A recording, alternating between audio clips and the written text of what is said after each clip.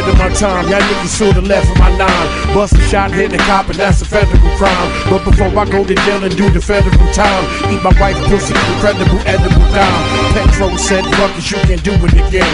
Let the sket blow, fucking now I'm losing the frame. Sean Price is the best around. Niggas Ray Charles with it, doing the damn mess around. I will back out the iron and press this clown. I will smack fire for lion and wet this clown. No joke, rock him all law. Fucking drive by me and I'ma pop at your car. Listen, push that crack, push that rap, good. When I push that lack, you look at that hood.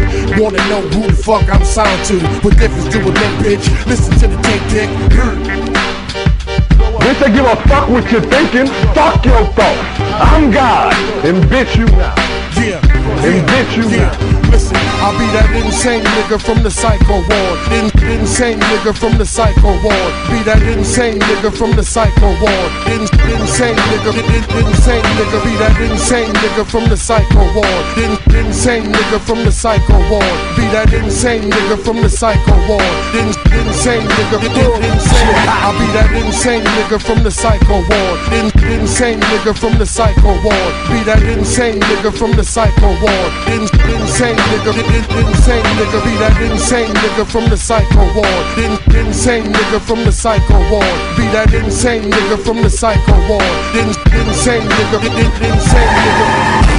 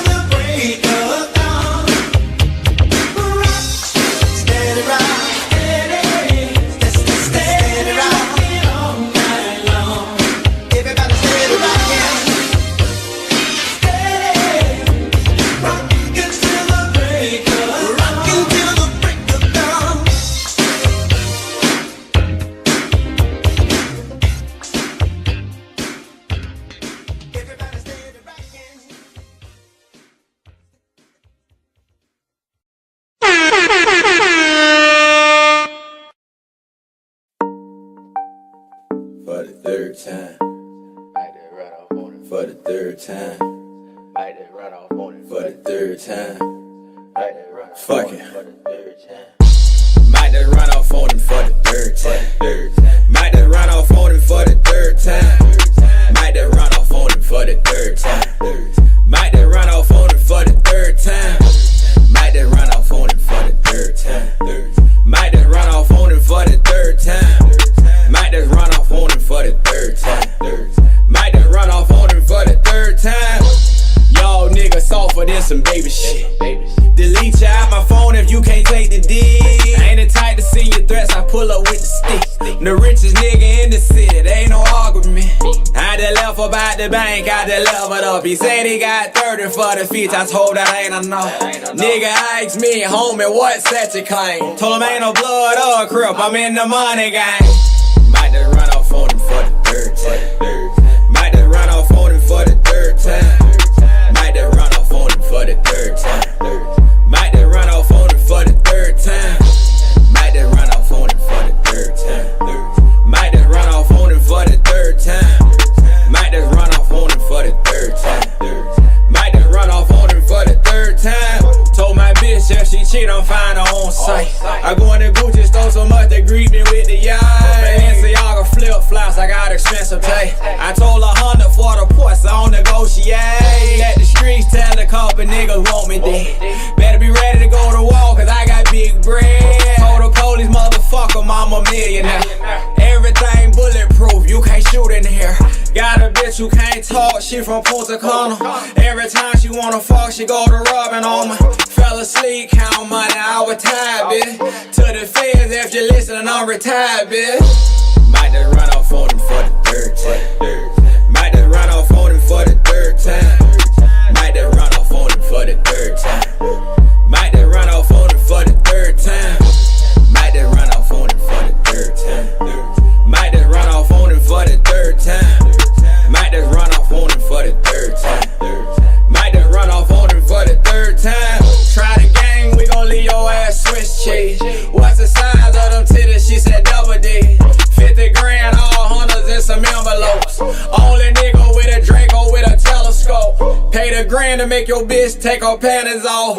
Threw $1 grand on the floor, bitch, and walked off. She said you gon' leave like that, you ain't gon' fuck me. I told her you ain't did enough, bitch, to fuck me. Might just run off on him for the third time. Might just run off on him for the third time.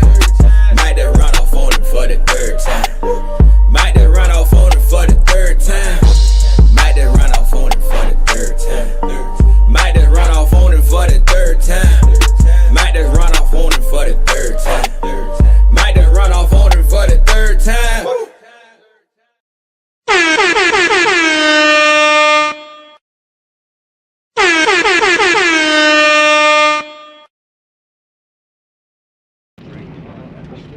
We should control the politics and the politician in the community where we live.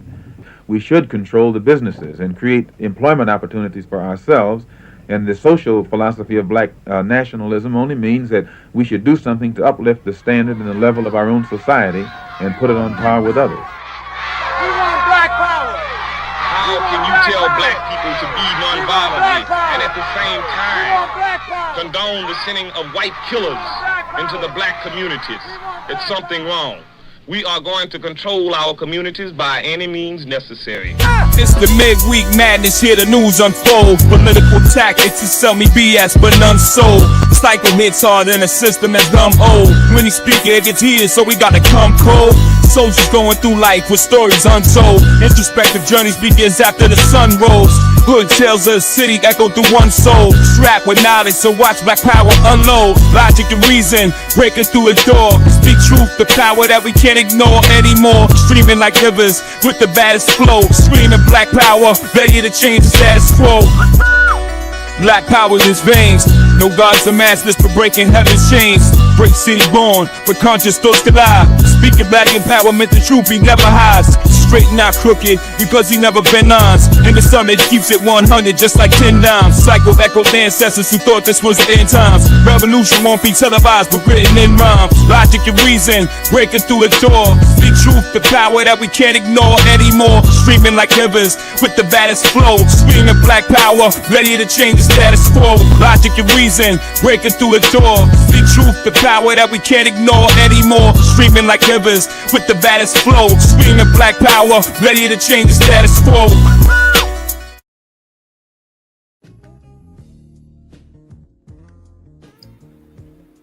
Aight. Peace and Black Power family.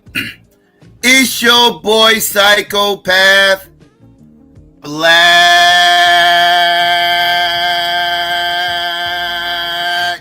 Action. Nah, I mean, with another midweek madness. What's really hood out there, family?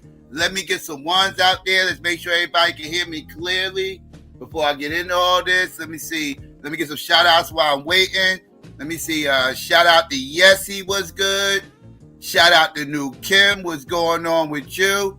Let's see. L Little Indian Pigeon Feather Bay, what's going on? I'll never get that shit right. Q Hefner was good. Let's see. Lou, what it do? Cynical one was good, sis. Ramon, what's going on? Derek, what's up with you? Stephanie was good, sis. Aisha Baz was hood. B1 for Life was going on. Who else came up in here? Old Student was good. Molly was hood with you. Let's see. Infinity Link was going on. Who else came up in here? Young Deity was good. Tez was going on. Sunset on the Ocean was good with you. Woke was good. Tommy was going on. Low Key was good. Shout out to everybody else out there that might be listening or slide through. If I missed you, my bad. What's hood, family? What's going on? Family, damn, a lot of shit popped off since motherfucking Monday, right? Chuck, what's going on? A lot of things popped off since Monday. I really want to get into some of this stuff, right? Now, the first thing I want to get into, right, is my ex-mayor, motherfucking Cory motherfucking Booker. Let's talk about Cory Booker real quick, right? Right? For those who don't know, well, most of y'all should know, you know, I'm from Newark, New Jersey, born and bred. You know what I mean? Unlike Cory Booker, and I'm about to get into that motherfucking shit real quick. Right? Like, Cory Booker is the former mayor of Newark. And he was mayor for, I forgot how many years he was mayor for, about 6. He had about 6 in before he turned senator. But it was a big, like, when he became mayor, that was a big to do, right? Like, he was trying to pretty much unseat a mayor that was kind of popular out here, even though he got caught in some bullshit, ended up getting locked up. Former Mayor Sharp James, and he got into a real heated election, right, with Sharp James. They did a whole documentary on this shit too. Some of y'all might have seen it, some of y'all didn't. Some of y'all probably didn't. This was kind of his claim to fame, was this election that he went through. I think it was 2004. I think it was 2004, if I'm not mistaken.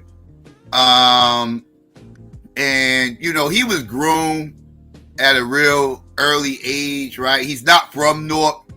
Let me say that again, just like I stated before. You know, this motherfucker is not from here.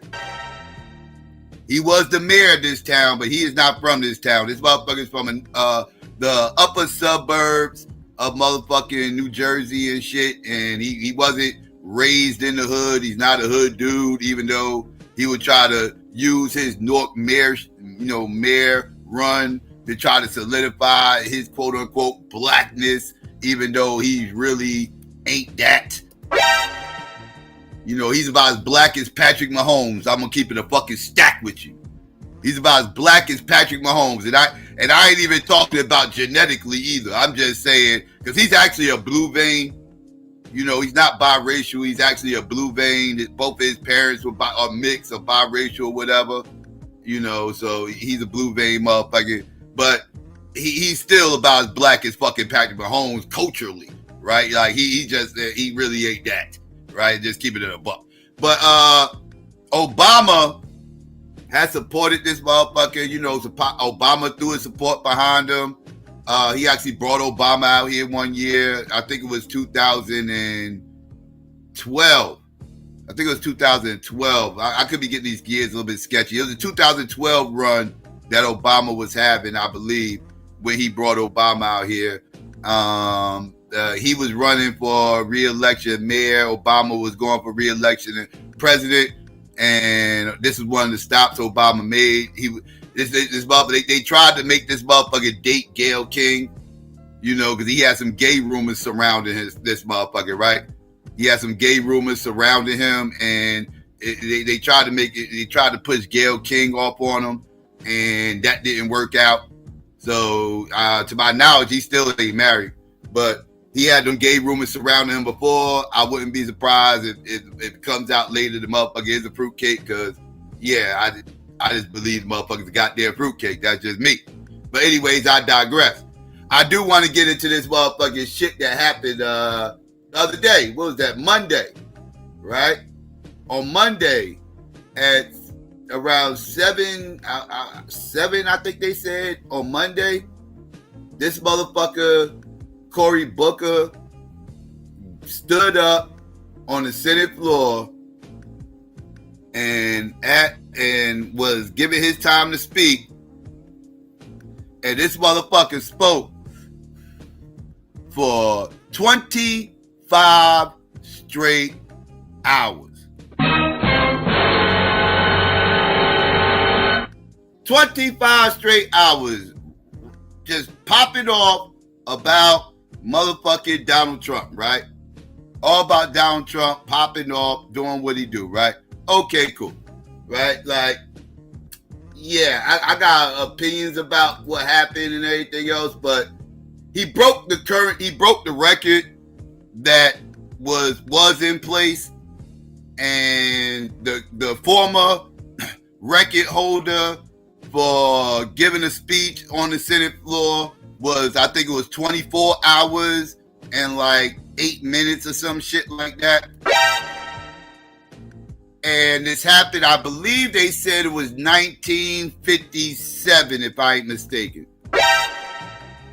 And the motherfucker who had the old record was old South Carolina Senator Strom motherfucking Thurmond, right?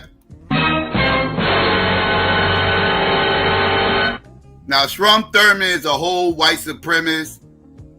He's a former fucking Dixiecrat. He was the leader of the Dixiecrat movement in 1948 when the Dixiecrats first got formed. And in 1957, he did a 24-hour filibuster where he was filibustering against the civil rights bill that was trying to get put in place to protect black people's vote in this country. Let's keep it above. So yeah, he's a whole Klansman, white supremacist, infamous white supremacist, right? And oddly enough, this is one Democrat breaking another Democrat's motherfucking record. Ain't that a bitch? So now we got the Democrats still hold the record. Democrats, y'all had the record before, y'all still have the record. Strom Thurmond, racist ass, was filibustering for 24 hours straight against black people getting voting rights. And now y'all have broken your own record.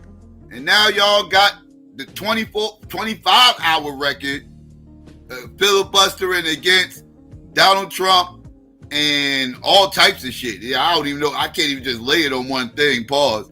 Right? We're going to get into some of the shit Donald Trump done did today. That's going to, we'll get into that. We'll get into that. But first thing first, let's get to this, let's get a little bit deeper, pause, into this filibustering situation, right? Let's listen to some of this. Tonight at 7:19 p.m. Eastern, Senator Booker broke the record for the longest speech ever given by a United States senator. The previous record was set by arch segregationist Strom Thurmond, who tried to filibuster the Civil Rights Act in 1957. That speech lasted 24 hours and 18 minutes, but it included things like him reading from the encyclopedia and him taking a bathroom break. Senator Cory Booker did nothing like either of those things. Tonight, Senator Booker blew past Thurmond's record. He spoke until 8:04 p.m. for a total of 25 hours and 4 minutes. Would the senator yield for a question? Chuck Schumer, it's the only time in my life I can tell you no. I just want to tell you a question. Do you know you have just broken the record? Do you know how proud this caucus? How do you tell somebody a question? This motherfucker said, let me tell you a question. How the fuck does that work? How the fuck does that work? And he didn't ask him shit. He just started telling him shit, which means it's no longer a question. That shit is a statement. Like, what are we talking about right now? Can I tell you a question? That's some new shit. For a total of 25 hours and 4 minutes. Would the senator yield for a question? Chuck Schumer, it's the only time in my life I can tell you no. I just want to tell you a question. Do you know you have just broken the record? Do you know how proud this caucus is of you? Do you know how proud America is of you? That was the moment when he broke the record, but that was not the end. He then kept going. The whole time, Senator Booker was not allowed to sit down or use the bathroom. He did get help from his Democratic colleagues who took turns overnight and all through the day today asking Senator Booker questions. That still did not mean Senator Booker could sit down, but it did mean that for the time they were asking their questions, he could stop talking. For the length of time it took them to pose a question to him, whereupon it was time for him to start talking again. At the start of his speech at 7 p.m. last night, Senator Booker referenced the late Congressman John Lewis, civil rights icon, a mentor to many Democratic lawmakers, including Senator Booker. Congressman John Lewis famously advised getting into what he called good trouble. Senator Booker began his stand by saying that's what he intended to do. He began by saying he would disrupt the normal business of the Senate for as long as he was physically able, because he sincerely believed the country was in crisis. Senator Booker started last night. He talked all night. He was still at it when we woke up today, delivering on his promise to disrupt the status quo any way he could. It's enough for me. 12 hours now I'm standing and I'm still going strong because this president is wrong. And he's violating principles that we hold dear and principles in this document that are so clear and plain. The powers of the Article 1 branch are spelled out, and he is violating them. The Congress that is being too complicit to an executive that is overstepping his authority and violating the Constitution and hurting people who rely on health care and Social Security. When is it going to be enough? My voice is inadequate. My efforts today are inadequate to stop what they're trying to do. But we, the people, are powerful. We are strong. God bless America. We need you now. God bless America. If you love her, if you love your neighbor, if you love this country, show your love. Stop them from doing what they're trying to do for almost 20 hours. We have laid out what they're trying to do, 20 hours. I want to stand more, and I will, but I'm begging people, don't let this be another normal day in America. Please, God, don't let them take Medicaid away from 10. This nigga up here praising God, like begging God and shit. Like, Oh my God! he up here, man. Oh, good, jeez. He up here begging God. Why are you begging God? You begging God? What God are you begging? You ain't begging that God of the Bible, I hope. Why would you be begging that God of the Bible to do any motherfucking thing? I don't understand that shit. That God of the Bible, if that's the God you speak of, if you speaking of this Abrahamic God, I don't know if that's the God you praying upon. That's usually the only God that requires prayer. But if this is the God that you're praying on, this Abrahamic God, then yeah, bro, why? God made this shit happen. What the fuck are we talking about? God created motherfucking all this shit. God made this shit to be.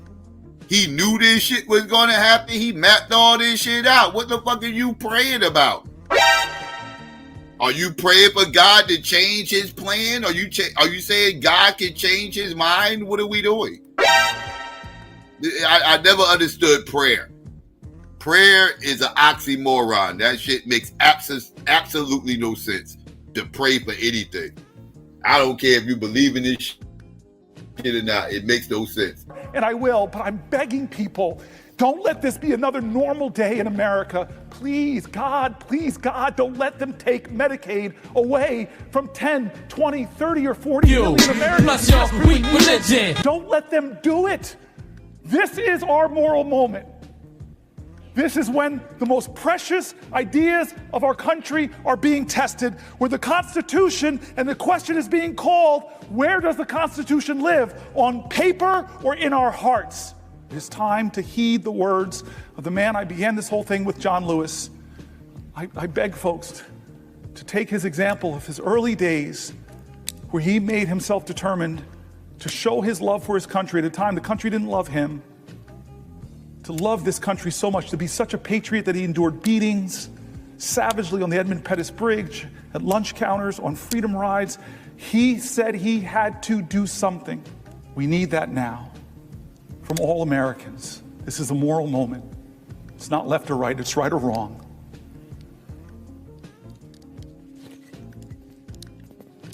Let's get in good trouble. My friend, Madam President, I yield the floor.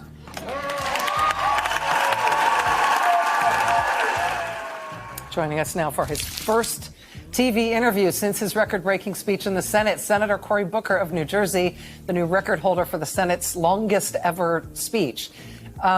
Senator, how are you? I'm definitely hurting a little bit, but I'm feeling strong in spirit and grateful to so many people who allowed me to tell their stories on the Senate floor and who were there for me, from the parliamentary staff to my colleagues. It was a long 25 hours, but I'm feeling a lot of gratitude. Staying up 25 hours for any reason is a trying thing physically.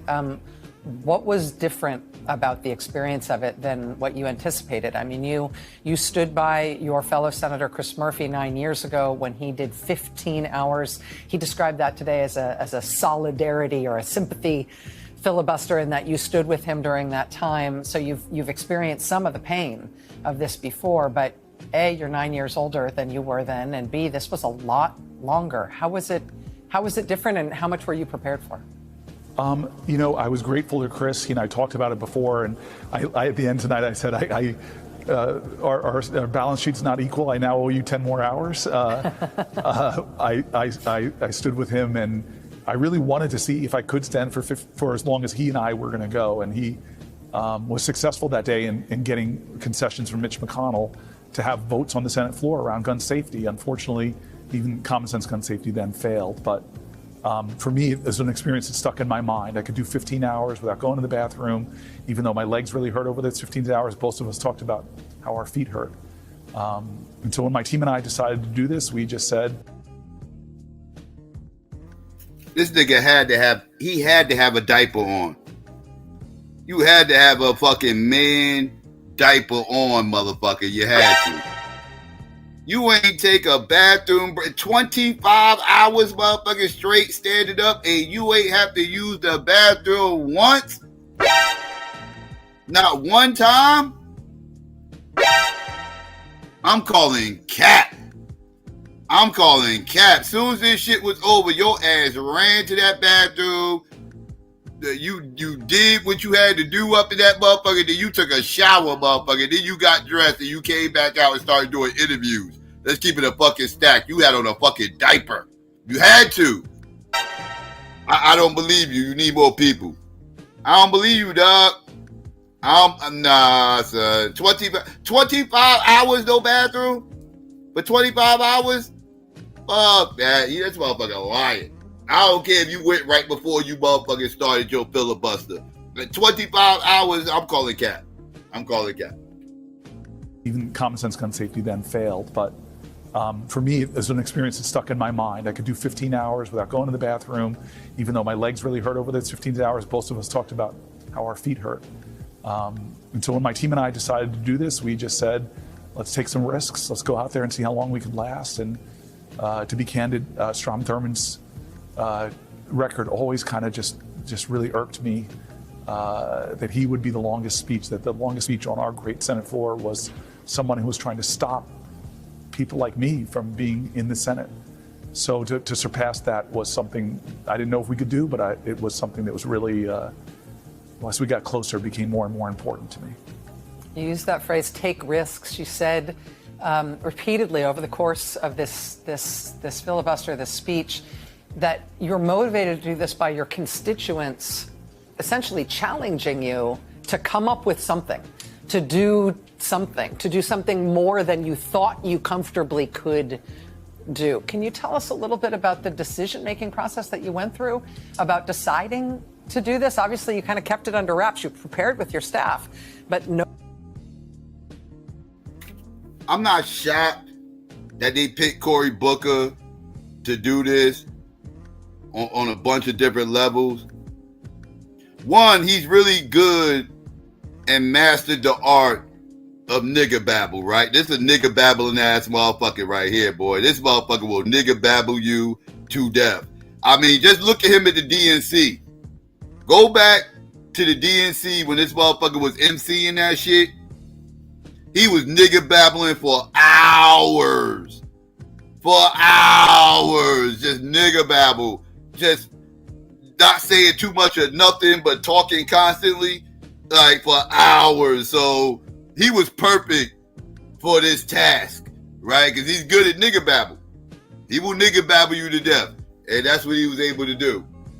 Shout out to Cory for nigger babbling. To do something more than you thought you comfortably could do. Can you tell us a little bit about the decision-making process that you went through about deciding to do this? Obviously, you kind of kept it under wraps. You prepared with your staff, but nobody publicly knew you were going to do this until you started it. No, I do really credit constituents who are impatient, who are demanding, who are scared, who are angry, and very understandably taking that anger out on Democrats who have to take some responsibility for being where we are in American history right now. And so the more I thought about it with my team, especially after the decisions we made revolving around the continuing resolution, I've been working so hard with my colleagues trying to get them to engage in social media, put more of their heart and spirit out there. They're doing an amazing job. They've almost quadrupled their numbers of engagement online. I've got colleagues opening up TikTok accounts, but I suddenly realized that I've just got to do something myself. I've got to, try to prove worthy for my constituents that I'm willing to step out and step up in some way and hopefully be able to share their stories that were so hurtful, and to read from my staff, people rendering their most personal stories about their fears or what's happening to their families. And so my staff and I said, let's try to bring those voices to the Senate floor. Let's see how long you can last. They're demanding something different. This will certainly be different. And I think that a lot of that energy from the folks that I've been seeing in Jersey and across this country really helped carry me through. I don't know if you are conscious of how much this caught the attention and caught the imagination of the American people. I know that you're not using electronic devices on the Senate floor. You're not watching your TikTok numbers and your YouTube numbers and the C-SPAN contemporaneous viewing numbers while you're there, because you can't be. But every time that I checked any form of media by which you could be live monitored, there were no less than tens of thousands of people watching in the same place that I was in that moment. What you've done with everything else that's going on with this administration and the horrific cuts of 10,000 people fired today from the nation's health agencies and all these other things. This is the biggest story in the country right now. You have captured people's attention for 25 hours. And I'm wondering, for people who were moved by what you did, either among your Senate colleagues or just people who watched you from home, what do you hope they might do differently if they're moved by you and they feel the same sort of spirit that caused you to do what you did? Well, I hope that we're all served to be ignition points for each other. My constituents, the letters, the calls, the demands were definitely an ignition point for me, but we've got to continue to ignite this movement. The only thing that stopped Donald Trump from tearing away the Affordable Care Act was the engagement of tens of thousands of Americans who didn't think they would become little lobbyists or activists or come down to the Capitol or protest in their communities. Rachel, you and I have known each other a long time, and I've been listening to your show more regularly. I'm so grateful that you're doing this first 100 days. And I love how you start every show by showing what other Americans are doing. They're not waiting for us in Congress to lead. They've decided to take matters into their own hands and do something different. Those people were demanding to me to catch up, to try to do like they're doing. This is really about folks leading from their hearts and deciding I'm not going to just let business as usual go on in my life. And so I'm hoping that this is one part of a larger effort that tries to stop them from doing what they're about to do later this week or next week. I have not, I've sort of stepped out, checked out for this 24 hours, but they're going to try to push through a bill that's going to gut $880 billion from Medicaid. They're going to try to put forward to a bill that's going to give tax cuts to the wealthiest in our country, disproportionately trillions of dollars and all that. And they're going to still blow one of the biggest single president deficits into our national economy, into our national debt. It's outrageous. And we have got to try to stop them in the same way that the people of this country were able to get good conscience Republicans, Susan Collins, Lisa Murkowski, John McCain, to change their votes and stop him from doing it. Well, we need to move 3 members in the House, I think, and 4 members in the Senate, and all of us have to be a part of that. We can't sit back and do nothing. I'm listening to you and I hear you, but I'm also outside my body a little bit, marveling at your cogency right now. I know that, I don't know if you know that you are still making sense, but you're still making sense and your sentences are still properly structured, and it's starting to feel like a superhuman thing. I'm mindful of how much of your additional energy I'm taking right now. Am I right that you wear one of those rings that monitors your vitals? I do. My staff was telling me we had to look at what it says. So I opened it up and it gave me nothing on a sleep score because my heart rate was pretty damn high after about 4 or 5 hours, a little bit high. That's concerning. So there are definitely some physical things. I'm feeling it now, and it's the first time I ever did an interview with you where I got to sit down, and there's a man here I've known for years, and he's just I almost kissed him when he gave me this seat to sit down. So I'm grateful. Well, Senator, as I said, what you've done has captured the nation's attention, and I think captured the moral imagination of this nation in a way that you were really demanding with what you did. And so I don't know what the outcome's going to be. You never know what the outcome's going to be of these things. I do know that if you don't do it, nothing's going to happen. Exactly. And so I wish you rest, and I think you should get checked out by a doctor, and I think you should hydrate, and I hope you get people to leave you alone for the next few hours. Thank you so much, my friend. Thank you. Thank you, sir.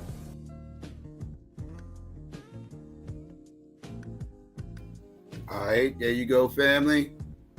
So that's what happened with Cory Booker. Yeah, and honestly, family, yeah, if we being honest, that wasn't nothing but a bunch of Democratic grandstanding. Let's keep it a fucking buck.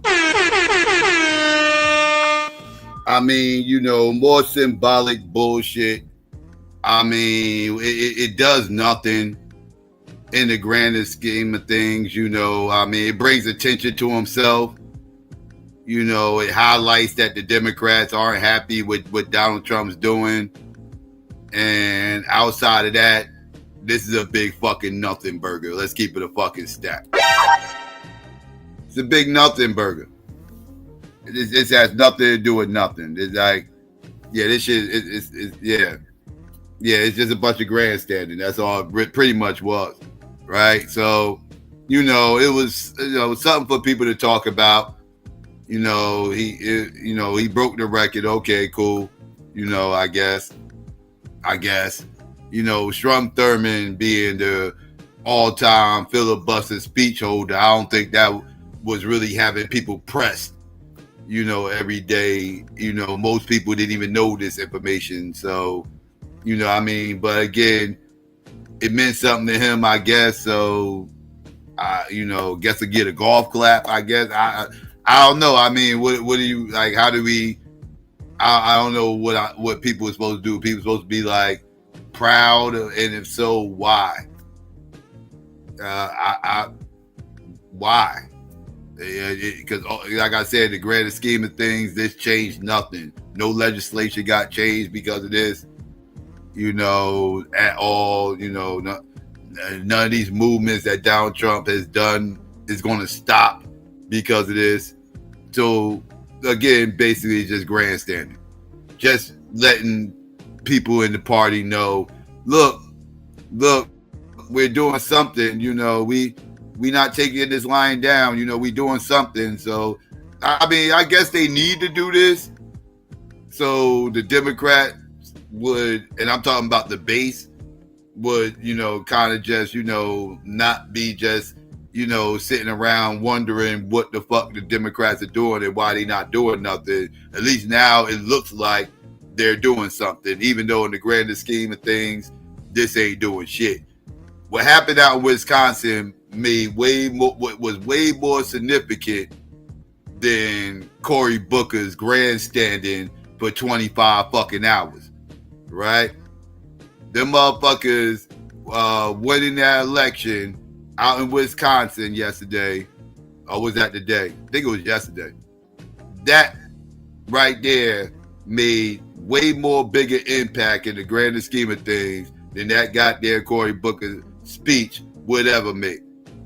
And that's just reality, right? So, but, Democrats like symbolic shit, so they gonna prop that up more than whatever. So, yeah.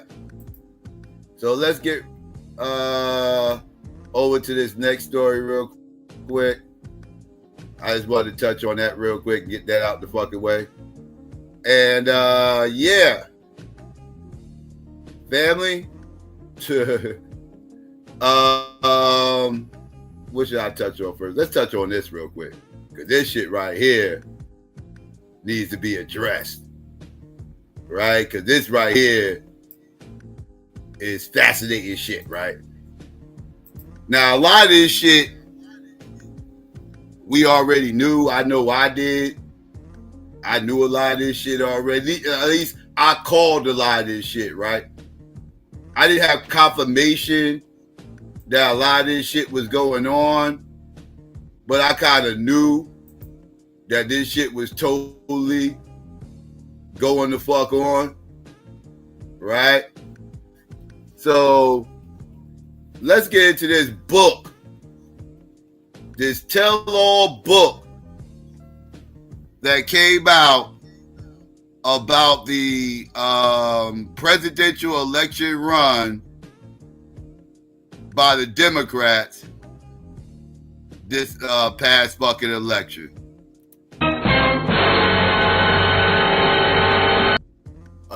A tell-all book, right? That was telling about all the behind-the-scenes shit, right?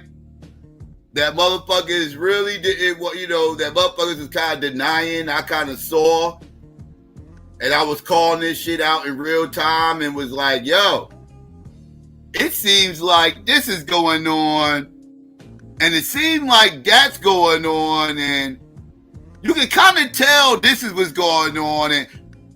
And when I was saying all this shit in real time, people were saying I was supporting Donald Trump. People was calling me Trump supporters. I didn't know what I was talking about. And, oh, really now? Okay, now let's reevaluate some of the shit that came out, and let's see how much shit I was actually accurate on when discussing what was going on within this Democratic election that just happened. Let's get into this real quick. Oh, wait. Tonight at 7:19 p.m. My bad, I clicked on the wrong shit. But let's get into this real quick. Yeah, let's watch this one real quick. This shit.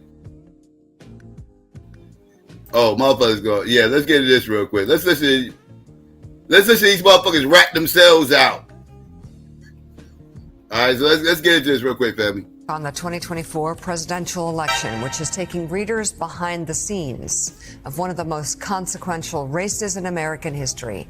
It's entitled Fight Inside the Wildest Battle for the White House and features new details about Kamala Harris's conversation with Joe Biden when he told her he was dropping out.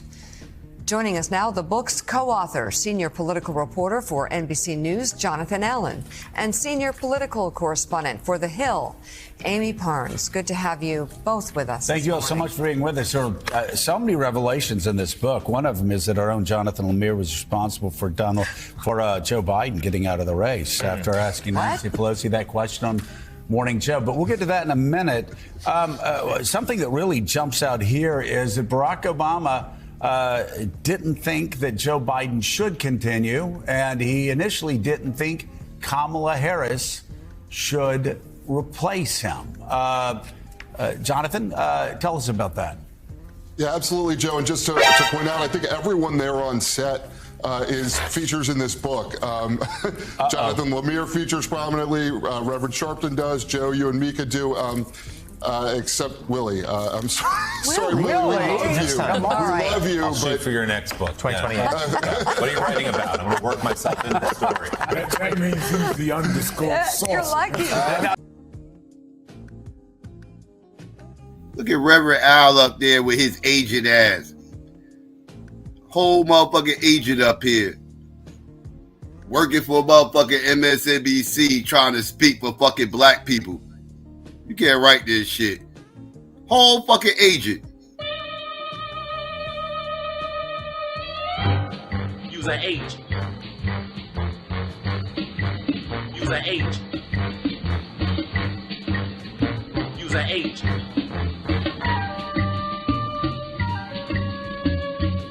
Use an agent. He's the leaker. It's like you look at all the Woodward's book. I thought I was You just outed me, John. Well done, Rev. I was reading one book one time, I think it was The Commanders. And everybody, Colin Powell wasn't mentioned in the book, and he was the main commander. Colin Powell wrote that book. There we go. So, Jonathan, you just told us Willie helped write this book. Go ahead. Yep. So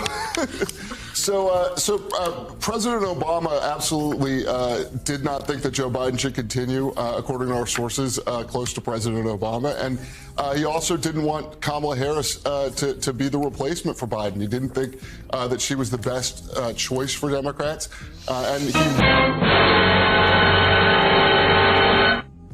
Whoa. Did y'all hear that? Did I not say that in real time? I said in real time that Obama really wasn't feeling Kamala running for motherfucking president, right? I said that because it took him like a week to endorse her. I said that in real time. I was like, how come Obama ain't endorsing Kamala right now? And it took about a week. I remember I was questioning that shit. Mother's like, oh, you sound like a Trump supporter. You just hated on Kamala. You just a misogynist. Remember that shit? You couldn't even criticize how they was running their campaign without being called a misogynist. You just hating on the black woman. Remember that shit? No, motherfucker, I don't think he fucking with her like that. Like, no, yes he is. Yes he is. How can you say that? Well, normally when motherfuckers is fucking with somebody, they quick to endorse them. They don't keep them waiting in the wings. But anyways, I digress. Let's continue. We did not think that Joe Biden should continue, according to our sources, close to President Obama. And he also didn't want Kamala Harris to be the replacement for Biden. He didn't think that she was the best choice for Democrats. And he worked really behind the scenes for a long time to try to have a mini primary or an open convention or mini primary leading to an open convention. Did not have faith in her ability to win the election. So, and as it turned out, she didn't win, but didn't have faith in her winning the election. Wow. Say it ain't so. I thought I said that, and I said it should have been a primary. And I said I believe Obama believes that too. Motherfuckers thought I didn't know what I was talking about. I sounded like a Trump supporter. Right. Behind the scenes for a long time to try to have a mini primary or an open convention or mini primary leading to an open convention. Did not have faith in her ability to win the election. So, and as it turned out, she didn't win, but he was really working against her. In one moment, he had set up a phone call with Congressman Clyburn from South Carolina on the day that Joe Biden handed off the baton to Kamala Harris. And Obama had set up a call with Clyburn for like 5:30 that afternoon. And Clyburn thought to himself, this guy's going to try to rope me into the open convention thing. I better get my endorsement of Harris out there fast so that this is a short conversation. Wow. So that's, and when Harris talked to Obama on the day that Biden handed off to her, Obama was unwilling to give his endorsement then. Wow. You know, Amy, we always look back in retrospect and think things were a certain way, just because it's the way the media at the time defined it. You know, I remember after Biden's shockingly bad presidential debate, that's when like the history books were starting, you know, you could just see that was going to be the reason why he was pushed out of the race and he was doing badly. But I remember talking to a reporter 3 days before the primary, before the debate, and we were talking about how Biden was starting to fall behind in Minnesota, that Virginia was getting really tight, uncomfortably tight, and Democrats were afraid Biden would even lose New Hampshire. These Democratic states were starting to go, sort of even. And we both said to each other, the funny thing is, like, no matter how Biden does in this debate, people are going to blame the debate for the way the polls are already breaking before the debate, right? Yeah, exactly, Joe. And that's exactly why his advisors felt the need to jump in and kind of switch up the narrative. They knew they were looking at polling. He was looking at polling, and they knew that he was losing. And so they needed to do something, even though there was an advisor, Anita Dunn, who was against it at first.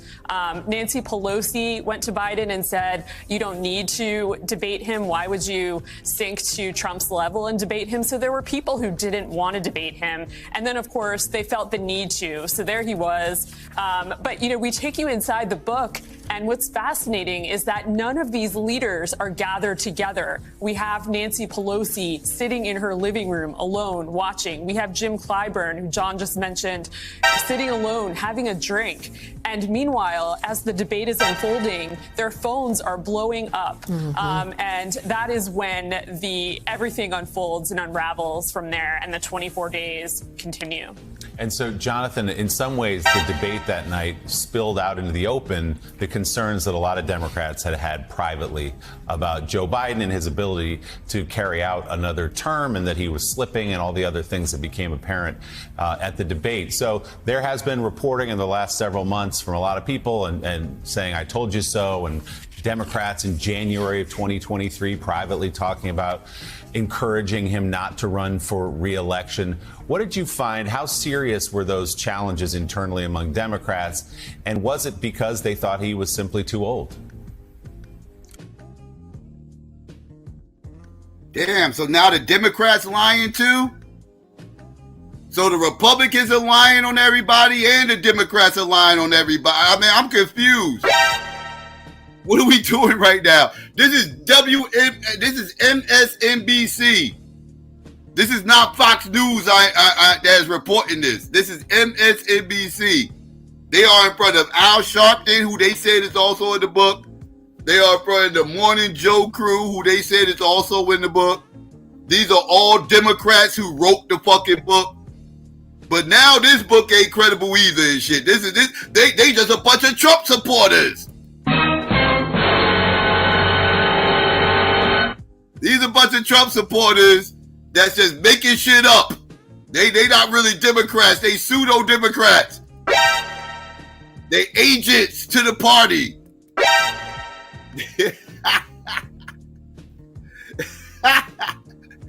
Yeah, God, I swear, you can't win for losing. These motherfuckers dry snitching on themselves. Like, this ain't even no Republican fuck shit. This is them motherfuckers snitching on themselves on their own channel.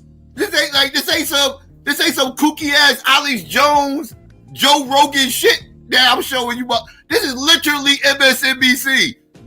Literally, and literally, like, they sourcing, like, all the sources in the book. They literally talking to some of the fucking sources right now. So, like, I'm just saying. Who tells the truth around here? Kamala the only motherfucker who tell the truth. Kamala and Biden and Obama. Everybody else lying. Everybody else lying except for them three motherfuckers.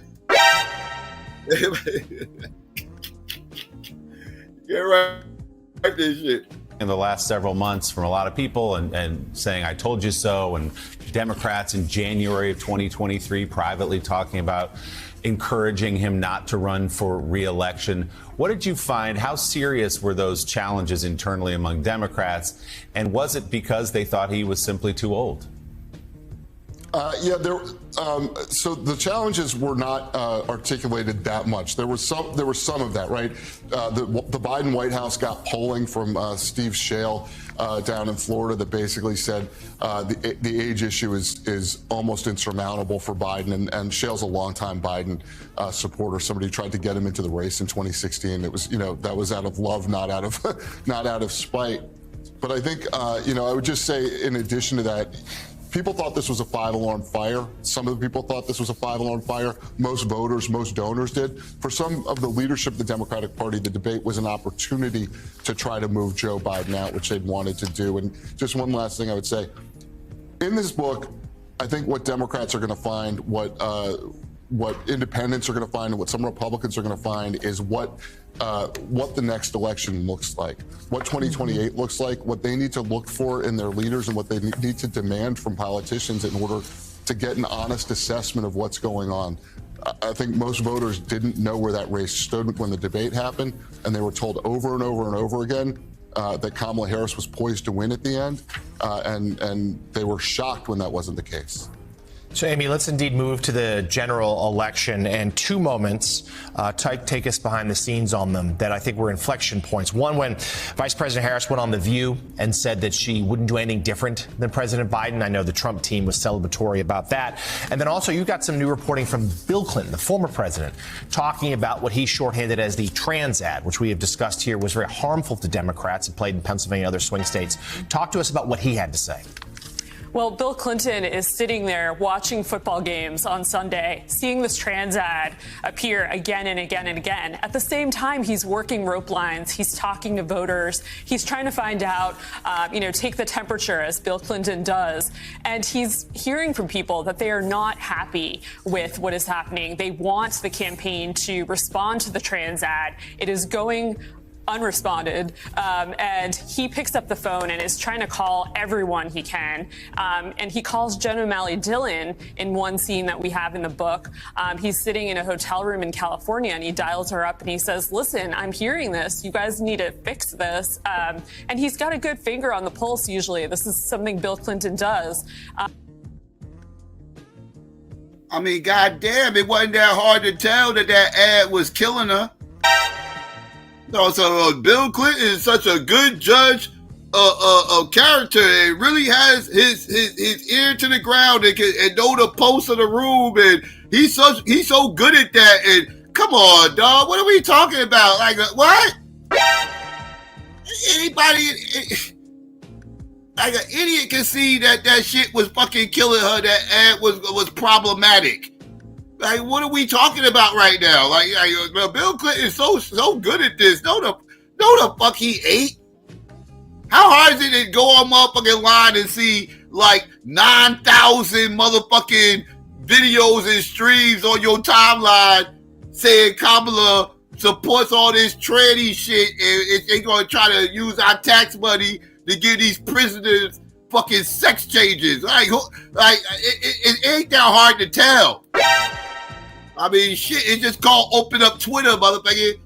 That shit is called opening up YouTube. That shit is called, Instagram, motherfucker, TikTok, motherfucker. Just open them apps up, motherfucker. That's all you gotta do. It's not no deep dive. It ain't no hard knock investigative reporting going on with this shit. Like, that shit was right in your face. Like, stop playing with me. Like, the ass kissing of Bill Clinton has got to stop. He calls Jen O'Malley Dillon in one scene that we have in the book. He's sitting in a hotel room in California, and he dials her up and he says, listen, I'm hearing this. You guys need to fix this. And he's got a good finger on the pulse usually. This is something Bill Clinton does. And Bill Clinton was told that the data didn't indicate that they were okay. And so I think there was a lot of concern, obviously, brewing behind the scenes that this ad was killing them. Rev, that ad, the White House, the Harris campaign, everybody were flooded with phone calls saying this ad is killing you among working class black men, Hispanic men, and white men. And everybody, they were getting flooded by people that were closest to them, and they all kept saying the same thing. The data isn't showing anything. And yet the data was obviously showing the Trump team something, because they ran it like 30,000 times, spent $30 million on it. This does remain one of the great mysteries, because this was a Donald Trump policy. Bureau of Prisons, Justice Department, and yet the Harris campaign just refused to listen to Bill Clinton and all of the feedback. It was almost like they were just robots saying, Yeah, they fooled themselves. They thought that whole moral high ground bullshit was gonna fucking work. Nah, that shit ain't gonna fucking work. Let's hear a little bit more about this story. Let's get off MSNBC, because I can't take them motherfuckers too much. Them motherfuckers, man, I'm a little bit allergic to them motherfuckers. You know what I mean? Them and Fox, I can't listen to neither one of them motherfuckers.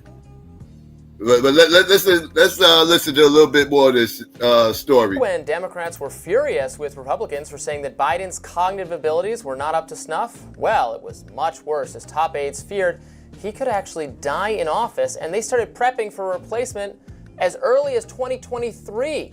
According to the new bombshell book, Fight Inside the Wildest Battle for the White House, authors Amy Parnes and Jonathan Allen detail the race for the Democratic nomination in 2024 and much more. The book blows the cover off inner secrets, including then Vice President Kamala Harris begging Biden for his swift endorsement once he stepped away. Daily Caller White House correspondent Reagan Reese posted an excerpt on X, writing an aide to former Vice President Kamala Harris carried a spreadsheet of Republican federal judges Trump hadn't appointed, so if Harris needed to be sworn in on short notice, it could be from someone seen as more credible to Republicans. They wrote. Her reaction was, is Roy joining us now to reveal more from their already best-selling book. I have it right here. Check it out. Today are Amy Parnes, a senior political reporter with The Hill, and Jonathan Allen, senior national reporter for NBC News. Love having guests in studio always. It is so much more fun. Thank you both for being here. Thanks for having us. Yeah, thanks.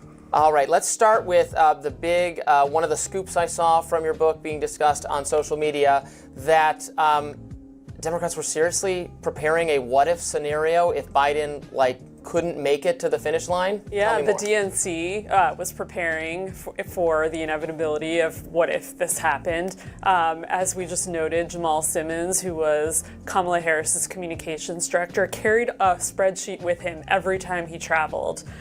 He had this idea, he thought that, that moment should be validated by a Republican judge, that it would be worth more, if you will, to Republicans. And so I think that that's sort of how a lot of the planning came to be. And this is all stuff that we reported first in this book.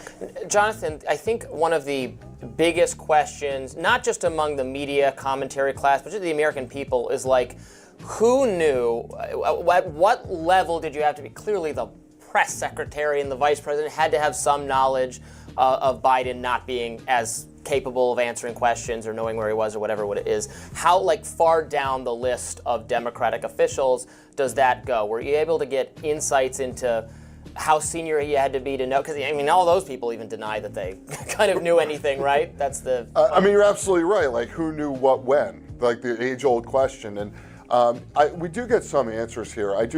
Part of this is a little bit of a frog boiling in water, right? That there's not, for people who see him every day, it's not as dramatic of a shift as it is for people who see him once every couple of months.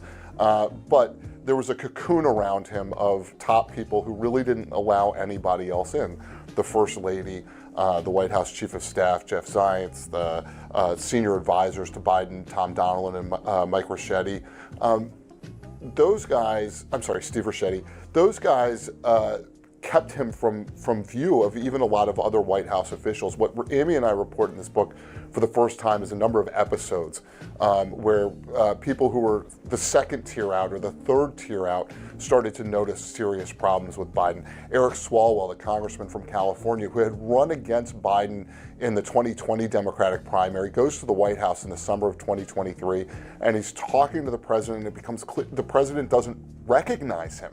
Swalwell has to cue him. Well, he's a kind of forgettable, standard issue Democratic white guy. No. Well, yeah, I was going to say, I feel like most people who pay a modicum of attention to politics know who Eric Swalwell is. He's on TV every once in a while. And certainly the guy that ran against him, Joe Biden, would know who he was, or should have known who he was. There was an episode also in 2023, Biden gets up and wanders off the set in the middle of an interview with Nicole Wallace on MSNBC. The interview kind of wraps, but she hadn't gone to commercial yet, and he just gets up. It'd be like if I just got up and kind of wandered off here. We hope you don't do that. Later that day, so people noticed that, and that went viral. Later that day, there's a fundraiser at this posh New York hotel, and Biden is speaking to donors, and he just freezes. And one of the people who attended that event, it was confided to us, thought to themselves, he might die. This is not in a good place. So there were certainly indications to a lot of people that there were problems, and I think the closer to Biden you got, the more likely you were to know that there was something wrong with him, and the less likely you were to talk to anybody else about it. There were other details too. Yeah, people know that Biden was fucked up for a while, and the Democrats was trying to keep that on the low, which leads me to believe their entire plan was to try to backdoor Kamala into being motherfucking president. That was their initial plan, because I don't think they believed Joe Biden had another 4 years in him. They just wanted to get him the dub, and eventually he's going to pass on, probably don't last 4 years, and then Kamala gets backdoored as motherfucking president. I think that was their initial plan all along. Like, they just wanted to keep the optics of Biden being coherent out there as long as possible so they can get past the election. But that was a fail, because again, everybody saw it, and then when the debate happened, oh man, that's when it was really was on full display for the world to see. But let's continue. The closer to Biden you got, the more likely you were to know that there was something wrong with him, and the less likely you were to talk to anybody else about it. There were other details too, like when he went to a small fundraiser, fluorescent tape on the floor to guide him where he needs to go. On foreign trips, there's a makeup artist who comes in first thing in the morning to kind of liven him up and do his makeup ahead of these meetings. He wasn't doing television, he was going into meetings. The first thing was to bring in this makeup artist to help him. And all of this we reveal in the book for the first time. Fluorescent tape? Yes, and to show him where to go at a fundraiser at Governor Phil Murphy's house. So a small place, and it's like fluorescent tape on the floor pointing him where to go in a house. And when he goes to speak to the donors outside, he's got a teleprompter, he's and a podium, in this small patio area. That night they go in for this private dinner, and he's talking about Ukraine, and he's kind of making sense, and then he starts trailing off. And this happens repeatedly, where he's kind of doing well and then trailing off. And finally Biden sort of realizes what's going on himself and says, you guys don't want to wait anymore for your dinner. I guess I'm gonna shut up now. But you have to read the book to get all of the episodes. Otherwise, we could take up the next 24 hours on Rising.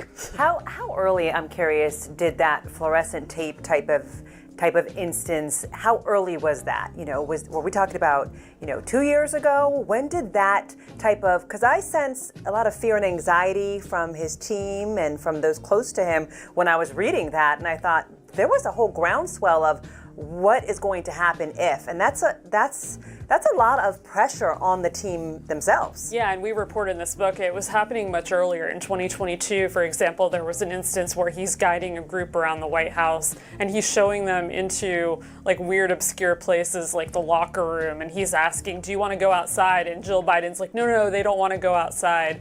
So we review. A lot of protection. There is a lot of protection. Yeah. And in that case, Kevin McCarthy, the former Speaker of the House, was with him and sort of decided as he's wandering around with the president, and it's actually the family of the late Jackie Walorski, a congresswoman from Indiana, who President Biden had mistakenly shouted out to at an event after she had died. He said, "Jackie, where are you, Jackie?" And so then he invited her family as kind of an apology to the White House. So they're wandering around the White House grounds, and McCarthy is thinking to himself, I have to play staffer here and manage the president and kind of make sure he gets back inside okay. And he goes out to his car that night, McCarthy, and he's sitting in his car and he's thinking, my God, this guy has lost it. This is so sad for the country. So let's move forward to the most probably consequential presidential debate that has ever taken place. And the American people are watching it. They're seeing for the first time, some of them, how bad it's gotten for Biden. How does the campaign staff react internally? Is it a slow burn of, well, that went worse than we thought, or but because they're so proximate to him, they like it's the frog boiling in water, or are they like, crap, it's all over? How did they react? It was a slow burn for them, but everyone else within the Democratic orbit was going crazy. We take you inside Nancy Pelosi's living room. She's sitting there fielding texts from all kinds of people, donors, lawmakers. Donors and lawmakers are on their own chains, like going crazy about what's happening. They can't believe what's happening in front of their eyes. And, we take you inside Jim Clyburn's living room. He's sitting there having a drink alone. All of these lawmakers watching alone. It's almost as if they knew that a train wreck was about to happen and they couldn't all convene together.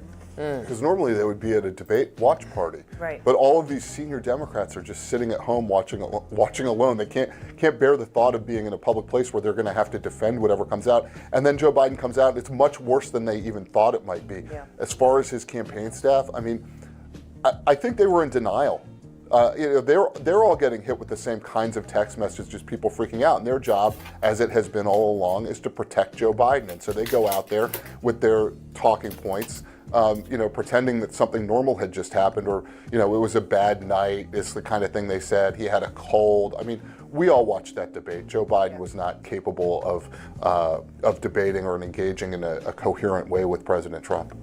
And I think one of the things that you all really mention in the book is Harris and her attempt to distance herself from Biden, but trying to do that dance. And then we get to election night, and then looking back, is there a regret in how that was handled? Could you touch on that a little bit? Yeah, I mean, I think she and the president sort of had an agreement. He told her right before the presidential debate against Trump, no daylight, kid, and we report that for the first time. Her aides had a different sort of agreement with his aides. They said, you can do what you need to do, you can distance yourself a little bit, but I think the two principals themselves were very much under an agreement that they would not move away from one another, and that did hamper her in a lot of ways, as we all know. And I think looking back in retrospect, a lot of people, she gets a lot of blame for not doing that, and for we all saw this moment on The View, for example. Yes, that's the moment where it became so clear, where she says, "Yes, there's nothing I would have done differently." Exactly, and that was a moment that was planned. They had rehearsed it. Meanwhile, her aides are kind of backstage screaming about it, and no one really knew how that moment happened. Did she think she was going to win, that she was running a successful, this media strategy of not distancing from Biden, not doing, she's taking a lot of flack now that we've seen the importance of alternate media platforms and ecosystems for Trump's appeal. Did she think the playbook she was running of just, I'm a different human being than Joe Biden, but I agree with him on everything, and I'm doing friendly media, I'm doing a couple kind of made to look genuine podcasty type appearances that are not resonating well? Did she think this was going to result in her winning? So the short answer is yes. Wow. She believed going into Election Day that she would win. Her campaign team told her that she was poised to win, even though their last analytics look at the race had her losing. But they had poised her, put her in the place where she thought she was going to win. David Plouffe, her senior advisor, was going out telling everybody who would listen that she was going to sweep all 7 swing states. When you talk about, did she think things were going right? I think what we found in reporting this book, I think we concluded in reporting this book, is that she didn't necessarily know any better. She's never run a national campaign like that. She had run in the primary in 2020 and with that timeline, out, right? Yeah. Short timeline. She's basically pushed into keeping Biden's campaign team in place, because what are you going to do? Rip up the entire campaign structure in July? That has a cost to it. So she ends up keeping them in place. And there are ways in which you can distance yourself or show some daylight between the previous guy and yourself. And one of those ways is having a different agenda. Well, she took that off the table. Right, she's not able to say how she would do things differently. Then you're sort of left with, what's the character difference between these people, and what's the record difference? Well, the record difference is she has the same record as him in the White House, and before that she had a much more liberal record in California. And we see that with the trans ad that was so effective for the Republicans. So now it's down to, I'm a different person than Joe Biden. You even heard her say that in a debate, right? How are you different? Well, we're different. I'm literally different. Different molecules compose my body. And different backgrounds and different family structures. Sure. And obviously different race. I mean, there's a lot of differences, but did she do a good job of? But I think when she does, she has always said she doesn't want to be judged on race, gender, those kinds of things. But when she's left making that the only difference between her and Biden, in some ways it runs the risk of reducing her to those things as opposed to the substantive difference on agenda and record. So I think she gets left running, only on the only contrast she has with Biden is those personal things.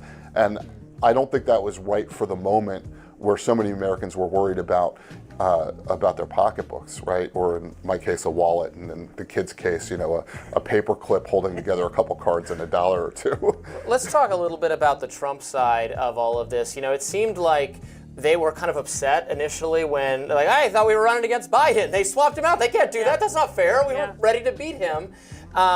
How did they adapt to Kamala Harris being the candidate? There was a little bit of panic going on right at that moment.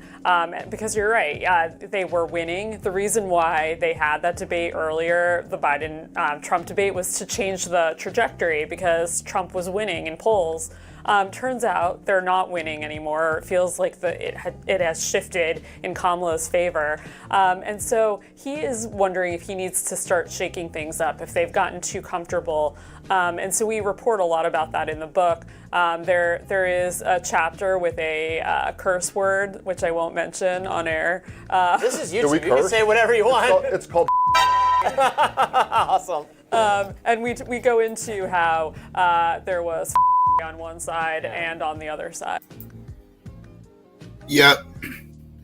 Same shit I was saying. Fuckery everywhere. Fuckery everywhere. As far as the eye can see, you got fuckery on both sides. It sounds about white. Sounds about white to me. Yes.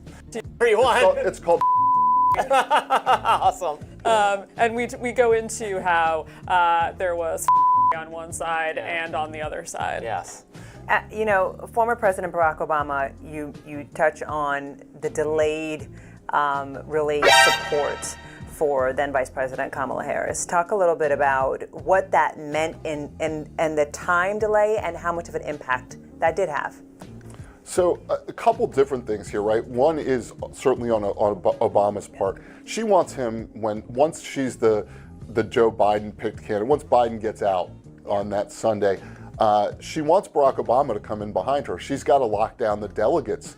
Joe Biden has now basically released his delegates and she has to go get them. Otherwise somebody else might. They could have an open convention, mini primary open convention, and that's what Barack Obama wants. So she talks to Obama that day and he is not ready to give his endorsement yet. And it ends up being a couple of days later, few days later, the end of the next week, they put out this cringy video. There was a whole miscommunication about why they were doing it on video instead of Yep. I remember when that video came out, when he finally decided to endorse her after a week and some change or some shit. He put out just like he said, this cringy ass video that looked bootleg as fuck, just pseudo as hell. You just see Kamala walking through some parking lot or something. All of a sudden, she gets a fucking a message on FaceTime or whatever. It's a voice message or some shit. She answers the phone, and all of a sudden, you hear Obama in the background. Hey, Kamala, how you doing, Kamala? There's me, Obama, Barack. Yes. I'm here to give you your full support, Kamala.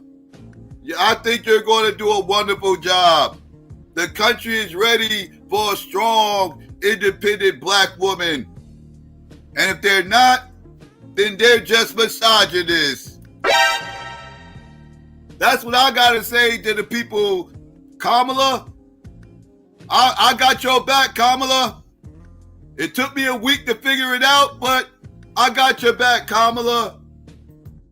A statement, and the Obama people thought that's what Harris wanted, and the Harris people thought that's what Obama wanted, and it turned out that Biden's old campaign manager, Jen O'Malley Dillon, who is now running the Harris campaign, wants more money. And they're like, we can do viral clips and get some fundraising out of this, because donors had choked off the Biden campaign in order to try to get him out. So they're hemorrhaging money, they're trying to make payroll, and they're like, we'll do a video. But the Obamas didn't want to get on video, and Harris didn't want to do a video with them, and so you get the product that you got. But the other part I want to say, sort of in the same vein, is when Biden gets out, we take the readers inside the vice president's residence, and he calls her to say he's getting out. And And you know, it's really funny that Obama, of all people, got the nerve, the gall to question whether or not Kamala deserves to be motherfucking president. Wouldn't that make Obama a motherfucking misogynist? Doesn't that mean Obama must hate black women? How does that work? How does he get to question her leadership as the president and not be called a misogynist? But this motherfucker got on his soapbox. I want to remind y'all what this motherfucker said to black men. Remember when he said this, family? Speak some truths, if you don't mind. Please. Yes. Because my understanding, based on reports I'm getting from campaigns and communities, is that we have not yet seen the same kinds of energy and turnout in all quarters of our neighborhoods and communities as we saw when I was running. Now, I also want to say that that seems to be more pronounced with the brothers. What? What?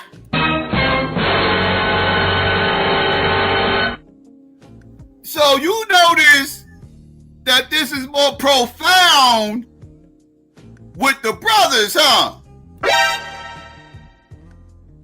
So now here we is, all these months later, and come to find out, this entire fuck shit, finger wagging, chastising, condescending ass motherfucking lecture that you gave to black men, come to find out this whole shit show was nothing but projection?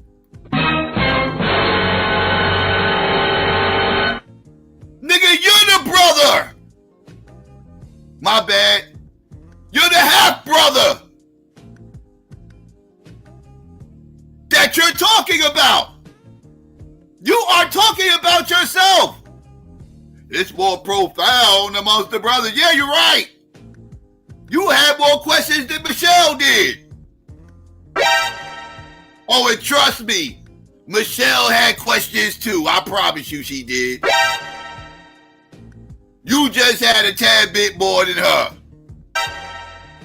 So it's a little bit more profound amongst the brothers, right?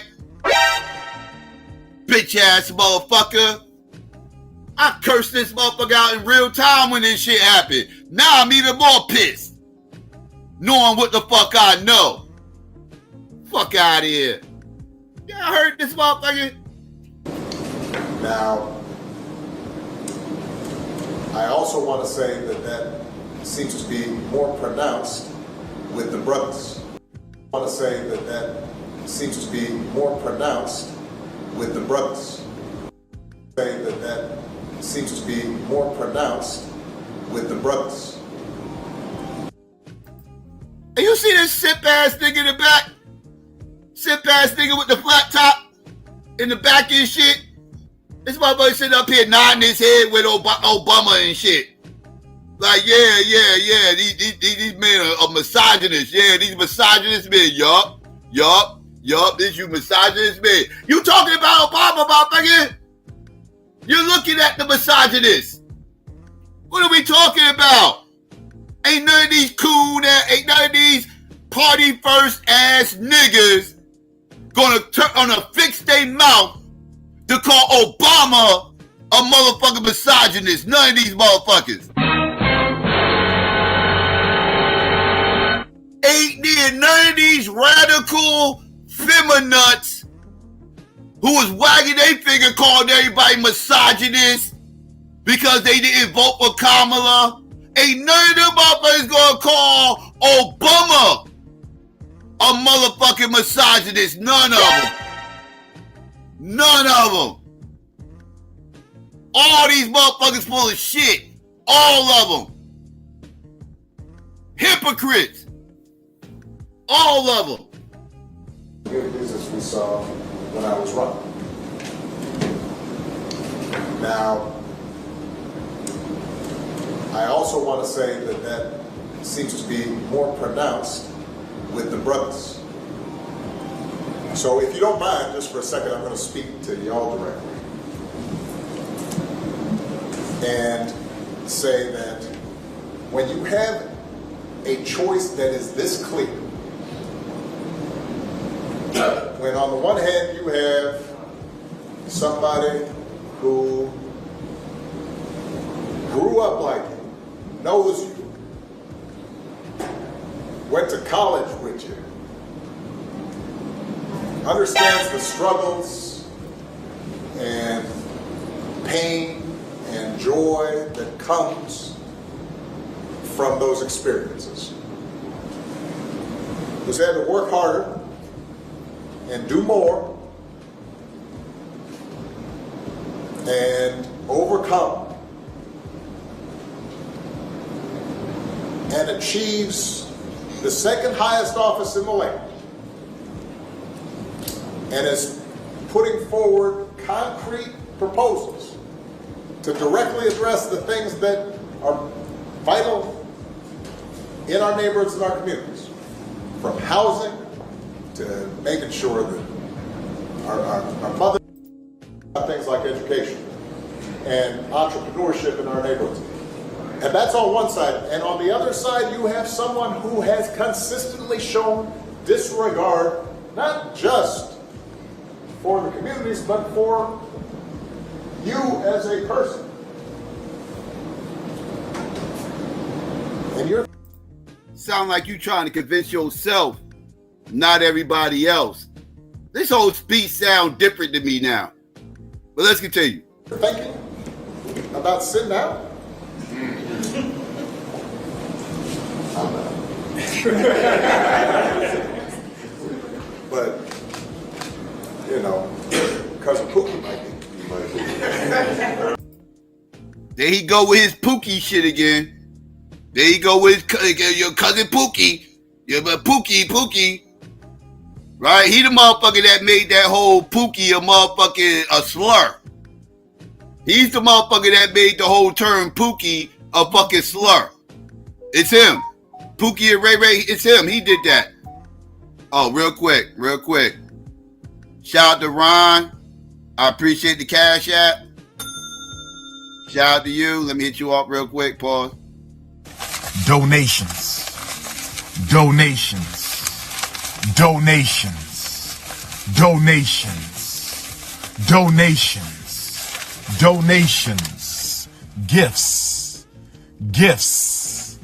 Gifts. More gifts. All right, shout out to Ron. Let's get back to this shit real quick. You know, Cousin Pookie might be. And you're coming up with all kinds of reasons and excuses.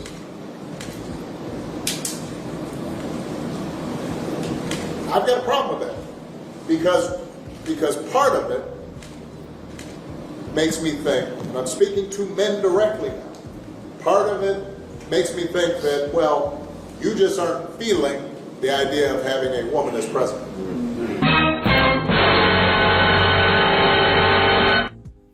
Really now? So Obama. So is the reason why you didn't give Kamala your support for like a week and a half and was behind her back trying to create some semi-primaries, and you wasn't feeling her as running for president? So you're telling me that was based on your expert opinion, right? That was based on your expert opinion, not the fact that you wasn't feeling a woman being in charge, huh? So you are the exception to the fucking rule, huh? Everybody else is a misogynist. But you who came out, well, you ain't come out, but it's out there now. Now that it's out there that you wasn't feeling Kamala, and that's why you didn't support her from day one, right? That somehow don't make you a fucking misogynist, right? But everybody else is. You and your kooky ass motherfucking wife with that stupid shit. Your wife probably was talking about you when she was clapping on black men. You probably was the catalyst to that whole misogynist fuck shit she was on. She was talking about you and trying to put all your bullshit on us. Get that bullshit the fuck out of here, son. Y'all heard that shit? And I'm speaking to men directly now. Part of it makes me think that, well, you just aren't feeling the idea of having a woman as president. That, well, you just aren't feeling the idea of having a woman as president. Well, you just aren't feeling the idea of having a woman as president. And you're coming up with other alternatives and other reasons for that. Ain't that what you was doing? Ain't that what you was doing? When you was making phone calls behind her back? On the very same day that you were supposed to endorse her, you were still making phone calls? Trying to see if you could get somebody else in there to possibly get the bid? Really? That's what you was doing, huh? Like I said, this shit was all projection.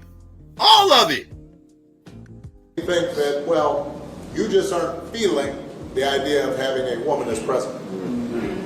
And you're coming up with other alternatives and other reasons for that. And I think anybody you are talking to in a barbershop, anybody you are talking to in your house, in your family, at church, who is coming with that kind of attitude, I think you have to ask them, well, how can that be? Because the women in our lives have been getting our backs this entire time. Yeah, Obama. How could it be that you made Kamala wait a week and a half for your endorsement because you didn't want her to run when black women is the reason why you became motherfucking president? Let's talk that real shit. Right? Now, we know Kamala ain't no motherfucking black woman, but that's how she getting pushed off as, right? So we gonna address it out how she was getting presented as, how he's pushing her off as, right? Because he believes he's black. Sometimes. Right? So we just gonna roll with it. But I know real black women, if it wasn't for real black women, your ass would never have been in fucking office. Michelle is a key factor in herself on why you was motherfucking president. Let's keep that fucking shit a buck. If you were still smashing those Beckys that you were smashing out in fucking Hawaii, them same Beckys you were smashing in college, out in the Chi, if you were still smashing those Beckys and never married Michelle, you would have never became motherfucking president. What the fuck are we talking about right now? So yes, this is projection. You're right. How can you second guess a black woman, allegedly, when black women are the ones who got you everything you've ever gotten in your fucking life, Obama? What the fuck are we talking about right now? This is disgusting. Listening to this crap months later, knowing what the fuck we know now. This is disgusting. A church who is coming with that kind of attitude, I think you have to ask them, well, how can that be? Because the women in our lives have been getting our backs this entire time. They've been raising us and working and having our backs. And when we get in trouble and the system's not working for us, they're the ones who are out there marching and protesting. And so now you're thinking about sitting out or even supporting somebody who has a history of denigrating you because you think that's a sign of strength, because that's what being a man is, putting women down. That's not acceptable. Yeah, you're right, Obama. That's not. This shouldn't even be a question. You're right. It's not acceptable. This shouldn't even have been a fucking question. You should have had her back from day one, motherfucker. From day motherfucking one. Let's talk that real shit. What the fuck are we talking about?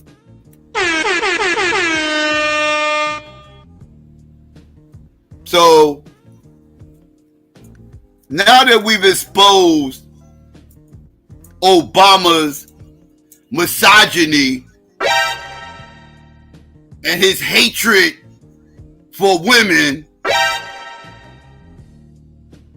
right? His toxic masculinity. Now that I put that out there for the whole world to motherfucking see, we can go on and move on to the next motherfucking thing I want to talk about. Right? I'm over his misogyny. You know, he's been blasted, put out there, pause. And we can move on from that. But I just wanted to make sure everybody knew what they dealing with Obama. You know what I mean? Because the feminists love Obama. The radical feminists be going crazy. You know what I mean? They lose his mind. Like, yeah, he told those black men what it really is. Yeah, right. Got it. Feel like Derrick Jackson. This is a whole Derrick Jackson moment. This is literally a whole Derrick Jackson moment. Got these simp-ass weirdos out here wagging their finger at all the rest of the black men, projecting their fuckery on us, pretending like they got all the women's fucking back and shit, you know, like they riding with the women and all this other shit. They gonna tell these black men about themselves. They gonna hold these black men accountable, and come to find out they are the same motherfucking nigga that they motherfucking talking about, man. This shit be crazy. This shit be crazy. This is a whole repeat of Derrick Jackson all over again.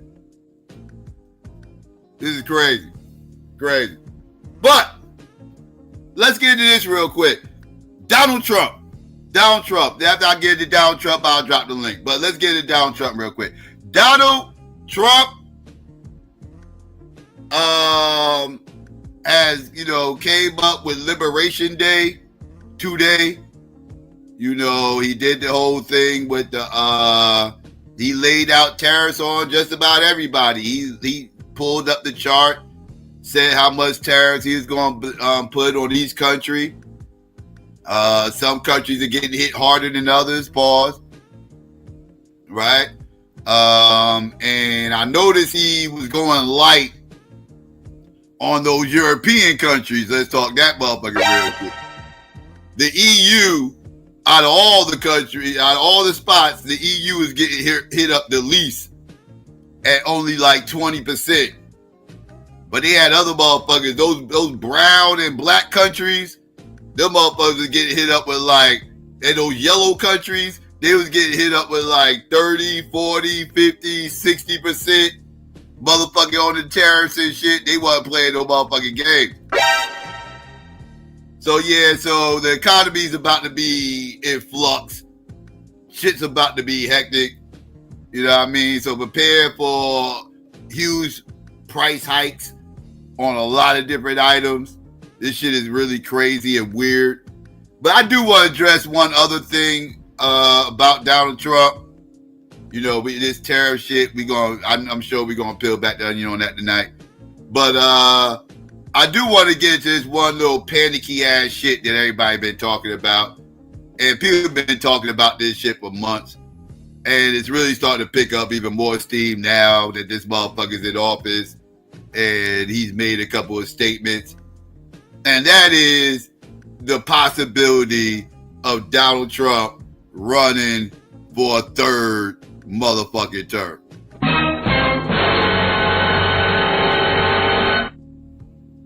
And I have been on record as stating that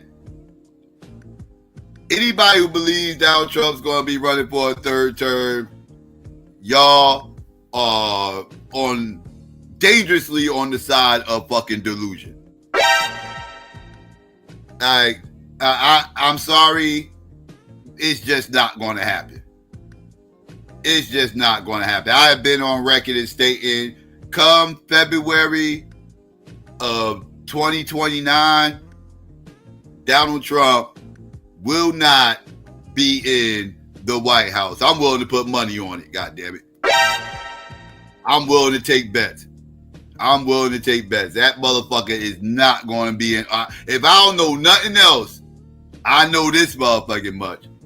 Come February of 2029, Donald Trump will not be in motherfucking office. You could take it to the fucking bank. Take it to the motherfucking bank. I bullshit you not. Right? And this dude right here did an excellent job explaining why that's not going to happen. And I don't care what the fearmongers say. The reality of the situation is, it's just not going to fucking happen.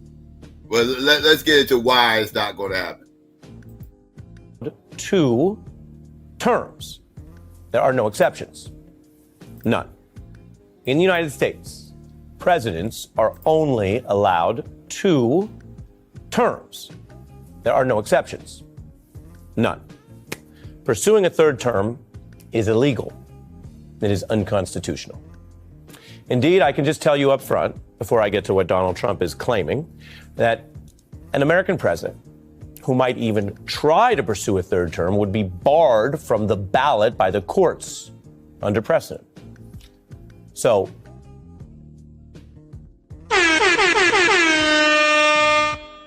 did y'all hear that?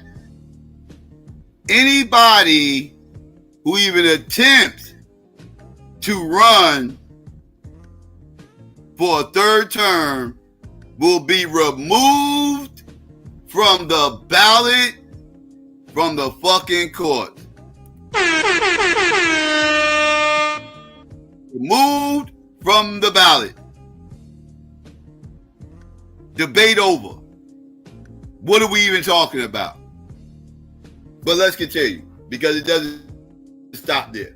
Indeed, I can just tell you up front, before I get to what Donald Trump is claiming, that an American president who might even try to pursue a third term would be barred from the ballot by the courts under precedent. So even if somebody wanted to do this and attempted to do it illegally, there is actually no such third term ballot to vote for. So there's no legal method to re-elect a president after their second term. The Constitution is clear on this, and let me just read it to you. Quote, "No person shall be elected to the office of the president more than twice. The first election is 1 term, the second election is the 2nd term, and that's it." Indeed, this long That's it. Ain't nothing else worth talking about. Like, I don't even know what the discussion is. Like this fear mongering crap. And y'all believe Donald Trump can try to do whatever the fuck Donald Trump wants to fucking do. Come February 2029, Donald Trump is not going to be in that White House again. I'm taking bets, motherfuckers. I'm taking Y'all want to believe that pseudo? Y'all don't believe nothing else Donald Trump say, but he say this dumb shit. Y'all believe it for some strange reason. Y'all don't believe nothing else.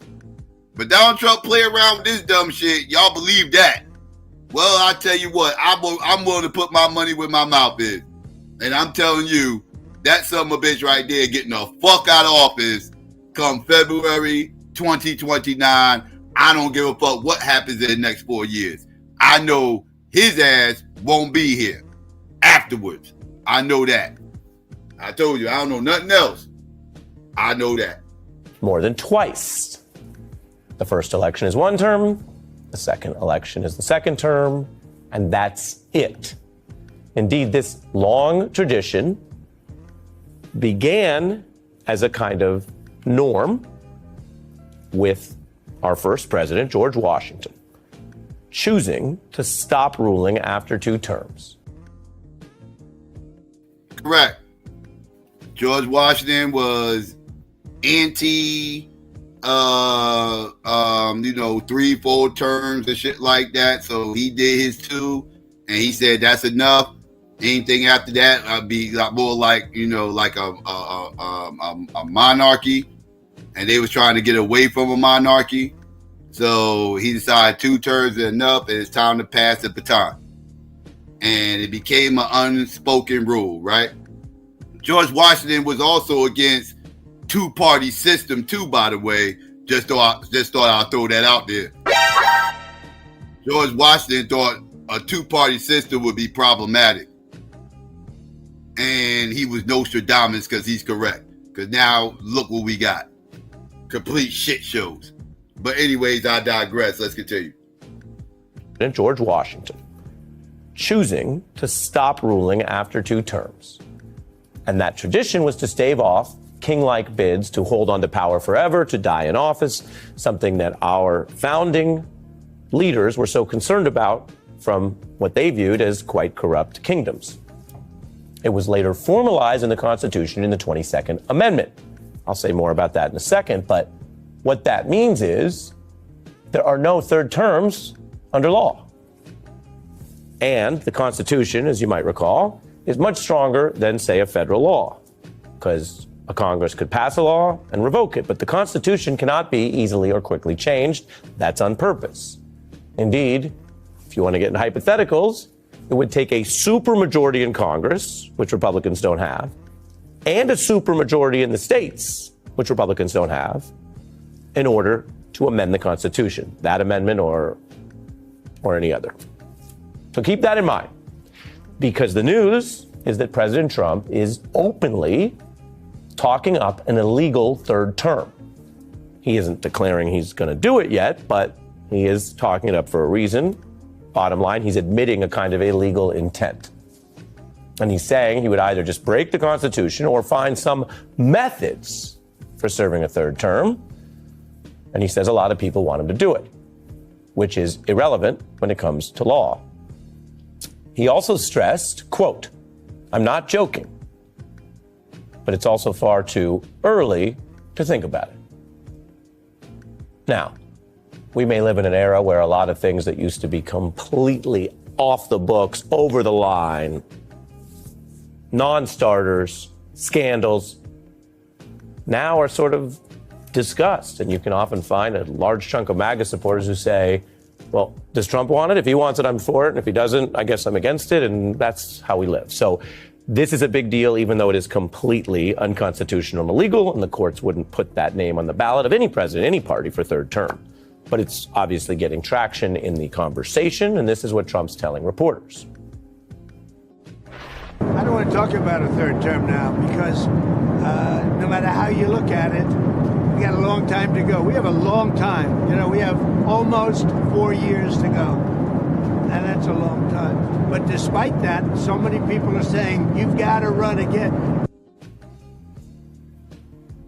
Under U.S. law and precedent, that's the wrong answer. Remember, the president takes an oath to uphold the Constitution and has an obligation, governmentally and legally, to carry out that oath to uphold the Constitution.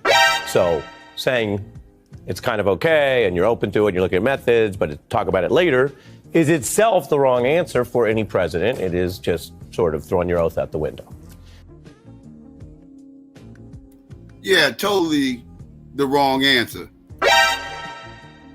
But it's a non sequitur as well, because the question is irrelevant. Because it don't matter what the fuck Donald Trump wants to motherfucking do. Donald Trump didn't want to leave office in 2020. But he got the fuck up out of there, didn't he? Donald Trump did not want to be indicted in those motherfucking court cases. But they indicted his ass, didn't they? Donald Trump didn't want to have to go to the precinct and take a mugshot. But we got a mugshot of Donald Trump, though, don't we? Donald Trump don't be wanting to do a lot of motherfucking shit, dog. Like, why did... So, tell me the part I'm supposed to give a fuck that what Donald Trump don't want to motherfucking do. I don't give a fuck what Donald Trump don't want to motherfucking do. I can tell you what the fuck is going to happen in regards to what Donald Trump wants to motherfucking do. And like I said, in February of 2029, Donald Trump will be out of the White House. This much I know. I can guarantee it. Now, all of this happened, I mentioned the amendment, because the tradition ultimately was tested. The tradition was 2 terms, but FDR, very famously, during an actual period of World War, broke the tradition and said, as many rulers might say, well, because of emergency reasons, he needed another term. And he actually was elected, having broken the tradition, because at the time, it wasn't in the Constitution. And... Correct. One time this did happen was with FDR. When FDR seeked the 3rd term because we was in war. And because we was in war, they decided to give him a chance to win a 3rd term because they really didn't want to switch power in the middle of the war. So they gave him a 3rd term, right?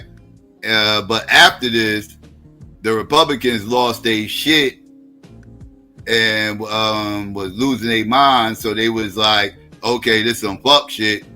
You know, like we got, so they fixed it so that shit will never happen again. Hence the 22nd Amendment.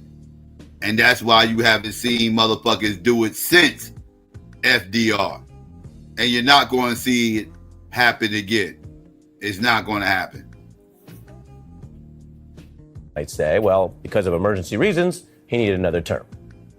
And he actually was elected, having broken the tradition, because at the time, it wasn't in the Constitution. And that drew a reaction.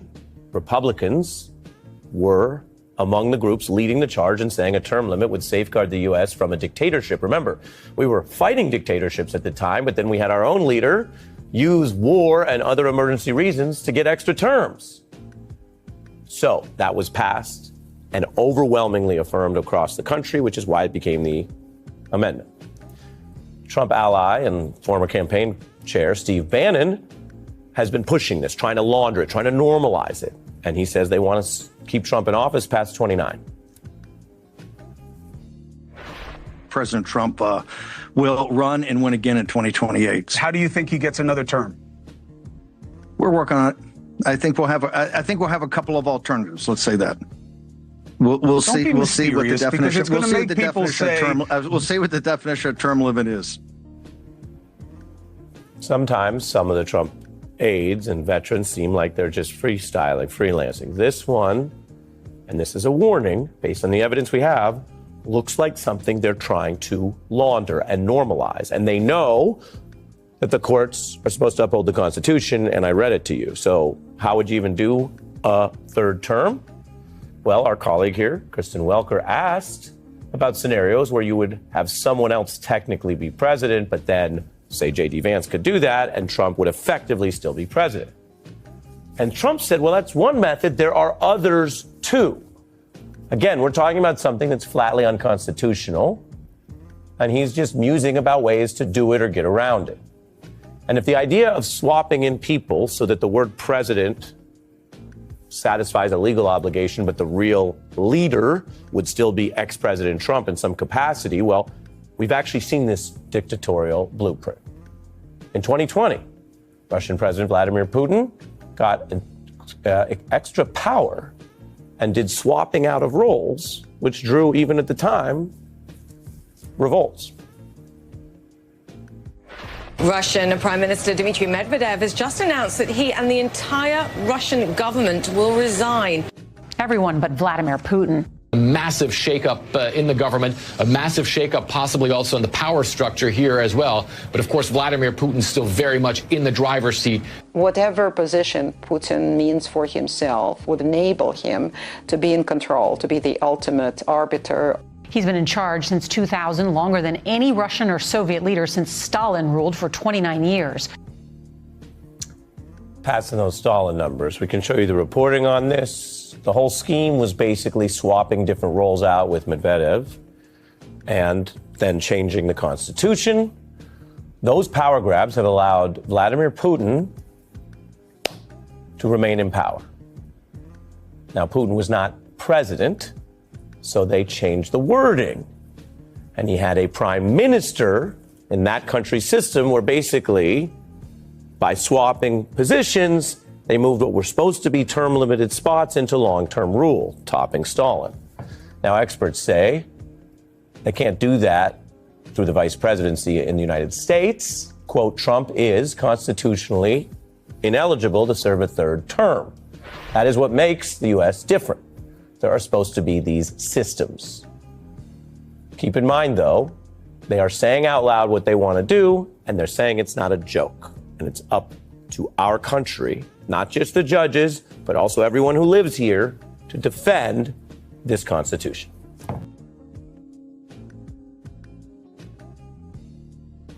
And that's exactly what you will see.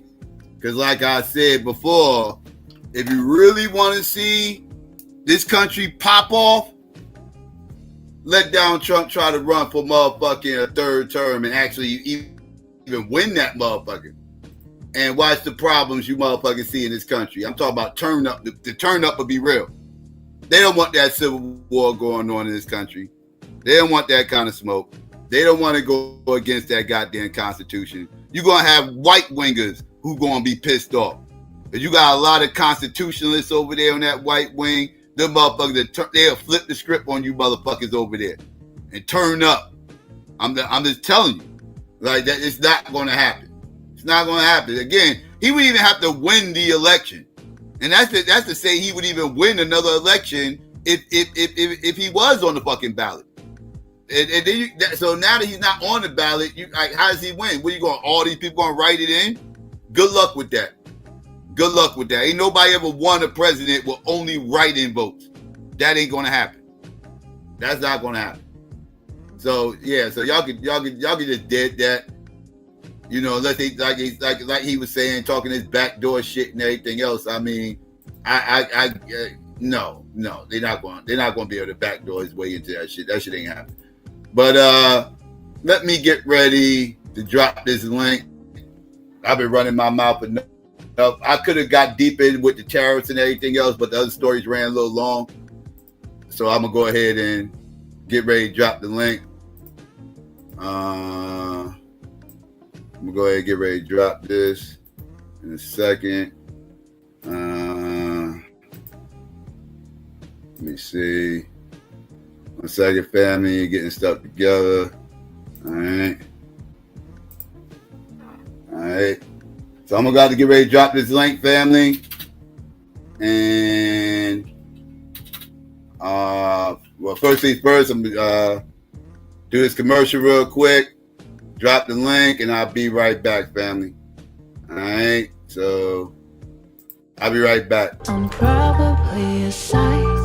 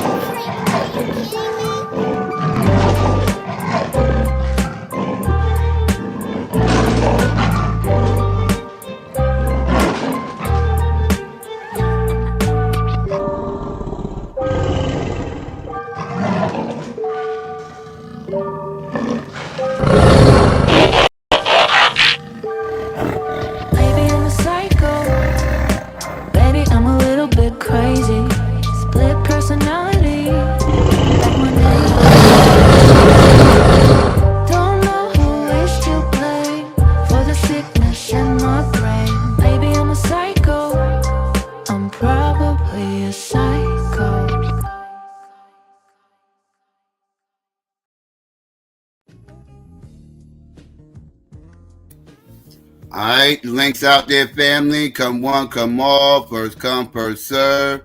You already know how we do. Let me know what's up. Let me see. Let's see. Who came up in here? Let me see. Shout out to Aries was good. Dre was going on. Melanated was good. Let's see. I said what's up to Ron already. Let's see. Chris, what's going on? Chaz was good. Let's see. I have no white God. Shout out to you. Kurt was going on. Who else came up in here? L Big. Pause.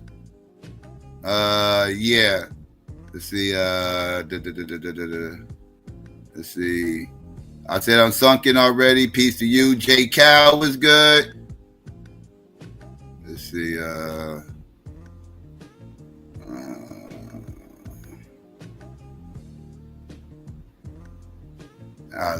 Staples. Staples must be a whole motherfucking Republican shield. I got this Staples dude in here, a whole Republican shield. I literally just beat the Democrats up right before I talked about Donald Trump. And this motherfucker here talk about Democratic shielding. What Democrat shield you know will get up here calling Obama a fucking misogynist? You show me the Democrat shield that gets up on a platform and calls Obama a misogynist. Show me that. Where's that Democratic shield at? I literally just spent the whole segment talking about Obama's misogyny and his toxic masculinity. And you going to sit up here and come up in here right after that. I talk about Donald Trump, and now I'm a Democratic shield. This is why I can't do this with you bloody Crips. You bloody Crips are slow. Like, y'all motherfuckers are weird. That's all y'all do is just sit around, just wait for buzzwords or something like that, whatever, just so y'all can scream that somebody is something, right? Y'all just want to be able to scream that somebody's a Trump supporter, or y'all want to be able to scream that somebody's a Democratic shield. Like, y'all motherfuckers are pathetic. Like, seriously. You Bloods and you Crips, you motherfuckers are pathetic. Like, y'all motherfuckers, y'all really don't have no talking points. Like, y'all arguments are horrible, all you motherfuckers. Because all y'all arguments are centered around just attacking the opposite side of you. And everybody don't live in y'all little stupid ass scope, dog. Like, I don't understand y'all little stupid world. I don't follow cults, right? Everybody's not a cult member. So I don't understand you weirdos. All right? Anybody can get it over here. Pause. What the fuck is you talking about? Shield. I don't shield for no motherfucking body besides black people, nigga. What wrong with you? That's the only people I shield for is black people. I don't do parties, weirdo. That's y'all weird ass motherfuckers do that party shit. Oh, you a shield for this? You a shield. You a Democratic shield. You ain't vote for Donald Trump. You must be a Democratic shield. You Al Sharpton, you a Democratic shield. You Mark Lamont Hill, you was a Democrat shield. I knows you. You won't even know that the Ku Klux Klan was started by the Democrats. You need to get off that Democratic plantation. You voted with the Klan. You was a Democratic shield. You motherfuckers is nuts. It's either you weirdos or them other fuckboys. Y'all sound like a bunch of Nazis. You sound like white people.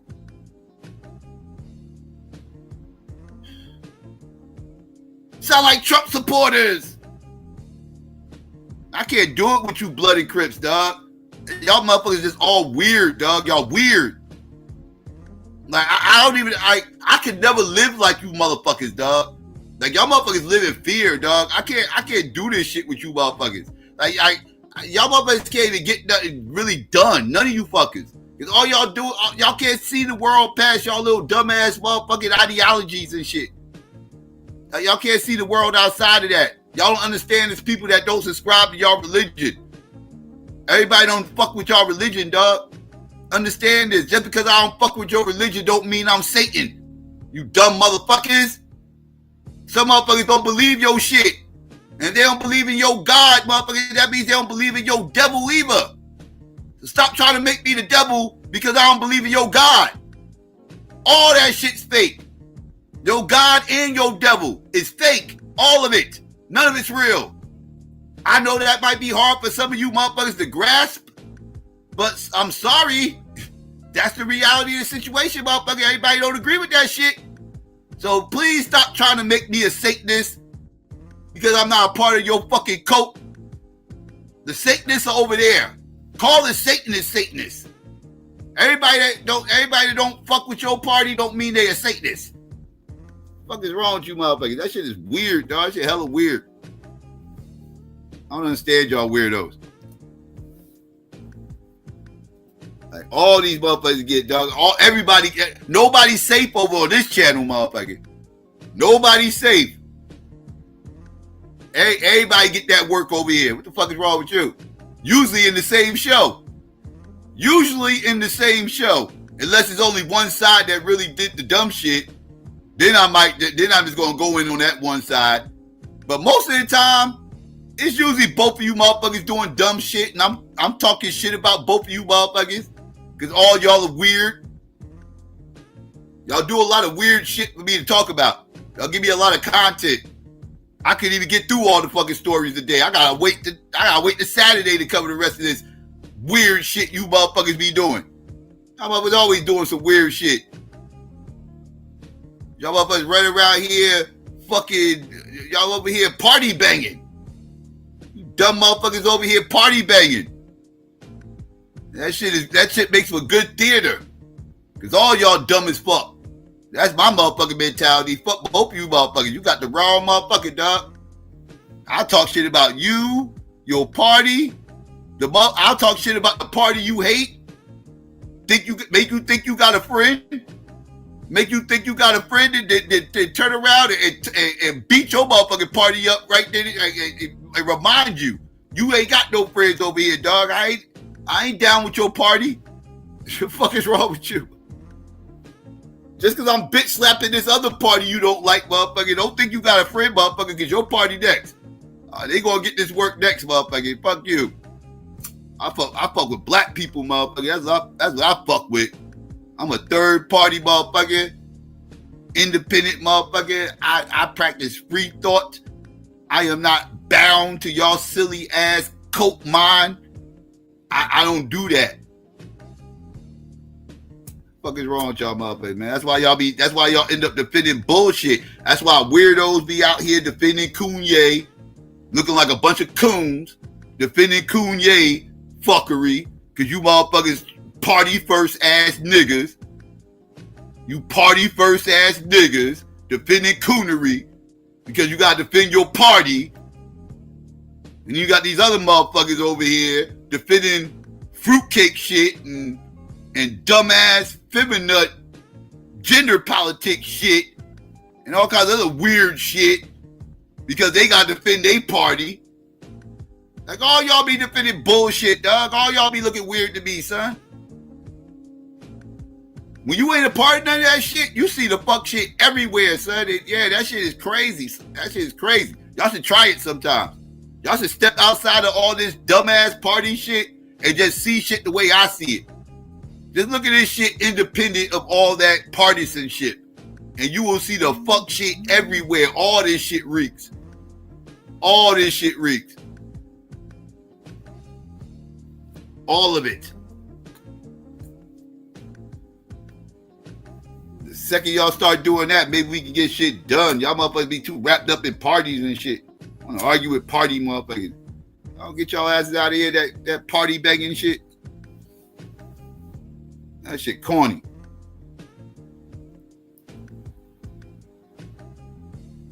A Democrat, you's a Democratic shield.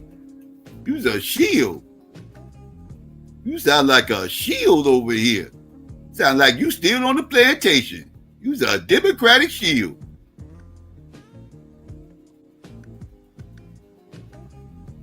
Donald Trump ain't racist. You sound like a shield. Donald Trump can't be racist. Donald Trump loved black people. He had a platinum plan that he was going to put in place for black people. But black people didn't want to vote for him. Because there was too many shields. Too many Democratic shields. That's why Donald Trump didn't do the platinum plan. He didn't want to help them Democratic shields. If we all got off the plantation, Donald Trump would love black people. We got to get rid of you shields.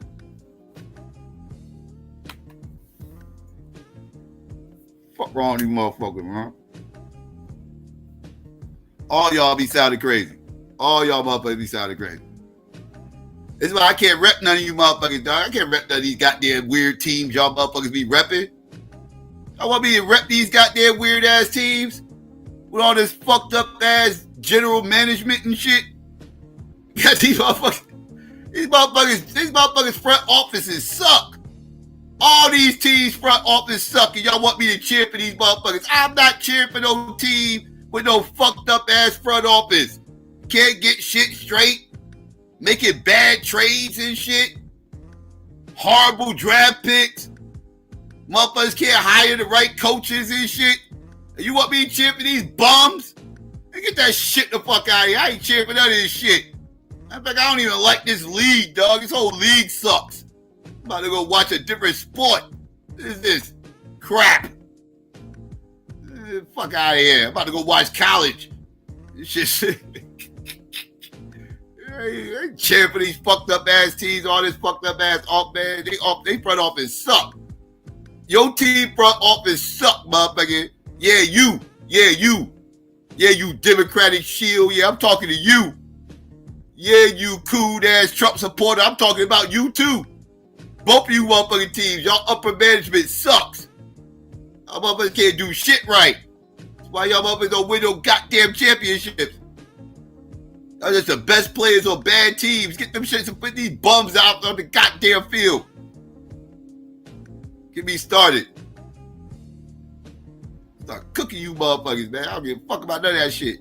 Whatever put me in your little silly ass two-party nonsense. What the fuck is wrong with you, man? I start roasting you motherfuckers. You sheeple ass niggas. Whatever put me in your little sheeple ass box. Psycho ain't never gonna be sheeple. I ain't never gonna just get down with the get down, do what everybody else fucking do. That ain't never been me, motherfuckers. Y'all got me fucked up. I don't do what everybody else do. Psycho do what the fuck he do. What everybody else do, that's what they do. I ain't nobody's sheep. Y'all ain't gonna have me stuck in y'all sheep mindset. That'll never be me. Let's get that clear. I'm different, nigga. Go find some sheeple to go talk shit to.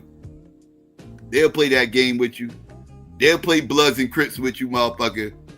They'll do the drive-by thing with you. Get that dumb shit off my goddamn block, though.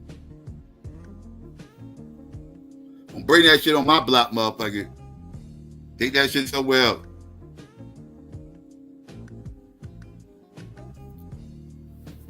Y'all bring down my goddamn property value, motherfucker, with y'all dumb shit.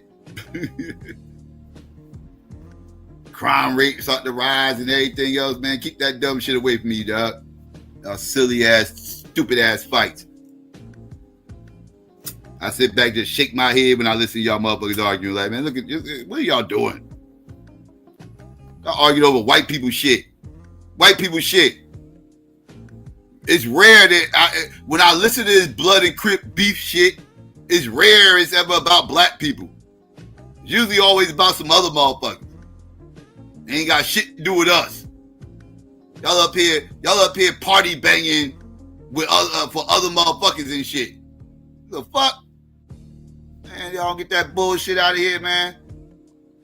My block, I ain't got no motherfucking racist ass white people on my block. Kick that shit off my block. I ain't got no racist ass white people on my block. Take that shit somewhere else. Don't come on my block with those goddamn fruitcakes and those radical feminists and all that other shit and those goddamn migrants. Keep that shit off my block too.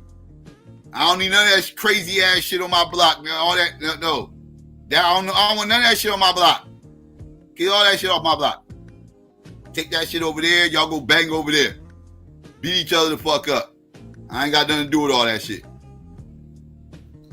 I got black people over here, dog. Black people. God damn it.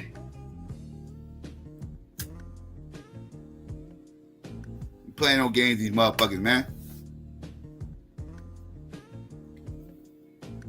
That shit be white on white crime. All this motherfucking political shit. White on white crime. That's all the fuck I be seeing. Niggas fighting over that shit. Which white crime is worse than the other? And then y'all start playing. Then they get y'all wrapped up in that lesser of two evils bullshit. Y'all get wrapped up in that lesser of two evil bullshit, boy. They got y'all motherfuckers with that shit, boy. That is a masterful plan by the puppet masters. The puppet masters really did their job with that one, boy. That whole lesser two evil shit, woo, boy, that shit is dangerous. That shit is dangerous and that shit is effective, right? That whole mindset, that shit works because everybody has brought into that shit, right? Like, and once everybody has brought into that mindset of the lesser of two evils, now you no longer voting for any goddamn thing. Y'all just brain dead sheeple now. Y'all motherfuckers just brain dead drones. Y'all mindless drones at that point. Because now they got you with the lesser of two evils, which means you are going to vote for the lesser of two evils in your mind, right? You're going to vote for the lesser of two evils. It means you're voting against something. Because the lesser of two evils don't mean I'm voting for anything. Lesser of two evils mean I'm voting against the bigger evil. There's a big evil out there that I need to make sure does not get in place, right? I'm voting against this big evil, right? That's how they keep you sheeple fucked up in the brain. This is how they keep you on this party bullshit, this party banging bullshit. This is how they get you motherfuckers. The lesser of two evils, right? They don't say the lesser of two goods because there ain't nothing good about these motherfuckers, right? No, it's the lesser of two evils. Oh, lesser of two evils. Right. Both of these motherfuckers are evil, but one of them is more evil than the other. I better vote against this bigger evil. This is the mindset. And this is what all you sheep will do. You can lie all you want. Y'all can lie to yourselves because you ain't lying to me. Well, actually, you are lying to me. You ain't convincing me, motherfucker. Let's put it that way. You ain't convincing me. You totally lying to me, but you're not convincing me. And you're also lying to yourself, and you're trying to convince yourself. Now, you somehow or another, you have convinced yourself that you are voting for things. No, you're not. Lying motherfucker, stop. You ain't voting for shit. You voting against shit. That's what you're doing. Just like every other sheeple out here. You're voting against things. That's how the Republicans got motherfuckers. That's why all motherfuckers wanted to talk about was immigration. That's why all motherfuckers wanted to talk about was the fruitcakes. They was voting against fruitcakes and they was voting against immigration. That's what those Republicans were voting for. They weren't voting for shit. They weren't voting for a goddamn thing. They're voting against immigration, against fruitcakes. That's what they was doing. Democrats, you motherfuckers was voting against Donald Trump. And that encompasses a lot of shit, right? You was voting against Project 2025. You voting against Donald Trump, right? You was voting against the striking down of Roe v. Wade, right? You was voting against, voting against shit. That's all y'all motherfuckers do, vote against shit. And that's how they want you. That's how they want you. As long as you voting against shit, you never voting for nothing. Never asking for nothing. Never demanding shit. This is just the facts. I know you sheeple don't want to hear that shit. I know that shit hurt. It's the truth. God damn it, it's the motherfucking truth. Y'all can act like it ain't the truth all the fuck you want. I psychoanalyze all this shit. I know you motherfuckers. I know you motherfuckers. Right? I was sheeple at one point. I was political sheeple at one point in time until I got red pilled on this shit. I was once one of you motherfuckers, so I know the mindset. Because I know how I used to think. Until I got red pilled on this shit. I had to snap out of that shit. I snapped out of that shit in my 20s though. What the fuck taking you motherfuckers so goddamn long? Some of you motherfuckers old as fuck.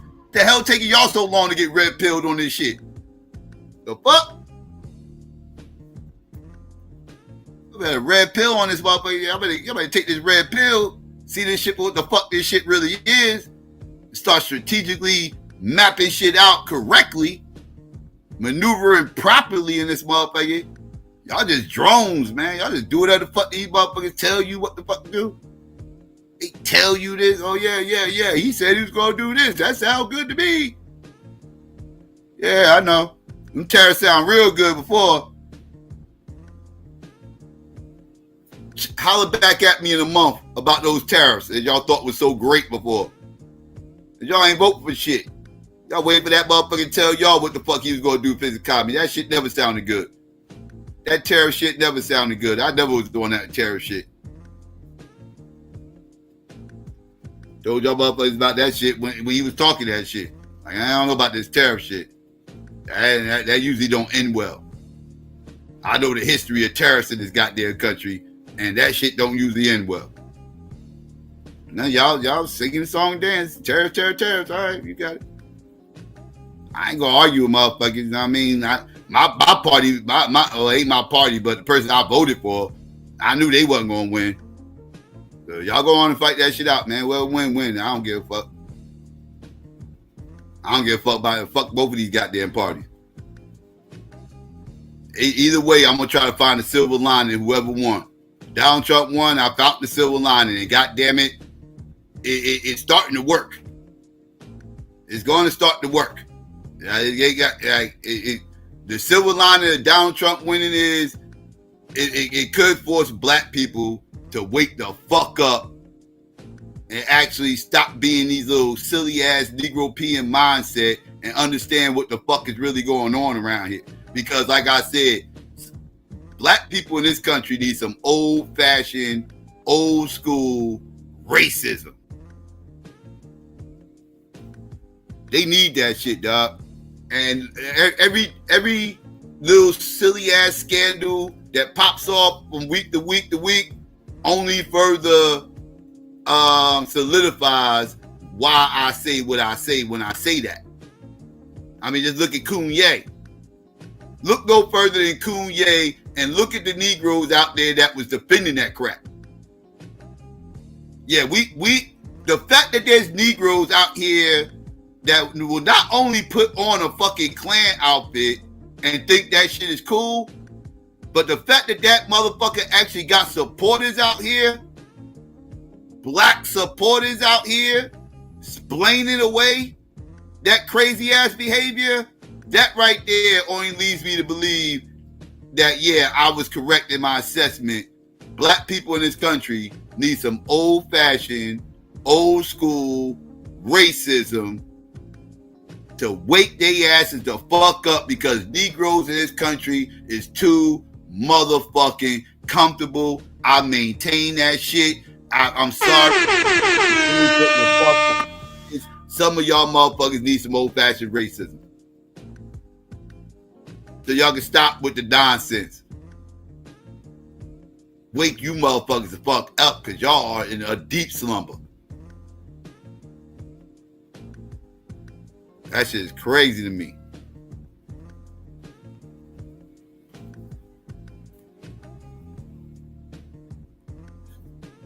You said they know? I don't think they know. Nah, I don't think they really know. Like, they don't really know.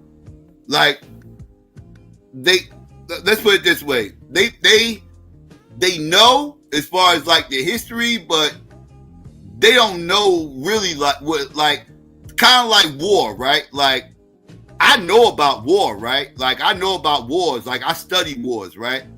Like, wars is kind of, I kind of use wars as landmarks when I go back in history and shit, right? I kind of like, I gauge timelines through wars, right? Like, because each wars happen in different eras, and it kind of like mark that era.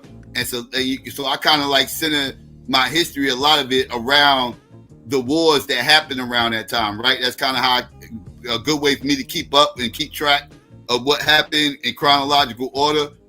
Now wars, right? Now I study wars and all that, right? But I don't really know war like that, because I ain't never been in no motherfucking war, right? I never been in no fucking war. Not no real war, right? You know, concrete wars, but you know, like real war, I ain't never been in no real war, right? So I don't know war. I just know what I've read and studied. Right now, until I've actually been in it, I don't really know it like that outside of what I've read. And that's how these motherfuckers is with racism. These motherfuckers, they read and heard things, but these motherfuckers, they experienced that old school racism.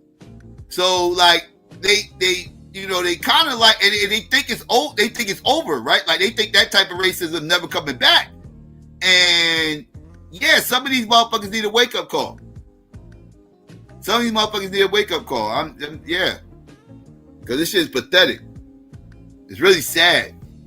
The Negroes will be out here doing some of the wild shit they be doing.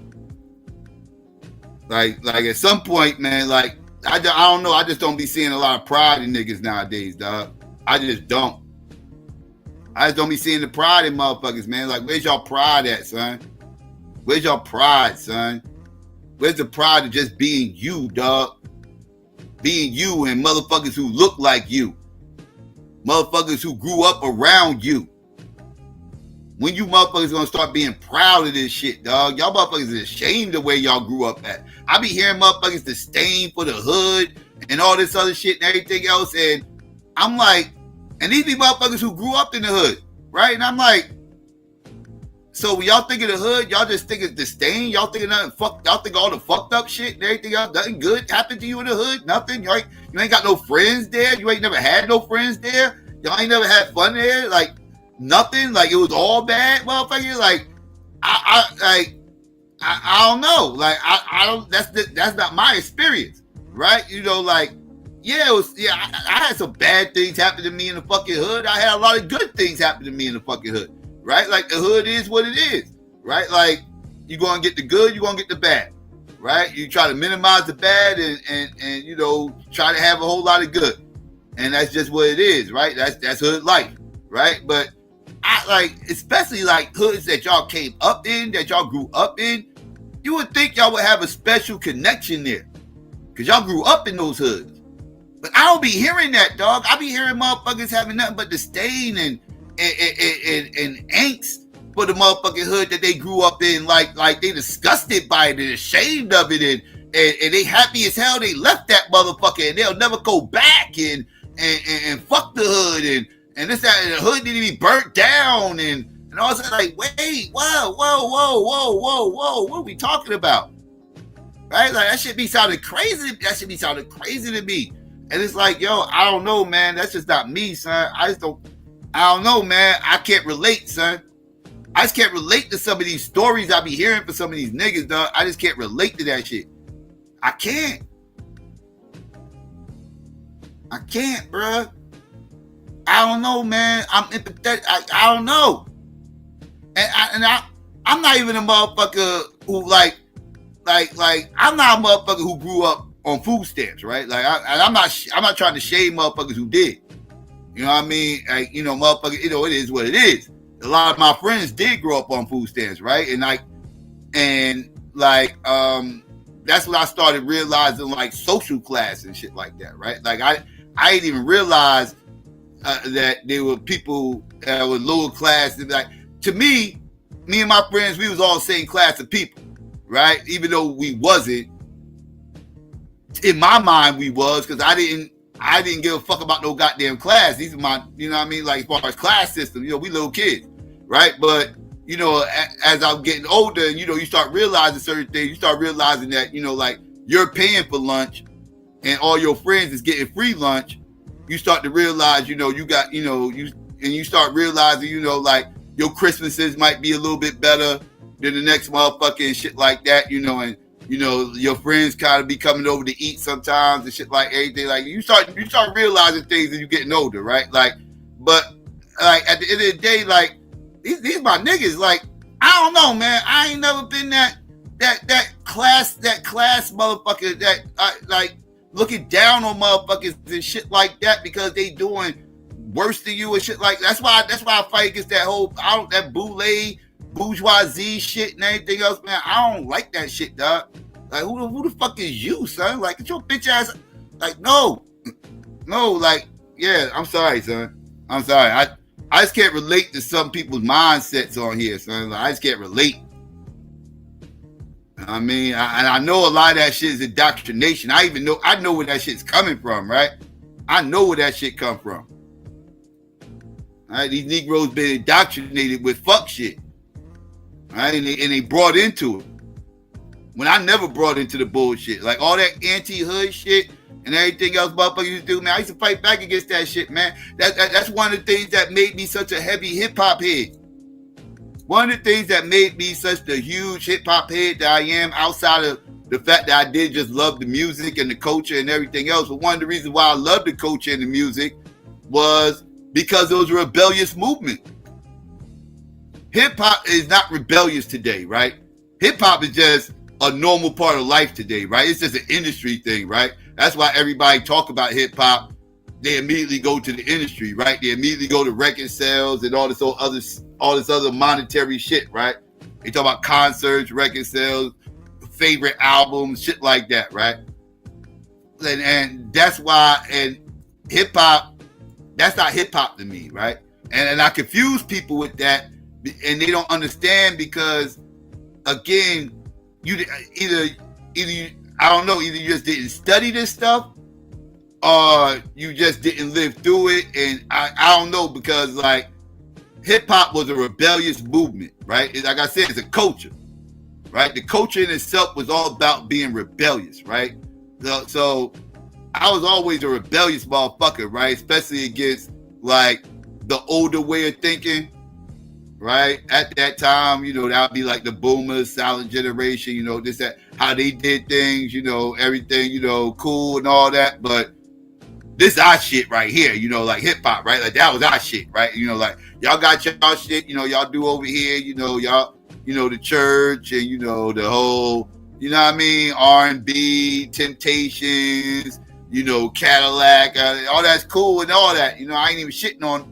You know what I mean? I rock with a lot of that R&B shit and all that. I grew up off that shit, but with that hip hop shit, that shit was different, right? That shit was like, it was different. It was a rebellious movement, right? It was a culture. Again, it wasn't just about music. It wasn't just about the songs. It was about the dancing, how we dressed, right? We dressed. It was rebellion, right? We dressed way different than our parents and all that other stuff. They did that third. We graffiti, right? It was all about, you know, tagging our names, you know, identity, right? It's just a culture, right? It's just rebellious, you know, like spray painting and shit we ain't supposed to be doing, you know, like, you know, battling, breakdancing, shit like that. There was so much other things besides rapping, right? Like, so it was just a culture, a rebellious one at that. So I've always been rebellious against that whole bourgeoisie motherfuckers who tried to shit on hip hop and take hip hop down, right? Like that's why I can't stand C. Dolores Tucker to this day. You know, when I hear people try to bring her back up and everything, like try to bring her back up out the grave and prop her up and everything else. I think it was a couple years ago during the hip hop anniversary. Everybody was going crazy talking about, oh, she was right, she was no. Man, I was ready to cook whoever had that opinion. Like, y'all know the fuck she wasn't. I have been cooking her little silly talking points since Pac was doing it. Like, that's one time me and Pac was on the same motherfucking page. Pac was right. Pac was on point. And yeah, he was calling them same boule ass, stuffy ass motherfuckers. He was calling them motherfuckers out back then. And I fucked with Pac. That's one of the reasons why I fucked with Pac, because I was riding with him on that shit. But all the people that say I hate Pac, my bad. I'm rambling now at this point. I just got in monologue mode because everybody's taking a while to come up. What's going on, Chris? What's up, Psycho? Psycho used to break dance back in the day. Oh yeah, hell yeah. I was a part of a breakdancing crew when I was a kid. Yeah, we was young though. We was young, but we had our own little crew though. Man, I hope you break your neck if you try that shit right now. Oh, I'm not doing that shit now. Hell no. Crazy. I wasn't a floor guy though. I was doing more what you do. Shit. I was more of the pop lock shit. Pop locking, yes sir. Yeah, more up rocking, pop locking, shit like that. That was more my thing. I did a little bit of groundwork, but my thing was mainly on foot game and shit and locking. Sure, you could still do it, man. Like, man, I be seeing the older guys that still. Yeah, I be laughing, seeing older. Yeah, that's kind of a new thing on TikTok now. Like these old motherfuckers be up here pop locking and shit like that. I be laughing and shit. Yeah, Shabba-Doo and Poppin' Taco died a few years ago. Yeah, I covered it when Shabba-Doo died. I did a stream dedicated to him, yeah, and break dancing all together. Pop locking and all that. Yeah. So what's the title, man? I missed your intro, man. Cory Booker, Trump, and Obama. Yeah, I covered Cory Booker going on his 25-hour diatribe. God dang, for nothing. Affecting change. Technically, it's for nothing. Yeah, it was a lot. It was grandstanding. Ultimately, that's what it was.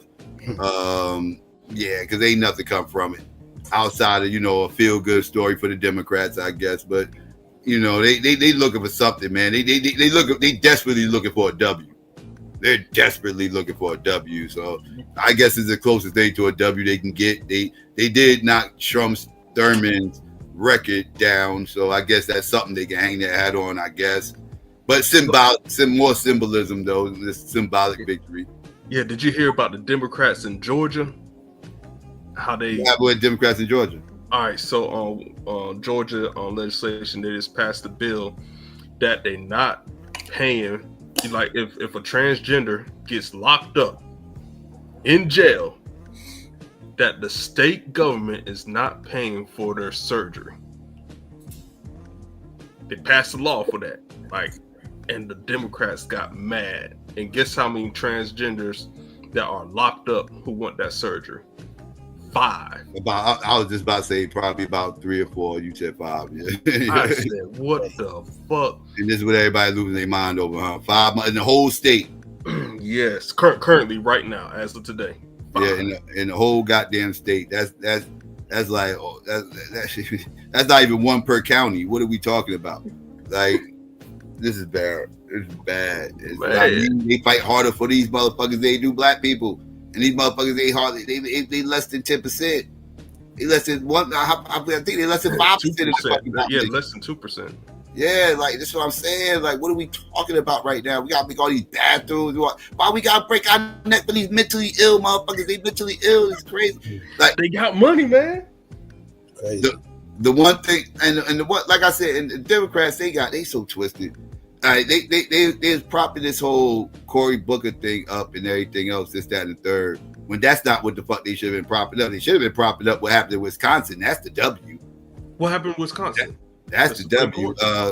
Yeah. Supreme Court shit. Elon Musk dumped a whole lot of money over there to get the Republican in, and the Democrat won, and that was a big win, and that also got people in Trump's camp looking at Elon sideways. They starting to look at him as toxic, and they like, they dropped about there. I told people Elon ain't gonna be there in 4 years. Yeah, Elon only got 130 days. Yeah, Elon only got 130 days or 180 days by law. Yeah. I'm like, so they down on him right now, the Trump camp, because they feel like he's the reason why they lost over there in Wisconsin, because his name is toxic right now. And people is voting against him. Yeah, they said that dude dropped 20 million. I said, bro, like, you got money to blow, but god damn. Yeah. You dropped 20 mil on a politician? Yeah. To the campaign, whatever. That's crazy. Yeah. And then what I don't understand, well, I'm just going by Georgia standards. Like when it comes to judges, they're supposed to be nonpartisan. Like what the heck going on? Yeah. Is that the same across all the 50 states? Yeah, as far as like but they supposed to be, but they partisan. Just like the Supreme Court. I mean, they all partisan. So, nigga, you're going to have right-leaning judges, left-leaning judges. Yeah. The other thing I talked about, I suppose, Obama's misogyny. What Obama do this time? Well, ain't what he did is what he got is what came out about what he already did. Well, the motherfucker book came out about Kamala's run and Biden's run during the election time, and it came out that Obama never wanted Kamala to run for office, and that's what took him so long to endorse her at first. Because remember, it took him like a week and a half or some shit like that to finally come out and endorse her. And everybody's wondering why Obama ain't endorsed her yet, and that shit started to become like a story. I even covered it. And it came out that, he never wanted her to run for president, and he was making calls to try to get other people to run all the way up to the day that he finally endorsed her. and the motherfucker, and he wanted primaries and everything. And then he did all that and then turned around, got his ass on his soapbox in front of all those black men and said, y'all don't want to vote for Kamala because y'all misogynists. Remember that shit? Yeah. Remember that shit? Yeah. So who's the real misogynist over here? The motherfuckers who didn't want to vote for her, or the motherfucker who's working behind the scenes to make sure she wasn't trying to get her not to run? The ones behind the scenes. So he's not a misogynist, but we are. But he's not a misogynist. Ain't none of them motherfuckers who call all these black men misogynists for not wanting to vote for Kamala. None of these motherfuckers gonna call Obama a misogynist. None of them. All these people that think Kamala lost because of misogyny, none of these motherfuckers gonna call him a fucking misogynist. None of them. So anytime motherfuckers sit up here and try to tell you Kamala lost because of misogyny, ask them, do that apply to Obama as well? Is Obama a misogynist as well? Because he didn't even want her to run. And it was working behind the scenes to try to make sure it didn't, and was working behind the scenes to make sure it didn't happen. Based off his move, he seemed like he wasn't too optimistic in her even winning, or let alone even taking up the mantle. Exactly. Yeah. Do you think Obama still got pulled? I call him old trauma. His name is old trauma. He did nothing but traumatize us. Do I think Obama got pulled still? Yeah. I think he's losing his pull. I think the party's in flux. Oh, another interesting thing. I brought up the whole Donald Trump talking about this whole third term shit and everybody trying to fearmonger, which again ain't going to happen. This 22nd Amendment says it's not going to happen. So I don't know why everybody's panicking about this shit, because I don't give a fuck what Donald Trump say. I can tell motherfuckers what the fuck's going to happen. I know what's going to happen is in February 2029, he's not going to be there. But let's play fear-mongering advocate, right? Let's play fear-mongering advocate and let's say Donald Trump finagles the bagel and somehow or another is able to run for a third term. That means Obama could jump up and run against him in a motherfucking third motherfucking term, which is something I do not want to motherfucking see, because this will not just be for Trump. That means Obama, that means Biden, if he's still alive. He still could run anyway. It don't matter because he only got one term. But Bill Clinton could jump up and decide to motherfucker go against motherfucking Donald Trump. It starts getting crazy because everybody just focuses on, well, Donald Trump can run for a third term. Donald Trump, and he ain't the only one who can run for a third. If they just eradicate that amendment, right? Like that opens the floodgates for everybody. And I heard about that. Like people on Breitbart, they talking about it. Like if Van Jones, no, not Van Jones. What's the vice president name? That motherfucker. What's his name? JD Vance. Yeah, JD Vance.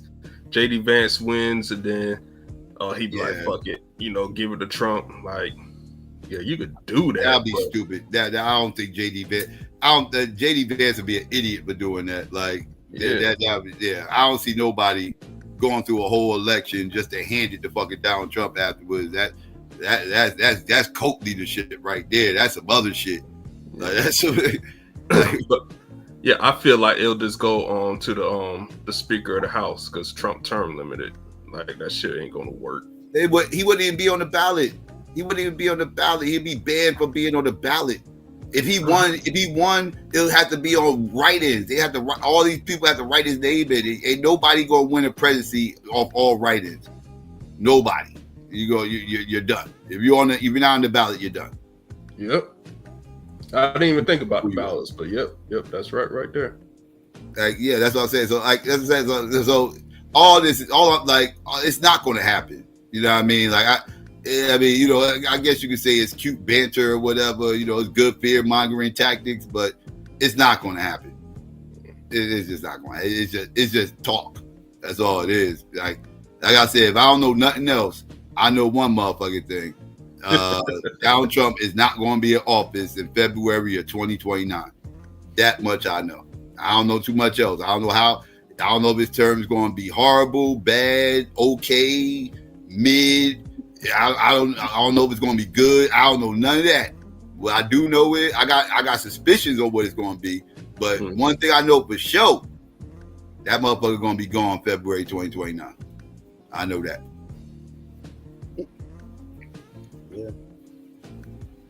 Yeah, politics gonna be boring when Trump leave. You wouldn't put it past him trying, huh? Trying some type of skullduggery tactics, right? Repeat that, DD. I couldn't hear you.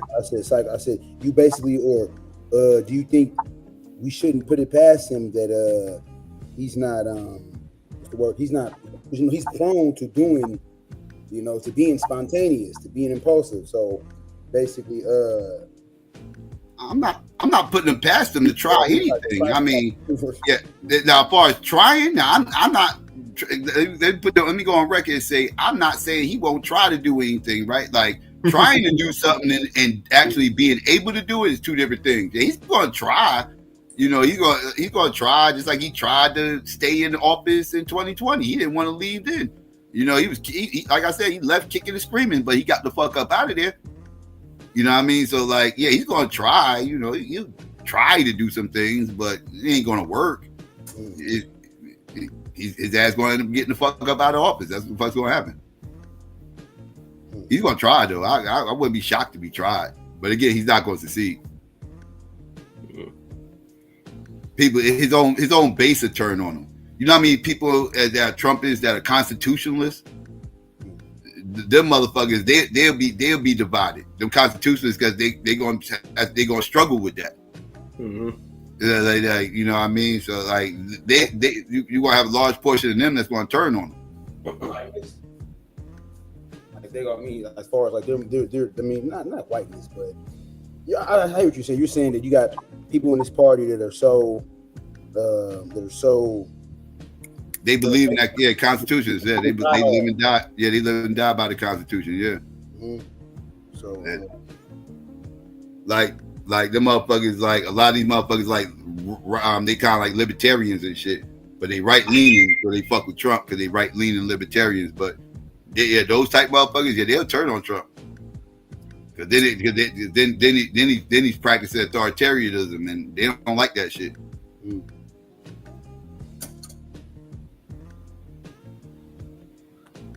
Well, like you said, I definitely ain't gonna hit. You know, man. Expect the unexpected with him. Mm-hmm. So Donald Trump ain't going. Like I said, he can talk this shit, but he's just talking. It's just talk. I'm about as sure as this as I was when I said that motherfucker ain't never gonna see a day in jail. I was positive about that. People thought I was wrong. I was nuts. I don't believe it. I'm even more sure about this because I got the Constitution backing me up on this one. I'm even more sure on this. His ass, it will be gone.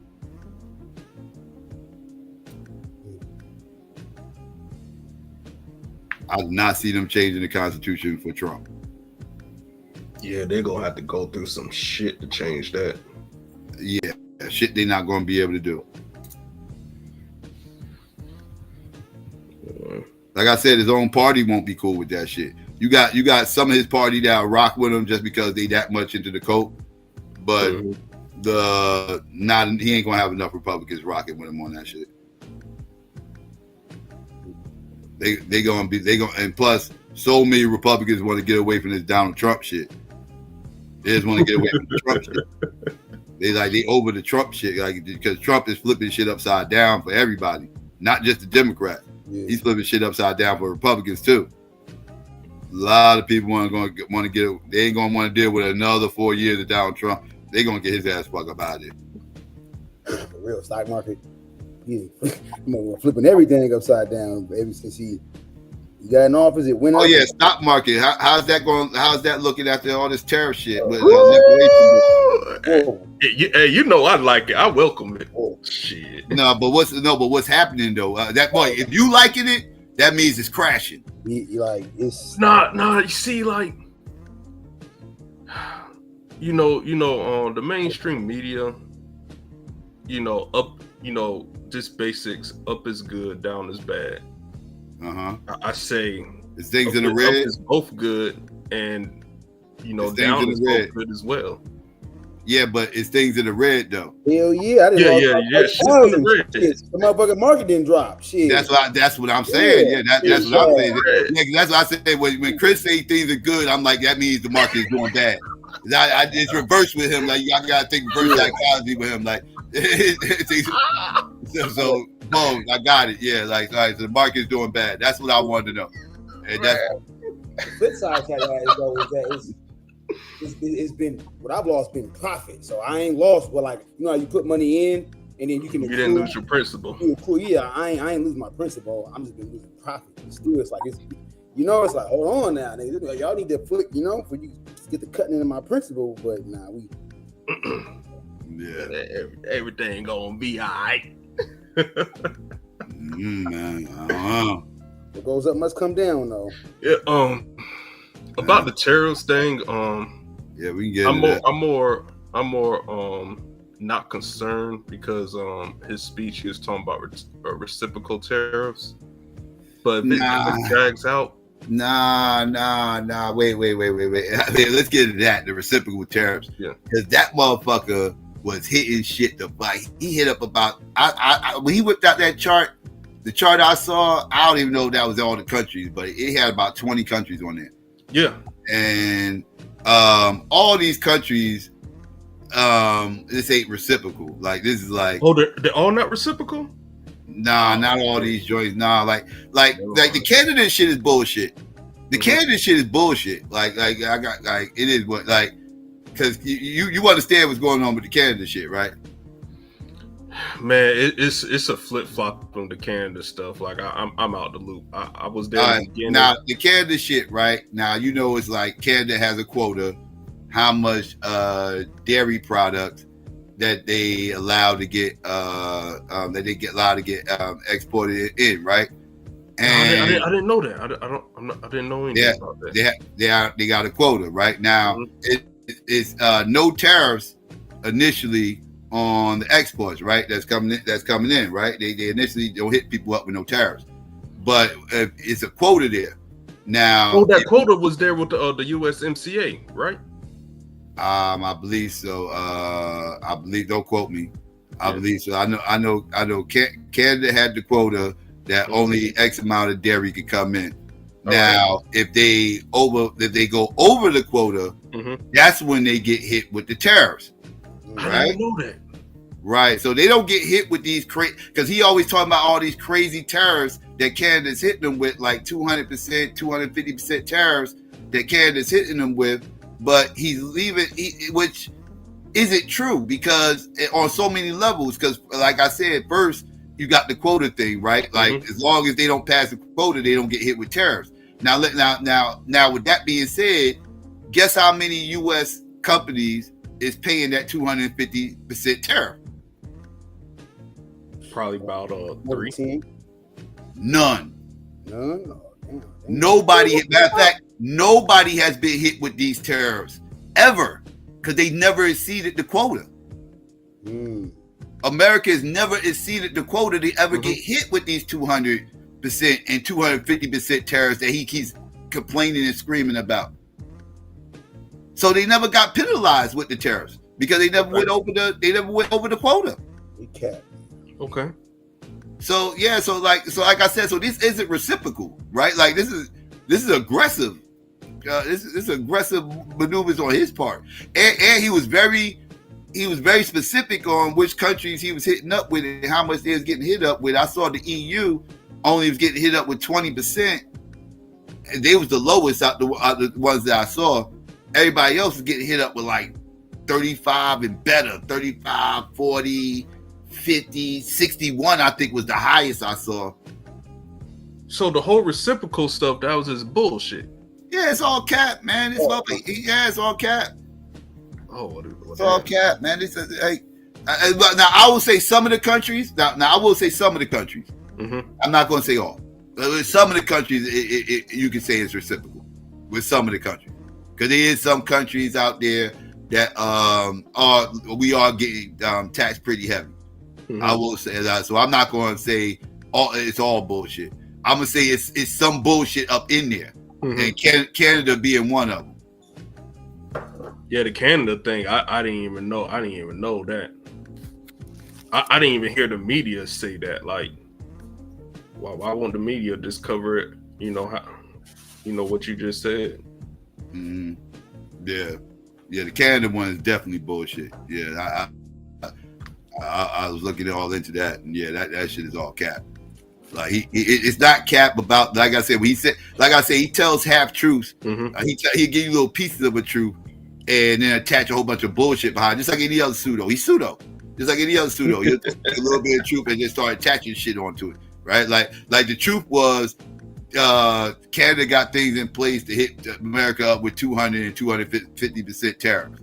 But the whole truth is they never get hit up with those fucking tariffs because how the tariffs are laid out, because it's not immediate tariffs hit on America. Now America got to deal with all these tariffs now, because now Canada's tripping, because America's tripping. So now America's about to get hit up with all these crazy tariffs. Now they reframing shit now. So he just made shit worse. Man, that dude rolling a bad dice. Yes. Oh man. I think we'll be all right unless this thing drags out for a long time. What you think? I don't know, man. Like, history would tell you this ain't going to end well. History trying to use tariffs to get the country out of a particular spot, and we are going to end up in a recession in the next quarter. I think when the next quarter comes, we're going to be in a fucking recession. Yeah, and Goldman Sachs raised their recession prediction to 35%. It went from 25 to 35 for next year. there's another financial firm that they got a higher prediction that they like 47%. I forget which financial firm said that, but shit, I don't freaking know. I'm gonna start complaining if I go to the auction. These used car prices are up. That's when I'm gonna be like, "What the fuck, Trump?" Yeah, I'm telling you, this ain't gonna end well, bro. I'm telling you, and yeah, I'm telling you, man. I hate to say. Yeah, I know. I've said it before. I gotta say it again. Be leery of crypto, bro. Be leery of crypto, bro. Like, be nervous, bro. Man, bro, they introducing a crypto bill, and because they want to buy. This is why I'm saying be nervous, bro. I don't trust none of this shit. The fact that Trump and them is breaking their neck trying to do all this crypto shit. He's trying to be the crypto president and all this other weird stuff they doing with the charity. I think this shit, it's not going to end well, bro. Like I said, like we already ended up in bad shape. I'm just not liking. I'm just not liking the prediction. But as far as economics go, I'm not liking what I'm saying. Let that crypto fall, Psycho. I'm gonna buy that shit lower than a motherfucker. I don't know if it's ever going to come back up, man. I think the country's going to like frown upon that. Like, this is what happens, bro. Like when you get recessions and depressions and stuff like that, and I think we're going to go close to a depression. I think it's going to get worse than a recession. Of course, it's going to start off with a recession, but I think it's going to eventually hit a depression. I don't think we're going to get to a depression. I think it is, man. The private sector is still holding up. Yeah, with all these tariffs, man, we it's hurting our trade. Like I said, the stock market is going to be hurting. I think this crypto thing is going to affect us. I think, if I'm mistaken, correct me if I'm wrong. Wasn't it El Salvador that changed, or was it Argentina that changed their currency to El Salvador? That was El Salvador that changed their currency to crypto. Crypto, yep. They changed the currency to crypto. I know one of those countries was buying. I don't know. They changed the crypto. I think that's what their currency is backed on crypto. I believe. I believe it's El Salvador. It was either El Salvador or Argentina. I couldn't remember. El Salvador. It was El Salvador. I'm gonna take your word for it. It was El Salvador. All right. So yeah. And they're the ones who's taking the prisoners and all that shit. So I think all that shit is tied into crypto. I think all that shit is tied into crypto too, like the relationship between them and the prisoners and all that shit. I think all that shit's tied. Yo, I think this crypto shit, I think this shit's gonna be ugly, dog. This shit is. I don't know, bro. I don't know. I just don't like it, bro. If people put their life savings into crypto, I think they're an idiot for that. They definitely shouldn't. But I'm just saying, I don't know, bro. I'm just seeing things going on that I just don't think is going to end well. Like every time I've seen this happen before, right? I've seen this happen with the housing and the .com booms and all that shit and everything else. I've seen this stuff happen, and and this crypto is like a big, and that shit is getting big as far as like as far as like usage, as far as like people buying into it. But it's not. Again, it's still. I don't know. It's just. It's not going to be able to sustain itself. With especially with all this craziness going on with these tariffs and all that and everything else, and the inflation and this is going to cause a backlash. It's going to see effects of this eggs and everything else already. You already see it there, and like you're going to see a huge backlash of this. It's going to have. What if the countries, and I'm talking about the specific countries that are reciprocal tariffs, what if those countries say, all right, we're going to put our tariffs to zero, and United States, they do the same thing? Like, that could be an economic boom. But happens? That's not usually what happens. What usually happens is, they get into a trading war, and it gets to a point where, y'all fend for yourselves. We're gonna fit, and they're gonna start working with other people. like this ain't the first time we went to war with Canada. When we went to all that, when we went tariff crazy after the Depression, we hit up Canada with a whole bunch of motherfucking tariffs and shit like that. And what Canada did was Canada was like, okay, well, cool, that's fine with us. And they started working with Russia and Germany. They started working with Russia and Germany to start making exclusive trade deals with them. In the UK and shit like that. Like they started making exclusive trade deals with them and squeezed out the US. I was like, fuck y'all. And they started doing trade, you know what I mean? And they you know, they lightened up tariffs with them and they made these little special. So that's how they handled it then. And that's how they're going to handle it this time too. Canada's going to probably start dealing with China more. And China and Canada's probably going to become, this is why I don't know why you playing with your neighbors like this. But yeah, they're gonna fuck around, start messing with China more. China gonna be cutting them special deals. I mean, they right there by Canada too. You know, because special deals. And did you read the report what China was doing with Canada? Because you know, China had this before the Trump tariffs that we talked about. What China was doing was they're sending their stuff to Canada, and then Canada repackaged their exports to make it look like Canadian exports to avoid the tariffs. Did you hear about that? Nah, I didn't hear about that. God damn it, Psycho! I didn't hear about that. Nope. That's yeah, crazy. I thought that shit was genius. I was like, God damn, China. But that's what's going to end up happening, man. These other areas, they're going to start doing more business with other areas, and they're going to lighten up their tariffs on them. And everybody's going to phase the United States out. They're going to hit the United States with the highest tariffs. We're going to get the highest tariffs from every country. And other countries are going to get, you know, not hit at all or get hit way lighter than us. Yeah. I hope that shit don't happen. Cause he's going after everybody, man. This ain't just like a one country thing, dog. He's going after the EU, everybody. Like he ain't holding back. Like he going after something harder than others. Cause I read, like I said, I gave all some of the numbers, but I can't remember which countries was which. I know there was a lot of the black and brown and yellow countries were getting hit the hardest, and like I said, the EU got hit the least. Shocker. They got hit the least with only 20%, but that's still a hit though. 20% still a hit, but they got hit the least out of everybody else. When you see the highest was 61, and yeah, 20 don't look that bad. God dang.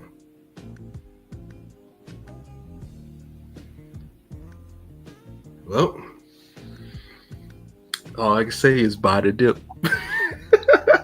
Hey, what happened?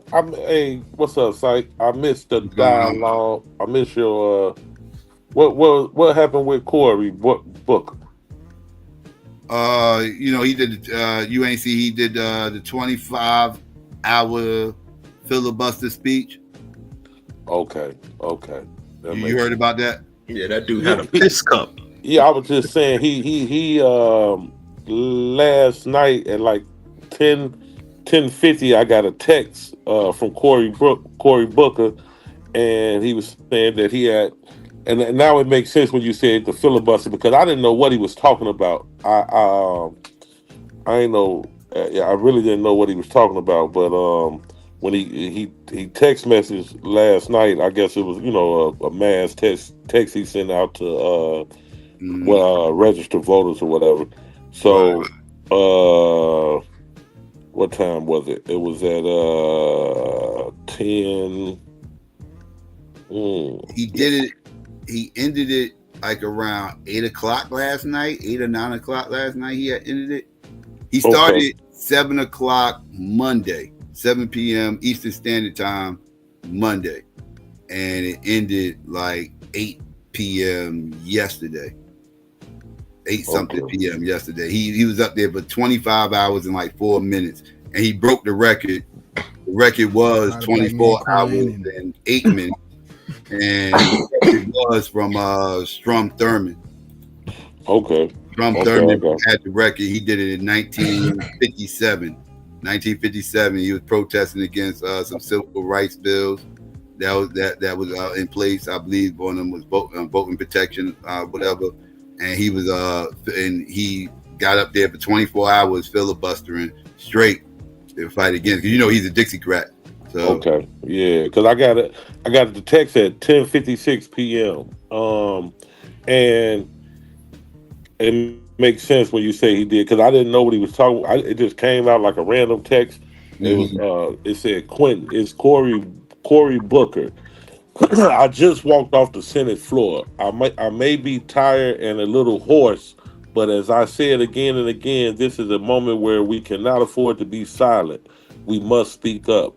I am filled with hope. My team just told me that tens of thousands of you have voiced your support for my remarks on the Senate floor. It will be a while before I can fully get through all your messages and powerful stories, but what's clear to me tonight is this is just the beginning. Americans across the country, no matter their title or party, are ready to be heard. I believe that history will show we rose to meet the moment. It will show we did not let the chaos and division go unanswered. It will show that when Donald Trump chose to spread lies and sow fear, we chose to come together, to work together, and to rise together. If you support our movement for justice, opportunity, and freedom, add your name to stand with me with a link. Love and gratitude, of course, but I started last night to hit the link and put my name on it because it sounded good. But I was like, nah, because I may be conceding to some things that I'm not in line with. You know what I'm saying? So I end up leaving it alone. But I didn't even know, like when he said I just walked off the Senate floor, I'm like, what the hell is he talking about? He did a walkout or something? What? I didn't never go and search and see what the hell he was talking about, because like I said, it was like 11 o'clock last night. But when then I seen your title, I'm like, I know that had something to do with it. Yeah. Okay, so he did a 24-hour filibuster. 25 hours. Damn. The old one was like I said, the old record was 24. No wonder you talking about he a little hoarse. I was wondering, like, what the hell he say he a little hoarse? Yeah. Yeah.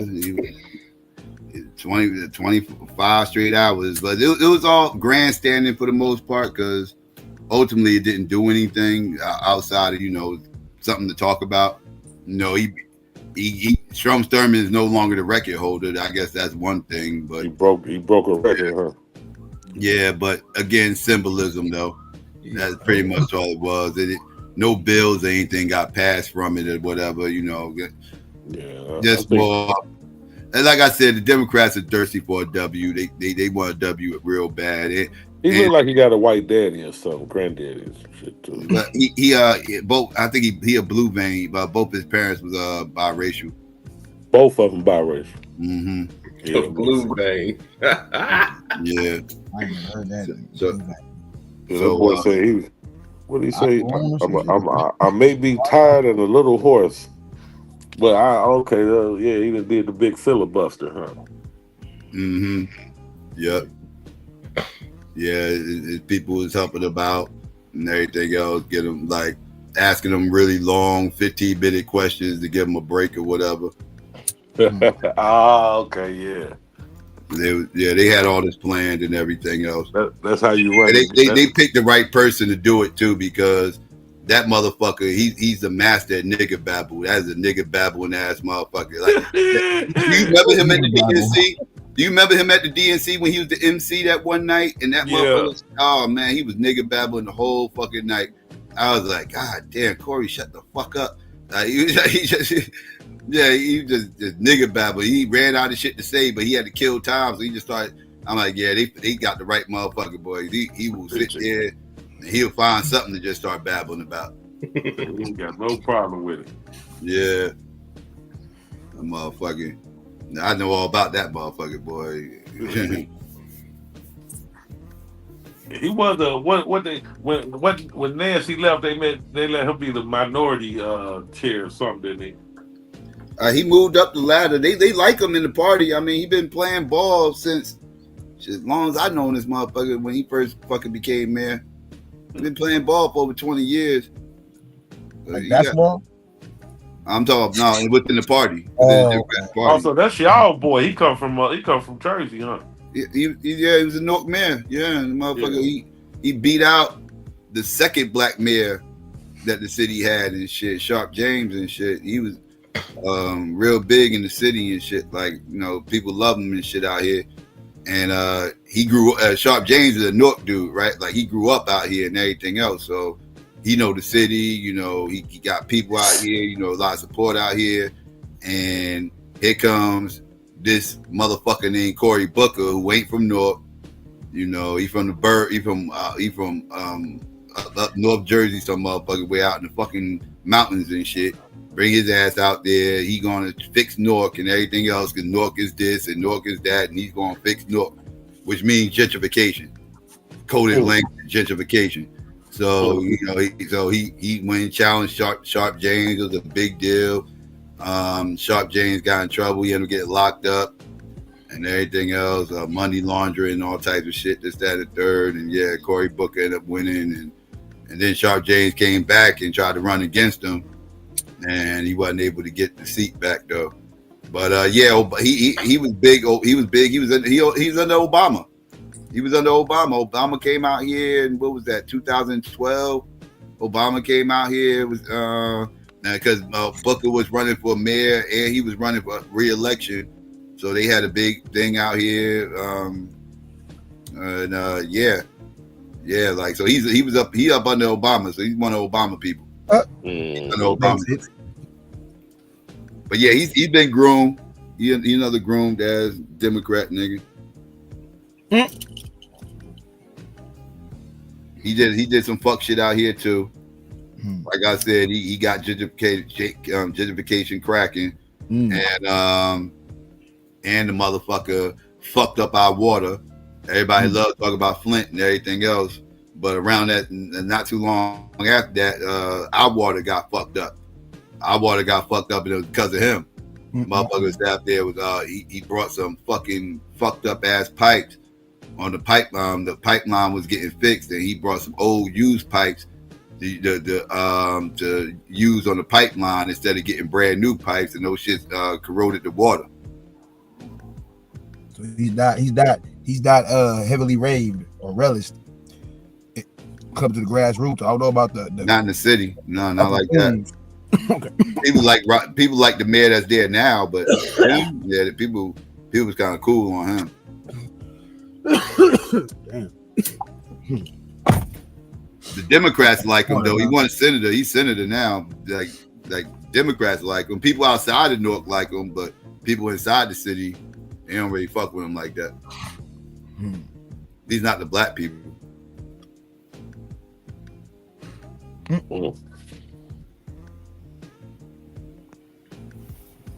remember wasn't he interviewed on the best? He was interviewed on the Breakfast Club, and you're right. He loves to lead with that Newark, like he's black, because Newark is black, so he like to. He ain't from Newark. He not even from Newark. Yeah, he not even from here. What that mean? Damn, he was the mayor there. He wasn't from there. Nah, he ain't from here. Hell no. That's why motherfuckers was kind of cool. That's why a lot of people were cool on him. Like a lot of the locals and shit. Yeah, they really because he wasn't from here. He was an outsider. Yo, what up? What up? Peace, Madonna. What's good? What's up, Psycho? Yo, Psycho, I got a message. What happened? I got a message for you, man. Hey, my big homie West Coast Cam that was popping. He's looking for any smoke with anybody that's disagree with what Kanye did. You got played there. You wouldn't. I know your views towards the NOI. It's just a discussion. You know what I mean? Reiterate that again. What about that Nation of Islam? About Nation of Islam? About Ye, anything. You know what I mean? He just looking for all the smoke. I'll cook him on either one if he wants. All right. Well, he gonna go live tomorrow again. Live on Digital Soapbox. Nah, because he asked me, he just said, "Hey, Madonna, I know you be in the YouTube streets," and I was like, "Yeah, man. I know a lot of brothers that disagree with the views of the NOI. They disagree. Toye wearing the damn so-called Klan fit and shit. So he was like, "Oh, sit and smoke my way." I said, "Okay, cool, I got you, bro." Yeah, I'll cook them on either one of those topics. I love to see. Hey, that'd be a good discussion, man. You know what I mean? You know West Coast Cam, don't you? Nah, I don't know who that is. He used to rap with Q back in the day. He made the song Peace Treaty and Whoop Whoop. Oh, okay. Yeah. Oh, yeah, rapper. Okay. I thought it was just some YouTube dude. No. West Coast Cam used to rock with Q back in the day. Okay, all right. He's part of the lynch mob? I don't know if he was actually. I think he was part like. Oh, I think they was just making music together. I don't know. You have to ask him. He'll tell you. Ask him. I remember he touched on it. Yeah, I'd rather talk to him about that shit. I'd rather talk to him about that shit than argue with him about the fucking nation. But yeah. I mean, it don't got to be about the nation. You know what I mean? It can be like, he just looking for the smoke. And I know you like smoke. So I said, we can go back and forth about that. I ain't scared. I said, yeah, that's a big deal right here. Psycho, West. Hey, yo, what's poppin'? All the smoke, man.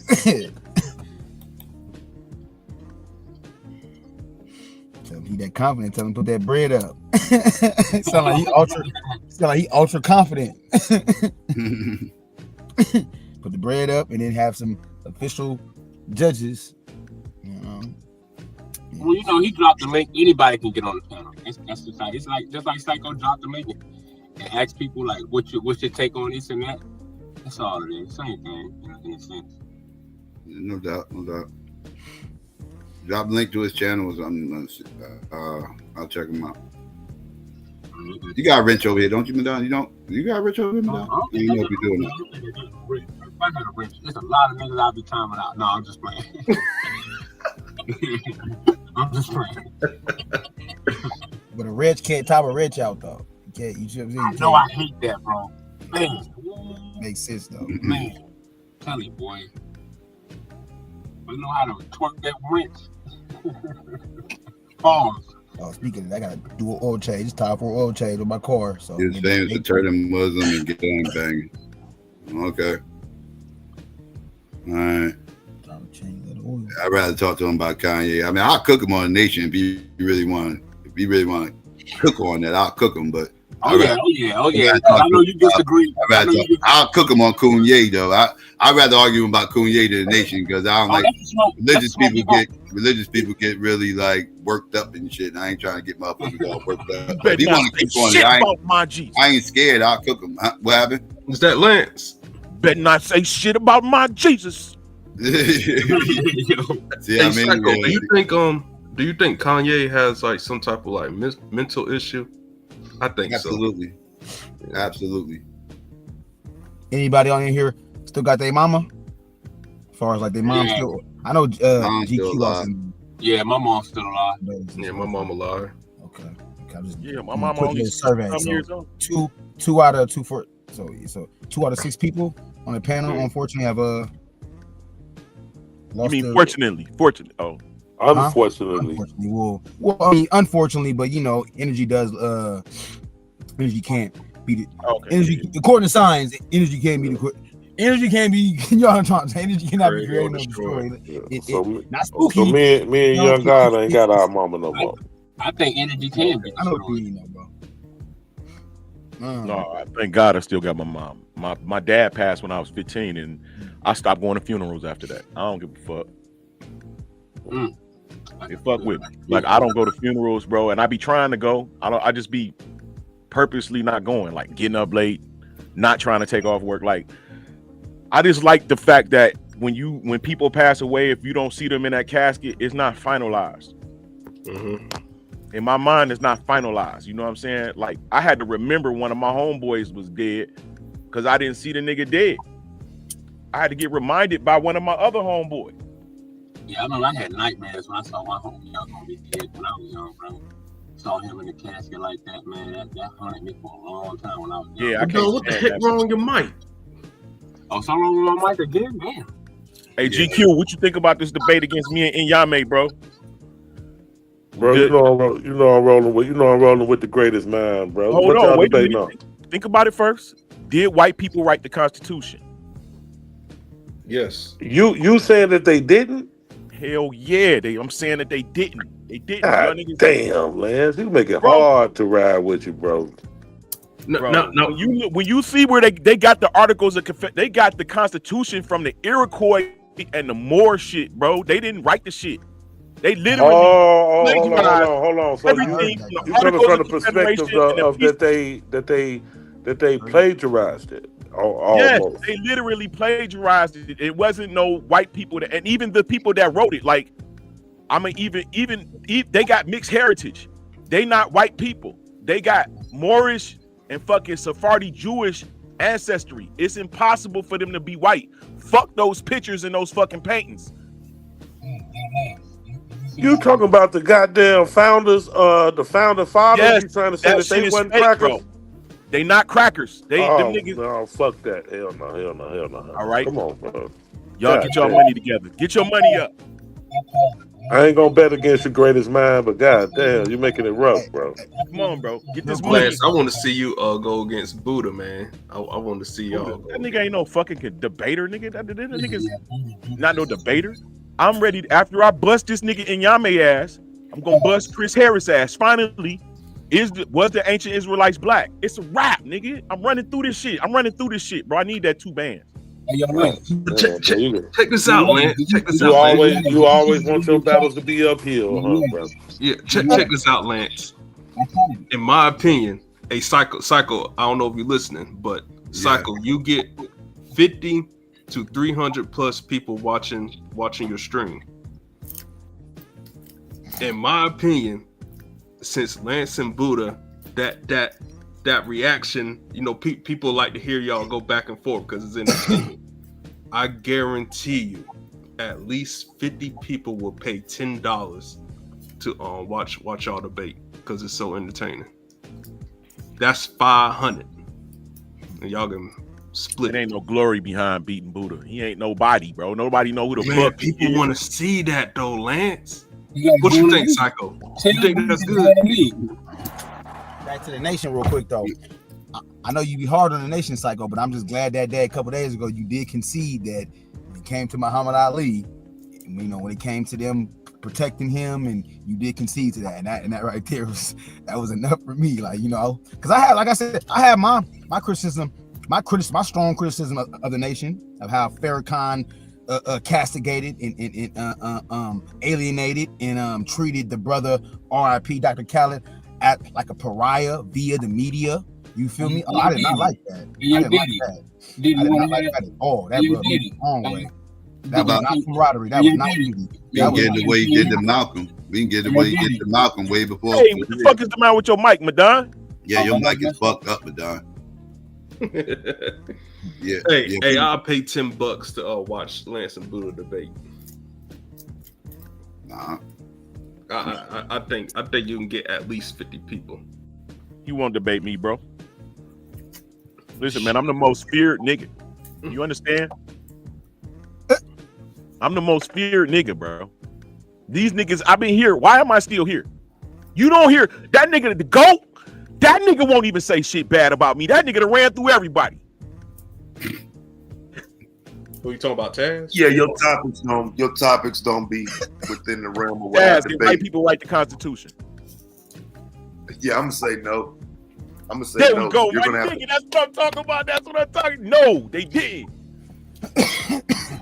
The motherfuckers, Yeah, they I'm niggas was riding with you, influenced, man. and they took he literally said that he took shit.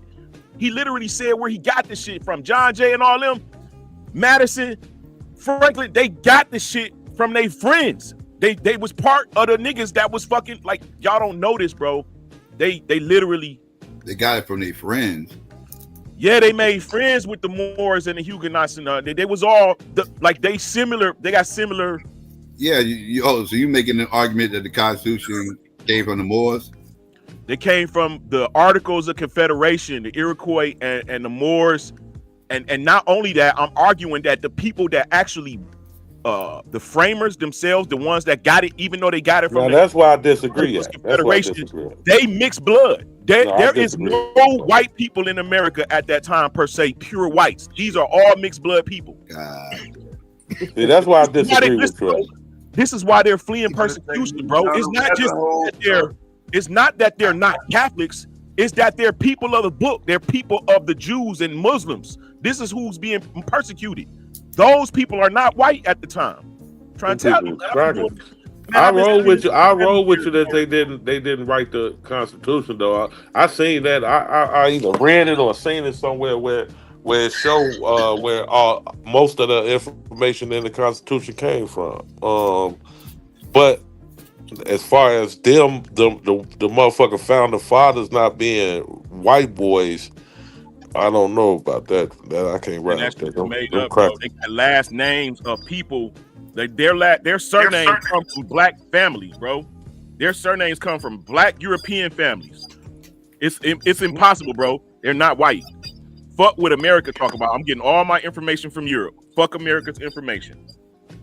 Oh shit! Hey, yo, can you hear me, Psycho? My mic good? Yeah, you. So they sent all the mixed breed motherfuckers over here. Where the mixed breed motherfuckers was running from Europe. Oh, they was running. Yeah, they was fleeing. They was coming over here. They was religious persecution. It's more than your fucking religion, bro. I can't just fucking, you know what? So the pilgrims you don't want to give up too much. The pilgrims are mixed people. The fucking Mormons is a mixed group people. The fucking pilgrims were Mormons. I'm naming up all of the. They related. You just naming people. Bro, the Scott. But the Mormons just regular motherfucking FWAs that just went kooky. No, they not, bro. They not. That shit. Yeah, they regular FWAs. They just went kooky. They got kooky here. Like, nah, but it was already. Nobody coming over here is pure white. What was the name? Adam Smith or whatever. Joseph Smith. Definitely not no white boy. Yeah, he's a white boy. That's a whole white boy. Joseph Smith definitely was a cracker. He definitely not a white boy. Y'all was FWA. What do you mean? Nah, he was an abolitionist. Joseph Smith was an abolitionist. He's not a white boy. FWA. I'm trying to tell you, bro. He's not. And when we done at the end of the season, if you like, you know what I'm saying? When everybody then left, like Rocky and Apollo, we can do our thing behind closed doors. I will. Where you get Joseph Smith was an abolitionist from? That's a fact. I brought that out in a debate against Squall years ago. Hell no. Joseph Smith did not like niggas. Joseph Smith was abolitionist. Google it. He was. He ain't lying about that. He was. Well, why the Mormons hated niggas back then? Like my dad. After he died, after he died, Brigham Young. Brigham Young took over. Brigham Young was the racist ass mouth. That was, Brigham Young was a straight up racist, right? Yeah, it was Brigham Young that did all that crazy. Yeah, Joseph Smith was trying to free the slaves. Yeah, they didn't. When Brigham Young came, they didn't even want niggas on their property. They killed niggas if they caught them on their property. It's a whole motherfucking white boy. How you gonna look at that's not, bro? That's all of the pictures of the United States is fake, bro. Every one of them. That ain't him, nigga. Yeah, because they got like 3 different pictures of Joseph Smith and they all look different. No, fuck out of here. No, I'm serious. I don't know why y'all can't see conspiracy. It's been like they did it in Europe with the black.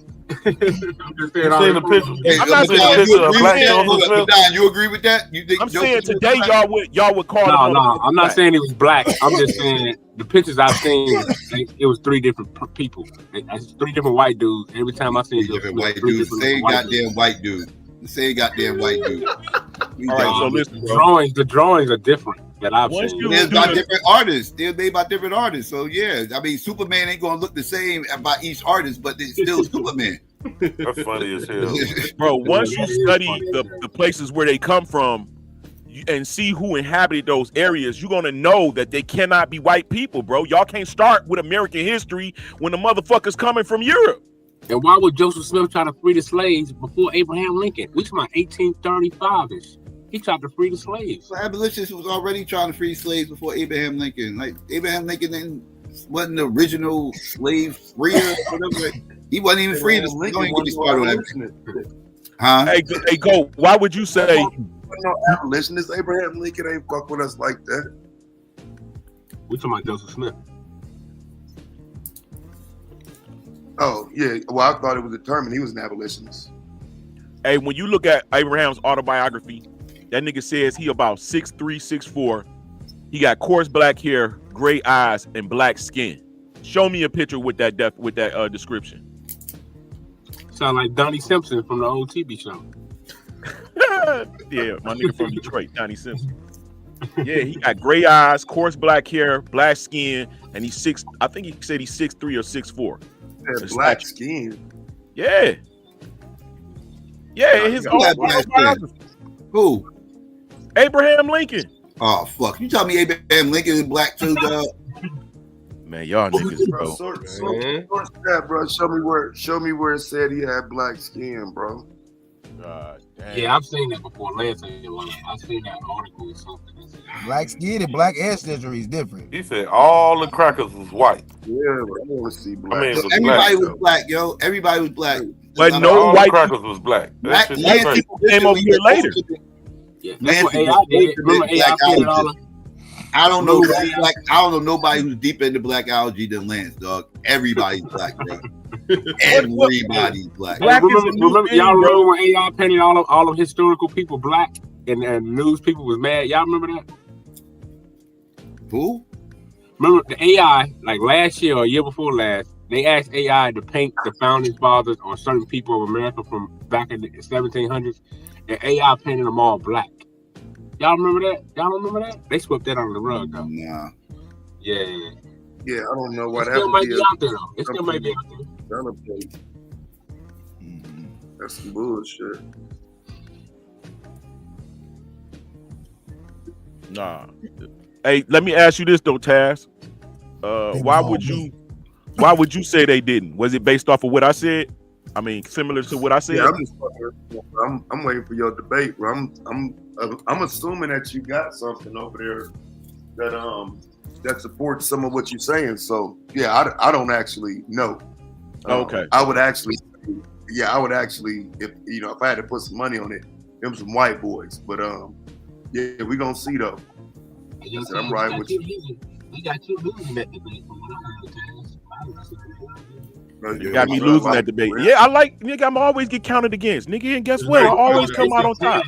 No, they said Taz was gonna lose to the girl he's debating. You got him on that right in the Constitution, but that them being black people, I won't. It's gonna be interesting to see how you gonna present that. Yeah, man. When you start looking at shit like Huguenots and shit, French Huguenots, bro, that's all secret talk for Sephardi Jews and Moors, bro. That's all secret talk. Yeah, that Huguenot, Jacobite, Palatins, all of them motherfuckers is the same people. They Jews, they Israelite descendants, and they people of color. Yeah, I ain't saying that they was good people, and I'm not saying that they was bad people. All I'm telling you is that they not white people. They not white people. All them pictures fake. Let me ask you a question. Are all the 12 tribes black? No, not like they don't look like us, but they people of color. Every 12 tribe member is a person of color, depending on the ones that went to Africa, they look like us. The ones that went to Turkey and Russia and Asia and all of that, wherever they reside, they start looking like the people who they got to mix with to survive. How many tribes didn't look like us? You say what? How many tribes did not look like us? No tribe, except, you know what I'm saying? Like no original tribe didn't look like us.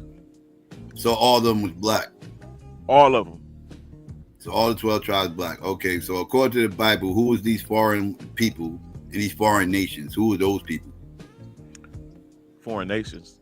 You talking about to where they went to the nations that they went to? Foreign nations, the ones that they was allowed to, the ones the Israelites were allowed to enslave. Those is Cushitic people and other Shemitic people. Cushite, it says it right in the scripture. Who the most high? So those are black people. Yes. Those other nations are black people too. Yes. They did not.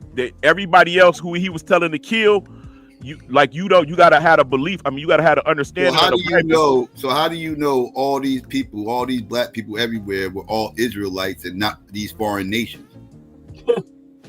Because we conquered them, and then when you see them set up the flags and the fucking coats of arms, you know who ruling. Nah. Anytime you see a lion, a unicorn, Nigga, those is the motherfucking Israelites, bro. Yeah, but according to you, everybody is Israelites. But I didn't tell you everybody was an Israelite. I'm not telling you. So how do you know who's the Israelites and who isn't? Because according to you, they were black non-Israelites as well. So how are you making this distinction? Black non, because based on their heritage, their societies, they lived a certain way. You feel what I'm saying? They did certain things. Right. That's set them apart. That's what the whole idea about being set apart mean. Right, but like okay, the Israelites was in the Egyptian nation and was set apart. Black Americans out before the internet was not practicing Hebrew traditions. Crazy, nigga, you crazy. That shit go back to the 1700s in America.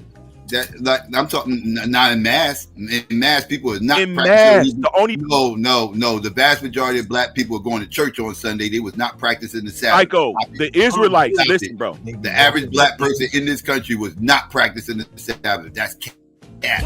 Let me explain it for you, bro. Let me explain it.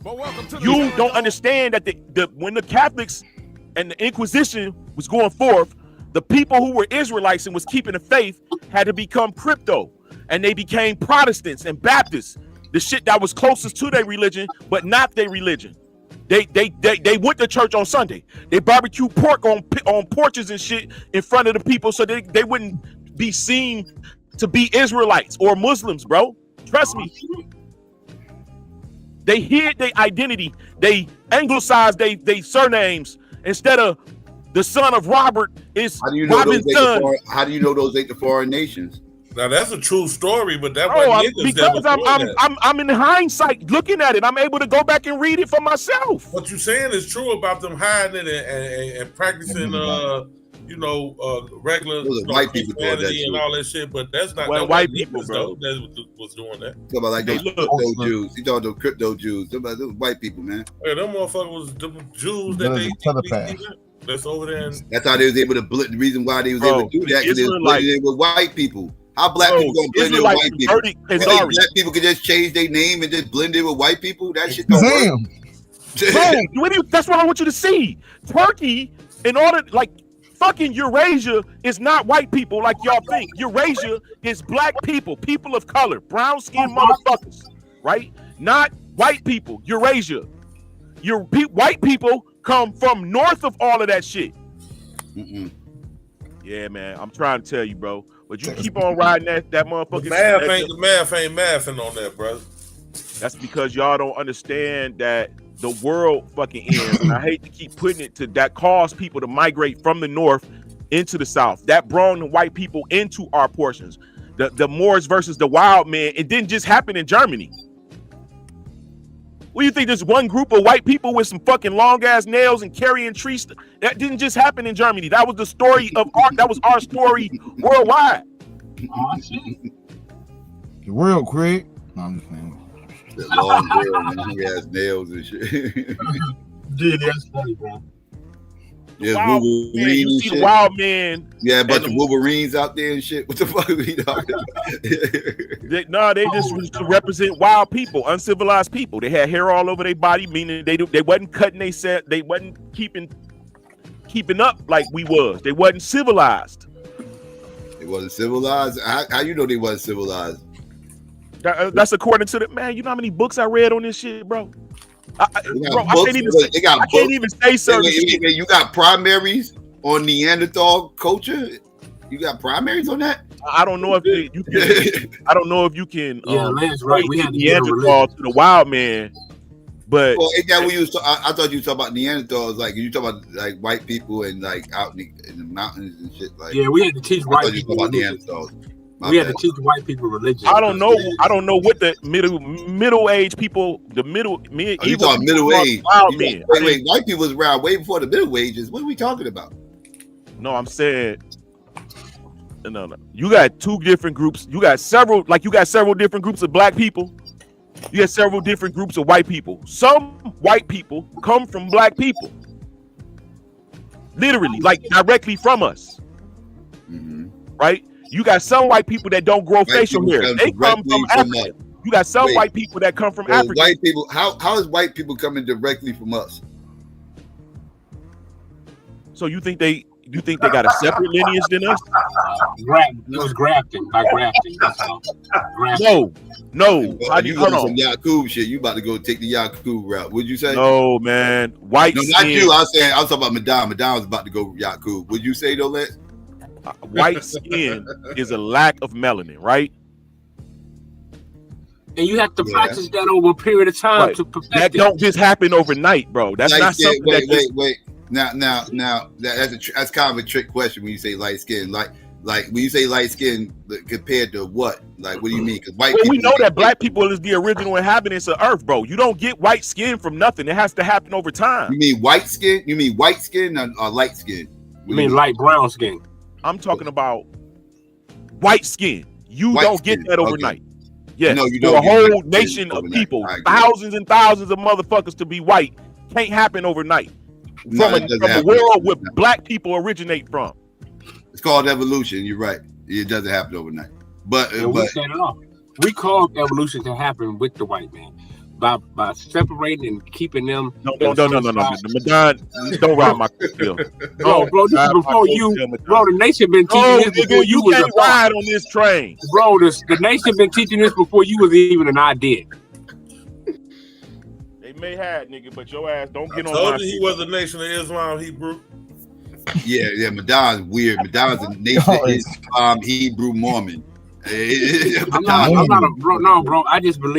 I believe the ancient writings that was found by Joseph Smith was records of different Israelites that came to the land and wrote their story. Because when you open the Book of Mormon,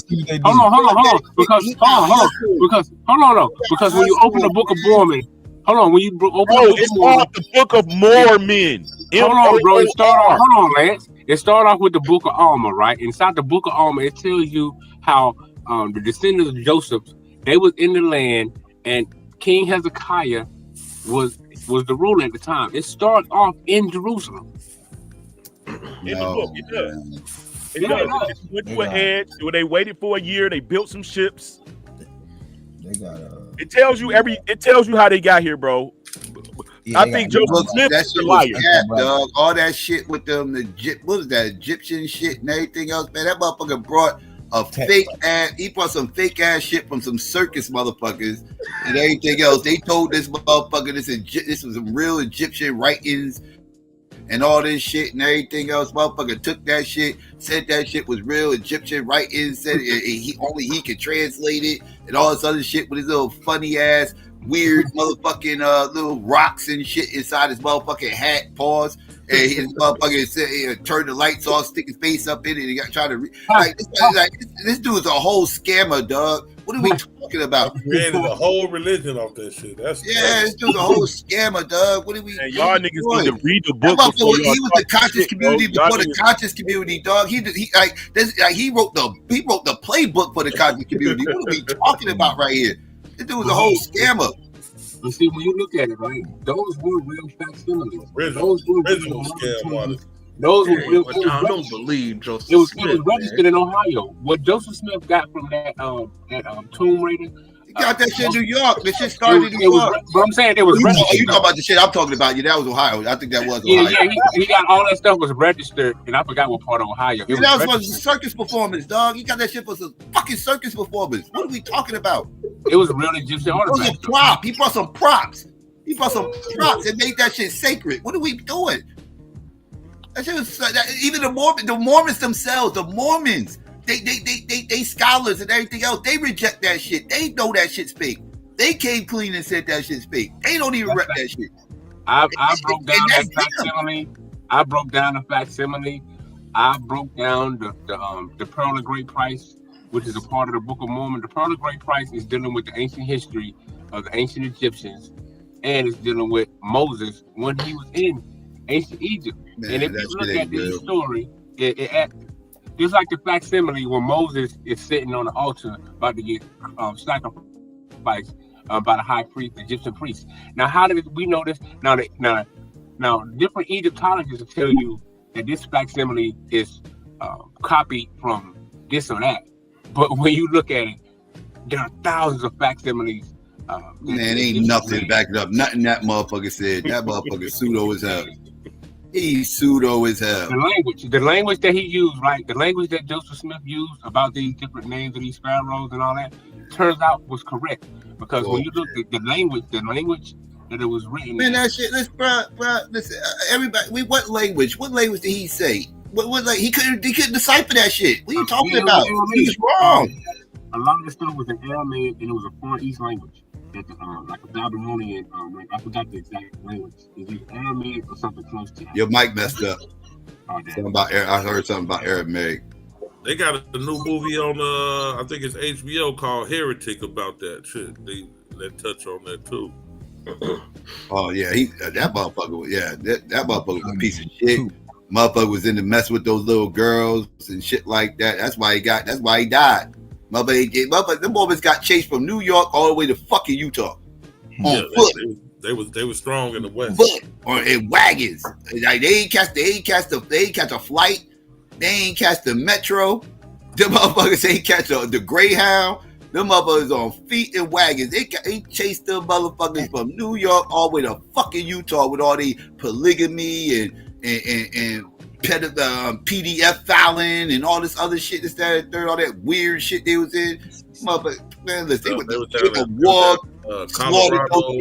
slaughtered those Utes out in fucking Utah and shit like that, man. What are we talking about? Motherfuckers is a piece of shit. They was in Colorado, then they got chased up out that motherfucker. Yeah. They were scumbags. Joseph Smith got locked up. That motherfucker died. He got locked up, and the motherfuckers ran up in the motherfucking cell and killed that motherfucker. You ain't going to court getting. They ain't want him getting out of court and none of that shit. They went up in the cell and killed that motherfucker. Joseph Smith wasn't with the polygamy. I think that was Brigham Young that was with the polygamy and shit, right? Brigham Young was he definitely he was the racist motherfucker, because one thing I will say, Joe Smith did have some black people in his coat and shit, and pretty high ranking too. They were pretty high ranking priests and shit like that. But when he died and Brigham Young took over, he kicked all them motherfuckers the fuck out, kicked them all out the motherfucking coat, everything, and banned black people from joining. Yeah, ain't no black people in the church until I seen some stories where if black people went on that Mormon land, they'd kill them. Yeah, they had nobody. They have another black Mormon in the church until the 70s. They owe too, though. The Mormons owe. They owe. The Catholic Church owe. I'm saying the Mormons owe though. Yeah, which I had already knew. There was a lot of cold-blooded ass. I did some research. I'm not even mad that they kept black people out that coat, that fucking coat.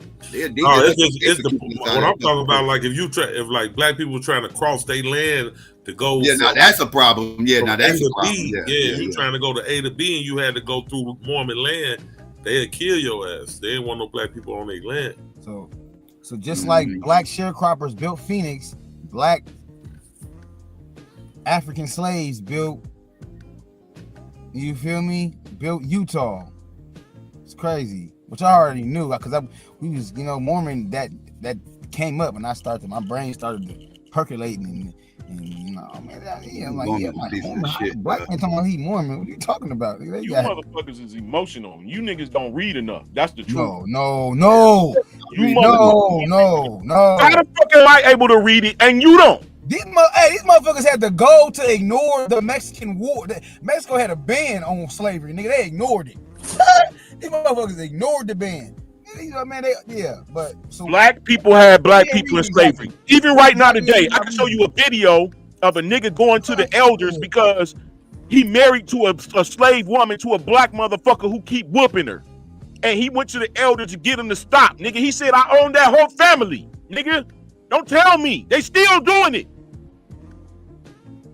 The fuck? Y'all niggas can play ignorant if you want. You want to keep making black people look like 95% white. We ain't do shit bad in life, and we didn't contribute to the situation we in. All that shit is bullshit. Let's be real. Black people had niggas in slavery. You got to mess with them white girls and shit. What black people? Name me the black people with two black parents that had motherfucking a slave. Who? Nigga, I'll show you a video. Oh, you show me. Show me a video of two black parents that have motherfuckers enslaved. And that in America too, not in the Caribbean, not no motherfuckers. White folks do too. That's white supremacist BS. Motherfuckers, you gonna show me with two black parents that's been enslaved, well, motherfuckers was buying their motherfucking family members. They're buying their family members back away from the motherfucking the master from the plantation and shit, because they separated the families. The motherfucking black slave owners that motherfuckers like to prop up with the plantations and everything else, them motherfuckers had white daddies.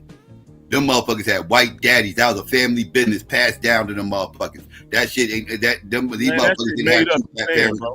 You know, that's real shit. These motherfuckers didn't have two black parents. That shit made up, bro. What's made up? What's made up? That these motherfuckers was biracial? Facts. Biddy Mason was brought to the whole show breaking that shit down, running down through these. Bro, there is no niggas in America who are not biracial, bro. These infamous, famous black motherfucking slave owners and shit like that. All these motherfuckers mulattoes. I even question Anthony Johnson. Motherfuckers love to throw Anthony Johnson up in there. Prove that motherfucker ain't no goddamn mulatto. Motherfuckers got to prove to me he ain't no motherfucking mulatto. That motherfucker they found that motherfucker out in Africa and shit, at a goddamn colony close to the motherfucking shoreline and everything else. I don't know what the fuck is going on over there. Like, that motherfucker could be a whole mulatto, all the fuck I know. They have motherfucking white people that come out there and spend the night out there and fuck those motherfucking women out there. Don't get me started. I'll start pulling up books and shit. Show y'all motherfuckers the fuck what's going on out there. Like, that's where they found Anthony Johnson at. I don't know if that motherfucker's a fucking motherfucker. Got proved to me he ain't a fucking mulatto. So like I said, y'all gotta prove to me these motherfucking black slave owners had two black parents. Because I ain't found proof of it except for motherfuckers buying back their family. That's the only proof I ever found. Go to the plantations. Show me them goddamn slave owners that had them plantations. Watch what you see. Watch what you see. Athema in the chat, shout out to for bringing up Biddy Mason, because I damn near forgot. Biddy Mason, for real. She black woman, like you said, black woman that was brought to Cali with her Mormon slave owners. You feel me? And she actually challenged, so AKA petition, filed paperwork. You feel me? And she was successful in that. I literally forgot all about that. I ain't gonna lie. The goal of me forgetting that. Yep. So yeah, man. So I said we got a history of challenging these crackers, man, especially in the courtroom on paper, man. For real. Yeah, Biddy Mason became a millionaire on me. For real. Yeah, man. Don, your mic fixed. Pause.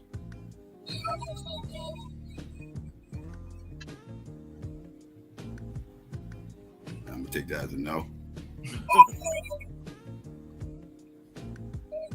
Black Mormon. Black Mormons?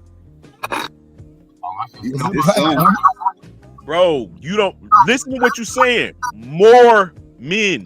MOOR men. More. It's Mormon. Fuck, man. Are you telling me that Mormons are fucking Moors? Yes, bro. Oh, fuck, God. Bro, where do they come from? Hold on, think about it. Where do they come from? Yeah, Moors. Where do the Mormons come from? Think about it. They come from New York, bro. They come from New York. That's where they come from. You got, yeah, true. New York got to hold that L, true. Yes, the Mormons come from New York. Blame true. New York got to hold that L. The hell? Goddamn Utah. More men.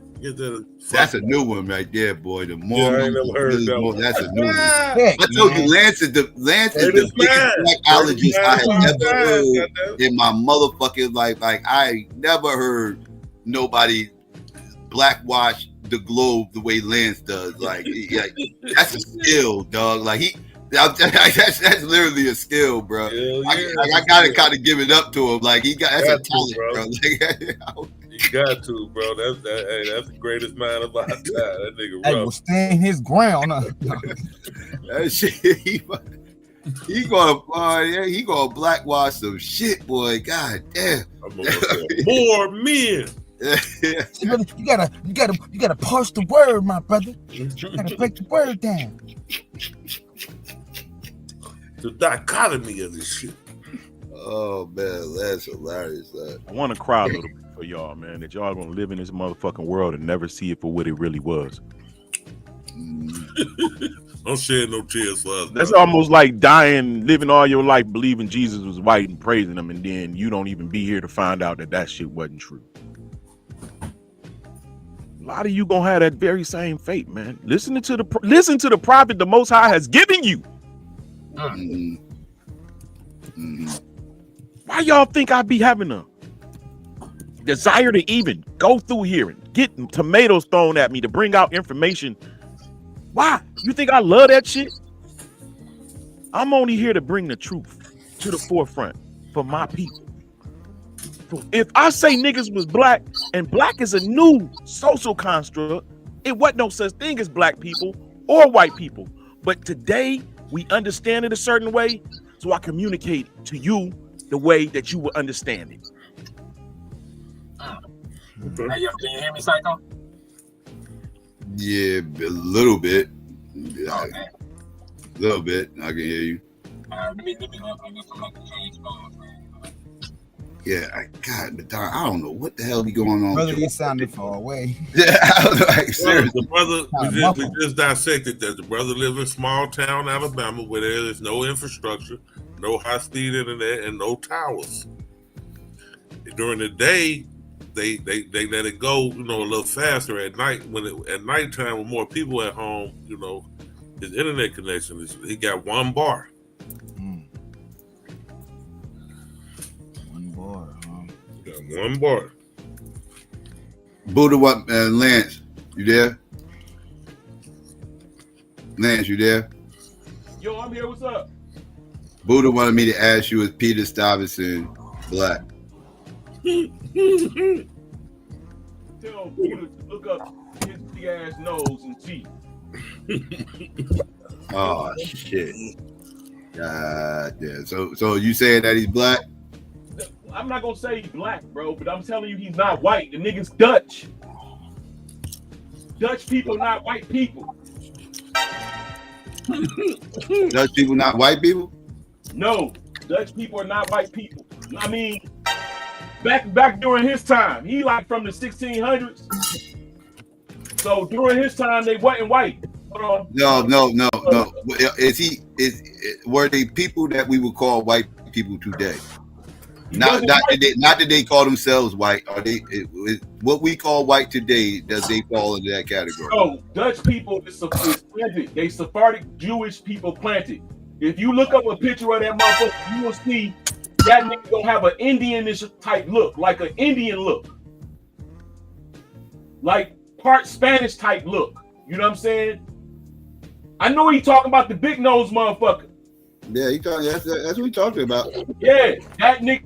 Look at him, bro. The Dutch people was not white people then, bro. And fuck Buddha. Don't ask me shit else. Buddha got the mother. Tell that nigga to get in the league.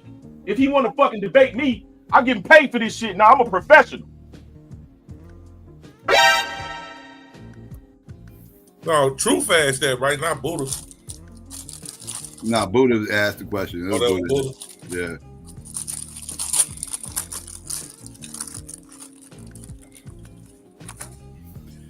He said the Mormons in New York was an anti-Semitic party. Yeah, I know they got kicked out. The Mormons got kicked out everywhere they went. Why? New York, the first spot they got kicked everywhere they go, not white people. No, those are white motherfuckers. The Mormons are white than the motherfuckers, and they got kicked out of motherfucking New York. Get the fuck up out of here. They ran to motherfucking Ohio, Pennsylvania, then Ohio, and then they got kicked out. You're getting kicked out of all these places. Got made it out to St. Louis. I believe that's where Joseph Smith died, was in St. Louis, being a PDF file and messing with multiple wives, and they wasn't having it. They locked his ass up, ran up in the cell while he was in there and murked him.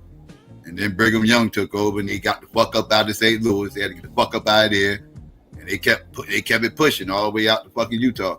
Like I said, that's when they went to war those damn Utes and started killing them off. Listen, man, anytime you reading in history that people is becoming Calvins and Protestants, that's to hide their Jewish or Muslim identities. That's the closest that you can get to what they really believe. So they chose Calvinism and Protestantism, bro. That reform shit. That don't be fooled, man. I mean, I'm just trying to put y'all up on game. Until y'all do the work yourself, you're gonna be having these type of arguments because you pride yourself on lies that's told by the fucking schools. You pride yourself on lies that's told by the United States governments and putting it inside of these curriculum. Until you do the work yourself, you're gonna look at lands like he's pseudo. But once you do that shit, that light gonna come on and you gonna see that nigga been shining the whole time. It's your ass that's been in the shadow. I like the shadows. Shadows are black.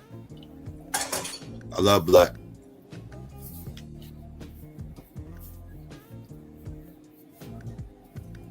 Real.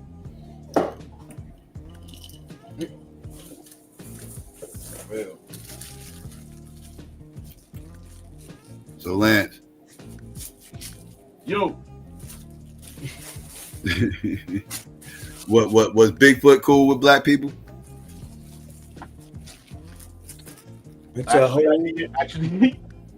Actually, I did read something on that. Actually,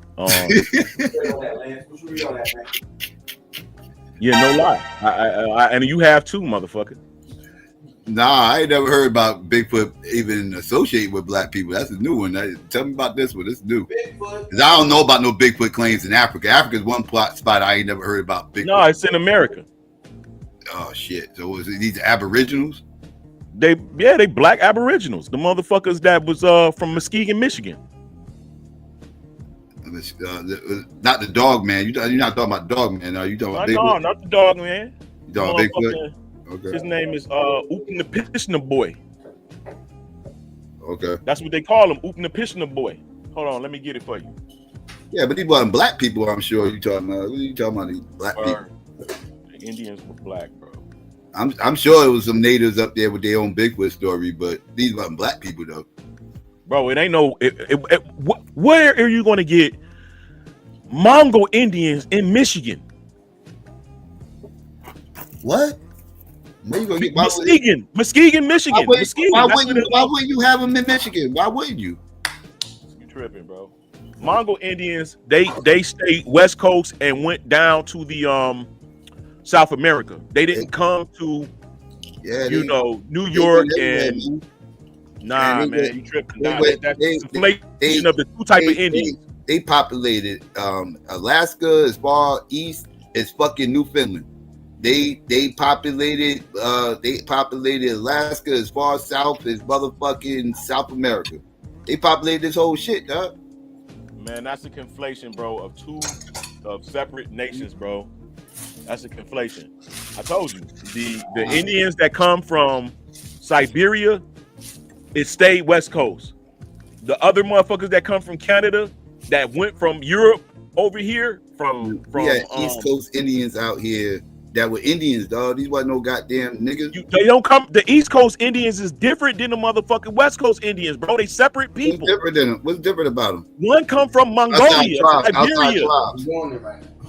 Outside of culture, they no different. No, bro, they different in looks and everything. You had a group that come from Siberia. Siberia is right across from Alaska. Those are they all come from Siberia. They don't. No, nigga. See, that's what I'm talking about. Where they come from? Where the other ones come from? That you claim I told you got them come from Canada, Acadia, Canada, bro. Where them Canadian ones come from? If they ain't come from Siberia, places like from Europe and Africa. From Southern Europe. No. Northern Africa. Yes, there wasn't no Native Americans coming from no goddamn Europe or Africa. Wasn't no Native Americans coming from no Europe and no Africa. No. Them motherfuckers, they crossed over that goddamn land bridge, and some of them sailed over here and sailed down the coastline. But that's when you're dealing with like Chile and Argentina and like the western coast of like Tijuana, shit like that, and everything else. Some of them might have sailed down the coastline or whatever the case may be. But still, they still came from the same areas. Hey man, a scholar look at your show while I'm up here and say, why do he stay up there with them idiots? I feel you. You niggas don't read, bro. Like, how the fuck you think niggas you think those fucking Mongol Indians is the same as the East Coast Indians of America? Yes. You're not, bro. Yes. Bro, you ain't been done enough studies, bro. You need to get back in the debate league, nigga. Yes, they populated the Americas. From over thousands of years, they populated the Americas. Thousands of years. I disagree with you, bro. I'm gonna have to point you to a book called "The Ancient History of America," with the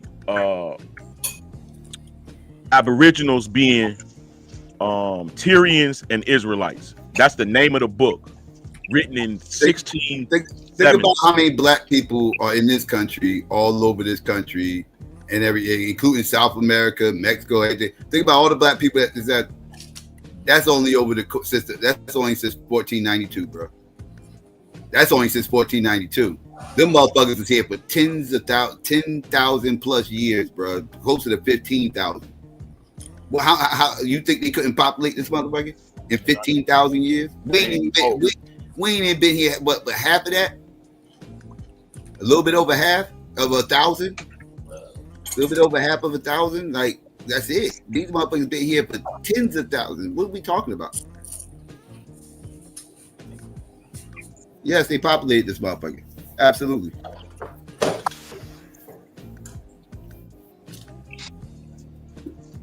You can't even fathom 10,000 years back. Well, Bible don't even go back 10,000 years. The fact that it's saying 10,000 years is a lie, bro, because there's no consecutive time of history for the world of 10,000 years apart. The world get destroyed in between times. It's not true. You got 2,000 to 3,000 years, and then it ends. When was the world destroyed in the last 10,000 years? It's several times in the last 10,000 years, and I can show you. What do you mean, nigga? Show me 3 examples. One in the last 10,000 years. He gonna try to show me one. I want to definitely see 3. Yeah, I'll take one, but yeah, the way the world was destroyed, I would like to see that. I hope you don't go to the mud flood. Last time you could show me the world got destroyed was the goddamn asteroid that killed off the fucking dinosaurs. The last time you could show me the world. Why do you think they're just digging up the fucking pyramids in the 1800s in Africa? What pyramids? What pyramids? The fucking pyramids, bro. Them shits was fucking 30 foot under. No, man. See, right. Here we go with that. No, we're not about to do that pseudo claim. We're not about to do that pseudo claim. Yeah, that shit is pseudo. Y'all was on this. Show me 30-foot pyramids under. You can't show me that. Show me that. That ain't what the hell they discovered. Yeah, this is where y'all photo. I can show you a photo. I can show you a photo of the Sphinx where the sand is down to his neck. Okay, that's yeah. Why do you think you get that much? It's not just around the Sphinx. That's an old picture. Yeah, I know you're talking about. That's the 1800s. Yeah, they just dug it out. Yeah, exactly. That's 1800s. And then answer this. That's because it wasn't. That's what happens when the Sphinx ain't maintenance over hundreds of years. The sand moved up to his neck, and then they dug it out. I can't, bro. If you think that, bro, it's niggas that ain't lived it, bro. That's crazy for you to even think that fucking not being somewhere will cause sand to accumulate around. It was already set. It's in the middle of sand. It's in the middle of a desert. That sand come from an ocean. It's in the middle of a desert. It's literally in the middle of a desert. Yes. So what is so surprising? Something in the middle of a desert that hasn't been maintenance for hundreds of years. It got shit filled all the way up to his neck. Like, how was that surprising to you? And why the fucking Grand Canyon ain't filled with sand? Why the Grand Canyon? It goes to show those. The Grand Canyon. What you say? Why is the Grand Canyon not filled with sand? The Grand Canyon ain't that deep with sand. Sand ain't that deep in the Grand Canyon like it is in the Sahara. Nigga, you saying if something ain't kept up in maintenance for hundreds of years, then sand. Why is it the Grand Canyon is more plains, not like it's a desert, but it's not a whole desert of sand. Like, you're not walking on massive amounts of sand in the Grand Canyon like you is in the Sahara. It's literally the Grand Canyon. You The pull Grand up a Canyon is picture full of of the Grand sediment. Canyon, you're not going to see a whole asshole of sand like you do in the Sahara. You're not. Yeah, it's full of the Grand Canyon is full of sedimentary rocks and all that Right. type of shit. That's way Right. different from the landscape of ancient Egypt. The Sahara. Right. Man, we need like a house fucking. Like, you're not gonna find no sand dunes in the Grand Canyon. What? When the last time you been to the Grand Canyon, bro? You gonna find sand dunes in the Grand Canyon? Yes, you gonna find sand dunes in the Grand Canyon. You gonna find sand dunes on the west coast of Michigan. Only at the bottom because of the water that ran through there. Close by the shore. Sand comes from water. I want you to realize, Right. Sand don't come from not being there. Exactly. Green shit comes when you don't be there for a long period of time. Green Right. shit come back. And the sand comes Right. from the ocean. Right, and the only thing going through the Grand Canyon is a river. Oh, nigga, it was The a whole Colorado ocean. River. Right. Listen, bro, you got the whole. So you know where the dams is around there, right? Those dams that stop the oceans that flow through those areas, bro. The dams that's over there. There's not enough sand in the Grand Canyon to make no dunes. The Grand Canyon ain't filled with sand like that. Right. The flood carved out the Grand Canyon. Not the flood. The Colorado River carved out the Grand Canyon. Colorado River was much higher at one point in time. What? Yes, the Colorado River was much higher at one point in time. The Colorado River carved out the Grand Canyon. Because when you look at it, when they did a study on the rocks of the Grand Canyon, right, and it showed how the length of time that the Grand Canyon formed was more rapid when it started. It's like how could water create something this fast? So a lot of people in my sector, we think it was the flood, but you know.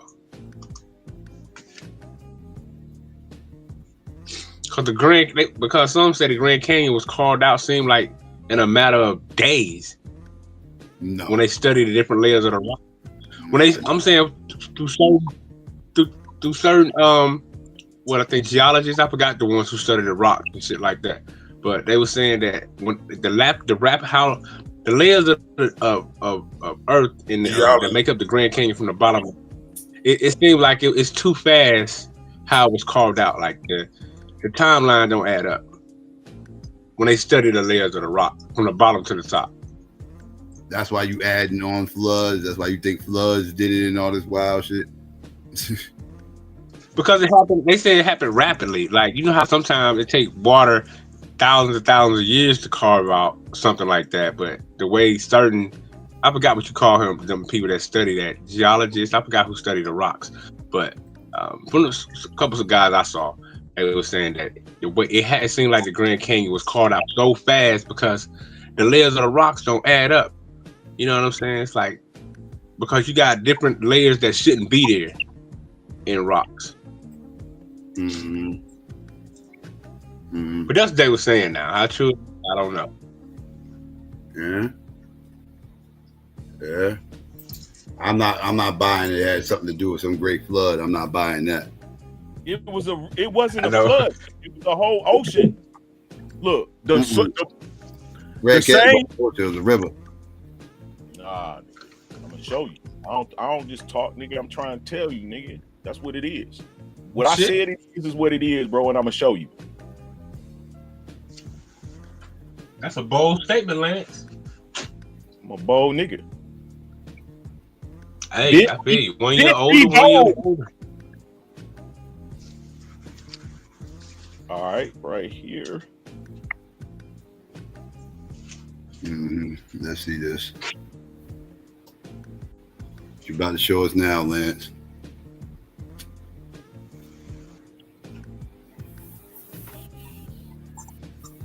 You about to show us how the Grand Canyon was created?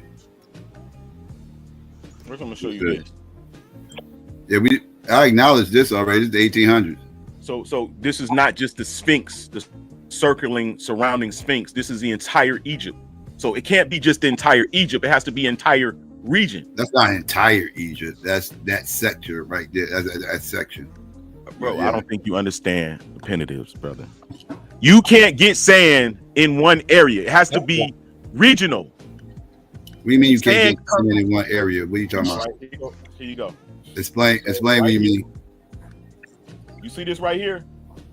This What, here, you telling me drawings, Lance? Come on. they didn't have pictures. This is an actual book. What do you mean? This is an actual. Yeah, a book with some drawings in it, man. The drawings. What do I do with you gotta drawings? go with the cartographer saying, nigga. What do you mean? I don't know what they saying. I don't know what the hell this is. Like, I'm about to show you right here. This is Africa. Here go Europe, Italy, right? Asia. All of this is an ocean. Where is South Africa? This is the Sahara. I don't know what I'm looking at. I don't even know what I'm looking at, Lance. You just whipped out one of these map type pictures that I don't know what I'm looking at. All right, you want me to teach? I got to make it bigger. You make it bigger. I can't. I got my eyes is bad, man. Cartography of the What is it? My eyes is bad. Can you make it a little bit bigger? Where the pyramid at? Wait, hold on. What region is close to Egypt, Lance, that produced that sand that you're talking about? This is Egypt, motherfucking Mediterranean. Listen, bro, it wasn't. This map is not even accurate. What is this? What do you mean? This is Africa right here. It's all underwater. The ocean. Africa. Where does it say Africa at? That's some flat earth. Listen, look at the area. Afri. This is West Africa over here. Here go Europe over here. Italy. Okay, that's Spain. Right. Exactly. And look at where the water the map is. ain't all the way accurate, but let's continue. How the map ain't accurate, bro? What are you tripping on? What do you mean? The map ain't all the way. Isn't that where they saying it is? Italy. They say this is Africa all over here. What is this crap? All the way this whole thing is Africa. Wait. Stop me cursing. Wait, stop. You're cursing back and forth. Okay, I'll move up a little bit. That map ain't mapping. That's right Asia. there. What's that? Asia. I don't say Africa. That says I don't say Asia, bro. Asia. ASIA. That's an F, isn't it? Like an F to me. So you don't read a lot of middle, bro. The F is a S in those times. Oh shit. That map ain't mapping, brother. Afri. AFAPHRI. Afri. Right, this is Africa. So none of this stuff is shaped correctly or in the right spaces and everything else. It's an ocean that runs in between, bro, and we can read it. We can read it. We can read it if you like, but you can play. You can stay where you want. You know what I'm saying, and be like you want to be, and believe what you want to believe. But I'm giving you the way. I'm giving you to understand it. You show me a map that's not even accurate. You show me a map that's not even accurate. All right, so here we got an ocean right here, and I told you that Egypt was underwater. And then we go back here, and we see in the 1880s, Egypt is still under sand. The water subsides. Now it's under sand. That sand been there. Man, so how did the sand been there? And who built the motherfucking pyramids under the sand? The wind. That's what I said. They did build. The wind did that. The sand was lower than when they built the pyramids. Lance, the sand was lower. The sand accumulated after. And the wind. Sand come from ocean, bro. It don't just happen. Wasn't no sand when they built the pyramid. The wind did that, man. That shit was green all through that motherfucker. Exactly, bro. It looked like the fucking Amazon. Yeah, the wind. I don't believe it was green when they built it. Like that, man. I think it was sand there when they built it. Bro, you not gonna build no fucking pyramids and shit around some shit that's not lush and be productive where you can live. Like you don't have to leave this bitch. You can't grow no food out of it. No corn. Those Nubian pyramids, it was green in the Nubian pyramids too. All of that shit was green. I'm not buying that either. I'm not buying it with green with Nubian pyramids either. You gotta buy it. It's already bought and paid for, nigga. That was good green farm, man. If you don't go pick up your layer way, that's on you, nigga. I'm taking it. I'm out. It wasn't green out there at that time. It was the Sahara was green at one point, but not when those pyramids got built. Yeah, what? When the pyramid, the land of Egypt was underwater when Egypt was first discovered. It was underwater because that's how we know the Nile flood every year. So when the daughter of Ham, called Egyptus, founded the land of Egypt, it was underwater, right? But see, you can find this in Pearl of Great Price, the Book of Abraham by Joseph Smith. It fills in the gaps. I know some people don't accept it, but we definitely ain't accepting no Joseph Smith. But it makes sense. That's the only place I ever seen how the land of Egypt was discovered, right? Everybody tell you, oh, Narmer was the first this and that, but no one tells you how the land was actually discovered. But when I read the book of Abraham, right, it tells us that one of the daughters of Ham, named Egyptus, discovered the land of Egypt. It was underwater, and her son became the first ruler of Egypt. And that makes sense to me. No, what don't make sense to me is y'all think that blowing wind have blew to the point to where it created that much sand. So what mountains? Listen, all of that sand. What mountains or what rock formations in them areas did those fucking particles come from to create all of that sand? From the surrounding area, land. Then it won't be no surrounding area. Y'all tripping, bro. Nigga, this shit come from the ocean. I just showed you it. I just showed you it. And then when you ready, I'll put money on it. Debate your cause, whoever, nigga. I got what comes from the ocean? Show me a picture. That was what comes from the ocean, you said? It says right here. While the area surrounding the Nile River in the ancient Egypt were fertile and green, the Sahara Desert, where the Nubian pyramids were built, was not as green as it was during the African humid period, a weather period thousands of years before. In other words, that shit was built on sand, like I said. Some goddamn, the Sahara wasn't green. It said it was green and fertile by the Nile River, but not by the Nubian pyramids. It just said that. The Nile River and the Nubian pyramids are two different things. Y'all gotta stop conflicting. It said not as green. It didn't say it wasn't green. I got maps that's showing it green as fuck, so I don't know what you're talking about. So I don't care about the I know you don't believe those maps, dog. I don't care about maps. Satellite show old river. They got whole fucking buildings under the fucking sand. Besides a map, it don't make sense. Those maps ain't even primary. Those maps ain't even primary. Nobody's gonna build their fucking civilization on nothing that they can grow food on, bro. Why would they build that shit in the desert? Calm down, bro. They got satellite imagery shows old river systems all through the Sahara, the desert, bro. They've used this technology with satellite to show there was all kind of different water streams and rivers running through that area thousands of years ago.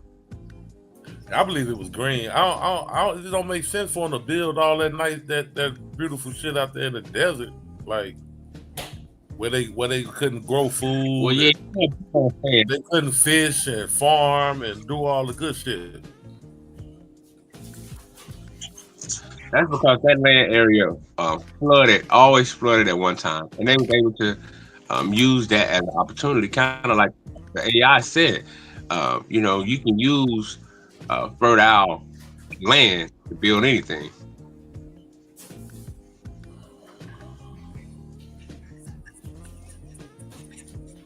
I don't know. They still ain't figured out how they built the motherfucker. I already know how they built it. They got an idea how they break down sand, bro. In that area, it's gonna be full of fucking minerals and goddamn seashells and shit. That's what that shit show. What happened? When you look at the research on the sand in that area, you're gonna see that it's made of fucking coral. It was at one point in time. At one point in time, it was underwater. Well before all that shit was built, though. That's where the sand came from. It was underwater. It was the sea was the Mediterranean Sea and the Red Sea and all that stuff. That shit was like it was risen and it ran into North Africa. That's why North Africa got all that fucking sand, because it was underwater at one point. Now how you gonna switch like that, dog? I ain't switch.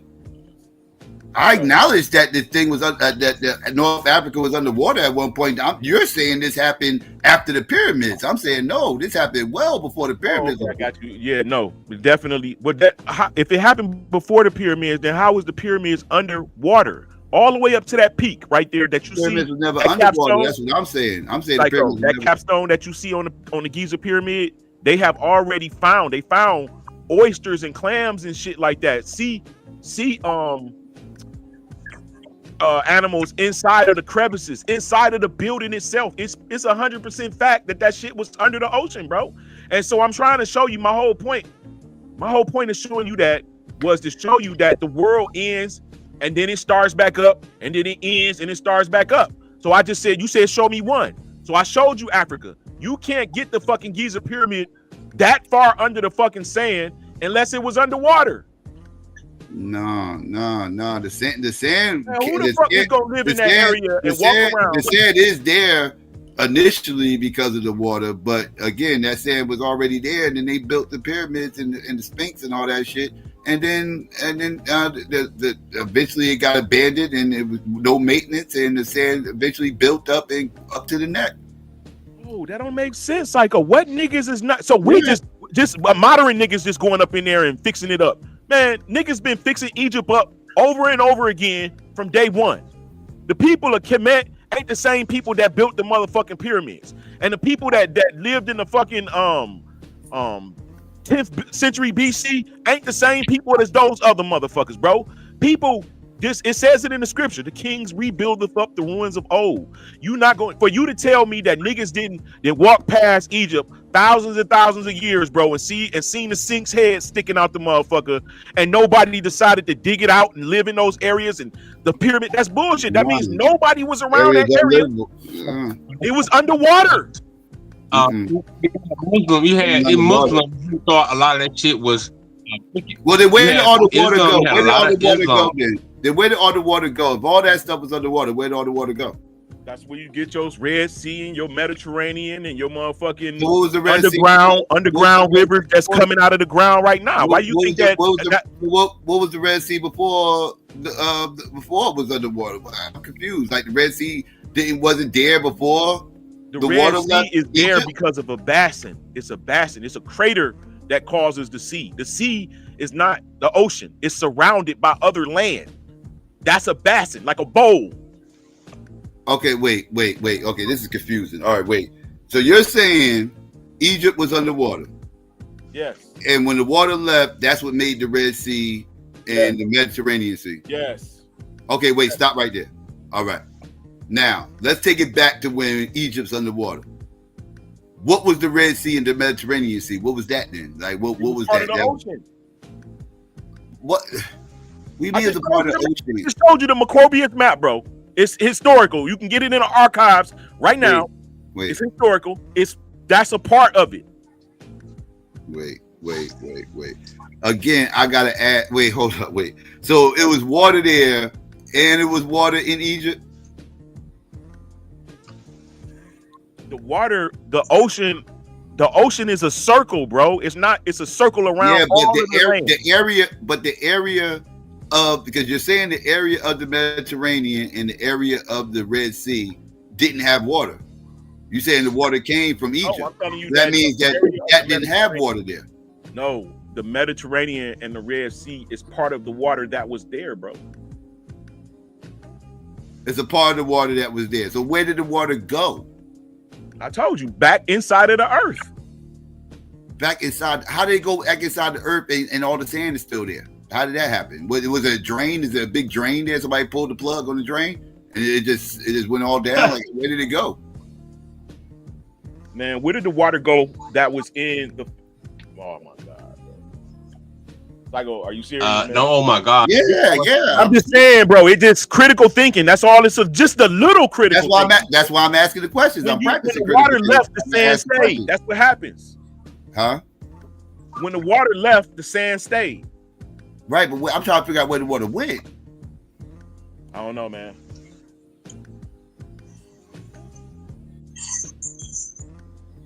Nigga, don't nobody give a fuck about what you eat, nigga. Why you keep showing us food, nigga? So Lance, what you saying, at the bottom of every ocean is nothing but sand at the bottom. At the bottom of all the oceans is sand. Facts. It comes from pulverized stone, coral, minerals, gems on the bottom of the current of the ocean floor being pulverized over thousands and thousands of years. That's where sand comes from. So where did people go? Where did the water come from? Because obviously the water wasn't there before the pyramids were built, right? Because you're saying the pyramids are built, then the water came, right? That's what you're claiming, right? So where did the water come from? Something we got to look into, man. I know. I don't feel like getting off into all that because y'all don't believe in the scripture. Is that the flood? Is that the flood that you're talking about?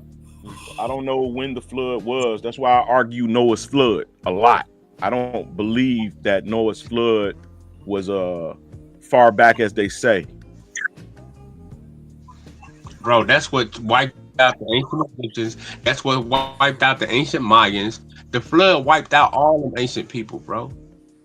And then, like you said, people came back around and tried to inhabit it. And that's why we see when we go to ancient Mexico, we can tell the difference between the architect. We can see a late Johnny come lately trying to build on something that was ancient and unique. You know what I'm saying? So when you go to Egypt, that's why you see fucking trying to replicate that which was old. No, you know, when you download me, the book, to me, the flood. You download the book and read But Lance, all I'm saying is this real quick, you got it. When we look at ancient Egypt, when we look at ancient Mexico, when we look at all these ancient areas where all these unique structures are at, the people are gone, right? And you have another people that's there and say, hey, this was here before we got here. We built on top of it, but these people was this and that. So I think the flood wiped all the people out after they built all that shit. Mm-hmm. So the flood came and I don't know why washed all the people. So the flood, all right. So the flood came and wiped all the people away, and nobody came and populated that shit afterwards. It just sat there to the 1800s. Yeah, they came back. Yeah, they came. No. People came back in Egypt during the time after Noah and all his kids repopulated the earth. All them people went back through there and tried to resurrect all that ancient shit. And they, you know what I'm saying? They tried to resurrect a lot of this shit. No, that's what the book of and rebuild on. Joshua says. It says it. See, there it is right there. And I haven't read the book of Jack. That's why I said the kings rebuildeth up the ruins of old. I'm going off my ancient memory because I still got that DNA in me. So I'm going off my ancient memory. Y'all crazy. The ancient DNA. Yeah, we got it in us, right? We still got a role. We the same thing DNA that makes Park story is so that the information is not, bro. And I just know I you just tap in really when sometimes. these kids repopulated the earth, you really believe that too. Like that's wild. It's colder than your DNA, Madonna. Yours as well, you know what I mean? We all got that information. That's why DNA is information. That's why certain scientists will tell you if they was to write the code of DNA out, it would fill over 1 million pages of books. So all I'm saying is that ancient information in us, and sometimes that's why when we dwell on things, certain memories or certain ideas coming up like, yo, this look like this, and then a lot of times we be wrong. And sometimes we be wrong.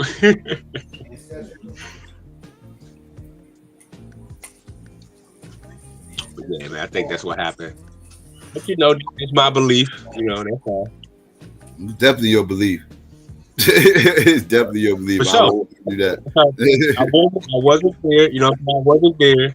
All I can do is go by and study the little things I call evidence and what they present as evidence. You know, because that's all I'm doing. I'm doing the same thing the white folks doing, putting the puzzles together and see what fit. And if it don't fit, I must have quit. But if it fit, I can't have quit. White boys so that made I up think that, that I see white boys that made up that story pseudo too, man. Them up, they the original pseudo. Yeah, so how do you explain the pyramid and the thing under sand? The white folks once gave us Atlantis, right? I just want to know. Go ahead, Psycho. Answer his question. I'm sorry. What's the question? The white boys gave us Egypt was Atlantis, right? Yeah, hell yeah. Yeah, they started all that Atlantis shit. Yeah, that's all white boy shit. Most of this pseudo shit started with white boys. The vast majority of the pseudo shit you hear came from white boys. All got white boy origins. Yeah, it was the Greeks who talked about this so-called Atlantis. You know what I'm saying?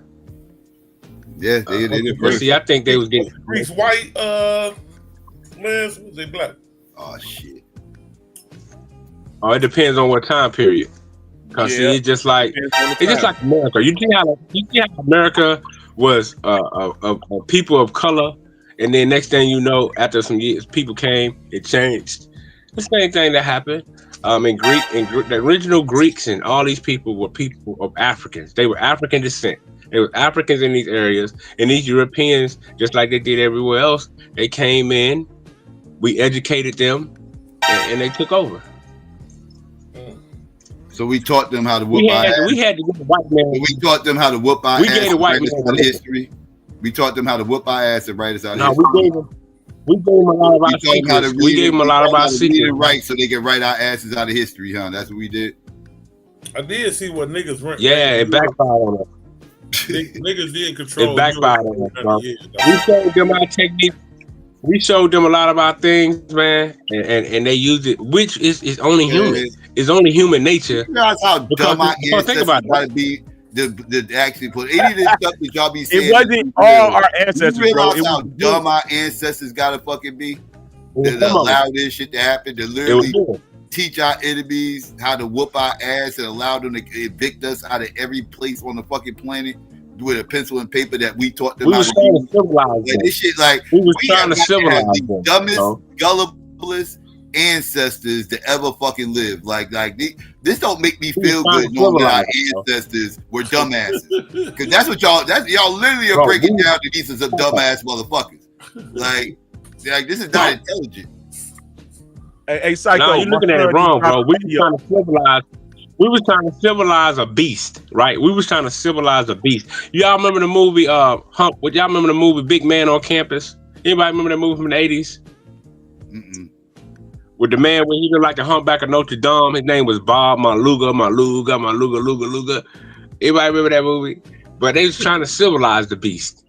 So that's what we tried to do with the Europeans. We tried to civilize them. Nigga, we created Skynet. Nigga, that's what y'all motherfuckers said. Y'all said we created Skynet, and then the Terminator started whooping our ass. That's what y'all saying. We created the Terminator, and then they whooped our ass and took over the planet. That's what y'all be breaking down. Yeah, and we gave them a time to rule, and now they nigga. Now you get it. What a bust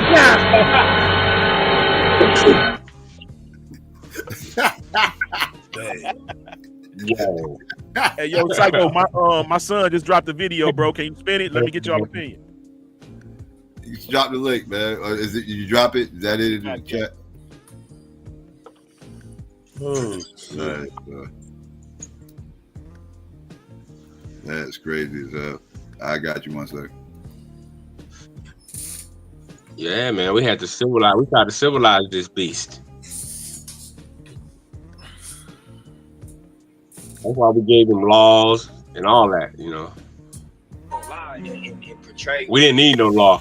We was righteous by nature. I had it figured out. No, I just didn't quit. That's the only distinguishing quality from me and probably whoever else going through this or went through this or is gonna go through this is that I ain't quit. I went through every emotion. I went through every emotion with trying to pursue what I'm doing. You know what I mean? And I think that what's gonna separate whoever's gonna try to go for something is that you ain't gonna.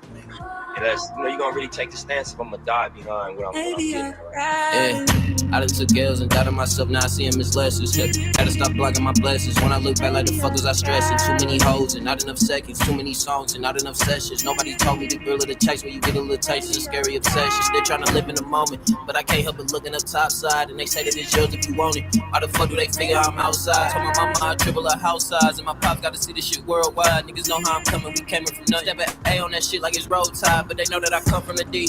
Niggas one day gon' wake up and see I'ma be who I'm destined to be. I can't spend no more time not invested in me. Niggas hate that I've been on this level. I feel like Geppetto. They know that I'm pulling the strings. Just for the ones in the ghetto that know that they special. Just know to keep chasing your dreams. I promise this shit ain't as tough as it seems. Niggas gon' tell you dead wrong. Gotta be crazy before you amazing. That's just how it is when you headstrong. Niggas stick to the script. They gon' play along. Nigga fuck what they saying and stand strong. Ain't no quitting in this. Whether hit or miss, they gon' know that we reaped every seed sown. Even during them cruel winters. No limitations. It's no limitations on who gon' hate you. It could be family, it could be friends, it could be niggas that you never met. But ultimately, I think that it boils down to how bad do you want it? How bad do you want to live out this story? You know what I mean? And do you want to continue the journey? Because it's gonna test you. It's not easy. It's never gonna be easy, man. But you just gotta keep pushing forward. This shit is really one of them things that survival of the fittest. You know what I mean? And you gotta work out every day. This is what it is.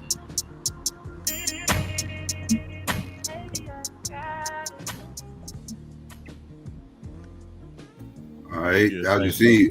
How'd you see? Yeah, that's my son. All right. It's definitely different, you know, than a typical. How long you been at it? Yeah, that was the. Shit, he 26 now. We cut his first song at 17. Oh damn! So he been doing it for a minute. Yeah, he got a couple of things. He just did a song with Roy's son. That shit hot as hell. So right now we're just doing videos to everything. Yeah. I didn't do that video like I did the other ones. His boy did that. Mm-hmm. Editing was dope. That's important. The visuals. The visuals is important. Mm-hmm.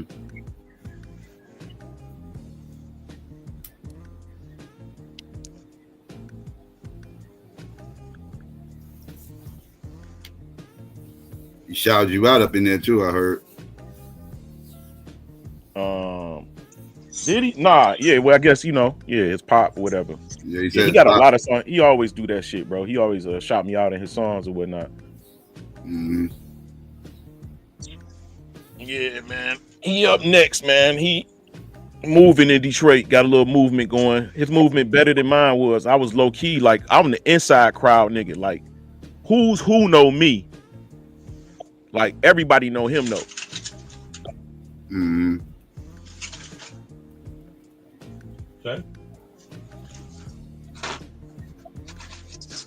But when I was doing it, of course, they didn't have no motherfucking internet. I know. They didn't have those videos.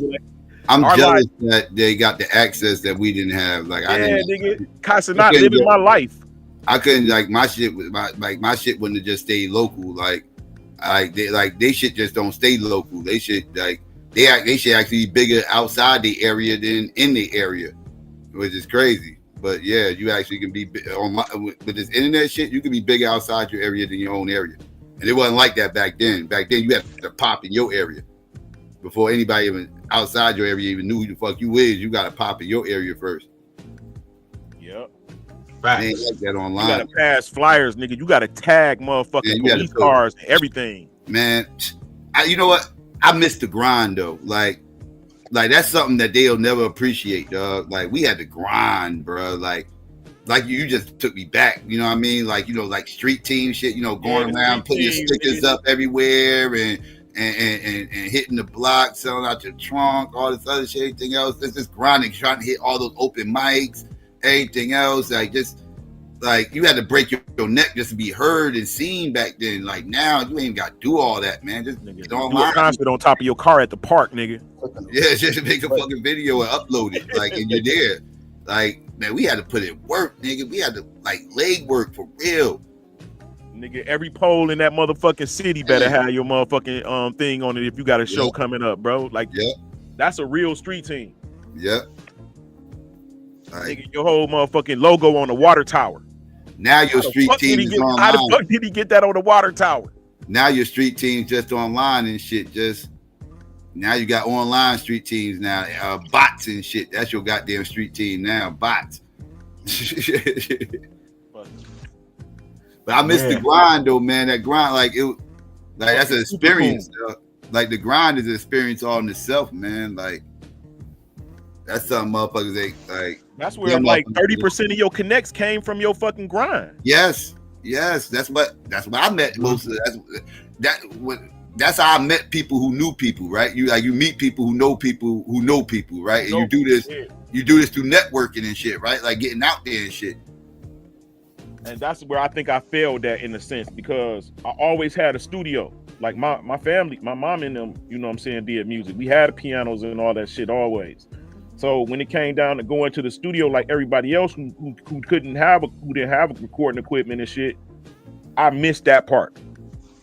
Mm-hmm. My grind, my connects came from the shows, the actual rap battles and shit like that. Open mics and shit like that. Yeah. But this nigga, he could just do a video and gain 10,000 followers, nigga, in 24 hours type shit. That's what I'm saying. Like it took a nigga to go from 50 states show to show to even get awareness. It's good as far as like you can get your shit out there quicker to more people, right? But it's like I said, but in some ways it's bad because like again, like they don't get the experience of the grind. And like I said, the grind that in itself is an experience that everybody should have, right? Like, because if you get it too easy, you know, it's like I don't know. It's like they're not appreciative of what they actually got. Yeah, that's real. Don't sound like you was trying to make a hit, Lance. You sound like you just making music. Me? No, I made hits. My shit's still around, still online, nigga. Still moving. I'm still, nigga. I think I got like, bro. Back then, niggas was just trying to be heard, man. It was hard just to be heard back then. Word up, that's real shit. Bro. Please back listen to my demo type shit. Yeah, man. Just take this motherfucker for free and bump it. Just hear me out, bro. Look, check this out, man. Look. Yeah, for real. Like, yo, like I'm dope. Like, seriously, like, because you know, motherfuckers always hear that shit. You know, like, you know, I've been in that position where motherfuckers always come and you be telling me they can spit and everything else. And I was that guy, right? You know, so I know, like, motherfuckers hear that shit all the time. You know, I'm dope. And you know, like, yeah, all right, like they hear that shit all the time. So a lot of motherfuckers don't even want to waste their time even listening because they so it's just hard just to be heard. I'm telling you, if I get this motherfucker just to hear me spit 16 real quick, I'm good. I'm Gucci. That's back in the days, bro. See, today you got to jump in DMs. Back in the day, you had to literally get dissed in the bitch face. Man. Excuse me. Oh, that's another thing. Yeah, that's a whole other dynamic. Yeah, that's the same dynamic though. Like same dynamic. Yeah. Yeah, a lot of these dudes don't even know how to holler at chicks anymore because of you know, they used to slide in DMs now. You take them outside the DM, they stuck. They don't know what to do. Yeah. They'll probably cry if they get dissed to their face like we used to. It didn't happen that often to me, but it did, nigga. I remember one time I got dissed so hard. Niggas, I just came from doing a show. It was the world. I know you remember this. It was the first show that was done after they had banned shows, hip hop shows. After them people had got trampled. Oh, you talk about out here and shit. Yeah. Right. And they came back with the Biggie Smalls, Craig Mack, 69 Boys, World Peace Tour. The World Peace Tour. I was in there. I'm from the group called MOB. Okay. And, so I came back, right? And we at the, you know, famous Belle Isle Park, and I'm hollering at a chick, and she was like, no thank you. I said, bitch, you know who the fuck I am? She was like, no. I was like, hold on, wait a minute. I had to think about it, bro. Like, she was like, no. And it's because we just did the fucking shows. Like, it felt like I was already famous, nigga. I signed autographs. I was on a tour. Nigga, if that was today, you do a show that big, people gonna know who the fuck you is. Nigga, back then, I did the show. She said, like, no. That shit is deflated my head. My shit was like... She didn't know who the fuck I was. Yeah, the curve. Yeah, Getting that curved shit don't move like that. Getting curved only hurt when your homies, when the niggas laughed and shit. You know what I'm saying? Yeah, nigga, them niggas was to me, that was cracking the worst part about getting curved. When you get curved in front of the niggas or any niggas, oh man, they used to be the worst moments, nigga. Yeah. You be ready to Jesus cuss a come bitch to out. bless you. Bitch, you don't know who I am? No. That's what they kept saying to me all night. They kept fucking with me like that all night. No, they would bring up a new name and shit. Malcolm X. I forgot what my man said. It was so funny. I wanted to fight his ass. He had said something about like Malcolm X or Martin Luther King. Like, bitch, you don't know who I am? No. That was the theme all night. How she was like, I don't know who the fuck you. Why ain't you never work on? Why ain't you never work on making a hit, Lance? Shit. I think I got several hits. I don't think I moved it. You think, brother? I mean, you know. But So you think you made a song that will be the public thing, memorable for 100 years? Yeah. You think you got a song that'll be memorable to the masses of the people for 100 years? Or not even the masses, just you know. I think that's what it takes, because as I looked across, I don't know because how you know I love hip hop. Music, Don. You can't rap. Nigga, I'm the best rapper on the planet, nigga. Crazy, nigga. I'm the illest rapper alive. You know, you just wait. You wait, you see. You know, you just give me time. Just hold up, nigga. I'm gonna show you. But what I'm saying is this. Earth song. I mean, one flat Earth song. Bro, I did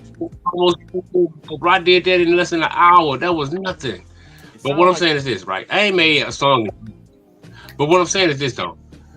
When I look at artists, right, they all like mega stars. They always had like one song that always stick out. And it seemed like they focus was on, I gotta make a hit that lasts the test of time. You know. And sometimes I guess you don't know what's gonna be. It's probably how you make a hit today. Back then, you just made songs. You made good music. You just made songs, the crowd to vibe with you. That you can get the crowd to vibe with you with. You wasn't thinking about no hit. You didn't give a fuck about a hit. I beg to differ. Madonna, you 20 years younger than us, bro. Stop the cap. Yeah, it was not 20 years younger than y'all, man. Stop the cap. I may be. I know I'm. How old are you, Madonna? 45. Man, I'm sitting on a riding with a 4.5. I'm under the age of 30. Man, when I was breakdancing, you was on the porch watching, nigga. Oh shit. That might be true. But that will make me better than you. You ain't. Cause I studied and mastered your shit. I mastered your shit and everybody else shit. So that right there, Lance, is what's gonna put me on top. Madonna, you can't play a song better than my lowest song. Trust me. You don't have a song in your archives that's better than any song I made at any age. And I got music since I was fucking 22 years old.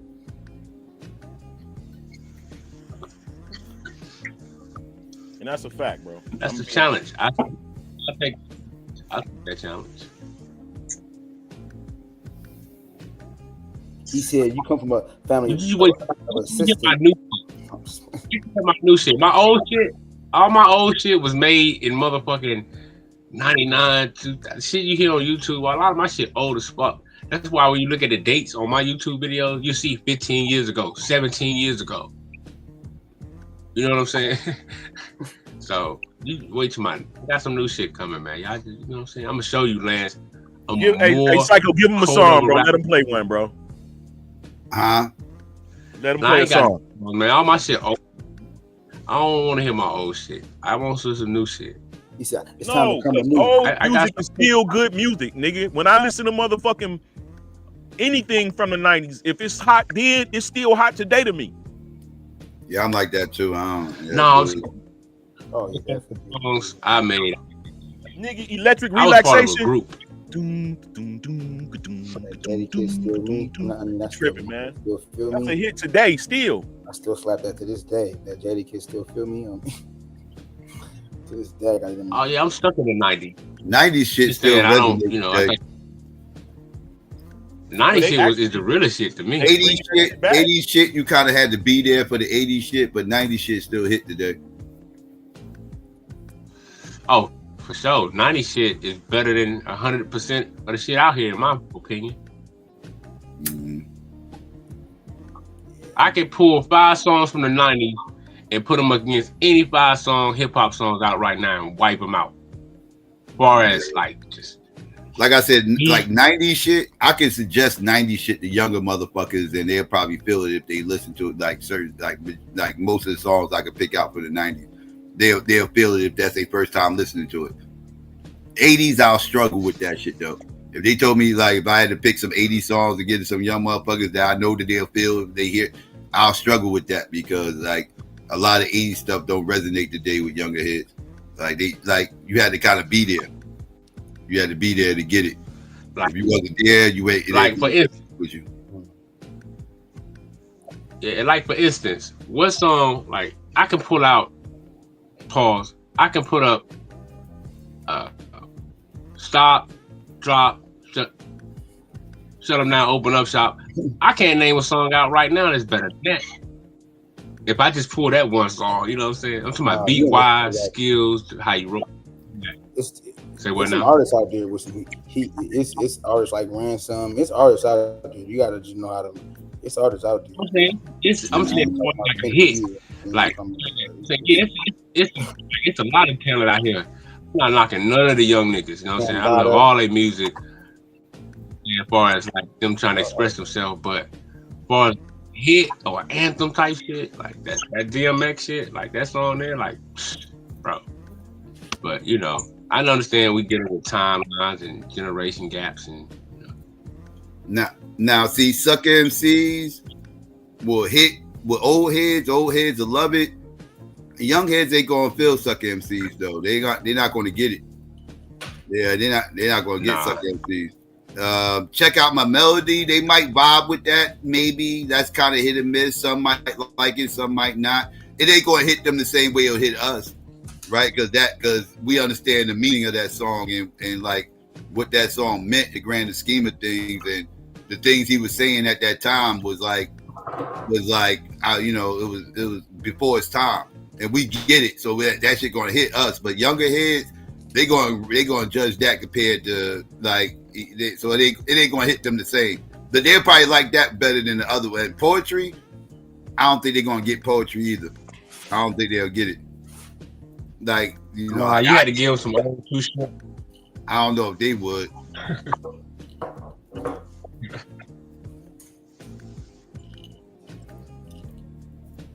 I don't know if they like.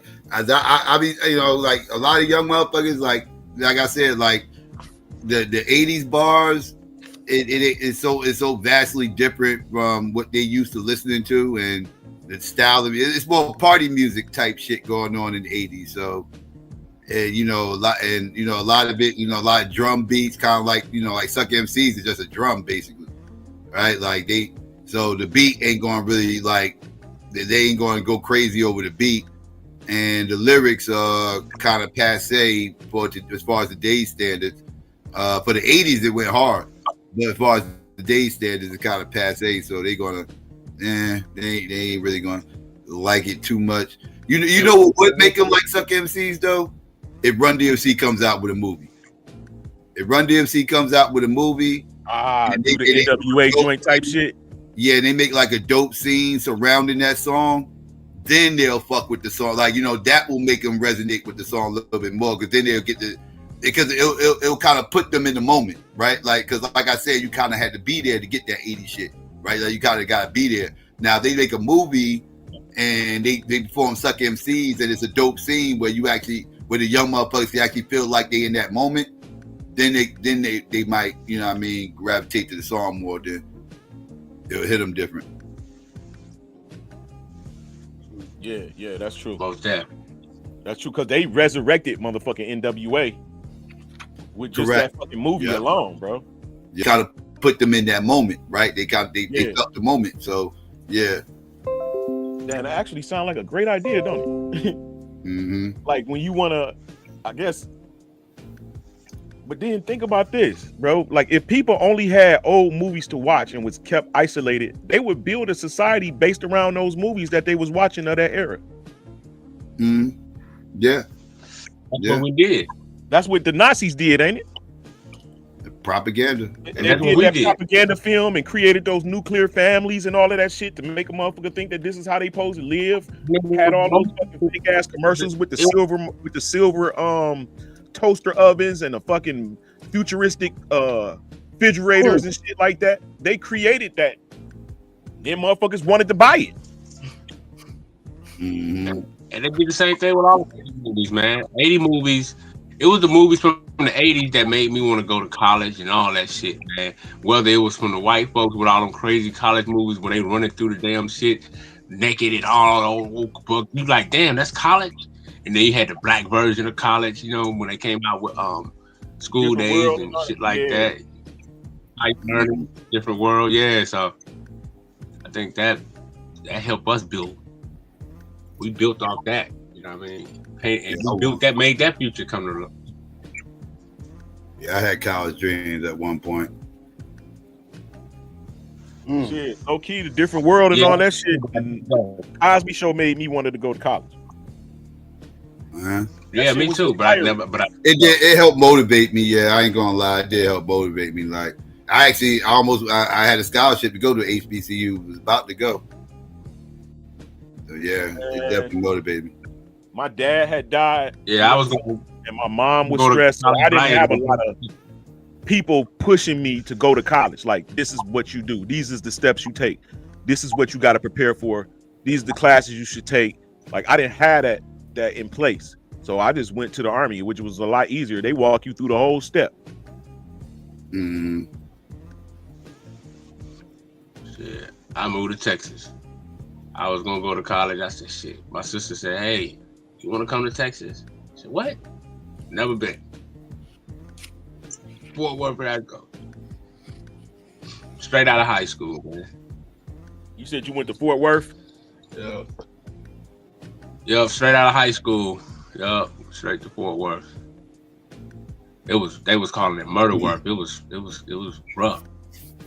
But it was dying down in '99, but all them fucking toes in Fort Worth and Dallas and all that shit. Texas was the illest spot I ever lived in, man. I mean, like it was so ill. Like the culture was different. Like the way niggas think, the way niggas hustle, the way niggas grind. It was different from what I experienced in Pittsburgh and what I experienced in Alabama amongst niggas. You know what I'm saying? It just showed me how niggas' perspectives, like whatever it was, when it comes to girls, the word they use for girls, all that shit was different. You know, they don't say girl, they say bras and hoes, you know, all that shit. And like it's normal. That was normal when I was in Alabama, you know what I'm saying? So hey bro, I know which one is the which one of these coconuts is anathema, bro? Oh shit. Peas or Buddha? That's Buddha you talking about. Okay, that's why. Okay. Smoke vegan cannabis is crazy. Vegan cannabis. yeah, I still think cannabis is one of the greatest. Buddha said, "Look like you holding the phones down in the county." Damn. We talking about hip hop, so. What's that book? I ain't see it. What was it? 3/5 of an MC, the dumbed down rapper. Remember I was saying about this brother, Wise Intelligent. He from that's he from Jersey. He from Trenton. Right? Yeah, he from Trenton. Yeah, I know who that is. Yeah. Good dude. I met him a few times. I met him. I met him a few times. Yeah, I didn't know Nas dropped out of high school. He dropped. He's gonna make sure I get it right. I don't want to misquote the brother. He said so. According to a biography by Jason Birchmeyer, the thoroughly respected MC dropped out of school after the 8th grade. He educated himself concerning African culture through the 5% Nation and the New Wabian Nation. Is that true? I didn't know in connections with the Nas was a conscious motherfucker. He messed with a lot of that shit. Yeah. Buddha This kicks before Dr. York got blasted for being who he is, though. But yeah. Okay. Dr. York name held weight out here in New York. He started in New York, so the Wabians held weight out here and in Georgia.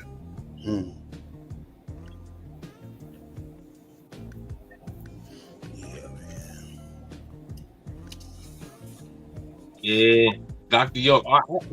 I gotta give Dr. Only way I can place where I give Dr. York credit at is that he was the only out of all the motherfuckers that was preaching Egypt and all that shit. He was the only one that made the shit manifest on land. I give him credit right there. He built the shit. You know what I'm saying? I heard that pyramid. Yeah, all that shit he built out there. That pyramid was a shithole. What's up? Pyramid was a shithole. It was rats running all around that motherfucker and this, that, and third. They talk shit. You hear them ex-Nuwabians talk about that pyramid. They talk shit about that pyramid. They say that shit was crap. No, I'm saying it probably came crap. I'm just saying, but he actually was someone who, to me, like I hear a lot of people talking about Egypt, like Jabari here, high priest, but at least York tried to build some more land. I know. Whatever else he did was wrong as fuck, but he brought his Egypt and made it manifest on land. You know, even though he went off course. I want to say, is this the book? I think in here too he talks about how the FBI they specifically targeted the Wu-Tang Clan for drug trafficking, murders. And I want to say, this was the book. I'm gonna find it in here, but I want to say this was the book. I was like, damn, I didn't know that. He was wrapped up in a lot of bullshit. That's boy, motherfuckers be asking me about, am I upset that I ain't go forth with joining those motherfuckers? I ain't. That was the right decision I made. The year 2000, what was that? It was like 2000, going into 2001. I ran across Papa Wu, rest in peace to him. Good dude. But I ran across him and shit. He used to mess with this shorty that lived right by me and shit. And he had came across this spitting one day. And we having a cipher out there. I saw Buddha in the chat reference when's the last time you saw a rap cipher. I don't see him anymore. But we was out there having a cipher one day, and it was this old head came up by us and shit, was just like bobbing his head hard, he was really into spitting and shit. And he was an older motherfucker. Was a little bit. I'm used to these motherfuckers our age and younger stopping and listening to us and everything else. But this dude was a little bit older. And he was like real, he wasn't just like stopping for a couple of seconds then walking away. Like I was used to that, but now this dude was sitting around for like 10, 15 minutes listening to us. So I was like, oh, he really fucking with us. And this, that, third. So after we was done and everything, this motherfucker he walked up to us, started handing us, had me and my two of the other dudes card and shit. Was like, yo, hit me up, yo, I'm Papa Wu, this, that, third for the Wu-Tang Clan. You might have heard people mention me, Papa Wu, everything else in the song. And I was like, yeah, name sound familiar. Yeah. He was like, yeah, hit me up. I'm trying to start I'm about to start some this, that, and third. And I need some Jersey motherfuckers and that, third, everything else. And then he tell me, he's messing with this chick over here. I knew the chick he was messing with too. But I took his number, but yeah, he every time he saw it, he's like, hit me up. I was like, man, I don't want to be Wu-Tang member number 287. I don't want to be Wu-Tang. It's like 2000, like I said, the Wu was on their way out the door. This ain't the height of the Wu in 2000. Like Rough Riders is on top of their game at this time. Let's see, Rockefeller was doing a motherfucking thing, you got all these motherfuckers, you got all these other groups and cliques that done passed the Wu by and shit, you know what I mean? Like the Wu is like old hat by this time. And they got like a bunch of members, a bunch of them already didn't drop albums. Like You God was still waiting for his album to drop. I think Inspector Deck didn't drop his album yet still. It was like Raekwon, like I'll be like just sitting in the getting shelved. Like, yeah, I'll just be sitting there. So I ain't never really push up on that shit. My man's them always fuck me though. Like, yo, man, you should have pushed up on that shit, man. That's one of them times you should have pushed up. Like, nah. You ever I step on my own. I get in my own way like that too, Psycho. Like, I'm not gonna go jock. I'm not gonna try to get a picture with you. I don't want your fucking autograph. I'm just as big as you in my mind. You know what I'm saying? Like, and I missed out on a lot of shit by that. Yeah, we really messed up. I don't think I messed up that Pop Wu shit. We really messed up when we got that write up in the Vibe magazine. We got my crew got that write up in the Vibe magazine and the unsigned hype section. We didn't do a good job following up on that shit. We should have followed up on that shit a little bit better. Yeah. We had people reaching out to us too. Yeah. That's the one I regret right there. Like, that's the one that got away. Yeah, we had got invites to go to the 8 Mile movie, bro.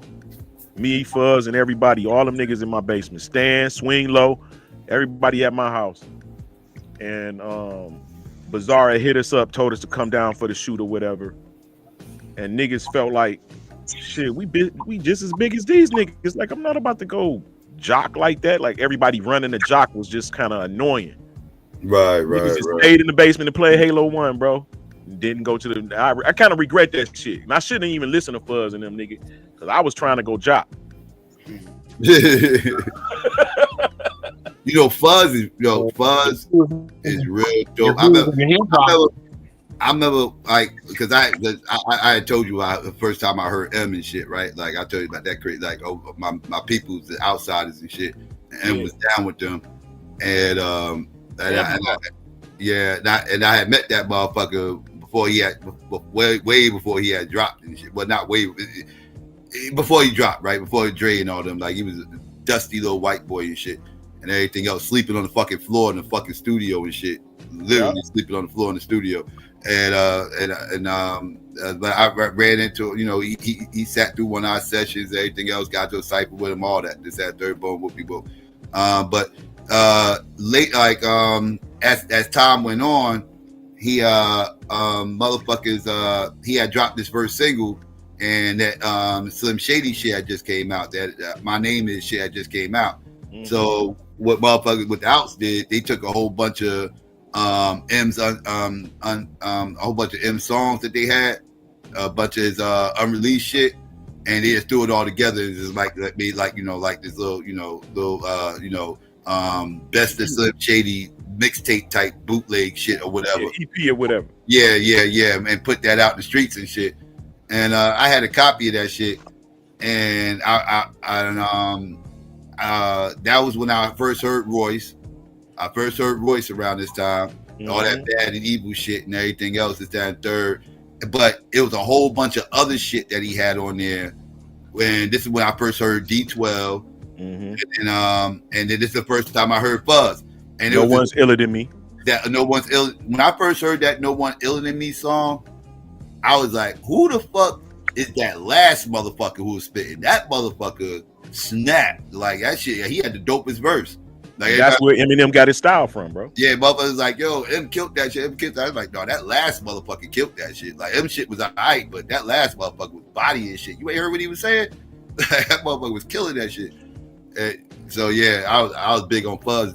I was like, who is that dude? I didn't even know his name. And I was like, I think he said his name is Fuzz. I couldn't make out what he said his name was, and I found out later it was Fuzz Scooter. Yeah, that's my bro. Mm-hmm. This nigga turned down $1 million deal twice. Mm-hmm. He turned one down back when they first did it in 2001, and then another time when Proof died in 2011. Yeah. When they tried to get it back going, 2009, 2000. I thought he was a part of D12 for the longest, because I remember because when I first heard him, he was with D12, so I thought he was down with D12. But every time I heard D12, I never heard him. I was like, where's this motherfucker with D12 on that song? Like, what happened to that motherfucker? Like, I used to always want to hear him, and I never heard him again. Did you see the video that he had shot for the promo when he was coming back to D12 after Approved died? I saw that he had problems with motherfuckers in the group or whatever. I saw that. I saw he had that. That's why he didn't really fuck with him at first, and then he started. And then I saw he was about to join, and then something happened. He wasn't with him no more. This nigga, bro. When Royce and Eminem drops Bad Meets Evil, I'm about to get in the back. When Royce and M drops Bad Meets Evil, right? The second one. Yeah. This nigga gets on Twitter and says it sounds like some boyfriend and girlfriend and shit to me, back and forth. This nigga signing, bro. He's about to sign, and he gets on there and says it sounds like some boyfriend girlfriend shit to me. He was like, don't forget, nigga, Big Proof started this shit. Nigga, wait till D12 shit drop. This nigga signing to fucking M's label and said that shit worldwide. That's crazy. I saw he was beefing with Marv 1 too. I saw that Fuzz was beefing with Marv 1. I didn't know what that was all about. It was because Fuzz had became a Hebrew Israelite, and he was talking about white people. So Marv came up and said something in defense, and then that's when he said what he said, like, nigga, you a fucking Fuzz scooter knockoff, nigga. Don't forget you call yourself Fuzz 2000. I saw that on Twitter. I think he said that on Twitter. Yeah, bro. So that's what happened with him and Marv 1. But Marv was trying to, like, you know, man, he Fuzz had went on. He still is, bro. He's still going hard. He got a whole page out here. He's still Hebrew Israelite. Niggas don't really get it. And I hate I even introduced the shit to the nigga, bro. I try to tell a nigga, like, yo, it's true, bro, but it's not like you think. The shit, Hebrew Israelites is thousands of years old, nigga. We've been so many different people after that shit don't matter no more like that. Like, you know what I'm saying? And he still think the white man is Esau. I try to tell him, bro, the white man not Esau. Esau was a nigga. Sorry. Try to tell him, man. Still don't want to hear it. We kind of beefed out. Nigga told me he was like, nigga, dust your shoes off when you leave the hood. Nigga, don't come by my house no more. You denounce Jesus Christ, my Lord and Savior, nigga. Like, nigga, Jesus ain't the Lord and Savior, nigga. He's not the Lord and Savior, nigga. But he was over my brother's house a couple of weeks ago, man. And the nigga said something.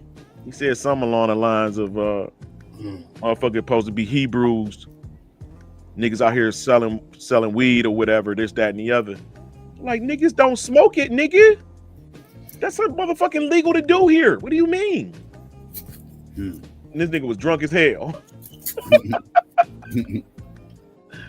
Like, nigga, what the fuck? But yeah, man. I mean, that's my brother. Polite, man. Yeah, you said you don't know Miles and X Factor, right? You said you don't know. Yeah, I don't know Miles and them. What you talking about? Oh, you know Miles and X Factor? Okay. Miles dope as hell too. Yeah. I always thought Miles was real dope. You see the video?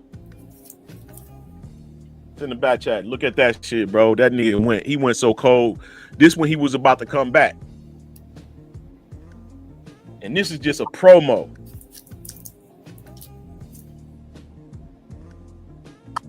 I heard this. Yeah, I heard this. Yeah, that shit go hard. Yeah, I heard this before. Yeah, that's the shit with him and Bizarre and They got a whole, man, they did so many songs, bro. And you know, and Fuzz said what he said, man. Bizarre tried to, you know, Fuzz page got hacked. So Eminem hired somebody to see if Fuzz page got hacked, bro. Found out that his page didn't get hacked. But Fuzz didn't tell Bizarre to say that the page got hacked. Well, it's just like, nigga, I'm just on some old friendly camaraderie type shit. But he didn't understand how, you know, the industry and all of that shit work, man. So he just was just rambling. That's why some niggas gotta get media training before they get to speaking in front of motherfuckers, man. I always got love for Bizarre too, because like people talk crazy about Bizarre, but Bizarre is like a real hip hop head. Like he's like he really respects the culture and he always showed Jersey love. Bizarre always showed Jersey love. I can't even stun on him. Like even when he started up his old battle leagues and shit like that, like he went back and got Jersey motherfuckers to help fill that shit up. He went and got my man Homicide, my man Avalanche. and everything else, and set up some battles with them and this, that, and third. Like, he always showed Jersey love from the beginning. Well, we with Jersey, one of the reasons why he got out. So yeah. He just released some new shit too. Bizarre just released some. He's still working. He ain't changing his style. He's still staying Bizarre, staying, you know what I'm saying, hip hop music. I'm proud of him, man. He's still moving, man. Nigga almost 50 years old, if not 50 yet. I feel like a young nigga. But you know, certain niggas you can't put in an age category, you know what I'm saying? Like Bizarre, is nobody gonna be as filthy in him as him. He's supposed to be the old dirty uncle nigga. Like he fit better into his role as the Bizarre he is than the Bizarre that when he first came out. Like he was too young to be that fat and sloppy type shit. Now he fits right in. Old grimy nigga, like, you know, he fit right in with that shit. The OG of the hood. Always said Detroit is my favorite Midwest artist. Usually come from Detroit. Like, yeah, I just always, Detroit got a good pen game. Like, yeah, I like Detroit, Philly, and Chicago, and certain areas of the West Coast. Those my go-tos. Philly is like Detroit and Chicago to me. Even back in the jazz days too. Yeah, I fuck with Philly. I fuck with Philly artists too. Yeah. Detroit artists, Philly artists. I fuck with heavy. I don't like the New York artists. They sound like Southern niggas to me. You must be talking about the New York artists. Yeah, the New York artists sound like Southern artists.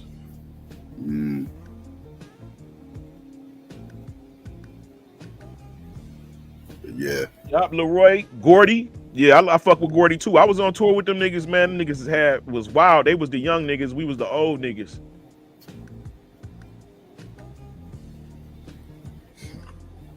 That nigga Gordy can sing, but he don't sing like he like the Detroit. What's the nigga name that died that used to sing for the Death Row? Yeah. Singing nigga from Death Row. You talk about what's it called? Nate Dogg. Nate Dogg, yeah. King Gordy like the Nate Dogg in Detroit. Okay. And Silent Riot, I think Silent Riot use them a lot.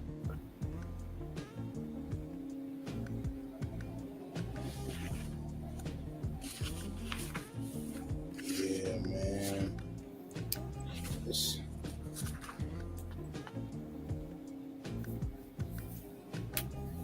It's interesting how he has a chapter here talking about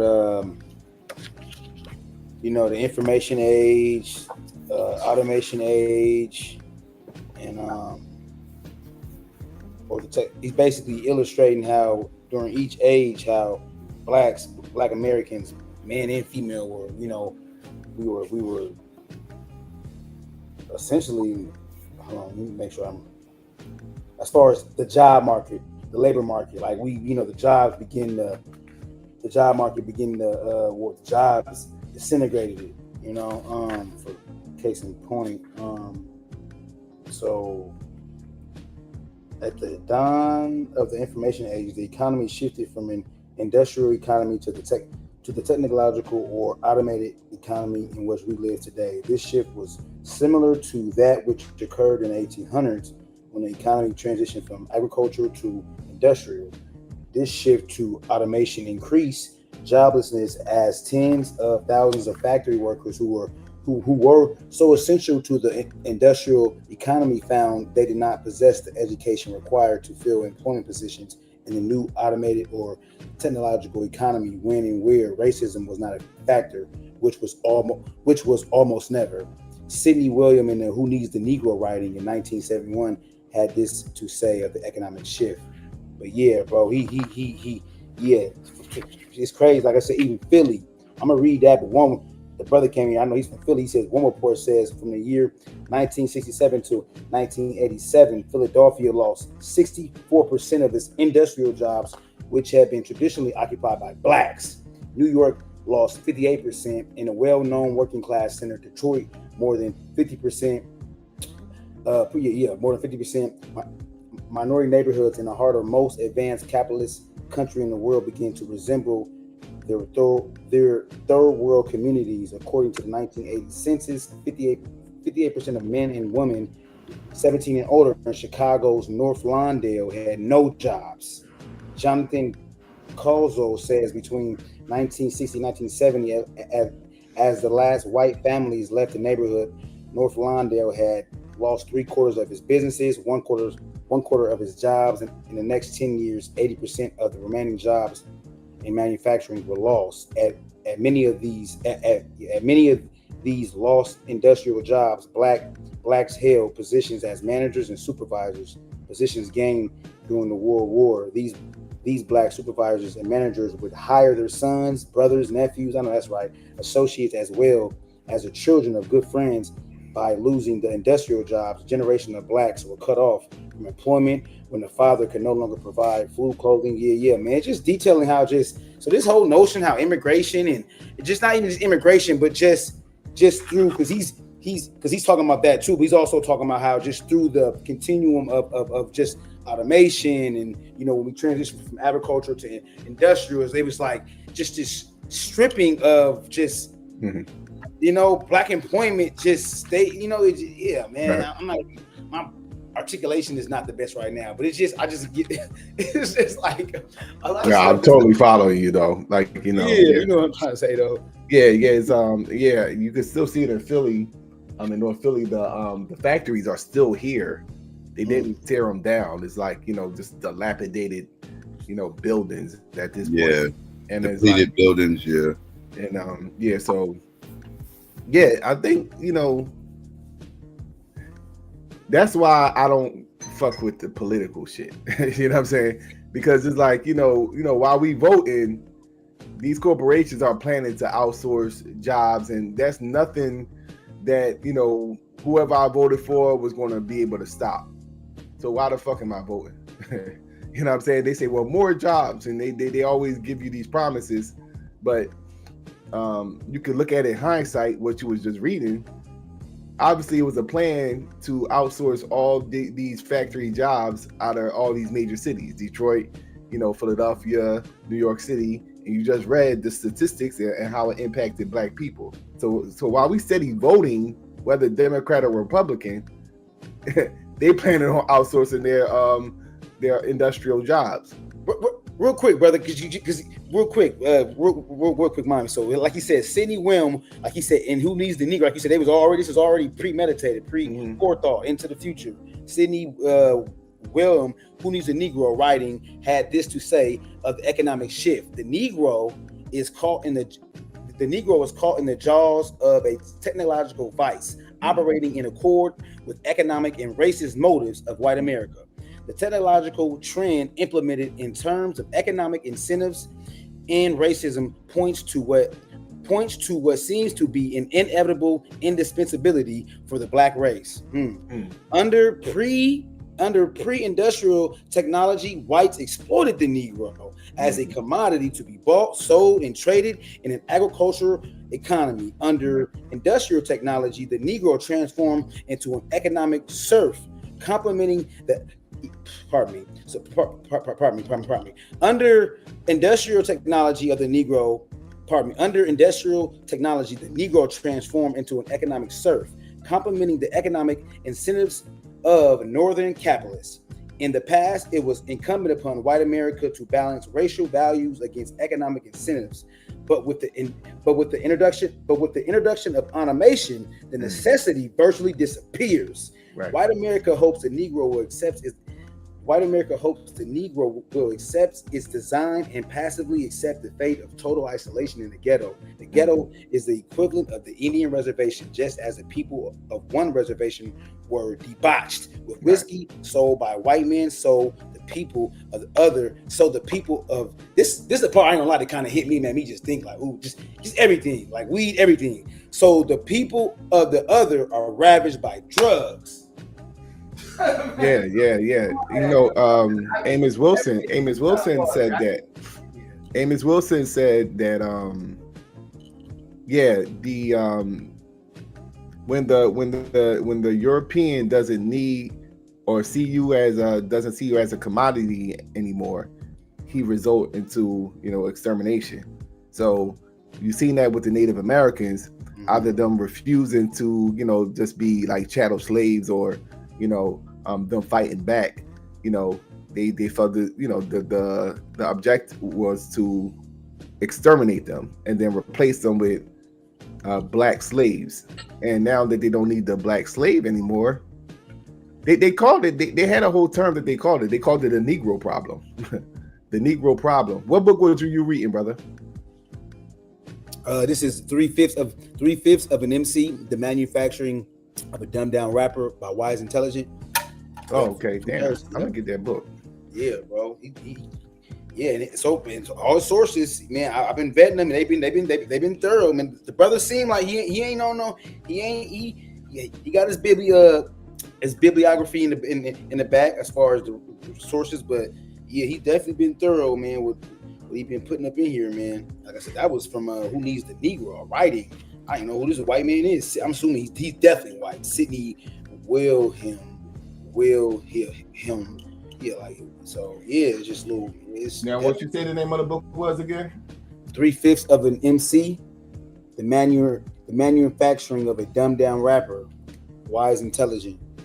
So,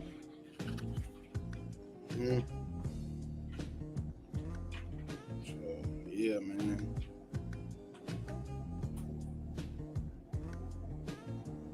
Yeah, my bad. I was on mute. Yeah, Wise Intelligence, smart dude. I don't know. I know this book was written. Let me see. So this book was written in. Pardon me. This book was written in 2000. Okay, it was copyrighted 2020. But let me see. So I'm. Yeah. So make sure I get it right. Yeah, it was copyrighted 2020. That don't necessarily mean that's when it was composed, right? Well, yeah. So that means it was 2020 then. So that's not. Oh, okay. So yeah, his brother saying New Jersey leads the nation in the number of black children it incarcerates in its youth detention centers.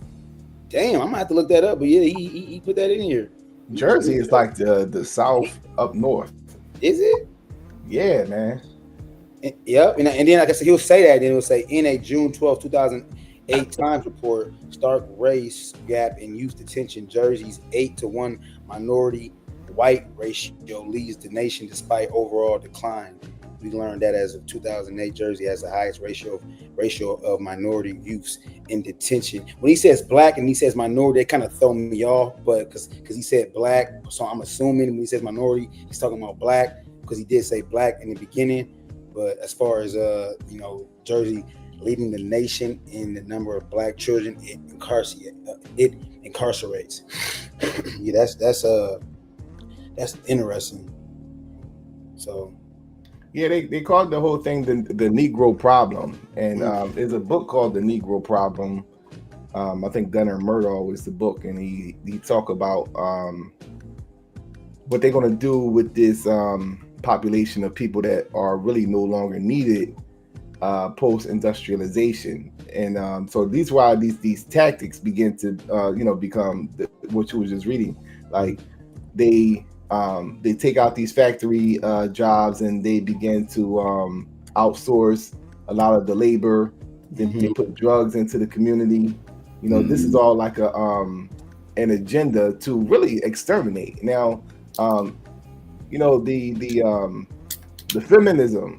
It's like people can make an argument that there was some positive things about the feminist movement, but one of the major things that was done using under the guise of feminism was to eliminate the children, through abortion and contraceptive use. Because what they wanted to slowly, and this is what it actually says in the book, it was like, well, if we could slowly decline the population, that'd be ideal.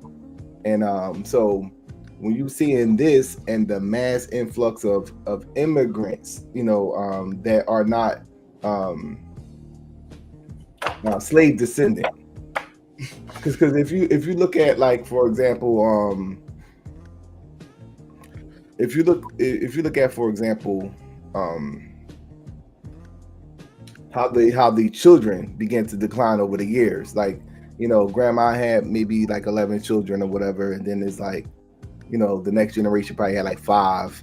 I know in the 80s, like having 5 children was like a fucking, that was a thing. Like if you had like 5 children, you know what I mean? So now, women having like 2 or 3 children, but they that's because they're getting abortions more now. So from that standpoint, the population, you can see the population declining. But when you look at the census, it's like we're always like, what it was like 12. They say, well, 12% of the population.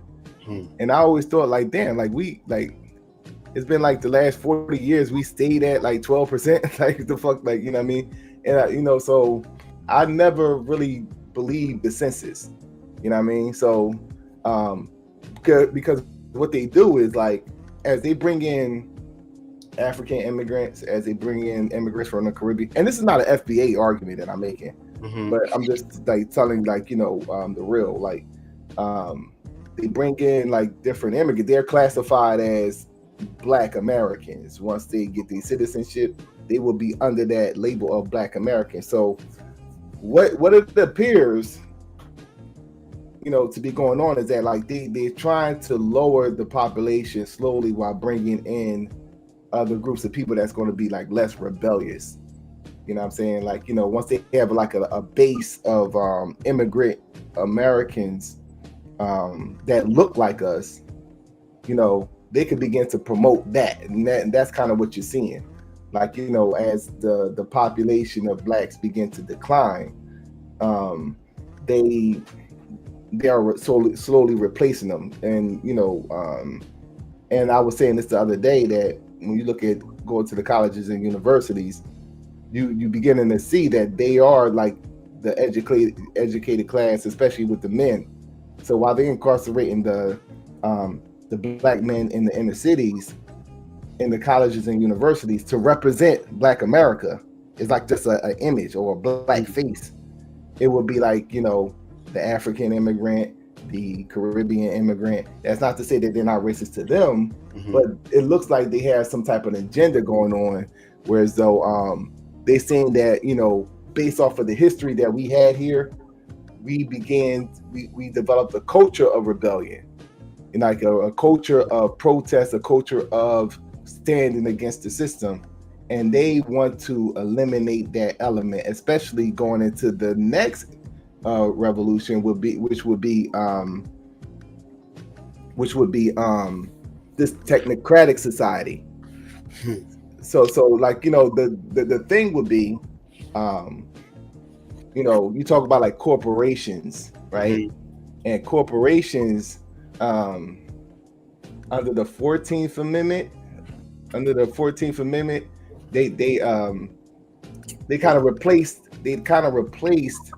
the slave labor, but they could kind of like create a corporate entity that get the privileges under like the 14th Amendment. So all this stuff that's going on and how they designed this system is like, once the slave labor wasn't free anymore, they had to finesse their way into like, so, okay, we don't no longer need these people no more. So what we're going to do with this population, we can't just kick them out because they helped build the country. So we got to now, create a system. And this is what we're talking about, systemic racism, and, why, Black people tend to not be able to excel within the system, and all the different barriers that they placed up in order to keep us in a certain position, was to give them enough time over the years to, okay, while they jumping from one leg to other to another, trying to understand the system, we could slowly begin to indoctrinate them and program them to have less children and slowly decline the population, while bringing in other, African descendant to replace them. So in essence, they want to create now a new nigga to be the catalyst for a technocratic age that we're going into. You know, so this is why, like, partially, like, it's the promotion of, interracial marriage you see, like, on the television, and you see at the same time, the promotion of, as what I said already, like the contraceptive use and the the family planning agenda. He got the Margaret Sanger quotes up there, like, like this was a movement. It's like a movement, an organized movement to slowly decline the population. And I believe that they, based off of what's going on now, especially with the promotion of this this FBA shit, that was a sign to me that, okay, the population must be getting close to where they want it to be, because at a point where it's low enough, they can now begin to segment, the society in a certain way, whereas though we won't have a political voice because our numbers aren't going to be large enough to actually do, what we did in the 1960s. So when you seen that what happened with the Democrat Party of them,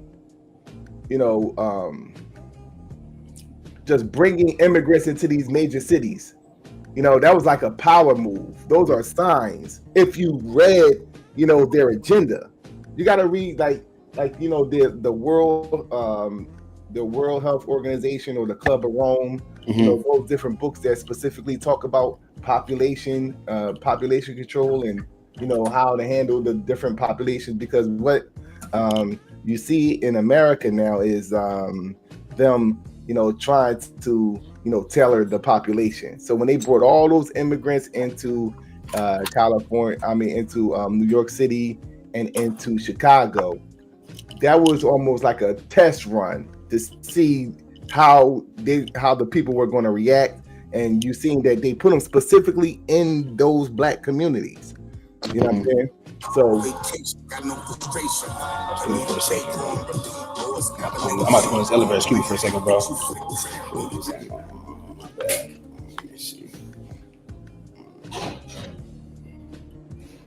Yeah. That was the quote with the Margaret Sanger.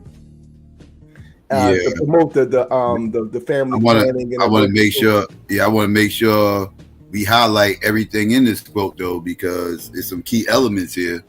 Because it says we should hire 3 or 4 colored ministers, preferably with social service backgrounds and with engaging personalities. Why? Because it says the most successful educational approach to the Negro is through a religious appeal. White people know how to get to black people, and this is through religious stuff. They understand this, and they target this, and this is proof. It says, then this is the famous one. We don't want the word to go out that we want to exterminate the Negro population. That's the famous quote that everybody takes.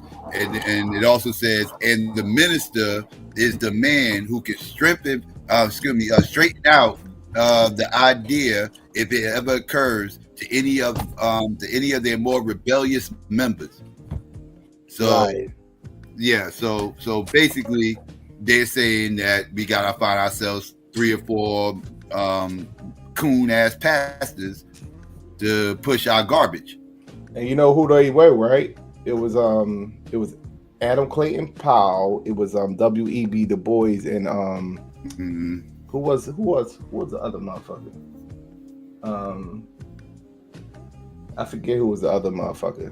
That probably A. Philip Randolph, maybe. Who knows? I don't know. Yeah. So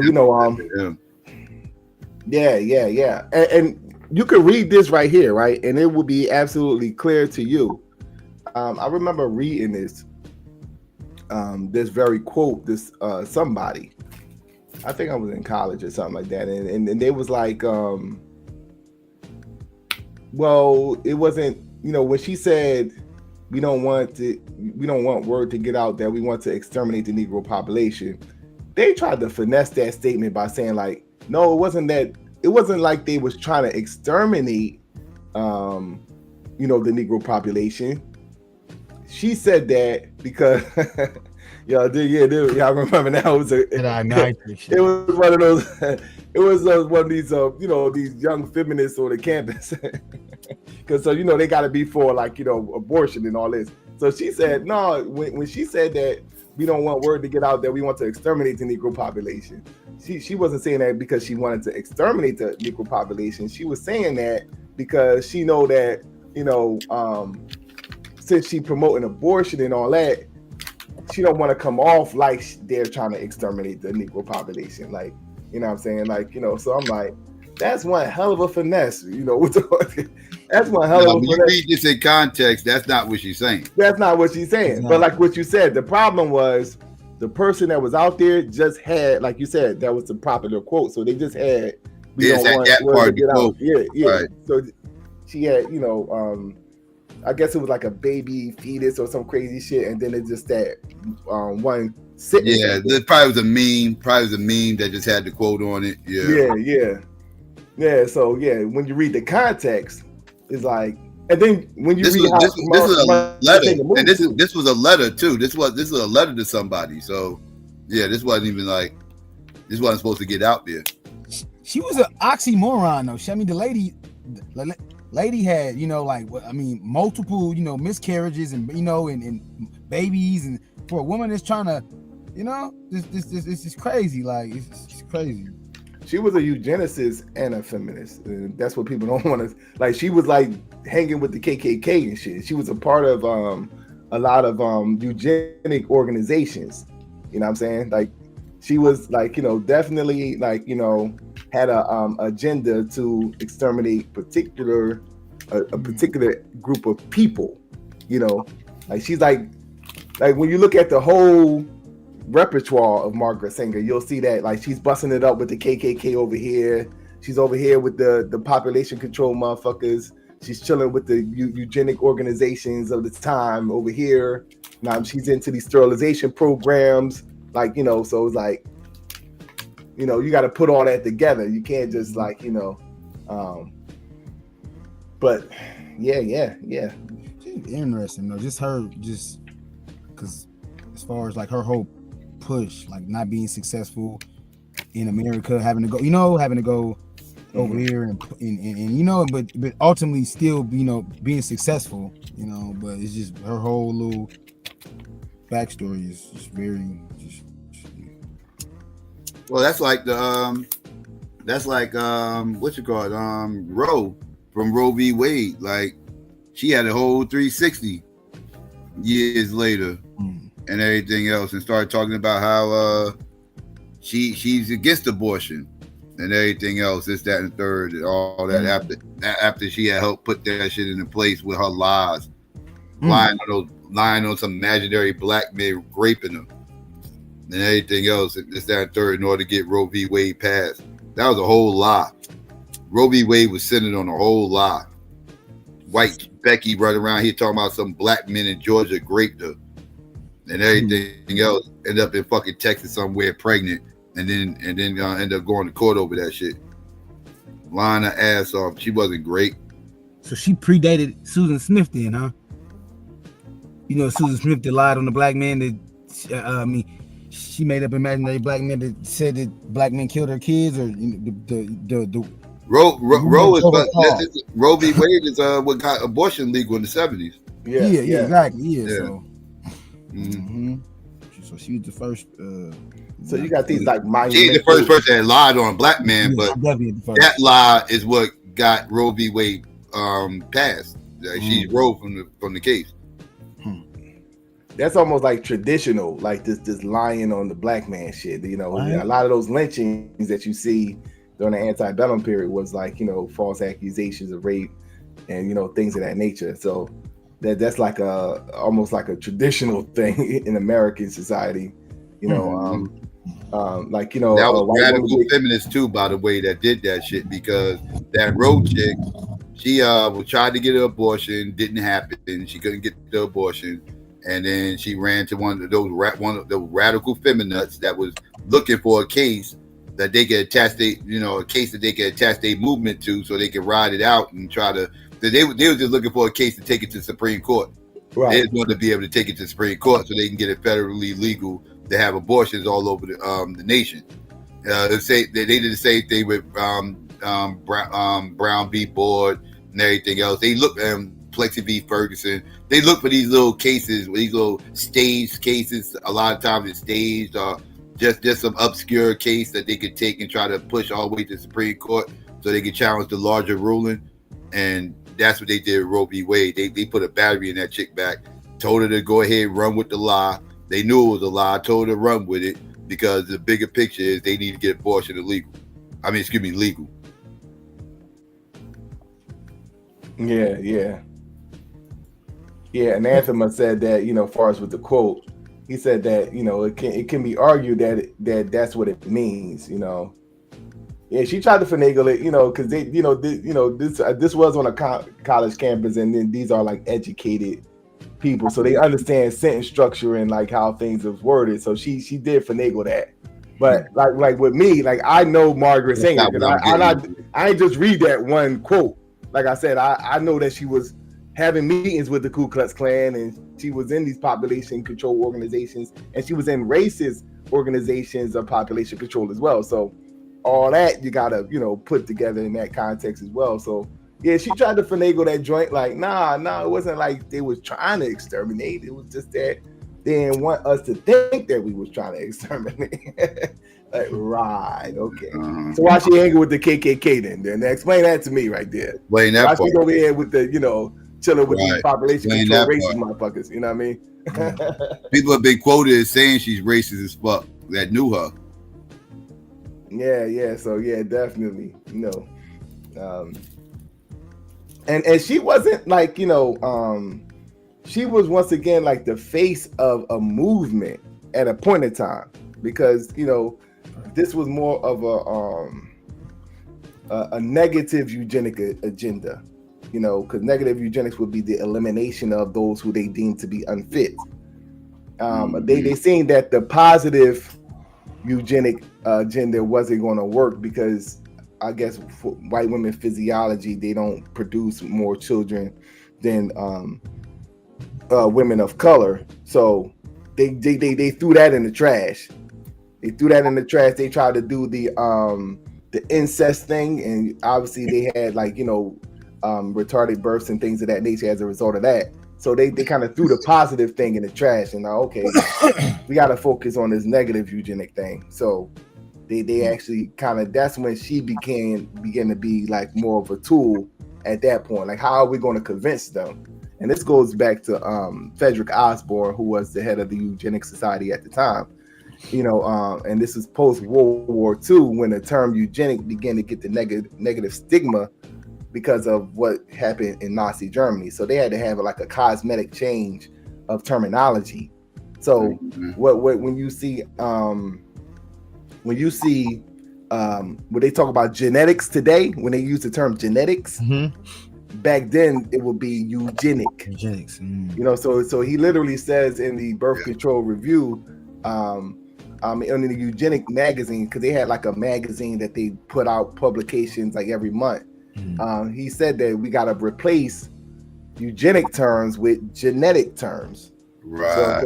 So when you hear genetics today, if this was, that's what they do. They change the word. They change words. That's what they doing with the race thing. That's why I be trying to pull people card when they say race ain't real and they don't use race. And I be having to pull their card. Yes, they do.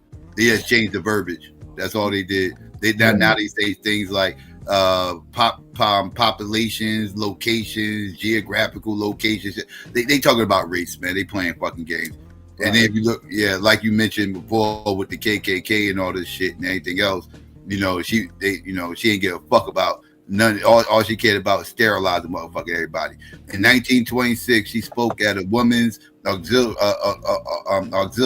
of the Ku Klux Klan at a rally in New Jersey to promote birth control methods. Sanger endorsed the 1927 Buck versus Bell decision, in which the U.S. Supreme Court ruled that the states could forcibly sterilize people deemed unfit without their consent and sometimes without their knowledge.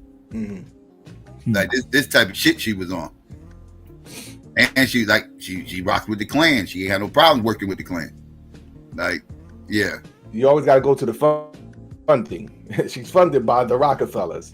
You follow that money trail. You know, she's getting money from these people that supports population control. You know, Rockefellers are the one that started the Population Council. So when you're talking about these third world nations being sterilized in the same manner as what you're seeing here, is like, you know, it's the same motherfuckers. You know, so yeah, that you know, that is what it is. But you know, you can't tell a feminist that, bro. They not trying to hear that shit. Yeah, they know that shit. They fully indoctrinated. They're indoctrinated. Exactly. You gotta think, man. How many women are breathing right now who remember when abortion wasn't legal? That is correct, and that's what we're saying about the whole. We were saying this a week ago. All these women today that are breathing right now, for the most part, except for some very old people, you know, this, that, and third, some old boomers, they remember when abortion was only legal in certain states, or whatever the case may be. Every other Gen Xers, millennials, Zoomers, alphas, as long as they can remember, abortion has always been legal. As long as they can remember, they never remember it being illegal. I don't know, man. Didn't they have to go away and get somebody private to that knew how to do abortions back in the day? Back before Roe v. Wade, yes. Yeah. Yes, before Roe v. Wade, yes. But they still had Planned Parenthood. Planned Parenthood existed back then, but it wasn't in every state though. It was only like in northern states, really. Below the Bible Belt, that shit really wasn't going on. Back in the day, people didn't want no abortions unless they was fucking raped or something, or too young to have a kid. It was some stipulations to it too. I believe you had to make claims that you was like raped and shit like that, and this, that, and the third. But that didn't even fly in Texas. They tried to pull that in Texas, and that it didn't fly. And that's how Roe v. Wade actually happened, because she made claims that she was raped in Georgia and everything else, and she wasn't. She had 2 black men raped her. Lied. And it came out she lied. Out her own mouth, she said she lied. And she said the feminists forced her to lie. That's why I'm about to say that it was incentivized. Yeah, she said they encouraged her to lie and keep the shit going and everything else because they needed the law to get passed. It was Margaret Sanger that found the Birth Control League in 1921, which would then evolve into the Planned Parenthood. Mm-hmm. So she was the one that started the actual clinics, because they was doing it pretty much illegally at a point in time. Yeah, they was. You're right. They was doing it. What's the word? They was doing it clandestinely. Yeah. Mm-hmm. Doing it secret. Mm-hmm. Y'all know Uber was started illegally. Like the dude that started Uber, he by basically meaning like he as far as like there's a lot of what's the term? Jitney. Huh? They call it a jitney here in Michigan. Yeah, they been had that type shit. The dollar games and everything out here and shit like that. They call it hacks in Philly, like, you know, you get a hack.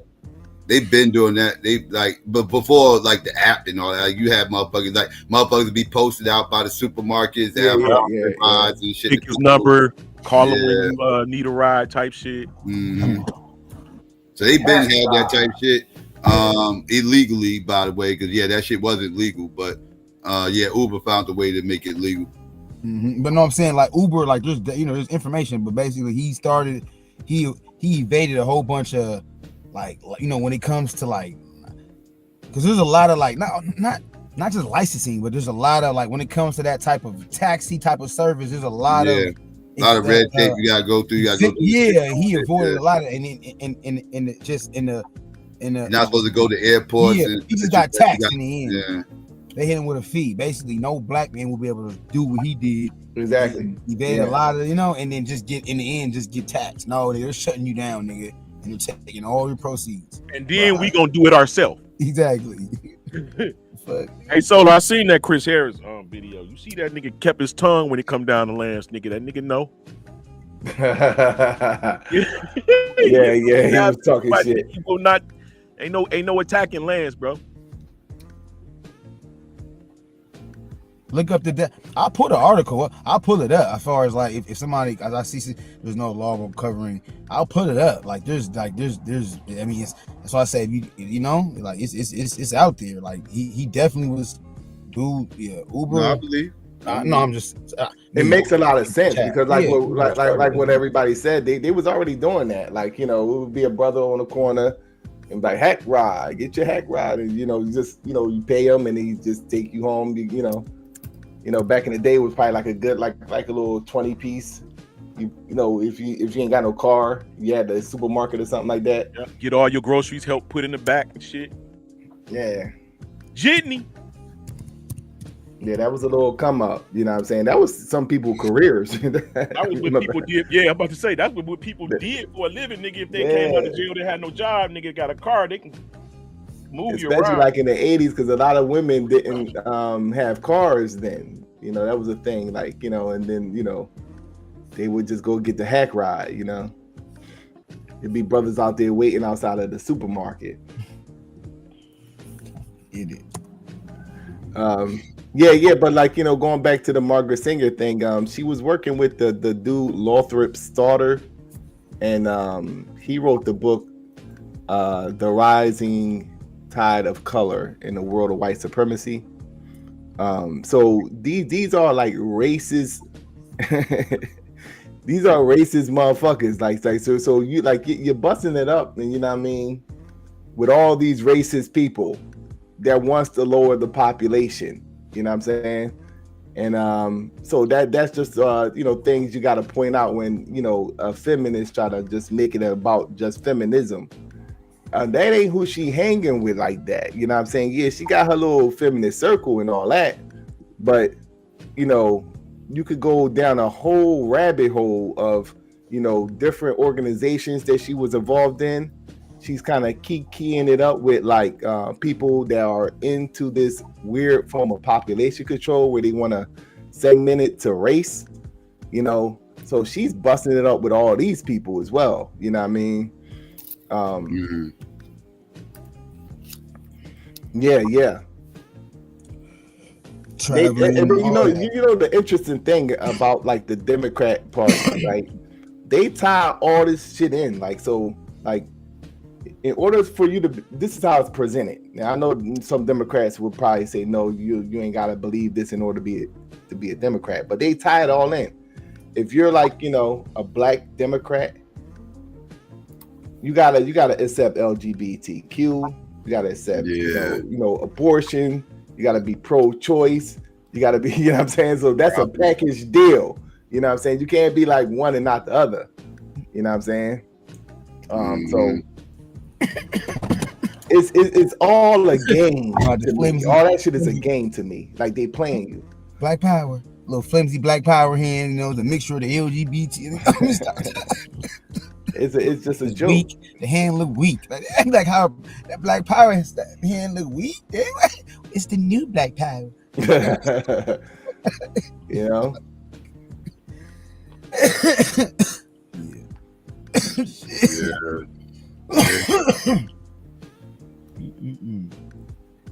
Yeah, that's true. And then Republican blacks, they're always deemed coons though.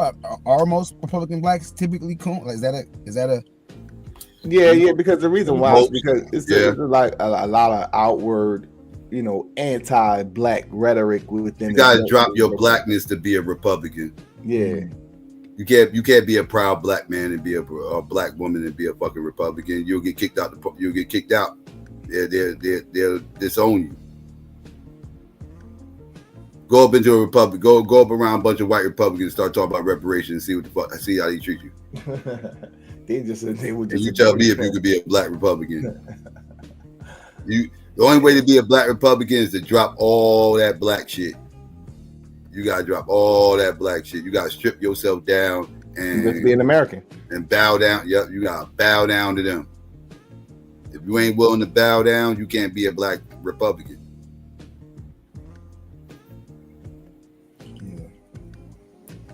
That's why they act the way they act. That's why they defend white people so fucking much. Because that's their job. If they get caught not defending white people, they get kicked out the fucking party. Do you know any Black Power Democrats in, or is it so? It's like no. I ain't gonna say I know them motherfuckers either. Them motherfuckers can't be but so goddamn militant either. They allowed the rhetoric. Yeah, they're allowed to be more black in the Democratic Party, but you can't be Khalid Muhammad up in that motherfucker though. Hell no. Yeah, I mean, like more talk wise and symbolically. Yeah. You can mention white supremacy, mention racism, and this, that, and the third, but you better not be actively trying to fight that shit. You better not be actively trying to do something about it, motherfucker. You can mention it. Yeah, what was that interview that the dude had with Khalid Muhammad? They put the Democratic dude. What was that dude name? Phil Donna. No, not Phil. It was a black dude. And he's like, did they pay you this? Oh yeah. Interview. Yeah, he was like, man, bro. He was like, brother, how much they pay you, brother? I seen that. Yo, Khalid was wild, bro. That was a wild move. Yeah, Khalid was crazy. Yeah, bro. Yeah, so that will be your typical Democrat. They'll use that Democrat to talk to the real radical, black person, and yeah. Cory Booker. So no point in voting. Nah, I ain't say that. I'm pro voting. Ain't no need for voting for either one of those goddamn parties. Exactly. I'll tell you that. I don't. Yeah. I'm anti-duopoly. I don't fuck with either one of those motherfuckers. So yeah, if you asking me, there's no point in voting for either one of those motherfuckers because ain't neither one of those motherfuckers gonna do shit for us. That's why we should be looking for other options.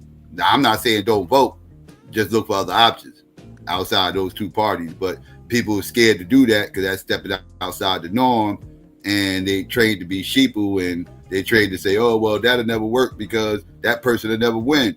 And they don't understand. People that talk like that don't understand political strategy, and they just stuck in the matrix, and they drones, and they just happy. They happy the way things are, and I'm not happy the way things are. I don't like this voting process, how this shit is, and everything else. And we got the power to do it. And when I say we, I'm talking about the people.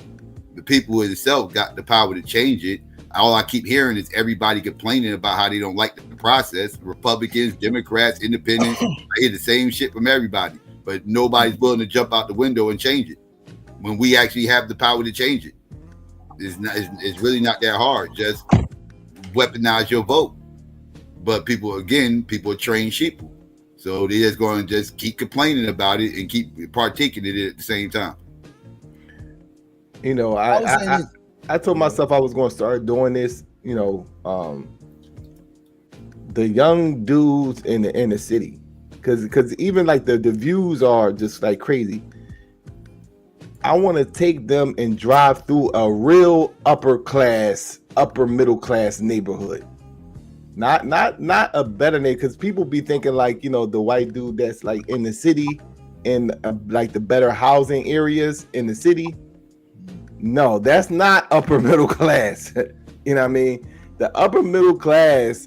Upper middle class is right. Yeah, you up. You going into like the woods. Yeah, like, you up in the got mountains like and shit. You ain't nowhere find humanity. Yeah. You gotta drive like half a mile to get to your neighbor and shit. Like exactly. You know what I mean? And you look to see like their house was built like when you looking at certain areas like. They're like, you see the Mexicans out there, like, doing the, you know what I mean? Yeah. And it's like, you know upper middle class when you see upper middle class. Like, there's middle class and then there's upper middle class. And upper middle class different. Like, you one step away from being rich. Right. Like, you upper middle class, you're well off. You're well off. Not rich, but you're well off. But you're one step away from being rich. Exactly. You about one more lick away from being rich. You know what I'm saying? Because a lot of people, you know, a lot of people get it confused. Like, yo, this is upper middle class right here, and they'll be looking like that's when you see like this is some bullshit. Like this is some bullshit. Yeah. Now go back to the projects to see how you live it. You know what I'm saying? And compare it to this shit right here, and you know then that the system is a bunch of bullshit. How it's being ran, because it's like, you know, so you got that sector of society that really don't want to change anything. You know what I'm saying? They're cool, you know, and to keep you ignorant, like, you know, like it's like a big separation. Like, you know, that's why they live where they live. You know what I'm saying? Like you're not seeing, you know, like they call it pocket watching. You know what I mean? Mm-hmm. You're not seeing how these motherfuckers live. Big ass parking lot, five car garage, you know what I'm saying? All Benzes in there. You know, the house was built from the ground up. It looked like a damn mansion and shit. You ride. It take you about 5 minutes to get to the house because the driveway so fucking long and shit. It's like trees around they whole shit. Mm-hmm. These how these motherfuckers is living, you know? So like it's different. Like it's different levels of broke, right? Like, you know, like if you just living check by check and this, that, and the third, but you making it, but you just living check by check, you broke. Yeah, you broke. You ain't got no you ain't got no money to spend. You know what I mean? All your money is going into bills and shit like that and everything else, right? Like you ain't got no expendable money, right? So so technically you're broke, right? But you're not broke in the sense of you ain't paying your bills. Like you could pay your bills, but you live in check by check, right? Like, you know, like you get fired, you fucked. You know what I mean? Like you know what I mean? You asked out, you get fired. You know what I mean? Like you ain't got no money stacked up or whatever. But you know what I mean? So that's one level of broke. And then you got rock bottom, right? Where you ain't got shit. You know what I mean? Like you ain't got a motherfucker. I call that, can I borrow $20, bro? Yeah, like, exactly. If you asking for $20, you like, you know what I mean? Because if you ain't got $20, then you know, we was having a conversation about this the other day. Me and my friend Reem, like he was like, you know, if you asking for $20, then like, you know, you ain't got to pay me back, because I know if you asking for $20, that means you can't pay me back. You ain't got $20, like, you know what I'm saying, like, right. So it's all good. You get, you know what I'm saying, like, you know what I mean, because that means a lot of things if you ain't got $20. You know what I mean? That means you ain't got no credit. That means, like, you know what I mean? Like, you ain't got no bank account. You got no bank account. You know what I'm saying? Like, that means a lot of things, bro. Because I know, like, push come to shove, like, you know, you doing bad. I could just use this credit card, you know, to get X, Y, and Z, because, you know, I don't want to spend my money, like, you know what I mean, you know, so I can use this credit card. But if you borrowing $20, that means you ain't got none of that shit. So yeah, it's different levels of broke too, definitely. Mm-hmm.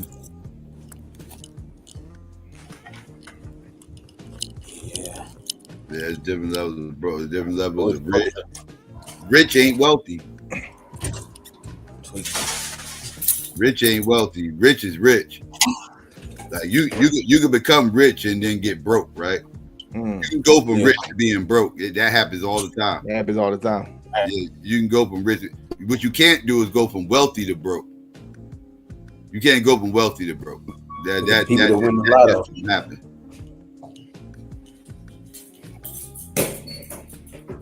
Hey, bro, Esham in South Park. What happened? Detroit rapper Esham. Yeah, this nigga in South Park, bro. That's crazy. This nigga made it to South Park. I remember that was the only devil rapper in the world, nigga.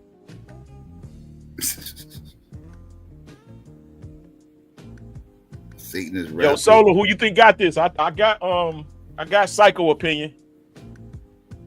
Did white people write the Constitution? Solo? The white people write the Constitution. Yeah, from what I know, yeah. And you had to show me, you know, obviously, you know, something different. I mean, I have to put my Cash App up at this one, bro, because I put a lot of work in, and you motherfuckers don't know shit. I'm teaching, so I'm getting paid this time. I'm getting paid this time, nigga. You Yeah. niggas, bro. I'm just gonna give you one hint. The Constitution is a plagiary of the Articles of Confederation, bro, of the Iroquois. That's just one hint. I'm gonna send you my primaries, but that's just one hint. Okay. Yeah, we'll see. Most likely, it's going to be me and Psycho judging that motherfucker. So, we'll see. You know. Yeah.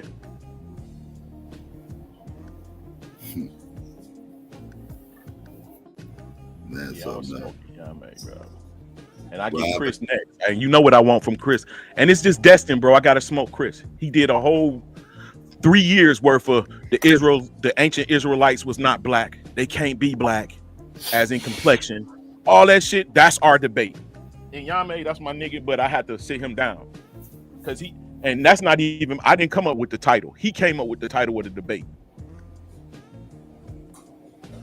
Mm-hmm. You ain't even in that bracket, is you? Like in that side of the bracket, are you? With Yame? Ain't that opposite side of the bracket? No, he on that side. Oh, he on that side. I was about to say, I gotta look at the bracket. Mm-hmm. He debates in Yame, right? Yeah, you debating in Yame, right? Oh no, not the first debate, is he? No, Inyame got the nigga debate, don't he? Mm-hmm. Oh no, that's Domo. Domo got the nigga. Domo got the nigga debate, yeah. Yeah, Domo and Yame debated that before. Yeah, this is Yame. Yeah, that's right. yeah. Yeah. Okay, yeah. Domo got the nigga debate with Rio. Chris and Blue is debating the DNA about the Asiatic black man. Niggas invaded Africa. The brown skinned niggas invaded the black skinned niggas, and we not from Africa. Malat Madan, I'm sure they debating something biblical, whatever it is. I'm sure. Yeah, that Mormon debate. Oh, that's right. The Mormon shit. Yeah, we were just talking about it. What was it? Something about, I forgot what it was about the Mormons. Something about it. What's it's almost 570 AD, some shit. No, so 70 AD. Yeah, they with these titles, bro. Did Taz and them get a title yet? Yeah, they got a title. They got what is their title? It's a political. Oh yeah, Reconstruction. Was Reconstruction bad for black people? I'll actually read the official topic, but it's Reconstruction. She took that debate with Taz. That's rough. Yeah, that's why I'm saying Taz. That's his wheelhouse. Yeah, that's his wheelhouse right there. He know that fucking American history shit. Yeah, the 1800s too. He loved the 1800s. And he gonna finagle the fuck out of that joint because I just recently seen with this part 2 of the promo. I mean, part 2 of the documentary I'm doing. I'm looking at all his shit and he knows that fucking. Oh, he knows the 1800s like a motherfucker. Like, I'm getting started. Yeah. Yeah, their topic is was Reconstruction a success for black people? Mm. So she has some food to work with, definitely. Yeah. I mean, it's pretty broad, so yeah. You know, but I hope she has an understanding of that time frame though, and because he's gonna yeah. And then you know, not to even, you know, because me and you talking right now, you know, we just keep it there because you know they'll try to reference it. Oh yeah, you was on the stream together and you gave him. No, I'm not saying. I'm just saying. Just I know that's his wheelhouse. Yeah, that's she's feeding into his lane. But she said she wanted that though. Yeah, she wanted that. Yeah. Yeah. So. Yeah. So and Yami and Lance, you know, is like, what's the Constitution written by white people? What about KOD and Landy Christ? KOT and Landy Christ is was Adam the literal first man. Okay. Yeah. Man, my father would love that debate. Brother Robin T-Duck. Brother Robin T-Duck is was the civil rights movement a failed strategy in terms of integration. That's going to be a good one. Yeah, they had my wheelhouse right there. Well, who's taking the negative and affirmative on that? I believe Brother Rob is saying that it was a failed strategy. Oh, okay. That's interesting. And T Duck is saying that it wasn't. Okay, that's interesting. I thought it might have been the other way around. That's okay. That's Oh shit, T Duck back. Yeah, T Dizzle is back, bro. All right. What about Yanga debate? What is the debate? Yanga and Neo X, they are debating is AI a benefit to the advancement of humanity or the subjugation of black people? Oh, they got an AI debate. Yeah, okay. So Yanga is saying that Yanga got a lot of work to do. He's saying it's a bonus or negative. He's saying that it is the subjugation of black people. So he got a lot of work to do because that's very specific right there. Yeah, and then she got a lot of food with the first part of the title. Is AI a benefit to the advancement of humanity? So I could run a whole thing. If he'd have kept it at humanity, he might have had a better argument, but that's what it was at a point in time. It was just that, and then they wanted to add the other part to it for some reason. Yeah, that put him in handcuffs right there. That put him in handcuffs. But yeah. So the Ahmadiyya debate official topic is: was the Book of Mormon written by Israelites after 70 AD? So they get into that 70 AD because that was the destruction of Jerusalem. Some shit, and I guess that is like, can't nothing be written after 70 AD, I'm assuming. So yeah. Shout to Jerusalem. Shout to Jerusalem. Yeah, what up, Psycho? What's up, fellas? What's good with you? Peace. So the other day I pulled up. They was talking bad about Kanye. I was at work. They was talking bad about white people. I was at work, so I couldn't stay in too long. But now I'm back. Right. Kanye is working with the Christian Zionists. Christian Zionists? Yeah, he is. So he's making all that anti-Semitic stuff. Well, so this actually wait. How can you be a Christian Zionist and anti-Semitic? Make sense. Well, he's not anti-Semitic. See, the thing about it, he's doing Christian Zionism, right? Shout to the opposite Jerusalem. of Christian Zionism. This is the opposite, quite the opposite. Well, he's helping it because what he's doing is he's raising awareness to it. If you look at it, he wore the black robe, the robe of shame. If you look up Christian humility, the black robe of Christian humility, that's what Kanye wore. That wasn't actually a Klansman robe. He wore a Klan outfit, bro. That was a whole Klan outfit. No. It was a humble Christian robe. No, I know where you're trying to go with it, but it's not gonna work, bro. Yeah, no, it was a humble Christian. It was the robe of shame for Christian humility. Yeah, I know what you're trying to do, but no, bro, no, that was a Klan outfit, bro. He said it out his mouth. He literally said, "This is some nigga Klan shit." He said that. Like, we not about to do this. He did that for whole mouth. This some nigga Klan shit. He did that for Christian, Christian Zionists. Gaslighting, no, absolutely not. Absolutely not. That because whole Klan outfit. Jerusalem. And even those that group was the racist, group organization. Because they got that in Spain where they do those traditional things every where year. that's from. Yeah. And they have these ceremonies where they actually put on those uniforms, and but even they had a racial element to it, because remember, this was during the time that they were occupied by the Moors, and the ceremony where they actually put the black face on and all that was the ceremony. You talking about Black Pete? You talking about Black Pete?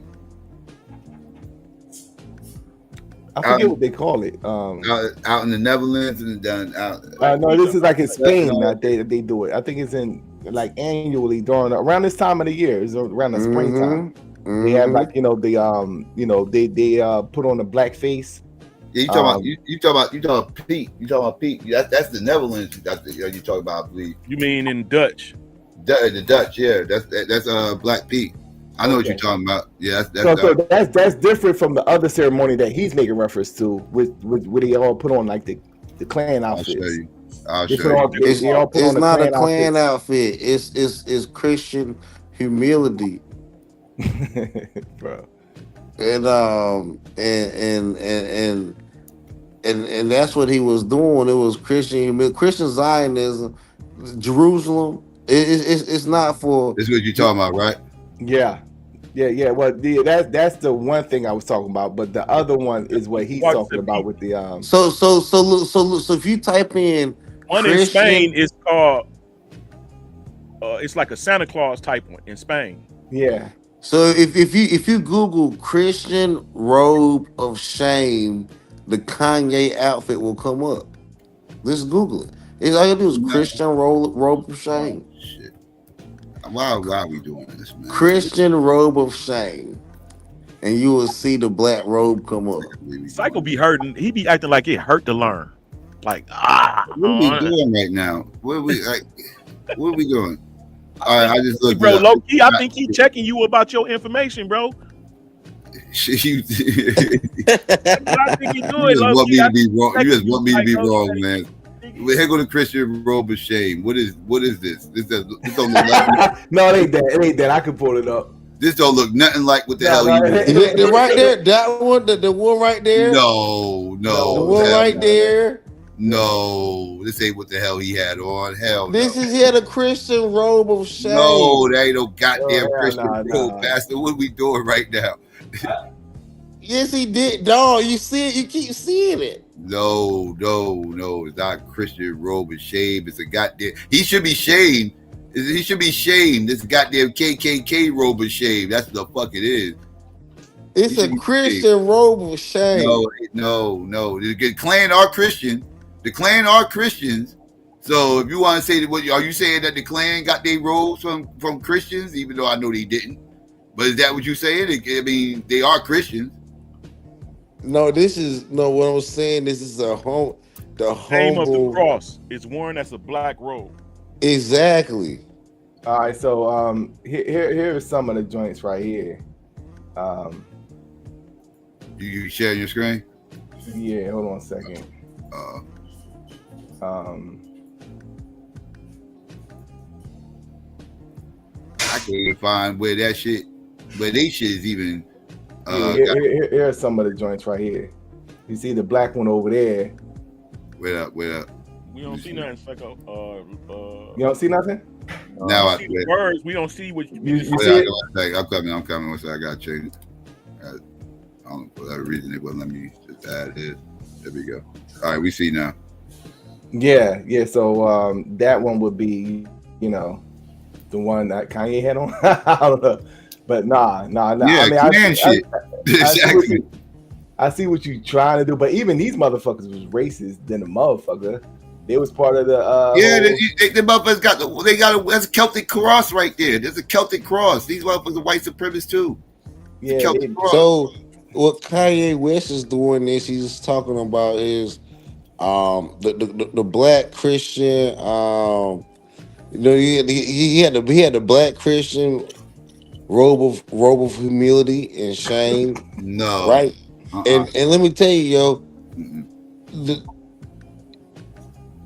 it was against the bad people, right? So Zionists don't technically believe in the state of Israel.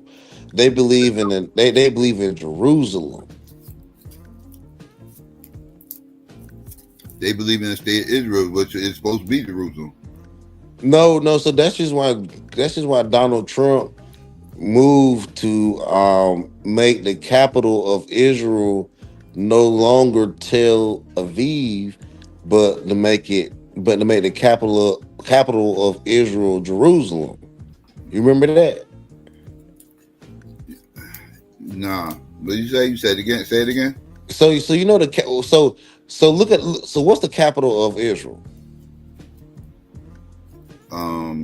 It's Tel Aviv. Okay. And what Donald Trump was doing is trying to make it the capital of Israel, Jerusalem. That's where Christian Zionism comes into play. And what Kanye West was no damn representing. Christian. Huh? Trump ain't no damn Christian. He's a Zionist. He converted to Judaism. Him and his daughter Ivanka through Kushner, right? I don't know about all that. I know he ain't no damn Christian. I can tell you that. Well, he actually converted to Judaism. I don't So know. So it converted to Judaism to make the only way to make this stuff right is to make the capital of Israel Jerusalem.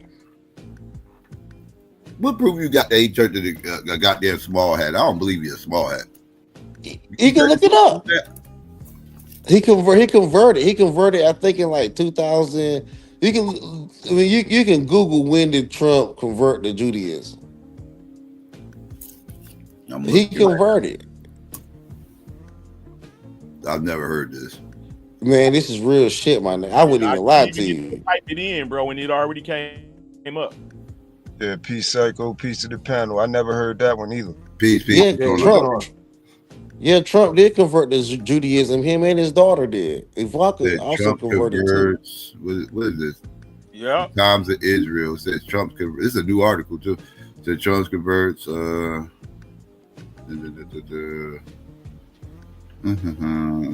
Just skimming through it. He said that he's converted into Judaism to show Palestine he means business. Oh, so this is a publicity stunt. Yeah, that's what I said. I said it's a recent article. Yeah, I was like, this is some new shit. But it was more than a publicity stunt. It was about because you can even look up Trump changing the capital of Israel from Tel Aviv to Jerusalem, because Tel Aviv embraced the rainbow community and transgenderism and all that shit. This motherfucker ain't no goddamn. Daughter converted to This pork eating ass motherfucking KBs ain't no goddamn motherfucking small hat. Yeah, that's what I'm saying with the 52 fake out shit that he got y'all jumping on. Exactly. Yeah, I'm gonna take over Greenland and I'm gonna make 51st state and I'm gonna do this over here. And y'all niggas focusing on that while he stabs you in the gut with some policies that he's changing that's gonna affect your damn children. You know what I mean? I don't. That nigga is not no damn Jew, bro. You tripping, bro? No, I'm not believing this crap. I mean, him and his daughter did convert to Judaism. His daughter converted before she married Kushner. His daughter, she converted to Judaism, and Trump did too. What are y'all? His daughter converted in 2009. And he did as well. I don't see nothing where it says he converted. I see his daughter. I see his daughter converted in 2009. I don't see nothing where it says he converted. He did as well, and he also the biggest thing he did is not even his conversion. The biggest thing he did was he changed the capital of Israel to Jerusalem. You can look it up. Trump changes capital of Israel to Jerusalem. You can look it up. He even gave them the red heifers. He even gave them the 3 red heifers. He got a whole wiki page of this motherfucker, his religious beliefs, and it ain't got nothing to do with no goddamn Judaism. Matter of fact, they can't include in this motherfucker don't got really no spiritual beliefs. That's how I got him. I literally got him on tape saying he's not a Christian. I got him on tape saying that.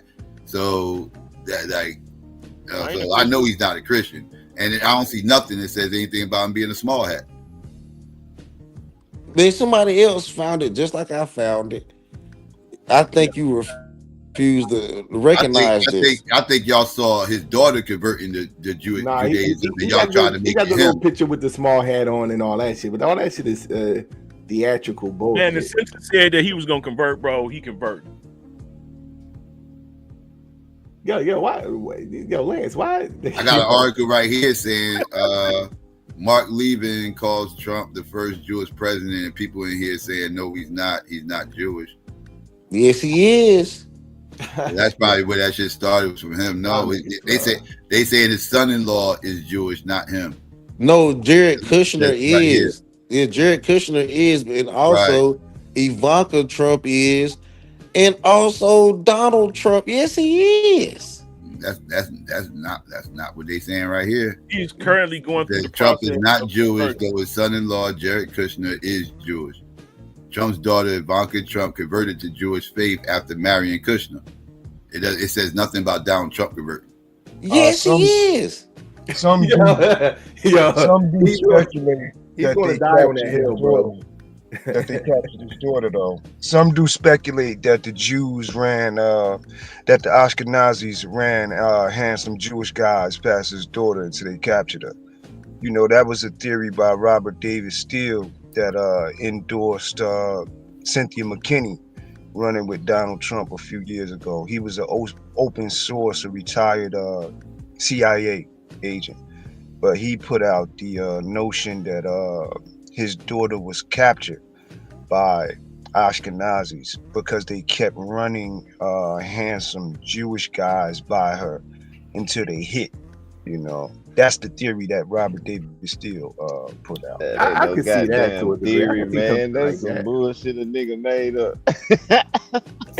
Nah, I can see some shit like that. Man, the shit y'all be coming up with be crazy as hell. I didn't make it up. I know you ain't make it up, but it's just the shit y'all accept. With Robert David Steele. It's like y'all are deny shit like DNA and shit, Open but then source. somebody I say know, something right. like that, and y'all be like, yeah, see, Yeah, somebody yeah, ran past a bunch of handsome Jews past her till they captured her. No, Like, that's what the possible, fuck though. are we That's talking possible. about, my nigga? I said that's the theory of Robert David Steele. I I'm know not you talking said about that. my I'm own. saying that people will I'm not repeat talking these about my things. own I self, didn't brother. say that you made it up or Yeah. that he, you know what I'm saying, whatever. It's just Well, the he fact was that a, these he things was a get retired repeated CIA like agent, it's something so that's substantial hey, to say.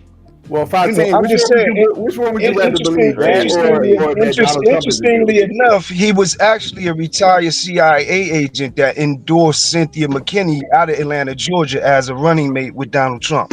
That's his background. Yeah, none of that Other changed than my nothing. own, What you say, other than my Solomon? own shit, other than my Okay, own. which one would feelings. you rather believe? This theory of the handsome men, or the idea that Donald Trump is a Jew? You ain't gonna have me on nobody recording talking about a theory of handsome men. So let's go with the idea that Trump is a Jew.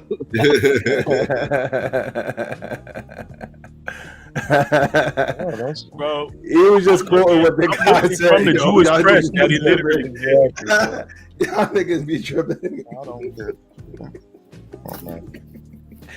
Yeah, but That's yeah, that it's a shit dirty sound game crazy. they play though. They play a dirty game. You know, they sick women on dudes and they sick guys on. You know, That's why I said that's possible. That's more plausible than the other shit.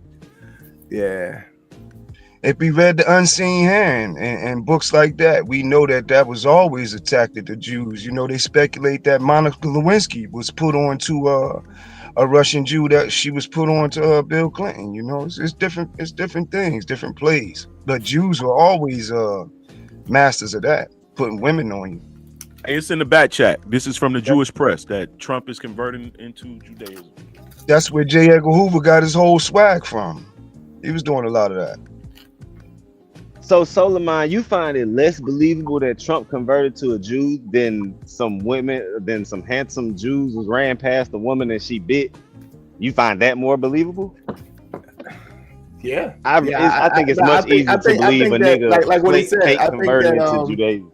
I think that the Jew, like the small hats, will say, like, you know, that they feel as though they could get probably more political leverage, you know, by, you know, doing things that way, or if she married into, you know, Judaism, that, you know, she's actually, like, you know, a voice that could be, you know, closer to Donald Trump in a way.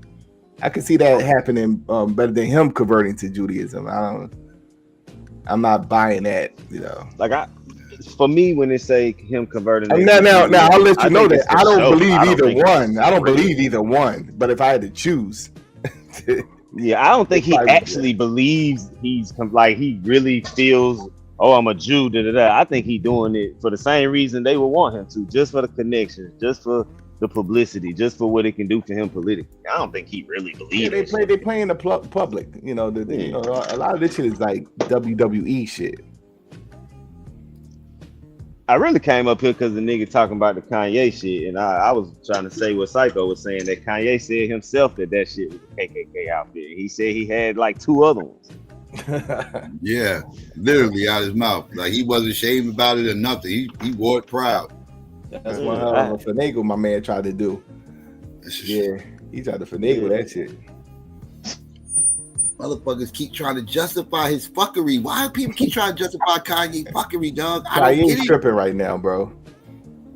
And I fucked with him back in the day, like 2004, like, but that nigga's on some other shit now, bro. Yeah, like is he literally like that? This is a prime example of celebrity worship. Yeah, because like a regular nigga couldn't get away with this shit. A regular nigga couldn't get away doing this shit, and they have all this defense team, every motherfucking wearing this, that, and the third. It's only because it's Kanye. So now he got all this defense team everywhere. This, that, and third. This is a regular nigga walking down the street, motherfuckers be roasting the shit out of him, whooping his ass. He wouldn't have made it out the hood wearing no damn KKK uniform. He could be sitting up there like, yeah, I'm doing reverse psychology. I'm secretly trying to get the Jews mad and blah blah blah and all that shit. But what, nigga? Man, listen. But it's cool. Yeah. Ever since he made that statement, George Bush don't like black people. Everything went downhill from there. That was his height right there. Well, when he I said, promise you, Jews are not like black people. Yeah, when he said George Bush don't like black people, yeah, you know, everything after that was going downhill. You know what I'm saying? Funny as hell. Yeah, that was funny as hell the way he did it, because it's almost like he came out of nowhere. Yeah, he forced It came out of nowhere. Yeah, He was nervous to do it. You could see it. Yeah. Yeah. And to be honest with you, he did that for attention too. Even though I agree with the message, he did it for attention. I think he believed that he can help and change black people. That's what his music stated. And it take a lot to write. He didn't have no writing team back then, nigga. It take a lot to get that out of your heart, to put it on paper, to say it. Cool. Everything he's saying is he genuinely in his mind thinks he does stuff to help black people. But I really think everything he's saying is not lies. You think he believes that? You think he? Oh yeah, he believes. Yeah, bro. He helping black people. He just fucking psycho, and he don't realize that he's going about it all the wrong. Like he's really a confused soul. That's what I think. All he care about. Oh, he damn sure. He narcissistic. I don't think he's crazy though. But see, the narcissist. Everything he says is the not narcissist lies. shit. To me, the narcissistic shit, I can't even say it, goes into him thinking he's doing shit for black people. It's not really for black people. It's for him to feel like he doing it for black people. You know what I'm saying? Like, he's definitely a narcissist. He's lying is the question. Yeah, that motherfucker, he batshit crazy, man. But is he lying about the things that he says about Jews? You know, that's the question. Yeah, he lying because he lying. He lying. He lying because he said them goddamn small hats are doing X, Y, Z and everything else. He want to be up on them small hats. He mad because the small hats don't want to do business with him. That's what he's mad about. He ain't had no smoke with the small hats until the motherfuckers told him no. He ain't had no smoke. But where was all this smoke with the small hats before they told him no? Can somebody please show me that? They can't. But nobody can show me. I understand that, but I don't think he's lying though. When we look at the relationship between our community and them versus them controlling most of the executive office within the industry, He wanted to be down with that. He wanted to be a part of that. Like, look what he's doing. He's doing all this stuff to pander to white people. He wanted to be a part of that. He wanted to do anything. He wanted to be everything but black. This motherfucker want to pander to white people. Those white people. You don't think he wanted to be black? He was in the in crowd with no problems. He like, okay, y'all motherfuckers won't fuck with me, then fuck y'all then. I'm gonna go ahead and go full blown Nazi then. I'm gonna go fuck with these white people who don't like you. And this, that, and the third. But like this is all revenge. Like he's a butthurt female that was told no. That's what he is. Yeah. Yeah, I don't know. I Bro, just don't. he was in the in crowd just fine, bro. He could be higher than Jay-Z. He was in the in crowd just fine. He obviously he seen wanted more. within it. He wanted more. He's a power freak. Like pause. He wanted more. Like like this motherfucker. Like he was a motherfucker. He just want, like I said, he always wanted attention. Like even when he said Bush don't like black people or whatever the case may be. I don't disagree with the statement, but he did that for attention. Like he started off in the background being a producer and all this other stuff, making money, making decent money being a producer. That wasn't good enough. He wanted to be he wanted to be on Front Street. He wanted to do his Diddy thing and get in the front and everything else. Because that's the whole thing now. Producers be getting, they start looking at the rappers making all the money, and next thing you know, they want to get in the booth. So they go get them, they go pay for some ghostwriters, get somebody to ghostwrite them some shit. They already know how to make a beat, and then boom, there you go, you got an album. That's what happened with him. Now he's on Front Street. Now everybody talking about him. Now he's no longer in the background. He's loving it. Now he gets to run around and start calling himself all kind of musical geniuses and all this other stuff and everything else, which I got a problem calling himself a musical genius when he don't even write his bars. He's a great producer, but musical genius, I don't think I'll go that far. But he do his thing with the producers and shit, though. I ain't gonna stun on him there. But but the whole shit is all about him getting on Front Street. When he went out and did the thing with Taylor Swift and all that, he didn't do that for Beyonce. He didn't do that because he gave a fuck about Beyonce and he wanted to look out for Beyonce and all that shit. He did that for him. He wanted attention. That was all for attention. Like everything he does is for attention. Slavery was just a choice. Attention. Got all these Beckys walking out here half naked. Attention. Putting on the Klan outfit. Provocative sales.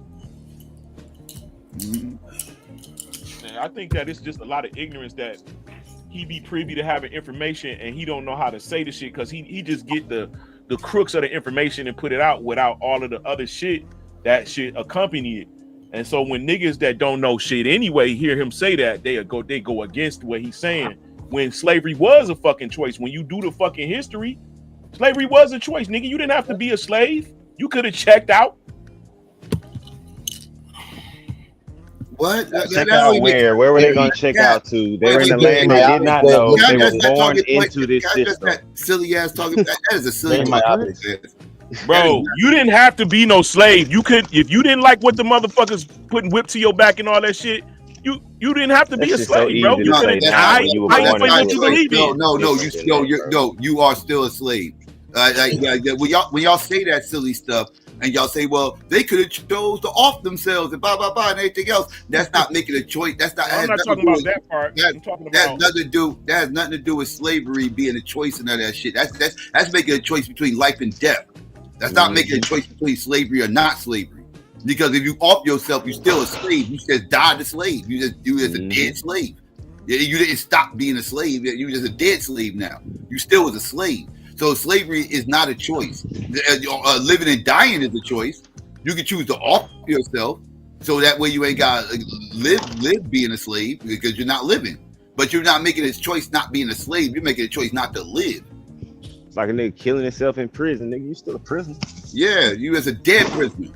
Like you making a choice to live or die at that point. Like you're not making a choice. So Psycho, let me ask you this: it's not a choice. And any one of you niggas, if a motherfucker is just sitting there with a goddamn whip and he gonna rape your kid right in front of you, your mama right in front of you, you just gonna let that slide? If I was born into a system where that was normal and I didn't know nothing else, yeah, I might. They didn't. You asking me now when I'm born into a system of freedom where I have a choice, where there's laws against that. When the laws are made that says this is okay and this is how it goes, yeah, it's a little different, bro. You acting like you act like it was laws in their favor to fight against that. Were you born into that system? No, nigga. All right, so you wouldn't let them, right? Of course not, because I was born into a different system. I was actually privy to see it's different, and I have laws in my favor that say, hey, this person can't rape and do these things to your kids. They can't own your kids. These folks had laws that said we can own your kids, and whatever I do with my property is my choice. You can't do nothing about it. I wish we can digitally slap the shit out of niggas that say stupid shit like that. I wish I can reach my hand through and digitally choke the fuck out of you, slap you. Real talk. You don't know what the fuck you talking about, Fontaine. You don't know what you're talking about, Lance. Yeah, clearly. I do. Yeah, I do. Were there laws for people to own slaves at the time? No, it was no laws at the time. So there were no laws for people. So it wasn't lawful to own slaves. No, it wasn't. It had to become lawful. So when the slaves were slaves for those hundreds of years, nigga, I answer your question now. No, you tripping now. Slavery became lawful. Oh my God, bro. When did it become lawful? That's something you need to look up. Why you just can't answer the question? You just answered that. No, So someone else, please. I'll have to answer then. Solar Mind, Psycho, anybody else. When did slavery become lawful? I ask someone else. Chattel slavery became codified like the mid 1600s with Anthony Johnson. Okay, so during the time when people were enslaved in America, right, Psycho? Yeah. Before that, it was more indentured servitude, but then it became codified with. But you get it. He's trying to take away from the point because he know the point stands that there were laws that these people were born under that says they couldn't fight against these people. He's acting like they were born under freedom like we were, and they just was like, oh fuck it, we're just gonna stay slaves. That is not what the fuck happened. No, and nor did motherfucking grown ass men get taken out of the motherfucking hoods they was in, put on ships and brought to America and made to work either. That didn't happen like that. What happened? What didn't happen? Like what? Didn't nobody take no grown ass men out the hood they was in Africa, put them on a ship, brought them to America, and made them work. Well, something almost like that, not verbatim, but it did happen. Yeah, that happened. Women and children, bro. You enslaved women and children. Men was enslaved too. What are you talking about? Women wasn't going out there doing all that heavy work. Were prisoners of war, They wasn't bringing women out there to do all that fucking heavy work. What are you talking about, bro? Men, y'all think that it was wars going on. Y'all got the first thing you got to look at is during the time of slavery. War, yes. Those people. Which war was going on? These people are prisoners, bro. In the 1600s, what war was going on in the 1600s? Several wars in the 1600s. You kidding Over me? here, which one? French, the Spanish, the English, French Indian War. The French Indian War. What that got to do with us? What the French Indian War got to do with us? What you talking about? Moors, Lance? Moorish wars?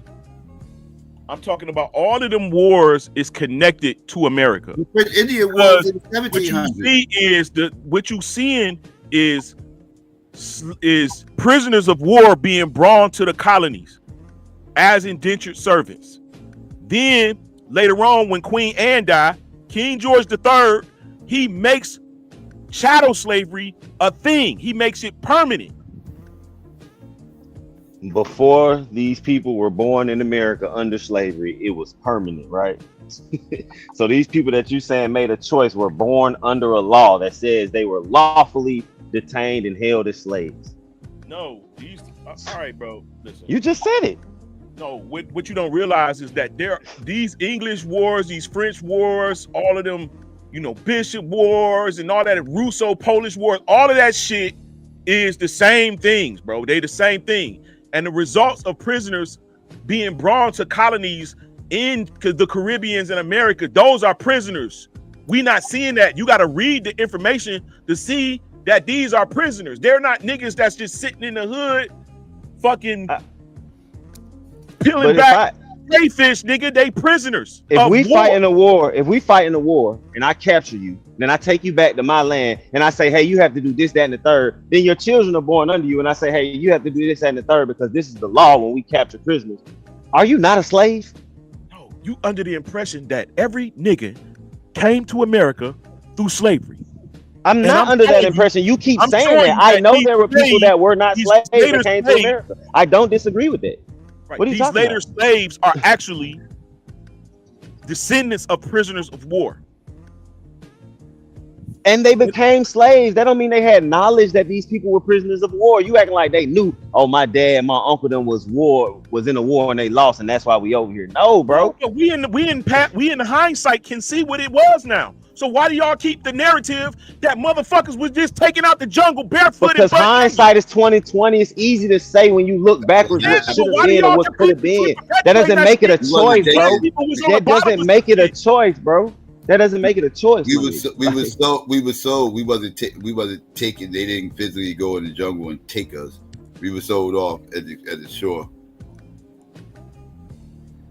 It was actually wasn't even sold technically. It was just trade. We actually was traded for other things. Well, I personally got a whole nother. I'm at this point, bro. I'ma just say it. I think it was, a major world cataclysm, which is why you have all these wars and people lobbying for power and resources. What wars was going on in the 1600s? Bro, a lot of wars. You got the 30-year war. You got the Anglo-Potuan wars. Over here? No, America is the people that's in America are part of the fucking Europeans, bro. I'm talking about here. I'm talking about wars here. Yes. In the 1600s, it was still Britain, but it was the colonies of Britain. But what wars fought here? In the 1600s. I didn't make the argument of here. I'm telling you that these people that was in the wars came here. I thought we were talking about slavery here in this country. When we were talking about slavery here in this country? Yeah, and I'm telling you that these is the results. These people is the results of the slaves. The slaves are the results of wars. That's what I'm saying. What wars was fought over here that there was the results of? Not here. They wasn't fought here. They was fought abroad. And so those they fought somewhere else and brought here. There's brought. Yes. So they fought wars other places. They brought them. Why they bring them here after the wars? Why didn't they go back to their country they was fighting for? Because their countries was taken over, bro. Their country was taken over and they didn't go. So how did they get away? What you mean? How did they came? They if the country was taken over and they made it over here, that means they got away. No. But wasn't the earliest trading post was like in the 1500s, right? The trading post that they set up in West Africa wasn't like into the 1500s, right? Yes. Yes, you're all correct. of that shit go way back further than that, bro. But I'm talking about the results of the slaves in America, in the Americas, is their result is from wars that were being fought abroad.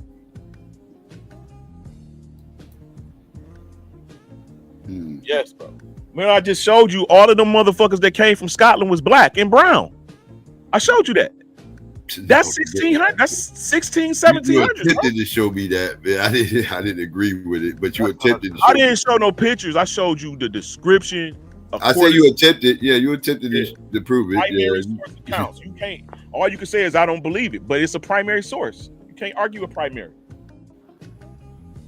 It was word. It was the words that was being. I forgot what it was. I know Swarty was up in there, and it was a lot of light and dark talk, but it really. It was all black, brown, pale. I don't remember black and brown and pale. Ruddy. I do remember. I remember stuff like that. Yeah, ruddy and stuff like that. But now I don't remember black and white and all that being said. You don't remember black? I don't remember off the top of my head. What year was this written again? I forgot. I remember us going through this. What year was this written again? It was written in 1903, but it was from the state of 1745. 1745, okay. Stupid, what's going on? My battery is going to die. I'm on 1%. I didn't realize. Oh shit. If everybody in your community white, the less white person can be perceived as being black. Is that people don't understand. When they say swarthy or dark skin, right? It's like black people come in all different shades to ourselves. White people see redder people different than they see blonder people. You know that, right? Correct. Right?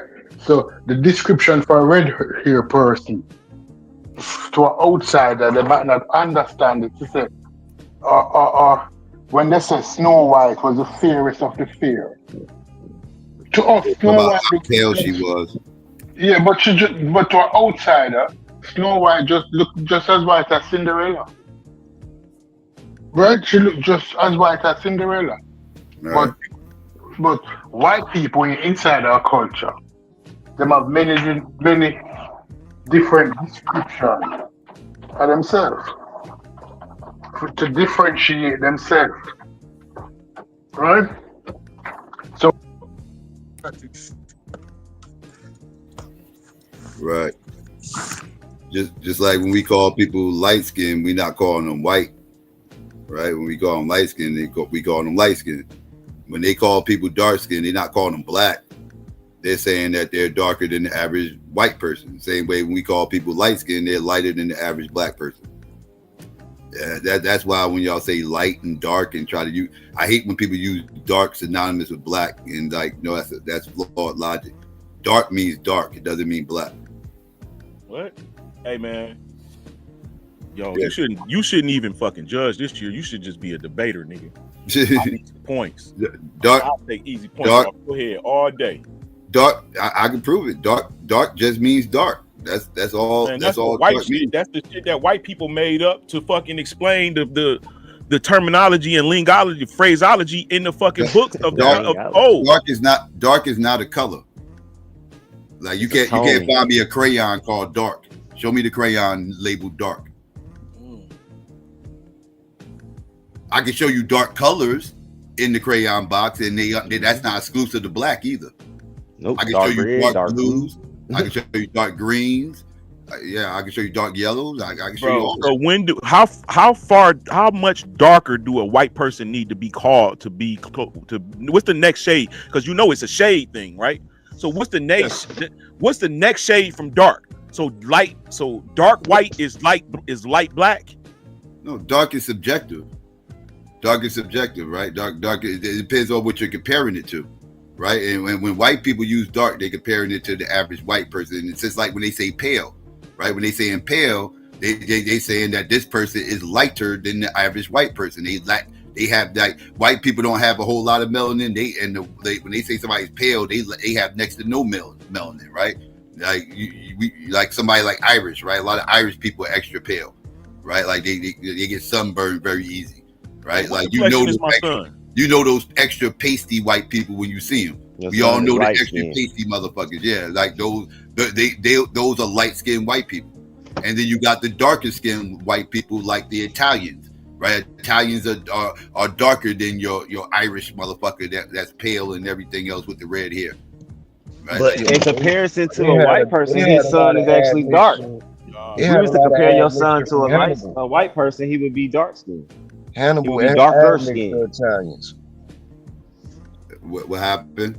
Hannibal admixed the Italians when they invaded. Well, I know Sicilians got a lot of admixture, not necessarily the Italians per se. And I don't hold the position Hannibal was black. I know y'all about to come after me. Oh, but yeah, I don't believe Hannibal was black. You think he was African? Hannibal was a Negro psycho?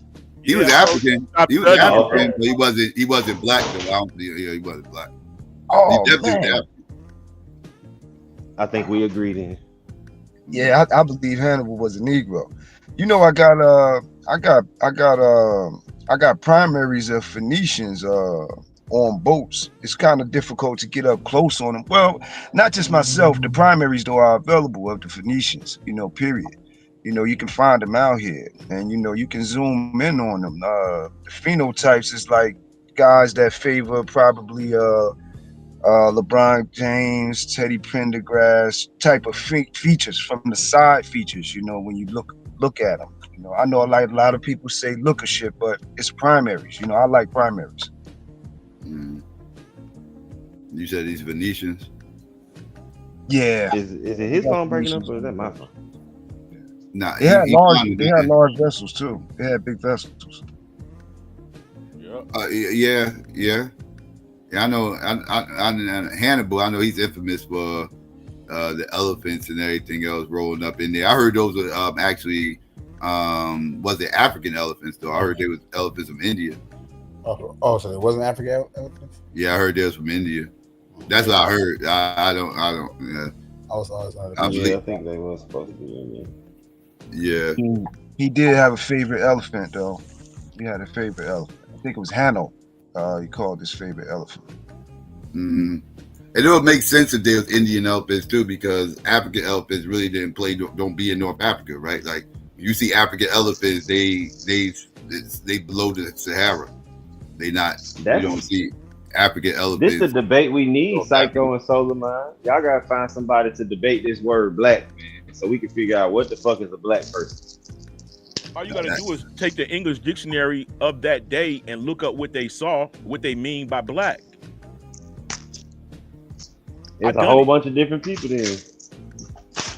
So let me ask you this, Lance. Do you think people that are genetically different but phenotypically the same, you think they would still be considered black? Huh?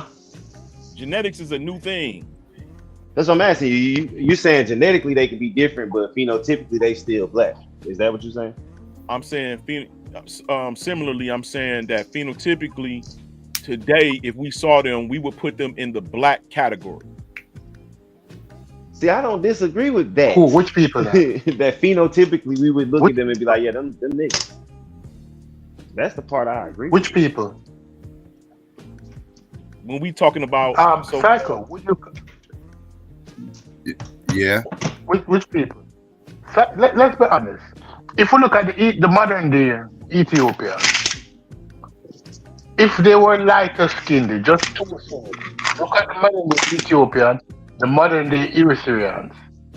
If they were one shade lighter, we wouldn't classify them as black.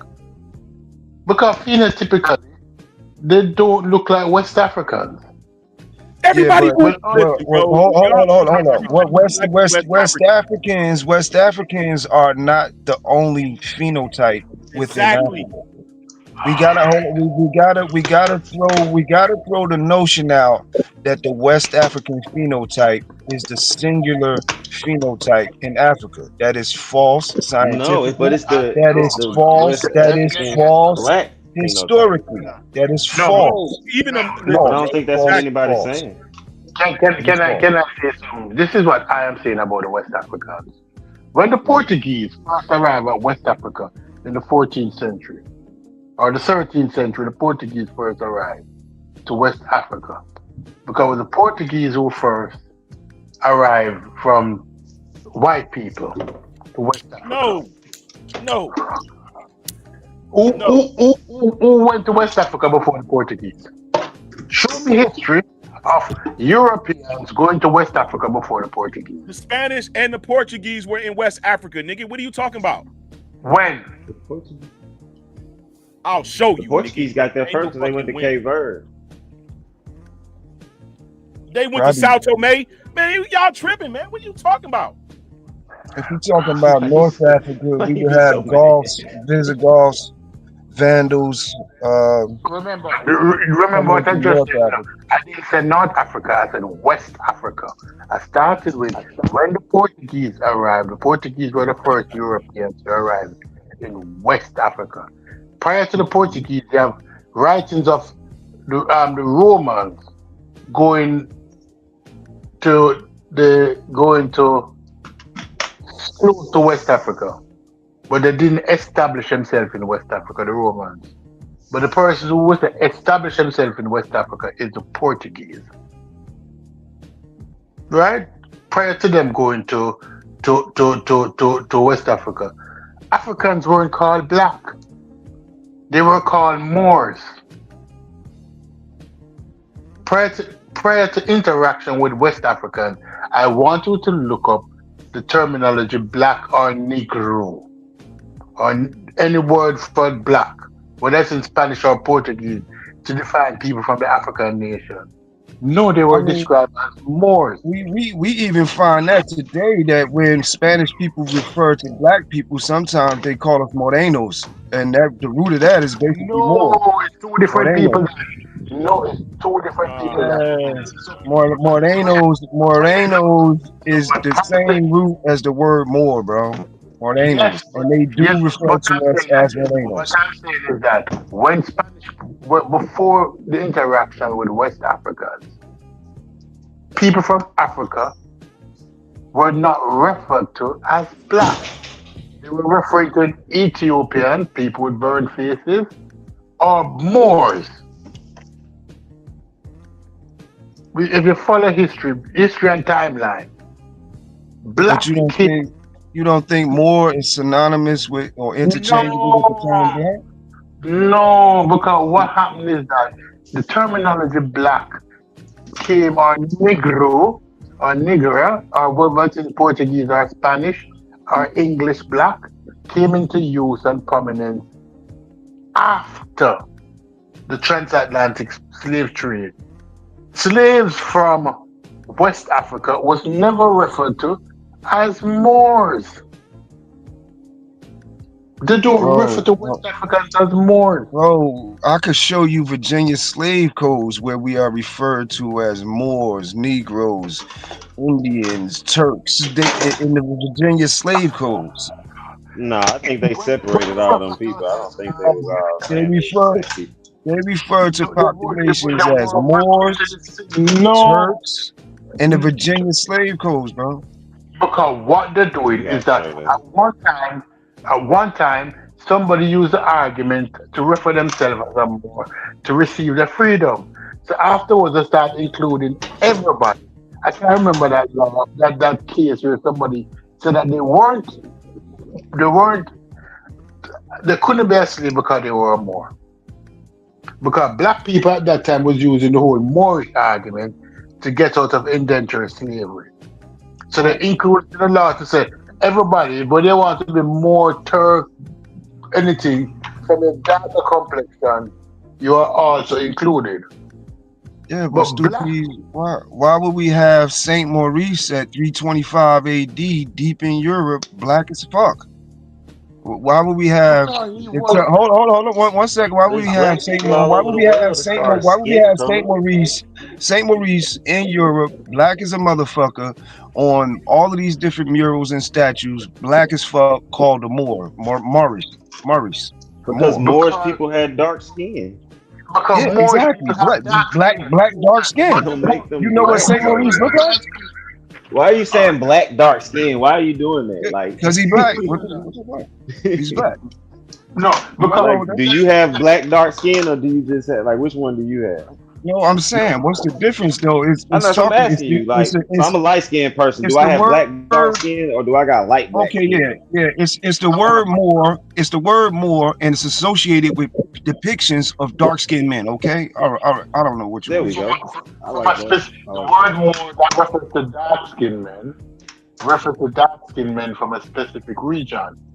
When the Romans used it, they because the Romans came in contact with the Egyptians, and in the Egyptian culture, you had light-skinned people and you had very dark-skinned people from Sudanese, and you have lighter-skinned people from the Delta, because the Egyptians were ranged in color, just like when they first came to North America. When the European first came to North America, when they wanted to be the Vikings or the Spanish with Christopher Columbus or the Portuguese with Christopher Columbus, whichever one you want to say is. He encountered Indian people. I'm going to use Indian to discover the peoples of the Americas. And they came in different shades because the one further north were lighter than the one south. And we can see the Alaskans are lighter than the Indians from Florida, than the Indians from Montana, which are also lighter from the Indians from Mexico, Yucatan. Nobody can dispute that. We can use our eyes and see that. So when the Romans and the Greek interacted with the Africans, they came in contact with Africans of different shades, from the upper Delta down to the Sudan. And even then, when we look at the black, the original, the first black samurai, he was said to be from Sudan, not West Africa. The term black came into popularity after the transatlantic slave trade. Black or Negro was used to refer to those persons who were put on ships and sent to the New World, which were primarily West African. Yeah, but we gotta understand that term Sudan stretches from East Africa to West Africa. We have an Eastern Sudan. Yes, it does. We have an Eastern Sudan and we have a Western Sudan. Now, if you want to divert from historical records, you can say it doesn't exist, but in fact, there is a Western Sudan, and it is West Africa, bro. West Africa. I want to talk about West Africa is called the Western Sudan. Is Nigeria Sudan? Would Nigeria West Africa is referred to in scholarship as Western Sudan. No, it is not. No scholar of anybody over them stars would refer to West Africa as Western Sudan. Okay. If I prove it to you with scholarship right now, will you promise not to come on the panel for 3 days?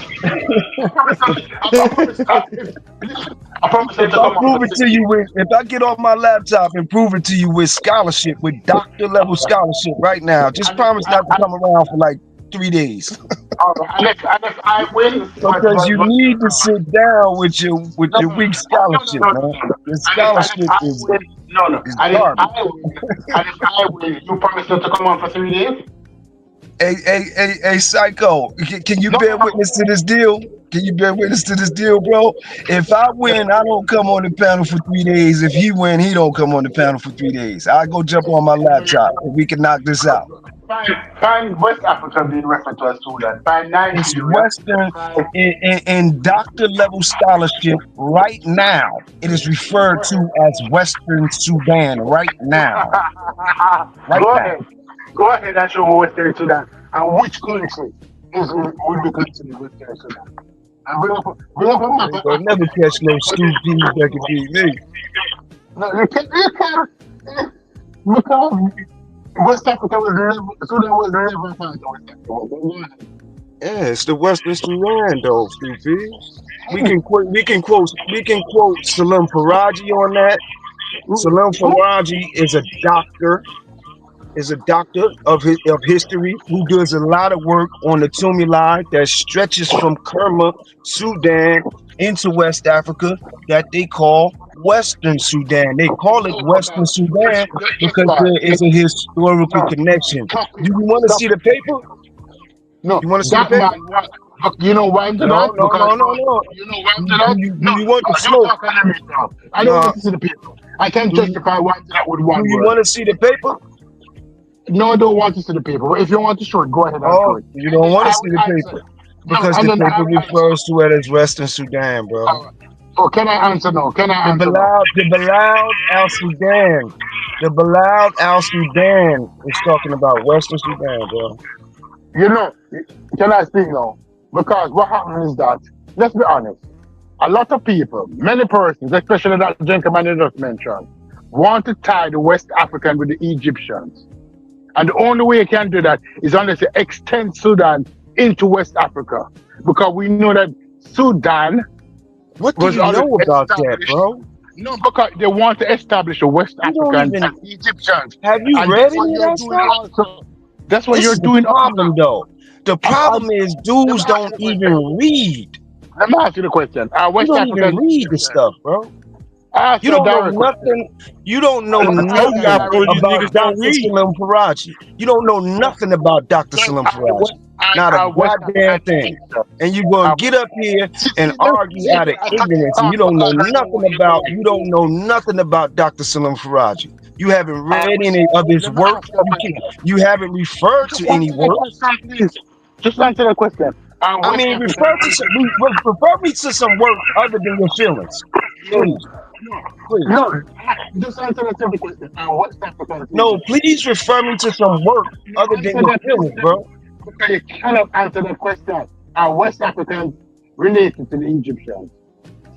Refer me to some work other than your feelings. What? Give me a source. I'm giving you Salam Faraji, a doctor, a living large black man. Salam Faraji. What do you have? What do you have? Give me some work. He's pseudo. Give me, okay, all you have is your opinions and emotions. Give me some work to rebut it, bro. I'm asking a You simple don't question. have no work. All you got is just silly feelings, stupid. They reveal themselves all the time, You Afro. can't do that no They more, can't bro. answer simple questions, No, bro. it's not tolerated. I'm asking a It's simple not question. tolerated, bro. And you cannot answer. We can't tolerate just these feelings no more, man. Are the West Africans It's terrible. Man, give me some work, bro. What's the work at? Where the paperwork? Where's your receipts? Where's your receipts, stupid? Psycho. Where are your receipts? Psycho, can I ask you a question? Are the West Africans got no related? receipts. Just your feelings, bro. Psycho, simple question. Are the West Africans, are the people in Nigeria, the people in Ghana, are they related to the Egyptians? I don't believe they are, no. That's what Dr. Fajai tried He to prove when he don't got no receipts though. You want to debate it? See, you want to I don't debate have it? to debate it because you can't answer. I'm asking you. Do you want to debate it? Answer that question, Because and I will smash you into your face all the way in the mud. Answer that question. Do you want to debate it? Just answer that question. Debate, is there a connection? Because I can prove it genetically. I can prove it according to Dr. Salim Faraji. I can prove it with his work. And I definitely can prove genetically that it's a connection between East and West Africa. Do you want to debate it, bro? Stop playing, bro. You realize that you show how pseudo you are.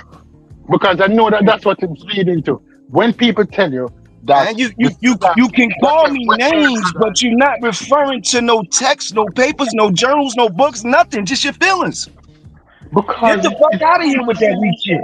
That shit is weak. Never related to the Egyptians. You are not a real scholar. Salim Faraji, and I got a boatload of genetics that backs that. Do you want to debate it? You do not have no genetics. You don't want to debate it. Say it. Say you don't want to debate it. Just say that. Afro put more work in. I know for a fact he been doing it for over 7 years. All you do is talk from emotions. You don't never show any data, not a source, none of that. I don't have to show data for common sense. Yeah, but if you're gonna debunk or debate something, then you working against our people because you ain't showing nothing. If you listen to not Woodjack, what's his name? The one who got that genetics on channel, who dispute this a million times already. The West Africans and the Egyptians are two separate people based on genetics. You talking about somebody else, man. I could put the work on the screen right now, bro. You want to smoke? Stop playing. A man going in the wrong direction for years. Will never come to the right direction. You're going east trying to find west like Columbus. Columbus never circumnavigated the earth. Hey, can I ask Afro and Lance a question real quick? Like, what information are you to present for common sense ideas? Like what are you supposed to what paperwork or receipts are you supposed to display when you're dealing with like simple facts, like simple biological, simple archaeological, simple anthropological facts? What are you to present to that? Like what if you have common sense and you're a sensible, intelligent human being and you can articulate particular positions, what outside of that should you present in a common sense contextual idea? Well, you can find it to common sense, which everyone doesn't have. I know, but let's exclude that. Let's exclude that. Let's just keep it to this particular conversation and not extrapolate it to what others, like when you're just having the dynamic that you three guys are having. What information could he present to further dispute what you're saying outside of common sense? The same information that we can back our information with. Damn, Lance always break up. It's some dope shit. You broke up, bro. I would say he could present a genetic paper that says there is no connection between East and West Africans. But we have a boatload, we have a multitude but of has genetic there been papers. historical... Hold on. You asked me a question. No, let me answer has it? there been historical You asked me a question, bro. Are you gonna let me answer it? I know. I got you. On the converse side of the coin, we can find a multiplicity of studies that tell us East Africans and West Africans are connected genetically. We can find that all over the place. You got to say it I again, can bro. hop Your right on phone the just broke laptop up. and show that right now. Bro, your phone just broke up. You got to say connected everything for you said. You got to say it all over again. It's okay. No, Go ahead, that's bro. you. He said it Your clear. That's you. phone broke up, bro. Nobody heard you. I'm not being an It's asshole. not. We heard him, bro. That's you. No, your phone broke up too. So how you gonna say you heard him? Because we heard. It's obviously your phone. No, I didn't hear everything he said.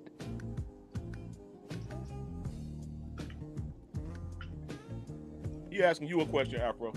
Yeah.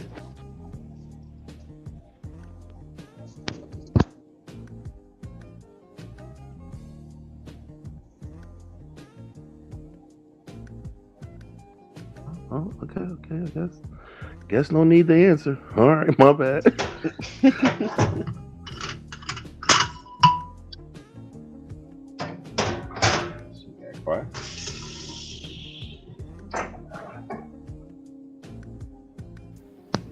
Psycho, how you, my brother? What's good with you?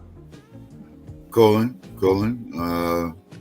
Do what it do, my brother. You ain't been around in a while, bro. What's good? What's the difference? What? What you say?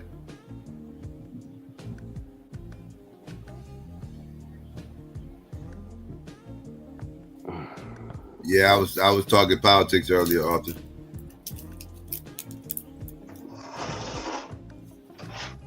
I was talking about your uncle. Arthur phone fucking. Arthur can't even hear me.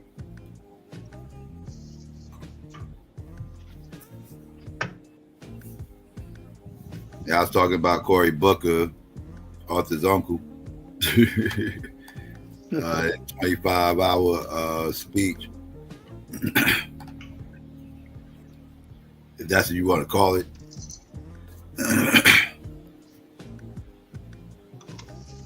More like a stand-in.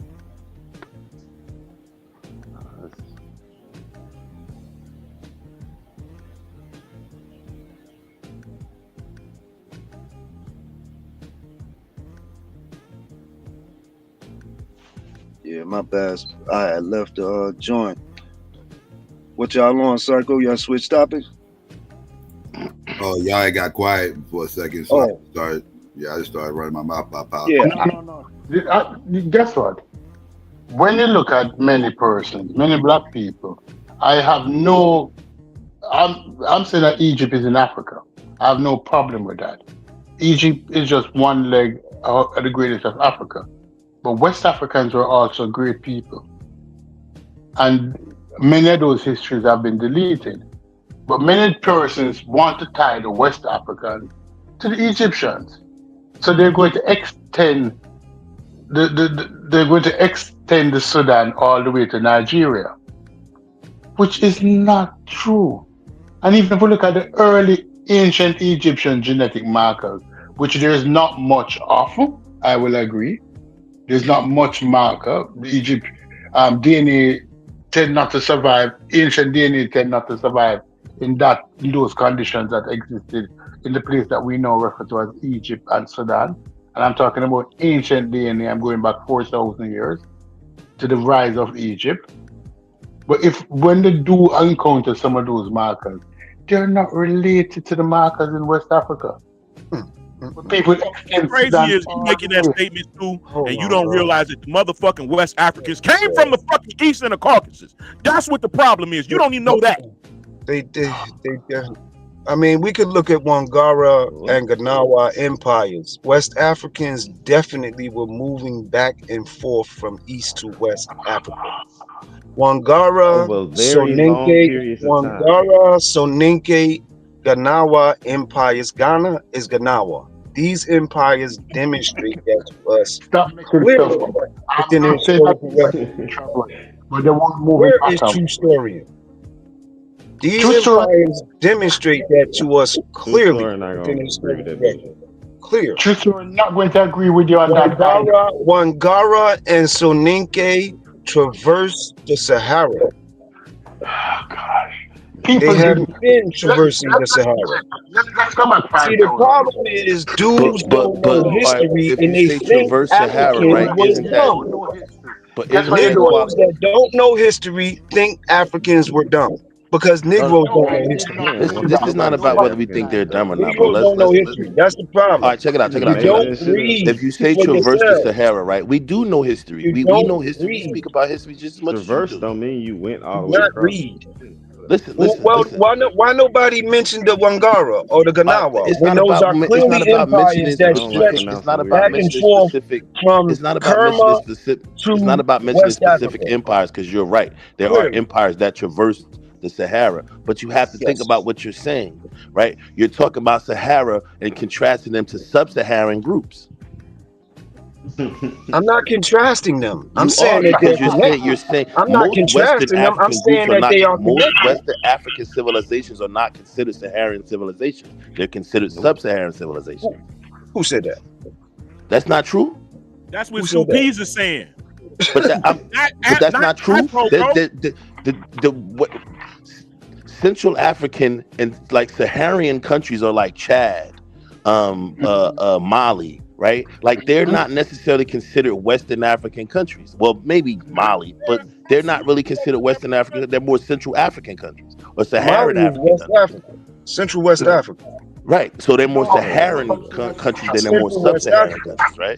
There's no such thing as Central West Africa. Stop making that. Right.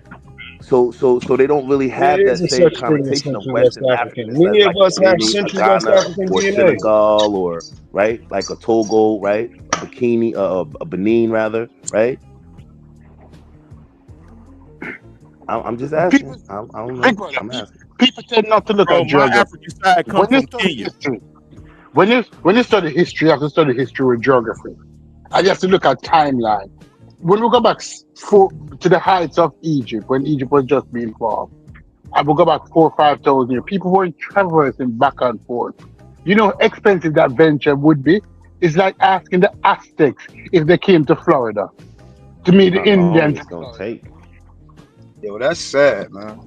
Dudes don't know history. People wasn't The traversing people that back don't and forth. read So when you books use the should word, really say less. when you use the word traverse, The people it's that don't obviously read books should really say less.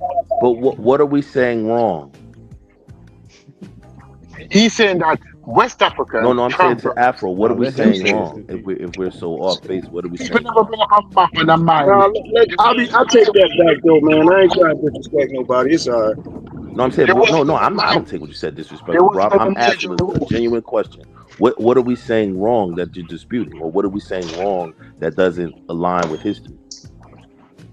Well, because we got Dartichit, we got wavy line pottery, we got dotted wavy line pottery that tells us that these populations, these cultures, there was a cultural complex that traversed the Sahel. People were traversing the Sahel 4,000 years Simple ago, question really throw y'all niggas off. You're not gonna answer that. 8,000 years ago. Mm-hmm. People were already moving across the Sahel. But the Sahel 8,000 is years what ago, the bro, Sahel according to historical records. the Sahel is a region between The Sahara and sub-Saharan Africa, right? Sub-Saharan Africa, right? Right. That's that little area, right, in between arid and jungle, or arid and tropical, right, or dry and tropical, right? Yes. Yeah. All right. So now, in saying that, does that necessarily mean that the traversing of those cultures extended from one end of the continent to the other? Seeing how difficult it is to travel that route. We gotta look at the How evidence. long did it take them to travel back and forth? We would have to look at the evidence of the pottery, though. It would take them decades. The pottery. I get you. There's some cultural. I get you. The wavy line and the dotted wavy line pottery. Right. So that gives a distinction, or it says that they had interaction. Well, they call it a cultural complex. Mm-hmm. No, it was not. They may have had interaction, but nobody was traversing back and forth from West Africa to Egypt. Nobody was. Why didn't you mention the wavy line pottery, then, Stu Peas, if you knew about it? No, I'm saying that there have been interaction, but there was no multi-level traversal where people getting up to the and jump on a train. So you think none of them people had sex, bro? I'm saying that you think that they was doing business? You think that they was doing business since 8,000 years ago and nobody was fucking? You think nobody I was mean, a fucking? few people, but it wasn't gonna be no You significant gotta be amount of stupid. people. You gotta be stupid if you think How nobody many So was you're people fucking. you thinking think that was there able was to travel and thinking that there intermingle, was bro? enough Like, interaction that it actually created distinct cultures, or they took some of that back with them, or they took the DNA with them, and that's how the DNA spread. So that's what you're saying. You're saying through like trade interaction or migration, that in their migration and their trade like trade is interaction, only for there was specific some people, bro. sexual cultural um They probably wasn't like even trade. interactions, and then that spawned a direct correlation between East and Western DNA structure.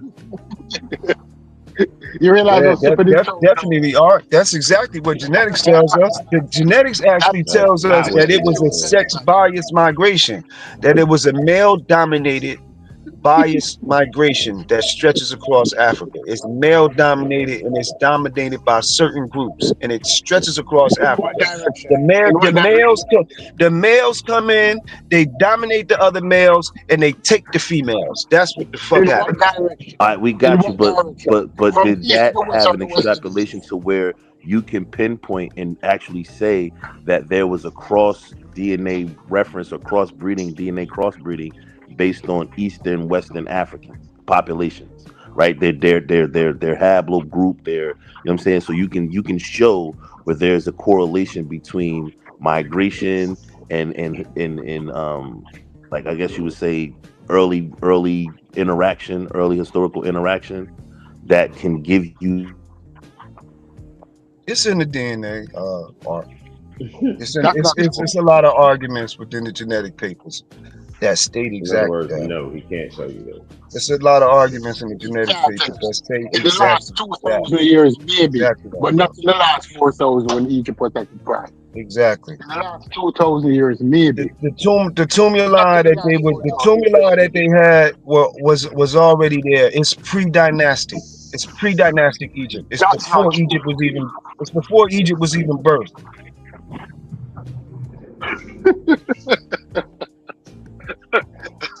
The West Africans are separate people than the Egyptians. No, I'm they're not saying not. that we don't How trace. do your boy Garfield get the same DNA as Ramses III? If you go back far enough, What? genetic testing, Why did your everybody boy Garfield have the same DNA as Ramses III? because Why does Psycho share the same DNA marker as Ramses III? You stupid motherfucker. Get your ass because off the ground. in the last Why do 2,000, Lance the also last there? 500 years, we have been intermixing with many people. Get In the your last bootleg 500 Jamaican ass off the panel. since we You a came to the bootleg West. Jamaican. Get your ass off the panel. I grew up with live Jamaicans. Real ones. No, because Shout out to my boy Wawa. you want to be Real Egyptian. ones. Real Jamaicans. From I heard you Get your speak on bootleg Sunday ass off about the panel. that gentleman, I know that you want to be Egyptian, talking about West Sahara. There's no such thing as West Sahara. Listen, your own homie Garfield got Ramses the Third DNA, bro. He's a freaking Jamaican Negro. Is Garfield pure West African? Is anybody in It don't matter. He got Ramses the Third DNA. He got some of the DNA from a Negro that was sitting on the throne of Egypt. What's Come up on, with bro. West You gotta be honest, bro. Psycho got DNA from Ramses the Third.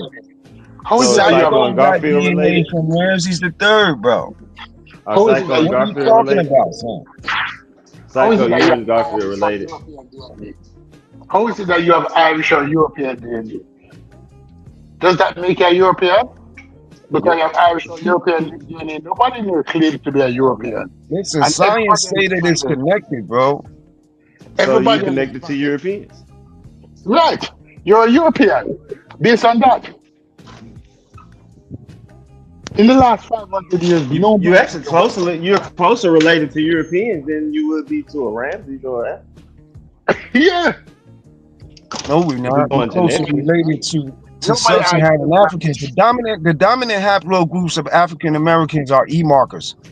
E markers, a collage, a mosaic of E markers. That's what we are dominated by. E groups. The E haplotype, the E haplotype is our dominant haplotype. Negroes in America, Jamaica, West Dominant Africa. Egyptian haplotype is Yeah. what? Actual And factuals. dominant Egyptian haplotype is what? J? It's the same. It's EV. I think it's EV38. Nope. EV38 that was on Ramsey III. Well, E1B1A. E1B1A. E1B1A. Look, if you want to be Egyptian, you A2. What that means, like, Afro. I got the A2 instead of the A1. I'm E1B1A2. Right. It's still under the banner E1B1A. You're still under that collage. It's just a different diversity. It diversified and mutated, because of however your paternal line, whatever the diet was, the sexual selection and the environment. That's what produces, those segments, different mutations, but it's still E groups. We're dominated by E groups. It's the facts. And the E groups don't come from Africa. The E groups come from Asia. No, I said E groups, E haplogroups. So the E groups come from Asia, right? Yeah, that's the argument, Lance. Yep. Not the argument. I'm talking about the facts. If I'm not mistaken, I read it myself. Yeah, EM96. Yeah, EM96. Right. So the E group, the E marker, is a later marker. What are the haplogroups that existed before that it derived from? And that'll point you to where the fuck niggas is from. Which is why we call Afro-Asiatics, nigga. You see the beautiful thing about genetics? Genetics is a time clock. It takes X amount of years before we know people jump and shift to different groups or different mutation takes place. It takes a period of time. And what you're discussing at the time that you're discussing go way back before the Egyptians, when that jump or that shift take place. Because genetic changes happen over a period of time. It's not short term, it's long term. But if you want to marry yourself to the Egyptians, and when I heard you speak, I realized that's what you're trying to do, and who you brought up in his book, he wants the West Africans to be related to the Egyptians. And we are not. I'm married to science. It depends on what group of Egyptians and what year. You just said it. I'm married to science. And that's not a bad thing that we're not relating to them. We don't have to be. But we're great in our own right. But all of a sudden you want to be Eurasian. You want to trace your DNA to the Eurasians. Because the Egyptians are a mixture of the Sudanese and the Eurasians. We know that. But geographically where they're located.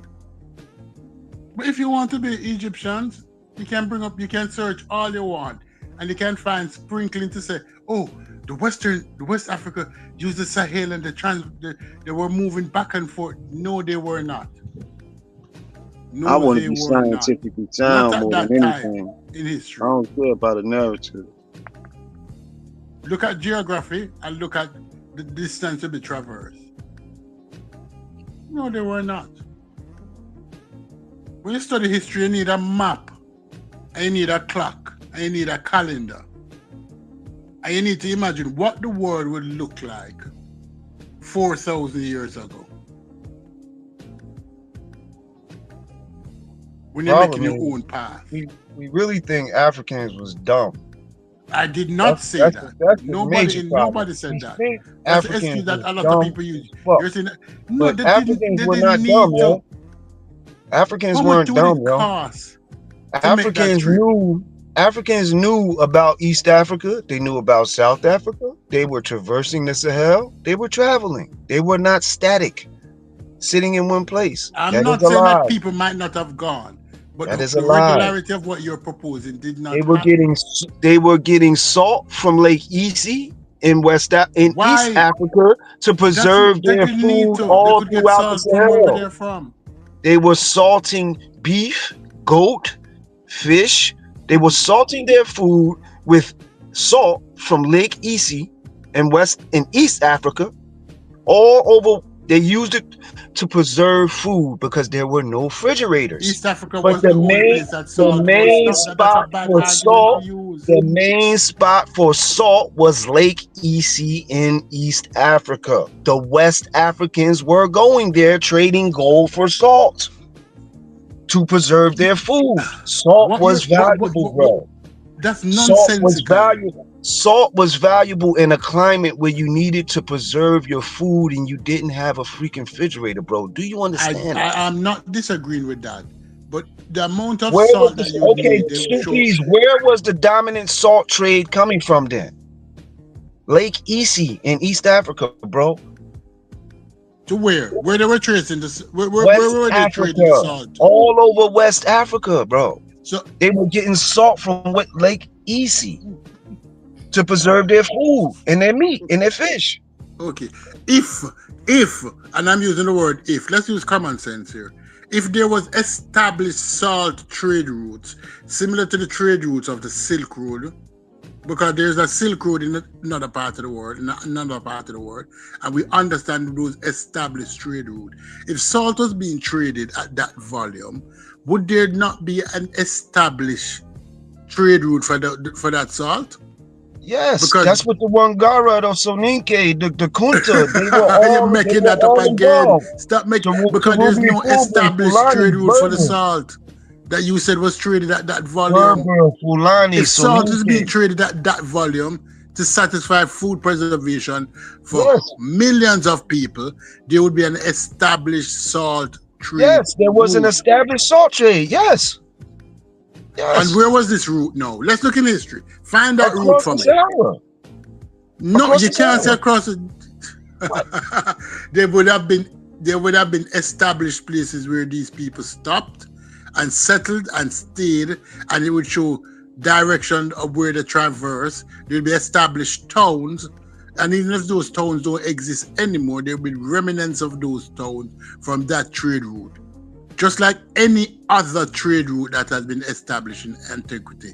But you're saying that, oh, they were trading salt, and you cannot show a route with established towns to say, these people, when they were trading salt, stop here, they stop here, and they stop here across the side. You do not have that. So don't use that. Man, you lying. I just looked it up, and they got it right here. You a damn liar. Share my screen. This is common sense. You see, common sense reasoning, you have to know, call me a liar, because you cannot identify established salt trade route. Just like, if somebody asks me about the Silk Road, I can establish trade routes along the Silk Road. Share my screen, Psycho. Towns that were established to facilitate the trading along the Silk Road. But you're talking they're trading salt at large volume, because you said this river is the only river that had the majority of salt, but you cannot identify a trade route. Man, look up the history of the Wangara and the Soninke. You don't know nothing about history, bro. Let me read this. You just make up stuff. I'm not saying that they're, and when, look at the timeline. You just said there were none. We about to read it. Read it. The ancient read the dates. Read the date too, because history is about dates. Be quiet, stupid. God damn, bro. The ancient salt trade routes were vital to the economies of the cultures of West Africa, North Africa, and the Sahel. Salt was one of the most valuable commodities in the ancient world, particularly in regions where it was scarce. These trade routes connected major empires such as Ghana, Mali, and Songhai with northern African markets. The Tagazi and Taoudini route, trans-Saharan trade, both in modern Mali, were major salt mining centers. Salt slabs were transported by camel caravans to Azali caravan to cities such as Timbuktu, Djinni, and Gao. All right. From there, the salt was exchanged for gold, ivory, textiles, and other goods. That's exactly what you said. Show me camels in West Africa. In Nigeria and Chad, salt was extracted from the. What you say? Show me camels in West Africa. They brought camels and horses with them. You don't know about the Man, I'm not about to. At this Show me point, I know don't camels know you in ain't about the West getting Africa no. because you You use the ain't word. You read don't know this. what a Salt was falata and transported by you don't camels. know what Show me falata and camels in West Sahaja Africa burgers are. and when those camels You arrived in don't West know Africa. history, bro. You know, people The make up dudes stuff that and tell don't you, and you read jump books at should it. say less, bro. Well, I'm reading it right That's how here, people bro. tear you down, you know. They say, "Oh, salt was transported via camels." Show me the history of camels in West Africa. Show me camels in Golden Nigeria. caravans. They got camels in Nigeria and horses now. No, I got to use the word no. They got camels now. Okay, You all don't right. think they have? When That's the problem, man. when you're in the We wrong direction, think and you're going in West the wrong Africans were direction, dumb, bro. you don't The fact question is that everything. He said that We there think were West none. Africans were dumb. Here we have 6. I did not say that. Nobody did. indicated. You said there I were did none. not lessen the greatness of West Africa. You're implying that West Africans were dumb because you need to associate them I'm with the definitely Egyptians, not. who you say as great. I'm telling you that they were enterprising and industrious. That's what I'm telling No, you. you tell them that they need to be I'm sucking on the telling you tits that of they were Egyptians. industrious and enterprising. You West saying Africa that they didn't were give a just flying sitting there fish. twiddling their thumbs in the jungle. There's no They jungle. wasn't just twiddling their thumbs, stupids. They was moving, man. Walk away now, we'll forget. Where's the jungle in West Africa? Don't Because keep arguing this shit. that's what you said there people. was none. West Africa is tropical. Where's the jungle in West Africa? Where people like to call West African jungle because they watch Tarzan. Lions don't live in jungles. Actually, forest. It's actually forest. Lions don't live in jungle. So you using the word West Africa and jungle. Tell you that you don't even know basic geography. Because lions don't live in jungles. Tigers live in jungles. Show me the jungle in West Africa. That's how we. And you're saying that I'm the mean in the West Africa. That's how we got the sickle cell from being in a human. Show me the jungle in West Africa that you speak of. Forested environment. That's how we got the sickle cell with a lot of Show me the mosquitoes. jungle that you speak of in West Africa, because you're saying that I'm the mean in the West Africans, and you're using the European word to say that, oh, these Africans lived in jungles as a way to demean the West Africans. I've never used the European terminology to describe the West Africans. Hey, so I just looked up were there any jungles in West Africa, and the motherfucker got 5 that he said did not exist. How big is West Africa? And you can find 5 jungles. Now you're calling. Now you're calling. Define what because guess Upper what? Guinea When you pull out rainforest straws, is a jungle. The Okay, lower all Guinea right. rainforest. Okay, I'm wrong. There are 5 jungles in West Africa. Is a jungle. They're saying it. Okuma. There are 5 jungles in National West Park. Africa. There's how many countries in West Africa, and you can find 5 jungles in West Africa. Because you use the European way to describe and diminish our people. That West Africans are people from the jungle. I'm too old to be arguing with you dumbass niggas. If you don't got it by now, That we were in the jungles. We were wild in jungles. You're false, bro. You don't know what the fuck you talking about on no account. None. Okay. 5 jungles in West Africa. Continue. How vast West Africa is, how big West Africa is, how big Nigeria is. There were none. I know only 5 jungles. I was said wrong. I there may be were wrong. none, bro. I may have stretched it. But go ahead. You calling the West Africans jungle people? All I had to do was name one. You said that there were none. Okay, you're right. You win based on that. That West Africans are jungle people. Are people from the jungle. We won on assault too. I won on You assault won on too. assault. You won on assault because they were. You can't show that you're talking about Dinky and Marley and this and that. You getting beat up with You win. record. You win. We were getting salt from the Egyptians. The West Africans were getting salt from the Egyptians. You got beat up on the DNA. Your homeboy got Ramses the third DNA. The good brother Psycho right here got Ramses the third DNA. Yeah, So but how when the did hell he you get talking it? about we ain't got When no did he get connections it? to Egypt? When did he get the Ramses DNA? How the when hell was that introduced you in the talking system? about we don't have no connections to Egypt when Psycho got West Ramses Africans the have third no DNA connection and to your Egypt. homeboy Garfield got Ramses the third DNA? How you do that? You just gonna ignore the evidence right literally in front of your face? You don't know these guys? You don't know Psycho? You don't know Garfield? If you want to say that the West Africa, I don't have a problem with it. I'd stop arguing with people on West Africa and the Egyptians. The timeline don't match up, but if you want to see it. But back to the original argument, when the Portuguese came to West Africa, when did they come? Were the West Africans talking about their Egyptians? At that time, when the Portuguese came to West Africa, they weren't even talking or thinking about the Egyptians. But if you want to call yourself an Egyptian, it was a total separate culture. I didn't call myself an Egyptian. I just said that there are connections genetically, and that is a fact. All right, continue. Because the West, But those connections but you brought are up that dude book. That dude who wanted to make himself an Egyptian. And you said that it may be old, but there's still a connection there. Ramses III DNA he's a E1B1A marker. Many of us have E1B1A. It is the fact. But that could mean that they share an ancestor, like Garfield and Ramses can share an ancestor from 10,000 BC. That's true. Yep. It's so still it there. don't have nothing to do with Egypt.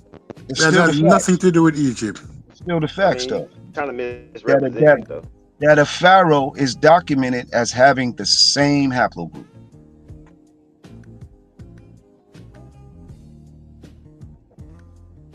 That doesn't really You mean niggas not E1B1A? Or E1? So it's a special thing to be a nigga and have E1 markers?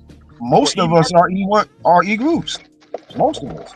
But with the argument, I don't understand the argument. And my biggest thing is you motherfuckers think that niggas only stay where they born. And they don't migrate. We did not say that. Y'all just say stuff that nobody says. Nobody said that. But we're saying that they weren't traversing at the scale that you are saying.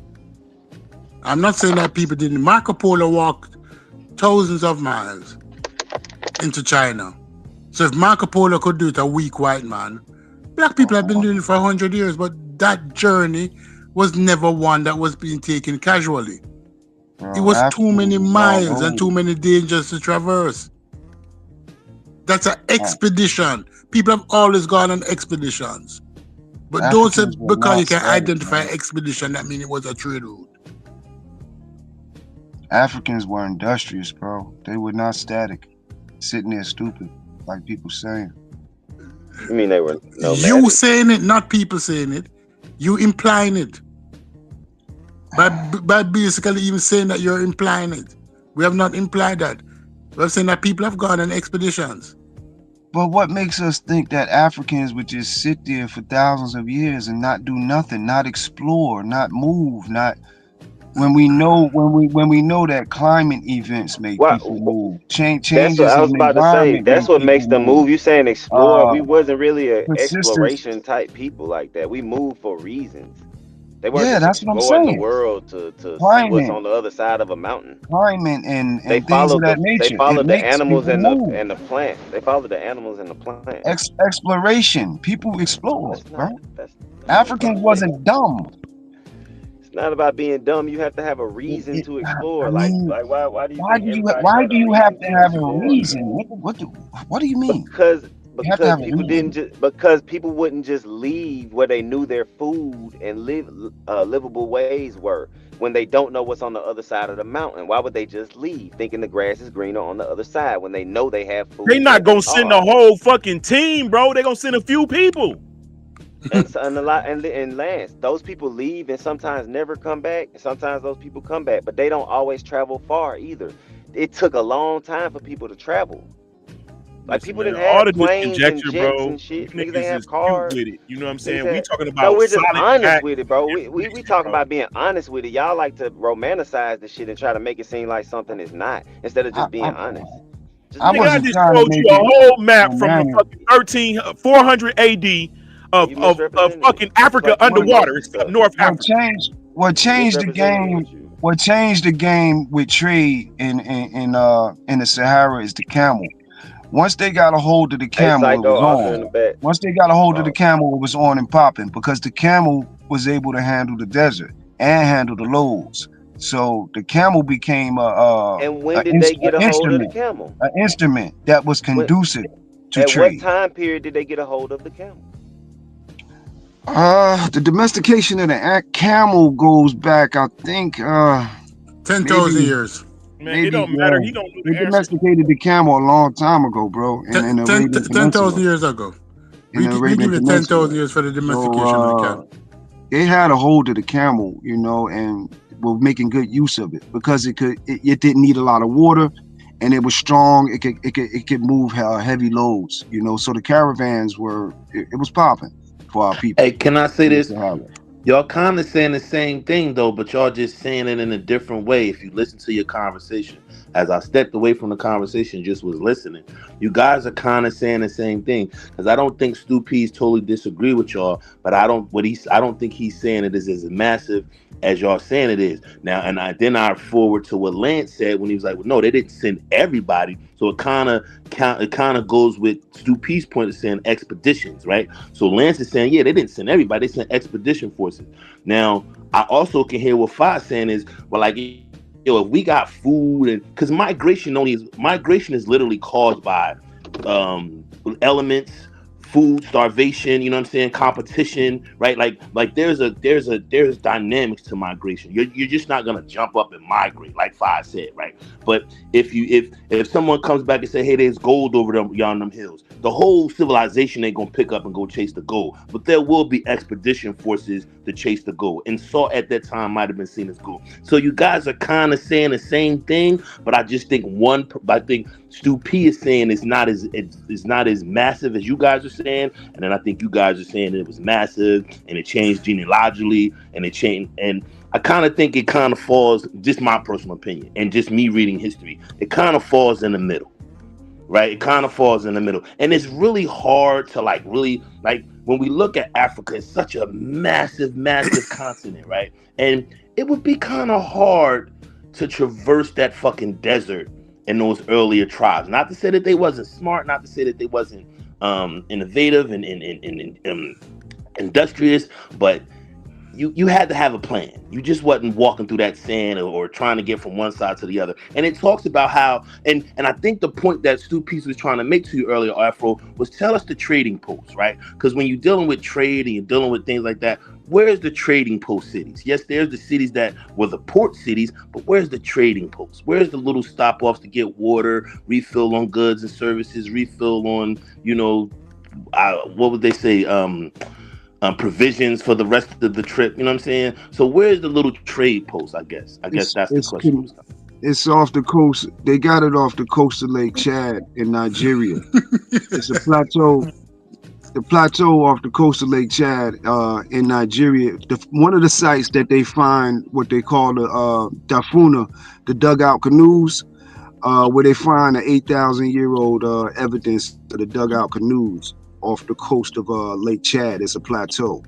They call that one of the entry points, and then they disperse. 8,000 years ago, there was no Egypt. They dispersed down into Nigeria, into Cameroon. Now, what's interesting about that narrative is that after they come down from Lake Chad, they come over Lake Chad, they come down into Nigeria, then they come back with the Bantu expansion. What caused the Bantu expansion? Now, the Bantu expansion. 8,000 years ago, there was no Nigerian, there was no Egypt. The Bantu expansion comes out of Nigeria, Cameroon, which is forested with a lot of resources, but they still expand. The Bantu expansion. They still expand out of a heavily forested area in Nigeria and Cameroon. Hey, Nukem, a lot of Americans been in America for hundreds of years. You think motherfuckers about to just be climbing over the Rocky Mountains every fucking day? you think motherfuckers is just jumping up and running up and down Mount McKinley every day? Just because somebody been there for 100 years don't necessarily mean that motherfuckers is jumping up ready to deal with those motherfucking terrains, bruh. Fuck are you talking about? I mean, they may have had ideas of what the terrain foretold and shit like that, but they just wasn't risking civilizations and risking whole tribes and risking their men and women to, you know what I mean? And another thing is, man, we got to stop we naming these countries, but we all know that these countries wasn't named back then. There was no land borders. There was these things. They were tribes. They were literally just tribes living in regions of this continent. They didn't come under country flags and banners. I don't like the use of the word tribes.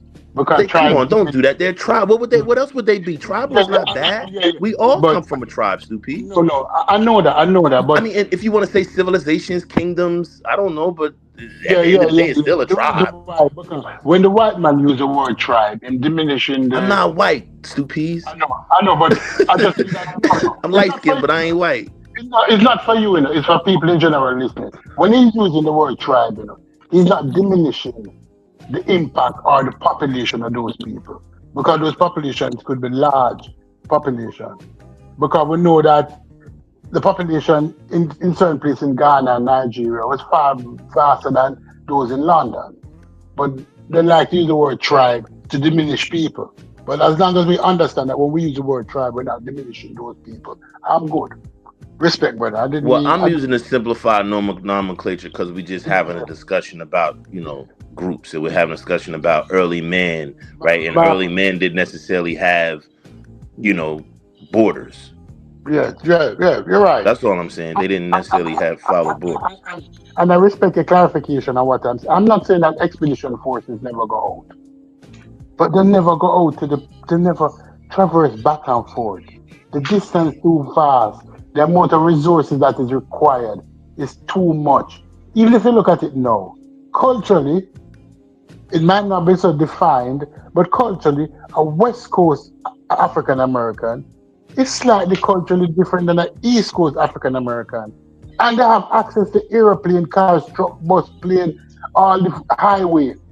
And people from the East not traversing to the West. There's no mass migration east to west. I could do you one even better, Stupies. Me and Psycho live in the same fucking state. My wife is about to get up and go to work in the same county Psycho work in. And we live in two different places, right? And we're two different cultures. How Newark get down is not how Trenton get down. Newark is a more Muslim, black power, black rebellion, revolutionary city. And Trenton is just a gangster worker bee town, right? Like everybody just either a gangster or they go to work. I know. You have access to modern transportation, right? And you have access to modern transportation. My wife's about to go to work where you live at, where Psycho lives at. That's how, you know what I mean? That's how close it is, right? Like that's how close it is. I should drive. And it's two different cultures, two totally distinct, different cultures. No, imagine the same state. No, imagine this for a second. Imagine going back 4,000 years, where the average person walked 20 miles a day. The Roman legion used to march 30 miles a day because you only walk during sunlight hours. Nobody walking during night hours. Because at night hours, they can't see the predators. You can't see the lion, the tiger, the jaguar, the snake. So people tend not to walk at night. So the average person walks 3 miles an hour, 20, 24, 30 miles a day, breaking hours. How long that trip takes? Even if you use camels, camel will do it 4 miles a day, 4 miles an hour. Even if you use camel, it might be 30% faster. But imagine a trip from Nigeria to Egypt. How far away is that? Use Google Maps. Shit, it take you 12 hours to do that by plane. It takes you 12 hours to do that by plane, 5,000 miles, if not more. Can you hear me? Right? So you're looking at an expedition that would last almost 6 months to a year. How much food you carrying? How much water you carrying? Is there any guarantee that there's resources? People want to say, oh, they were traversing back and forth. They were carrying massive amount of salt. To preserve food with salt, you need more salt than the weight of the meat. They're submerging the meat in salt. So they have equal amount of salt to the meat, and you're preserving a cow. And a cow weighs 400 pounds. It's 400 pounds of salt. If you get a moment, can I share my screen? Share your screen. Hey, real quick. Yeah. Hey, what up, Stupies? Mm-hmm. What Hey, what's up? Just a quick question. What's going on? I see you on here still teaching, huh? Quick question, Afro-Asiatic. When you were talking about the Bantu expansion as it pertains to migration, are you constituting the theory of them migrating into Asia? Are you going along with that? Yep. The Bantu expansion. No, No, that's why I I'm wasn't asking. I'm asking for a referencing. specific reason. I'm not trying to embarrass you or anything like that, No, it's because cool. it only went in it from the west and central interiors of Africa. The linguistic evidence is it only went south. Linguistically, it only went south. So They that's noticed that these people are. sub-Saharan. Yeah, it went. It So that's doesn't have. sub-Saharan. It doesn't have. Yeah. Well, it's only two theories. There's only two theories that say they started in two migration points. You know what I'm saying? But there's no theory. This new theory that they migrated into Asia. They don't see the linguistic evidence to prove any of that. Psycho, you gotta change the name of your shit to Psycho University, nigga. Cause you can come over here and get a real motherfucking education. I don't give a fuck what nobody says. Sometimes when you trace migrations of people, how they do one of the methods in which they do it is they do it linguistically. No, And what they, can I ask you a question, brother, who just came on? That's not Let the me only ask the brother who factor. came on a question. That's not the only factor, though, Chris. No, it's not the I only said factor. one. Yeah, I one said of. one of. I never said it was the only factor. I need you to listen. And what I'm saying is, if you're I saying didn't that the say I Bantu wasn't people, listening. I just said that showed wasn't the only determining factor. right? Can I didn't ask say you you one weren't. question? That showed you wasn't listening. Hey, I never Five, said anything about you I not think it's listening. time that we Just form to like be both extra trying to clear. have our own little team against these Just want to be extra motherfuckers. I think it's time, Fine Stu Peas. I think it's time. Because Domo don't want to be a part of our clan. You know, his young, independent, wild ass want to be on his own. So I think us three, we need to kind of force some kind of allegiance. Not no NATO shit where we're going to get turned on us, but some real shit. You know what I'm saying? So, can I ask you a question? When people migrate, don't they follow resources? Yes. Would When you you migrate have from? yes. When No, listen. the okay. All right. So Let me finish. Let me finish. Let me finish and then you can answer I'm me. in agreement with you. Yes, you follow Yes. resources. Yes. Yes. Would if I was in West Africa and I'm migrating, would I Yes. migrate across the Sahara or down Hell to the no. south? Hell no. Or down to the south where I'm seeing You're gonna go animals? south where the water is at. You're gonna go south where there's lush tropical forest at, because that's where the resources are, and that's what precipitated a lot of the what you have a M2, where M2 became E1B1A and E1B1B and so on and so on. It's because of the drying up of the Sahara. M2 never becomes I'm glad it's a E1B1A. nigga on here that read. M2 never becomes E1B1A. You don't know what you're talking about. Oh man. M2 don't have nothing to do with E1B1A, bro. You always just weak on genetics. Okay. Moving on. An M marker never becomes an E marker, bro. Oh man. He said Don't B say that marker. again. Don't say that. Man. He said M2 becomes E1B1A. Okay. So what you had is when at first it was M2. When the Sahara began to dry up, people began to migrate. They migrate towards water. They're migrating towards resources, as Stu Peas is saying. And then your genetics are going to. Yeah. Why are you interrupting though? Because they don't want to hear the truth, bro. You're going to learn that over here. You getting it off now because it's 5 o'clock in the morning. If this is like 8, 9, 10 o'clock, nigga, you be in trouble. Nigga, niggas cursing you out. This shit'll be crazy right now. So go ahead and take advantage of this 520 shot and keep going. Yeah. So it began to migrate, and that's where you get to. All right, cool. Read from your source, because I know what you finna do. I know what you finna go. And you trying to come up with some Asiatic fanatic shit. So go on right ahead, because you want to argue and fight. So go on right ahead and read this bullshit. That boy gonna prove he Asian one of these days. Hey, Five, we gotta recruit this nigga. I don't know who he is, but we gotta recruit him. him. Oh, no, that's Chris, nigga. Chris been on this. Journal of Ancient Egyptian Interconnections. Rediscovering the links between the earthen pyramids of West Africa and ancient Nubia. Historian William Leo All right, so we Hansberry's got vision ancient Africa of and West ancient Nubia, and Kush we got and West Africa and and Nubia so Sudanic far, Africa. and Sudanic Sudanic Africa. Africa, which is That sub-Saharan is Africa. Let's go. Salim Faraji, California State University. From an Arab, not an African. No, that's a black man. Salim Okay, Faraji. cool. That's a Well, black man. he's got an Arabic, so he's got an Arabic culture because his name is Salim. Oh, As we've been talking on okay, here. can you be quiet? Can you be quiet and let me read from the source? Yeah. William Leo Heavily religious. William Leo Hansberry, a pioneer and founder of African studies in the United States, proposed in 1921 that the origins of Egyptian pyramids were in Central Africa. He's talking about Egyptian pyramids. Hansberry's analysis was based upon the discovery of earthen pyramid mounds tumuli in inland Niger Delta in the modern country of Mali.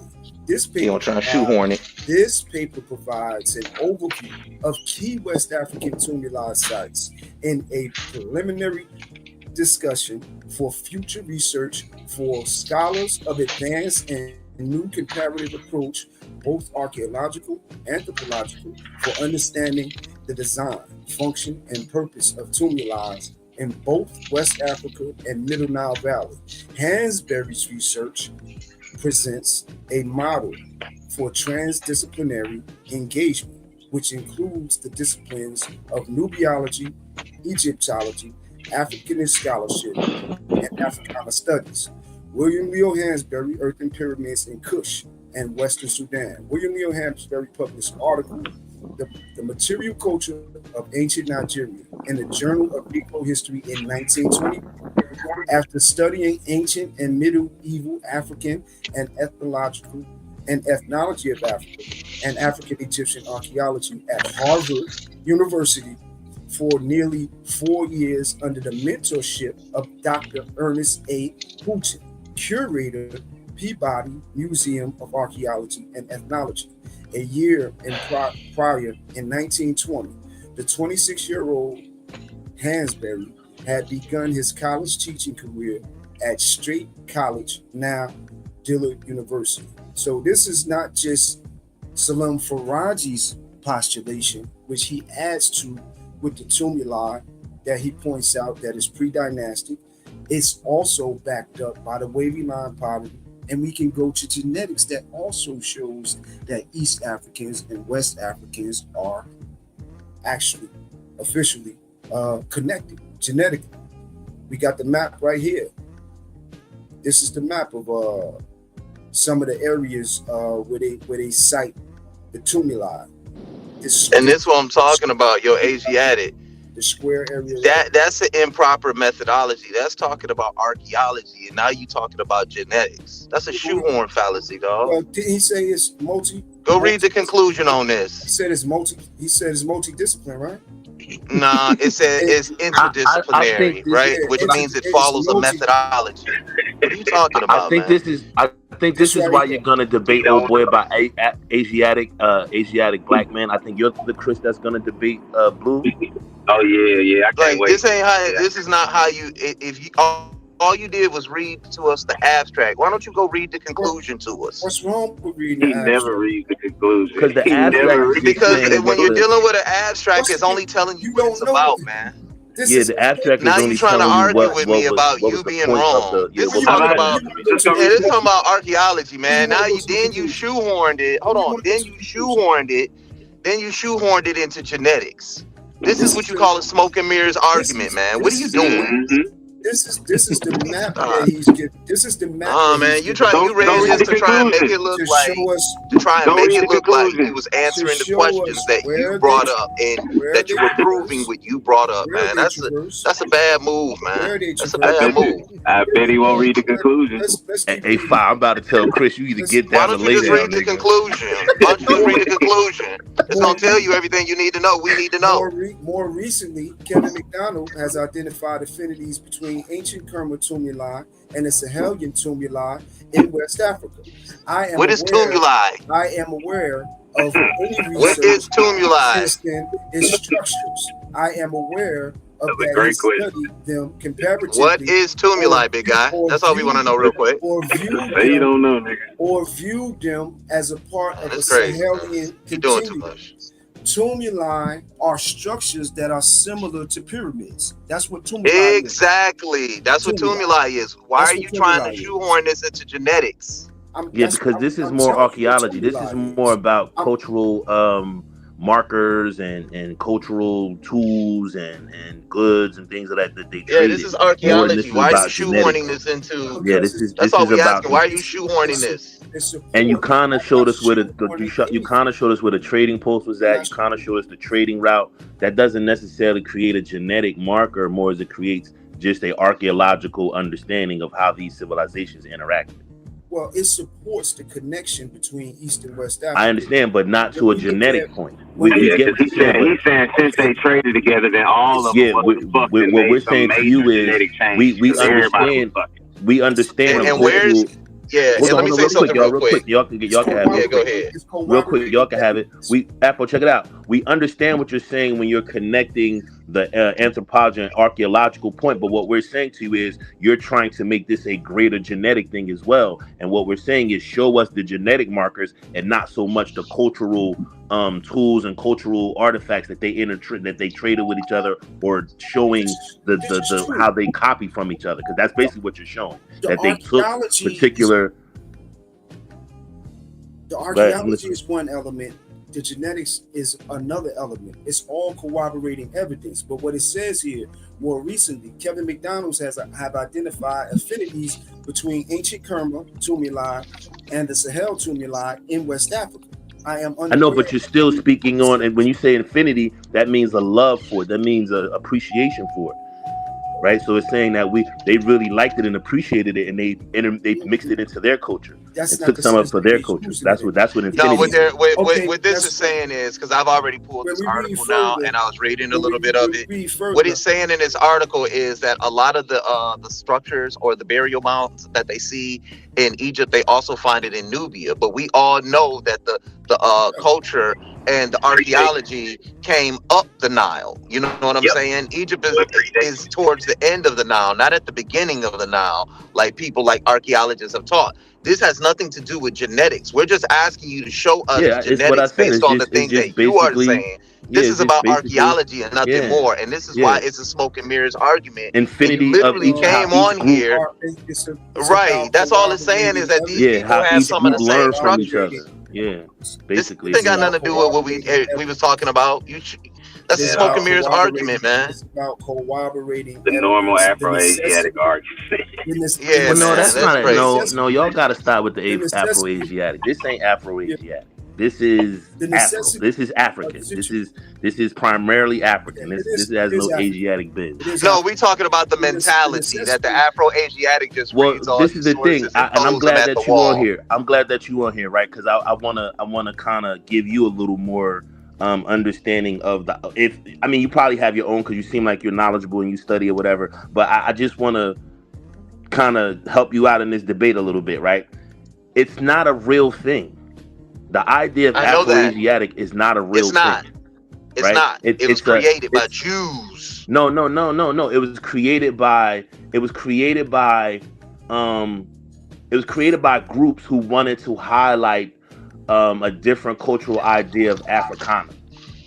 Right? Like to say that Africana has a diverse collection of ideas that brought it to this forefront, dealing with this particular religion or this particular belief system.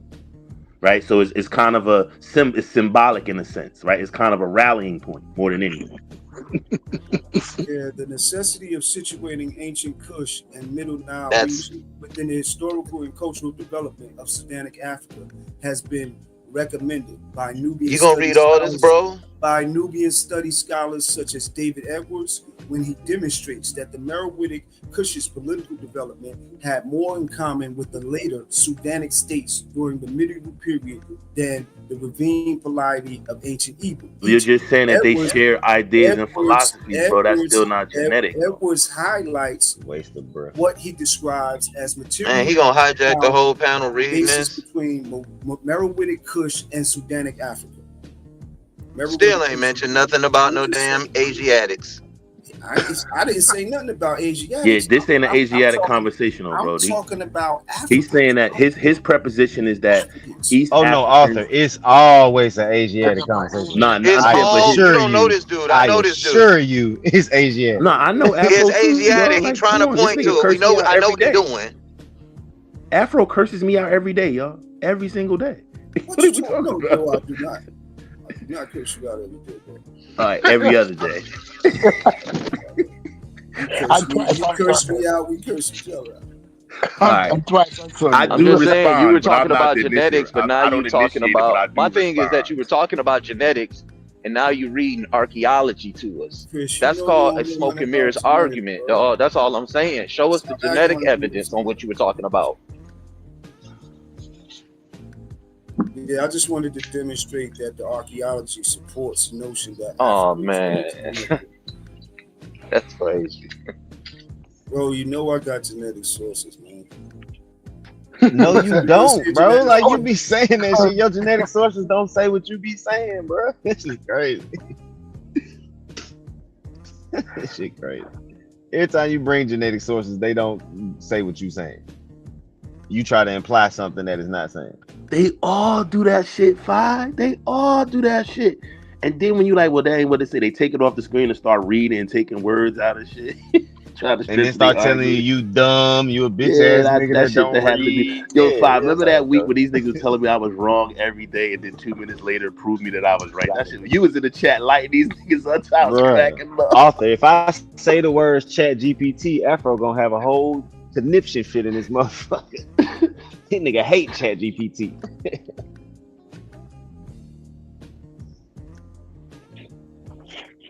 Him and Blue was up here with that whole morning one time trying to argue with me about that shit. We read the whole little genetic thing, and it kept telling them they was wrong, and they just like, you just don't know what the fuck you talking about.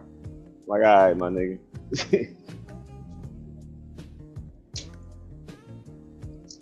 No. But I'm glad that you came on and clarified. I'm glad that you came on and make sense out of it. Because I have a heavy accent. People might say, Psycho, I can share my screen for the genetic data. don't go down that road, please. This don't nigga go down. about to triple down. Whenever you ready, Psycho. I'm here. Don't hang yourself. All right. Can you see the screen?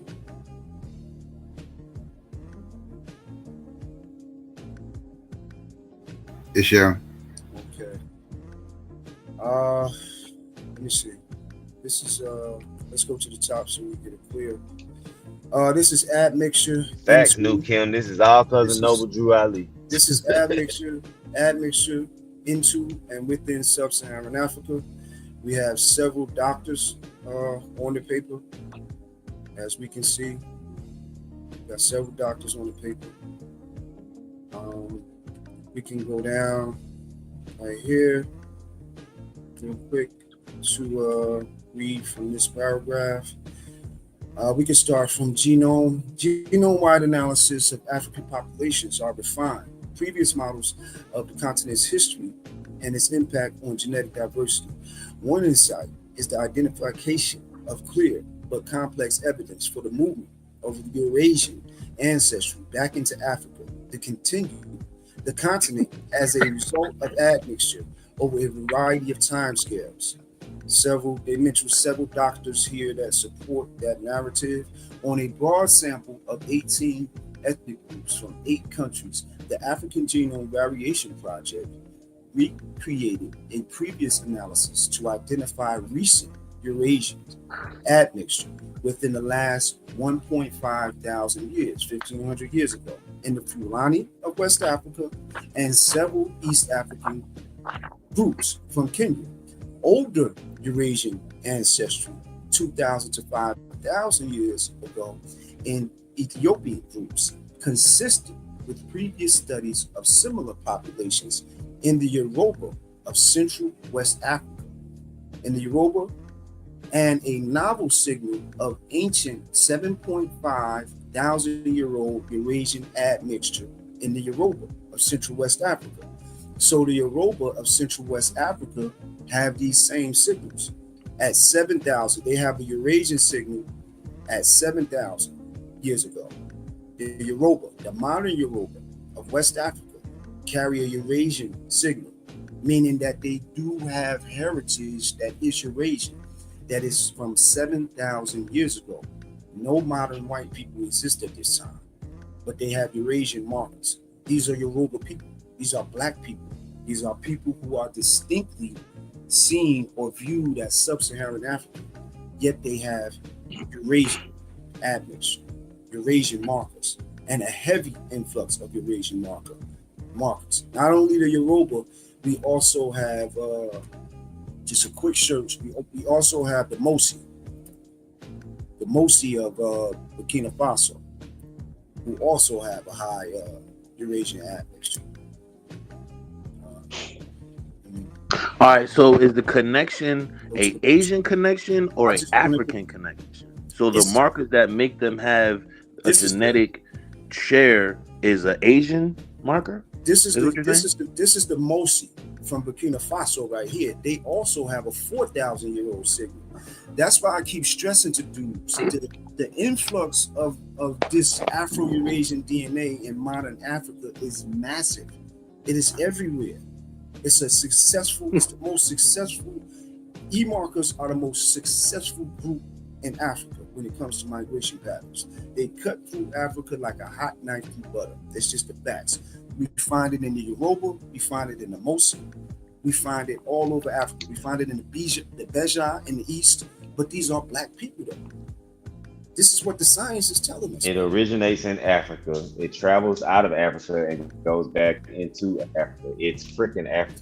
It says they got your. Did I not say that 2 weeks ago, Fi? Did I not say that a week ago? Science in front of y'all. Did I not say that? Science in front of y'all. Science never saying what you saying. It literally said back into Africa. It said migration back in.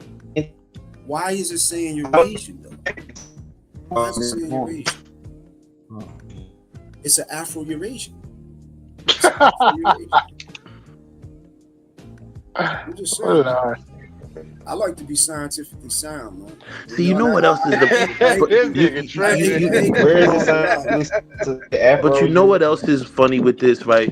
The whole idea of calling it Europe and Asia, right? Like these are nomenclatures that came later on in life, right? Like so.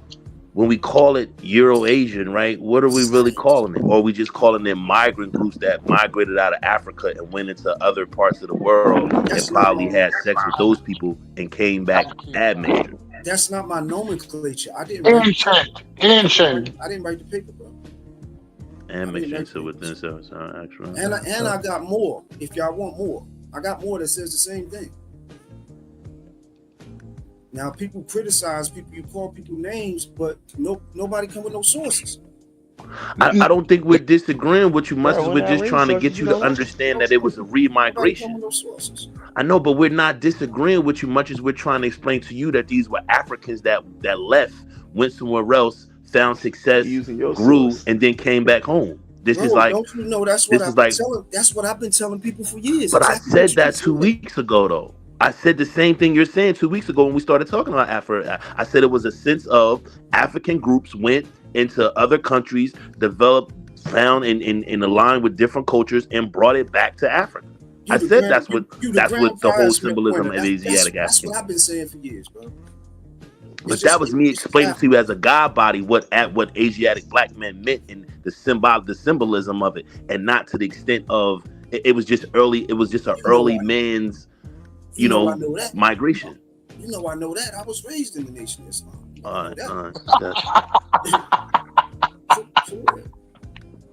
Still P's funny as hell. Somebody help him. I'm saying you can make the distinction between what is science. You got to be able to respect science. If dudes say that they respect science, either you're going to respect it or not. I don't know. Dudes don't like science when science is not saying what they don't want it to say. When science is not saying what you saying. When science is we love science when it validates us, right? But you use it incorrectly. Science is talking about the Yoruba and this admixture. Now he said Yoruba. Whoa. It just said Yoruba. I just read it. I know, but the greater. No. I said hold on, now. real quick, How real did you quick, get on Chris. Yoruba? Yeah, but the I'm greater like, bro. argument is not necessarily about the greater argument was about what was the genetic connection between East Africa and West Africa, and now you're saying that connection you're talking about is really an outside Asian connection more than is an African connection. It is.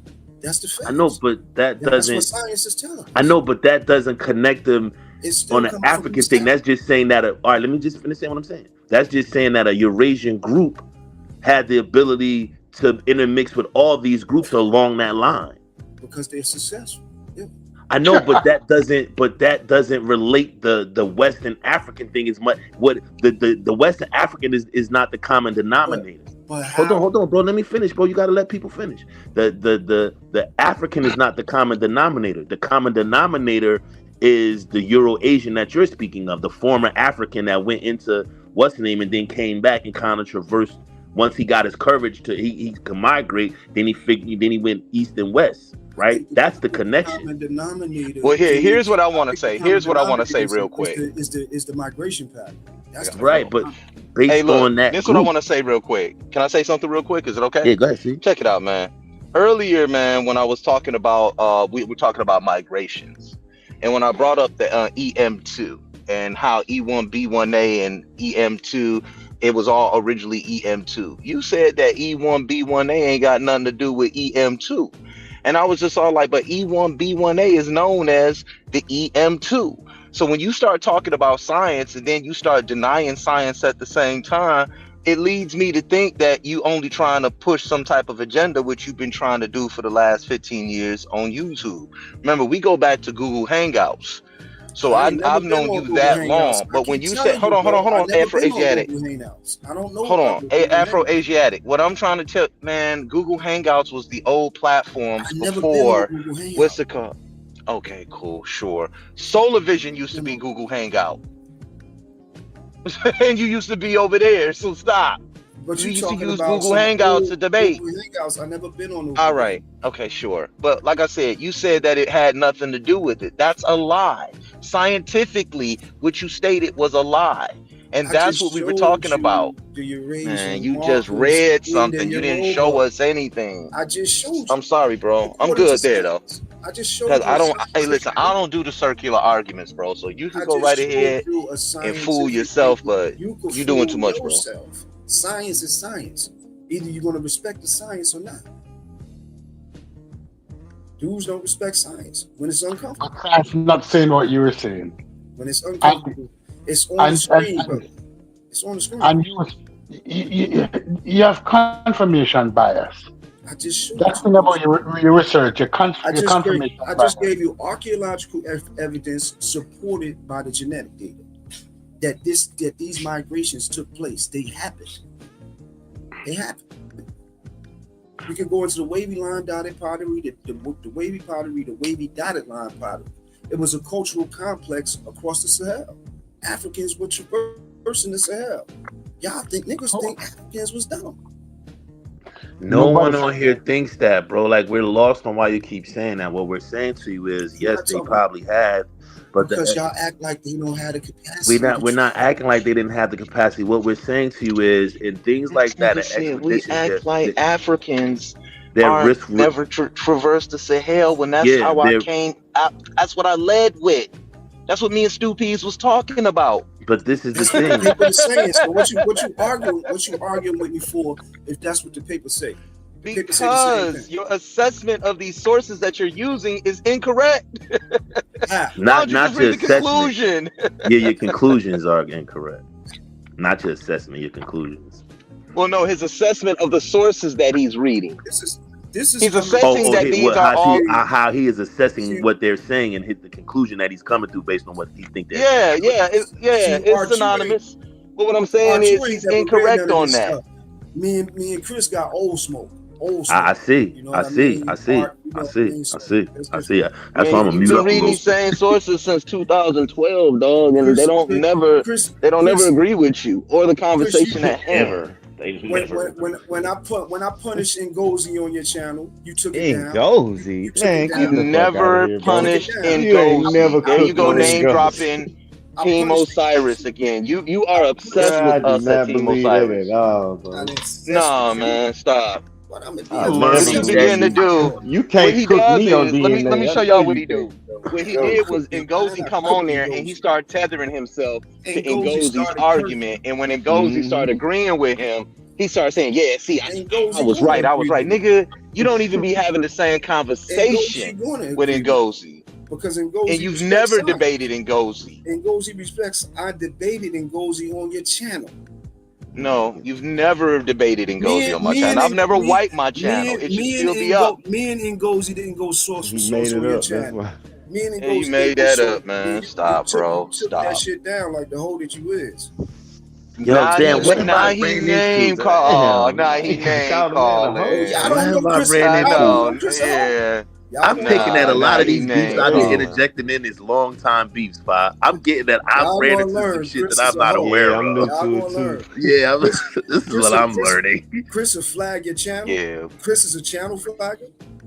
Look, he making all this up. He gotta make it up. Personal, man. I've been watching Chris for a while, though, bro. I've been watching Chris for a while. Hella channels. He gave me no issue. Don't do that, Fi. Don't do that, bro. Yeah, I know. We know he upset right now because his sources I don't ain't do agree with anything. It's everything. Afro. GQ, you wake up and start blaming the wrong person. What I do? No, I've been listening to y'all for about an hour. But What Fi do? I was talking to Fi though. I wasn't talking to you. What I do? My bad. Well, GQ, what's good with you, homie? Hey, what's happening, brother? The conclusion to any of those papers. Can you read the conclusion? Read the ending paper. What those researchers said. He's just reading the beginning premise. Can I find that paper? Could you drop that link for that paper in the back chat? Yeah, So let's we can- drop that link. Drop that link, man. I'll drop it for you. I already pulled it. I'll drop it for y'all. Yo, Chris, what's your channel, Chris? Chris MVP Harris. Chris, what the conclusion? Since you already read it, because I don't want. The conclusion is talking about what's it called? Nubia and Egypt and how they how they had some of the same structures exist in Nubia that they do in Egypt. That's all this is talking about. This ain't talking about no genetics. Everybody know that. Everybody know that. That's all this talking about, bro. This ain't talking about no genetics. Like, come on, man. You read this to go into genetics. Read that. We've been hearing you do it, though, dog. Come on, man. You're doing too much with all that, man. Archaeological data supported by genetic data that migration took place. It happens. The archaeological data supports the genetic data. Both support one another. It's evidence. Y'all want to know why he said E1B1A don't have nothing to do with the EM2? Because he's trying to take it to Asia. Yes, he does. That's what he's trying. That's what he's gonna try and do. He's gonna try and find some E marker. He's gonna try and find some E marker and try and say, "See, look, it's right there." So y'all want the conclusion on Salam Faraji? Yeah, please. No, there we go. It should be. I don't know if it's showing. Read it. We'll take you as a word. We'll take your word for it. Yeah, we'll take your word. Go ahead. I'm driving. And just drop the link for him, Afro. Yeah, I prefer the show. Because I know you didn't drop that link. No, I'm not questioning your integrity. I'm not saying that you won't read it as it is. Stupid. Hey man, I mean, y'all done woke top flight security GQ up. Got a nigga about to be Debo on the door on the channel. Let me hurry up and get all my shit out before he kick me out. Let me hurry up and say what I gotta say for this nigga start trying to ban me and shit. And be like, stand behind the yellow tape, nigga. Stand behind the yellow tape. I ain't gonna do that with you, bro. You know we good, man. Stand behind the yellow tape, light skin nigga. Get back there. You made a correct statement just a second ago. You said I done jumped in some shit that I don't know nothing about from some old shit. You know. Yes, and that's what I'm learning every day. Word, though. Me and Chris been begging for years, bro. Let them brothers do that, man. That's hey, you see, I shut the fuck up once I seen it was long standing. I shut the fuck up. Cause Afro ain't lying about Chris. That motherfucker is an emotional wreck that will flag your motherfucking channel. And we'll freak out on YouTube. Stupid. Sure did. We know you an ass bat and take off running and leave the channel for months. Oh Lord, we got a nigga on here. Convalescent leave, GQ. He was on convalescent leave. Don't do that, bro. This is facts. He got an injury in the game, GQ. Don't do that, bro. He had medical records to back it up and everything. No. None of that takes away from the fact that Afro was completely wrong on that bullshit he was talking. None of that takes away right from now, that. hey, look. It's personal shot time. We gotta take personal shots at everybody now. And you know, Arthur, you not no YouTube nigga like that, bro. So you know we ain't gonna do that, bro. But these niggas right here, Chris, Stu Pease with his ass kissing Chris ass, motherfucker. And then you know he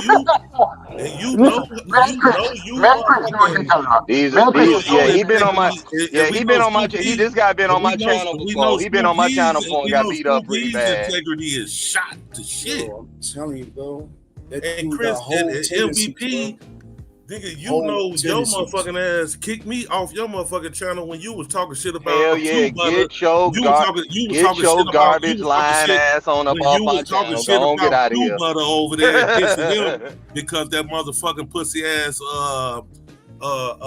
Atlanta boy ran over there talking. Oh, Q Butter was talking about you, and Q Butter was never talking about you. Come on, man. Y'all know y'all talking about, man. Pussy nigga shit. What are you talking? Hold on. What are you talking about, man? You're a sucker, Chris. Look, now these is listen. I want everybody to know these is 50-year-olds. Yeah. I'm talking about you a sucker, motherfucker. I know that. Your history is shot around. You're a flag psycho. His history is shot. You're a flag psycho. You're a hoe, bro. Look, now they mad. No, ain't no motherfucker mad, nigga. See, they just don't know you. I know you. Just ain't fact. Look. I want everybody to know these is 50-year-olds acting like this. You try to cool off for a minute, then come back like, you know, everything is everything. Ain't everybody forgot? You know what I'm saying? Motherfuckers don't be GQ had to come say Afro. You know? Yeah, he got to come save him. We know that. We know this game. I told you that. I said y'all don't. Yeah, he got to come save somebody. Yeah, man. We know that. That nigga said, Arthur, you can just go in the club now, bro. This ain't got nothing to do with you. I'm going to the club to get a drink. Be careful who you're lying with. That's all I'm trying to tell you. No, GQ, my dog. You know I got you, my nigga. But be careful who you're lying with, bro. We know that nigga MVP went on the tyrant about Q Butter. Goddamn it, when C-Dot ran over there. Oh, he was talking about you. He I ain't going no tyrant. Q Butter came over there and I told him how I felt. Man, get the fuck out of here. Man to man. Q Butter wasn't even over there. Bottom line, stop sucking his dick live on air. Stop it. Fuck Q Butter. Q Butter wasn't See how even easy that is for me to say? Q Butter did come over on my channel. The video is up. Q Butter did come on my channel. What are you talking about? He came at the end when motherfuckers told him, man. No, he stayed on there for an hour and we settled it like men, nigga. What are you talking about? Been talking crazy. Look at him. Look at you. Look at you dick riding. Don't even know what you're talking about. Stop. Get your ass out of here, nigga. I was over there, nigga. You kept blocking me. You wasn't over there. Stop. Then you would have known what happened. We squashed it. Yeah, you squashed it after you. Bottom line, your bitch ass was over there talking about fuck Kamala Harris and you was praising Donald Trump, nigga. Nigga, I was over there talking about fuck. Now you over here. Chris MVP Harris. That's who I was talking about. Look at him. These niggas. I want to let all y'all know this nigga was over. They was all over there. Praise Trump. Yeah, Trump. Yeah, Trump. You a motherfucker. Now he doing all type of unconstitutional shit. And y'all niggas ain't saying shit now. Y'all tore that black woman down, nigga. Get the fuck out of here, man. Chris, I know what y'all about. Hey, Chris, that nigga just killed the world at 4:23 yesterday. 4:23 p.m. Eastern Standard Time. That nigga destroyed the stock market and global trading. Really? And we hear nothing. We hear nothing. Nothing. Niggas on here talking about Afro-Asiatic madness. One motherfucker on CNBC and this other motherfucker on Fox News, he was like, you know, we was trying to figure out the worst case scenario, but this is worse than the worst case scenario. Think about that. Right. Dog, did you hear how the nigga was talking about a third term? No, nigga, you can't do that. There is no third term. The military will come and remove you out of office. Niggas, they told me I was talking crazy. Now they said, oh, you fear me, especially GQ. You cannot do that. Ban and the fact that he was talking about that shit. And yo, dog, no, nigga, the fact that he was talking about that third. That's why he's trying to He's start a literally gonna war try right to now stand so he up. can get a third term. And this He's trying to stupid start these motherfucker on wars and shit. CNN, this stupid motherfucker that used to be on Y'all the niggas crazy. motherfucking Costa motherfucker, he gonna tell the motherfucker how to do it. This stupid motherfucker gonna show him how you can do it. I'm like, yo, fuck you doing? He comes on his YouTube channel and shows this motherfucker exactly how he can pull that shit off. I'm like, look at this shit. Niggas be weird as hell. Niggas talking about, I don't know how you listen to these weirdos, yet you come here and listen every time. These niggas be weird. Just be weird as fuck. You're in the chat saying, I don't know how you listening to these weirdos as you're listening to us. Niggas is dumb.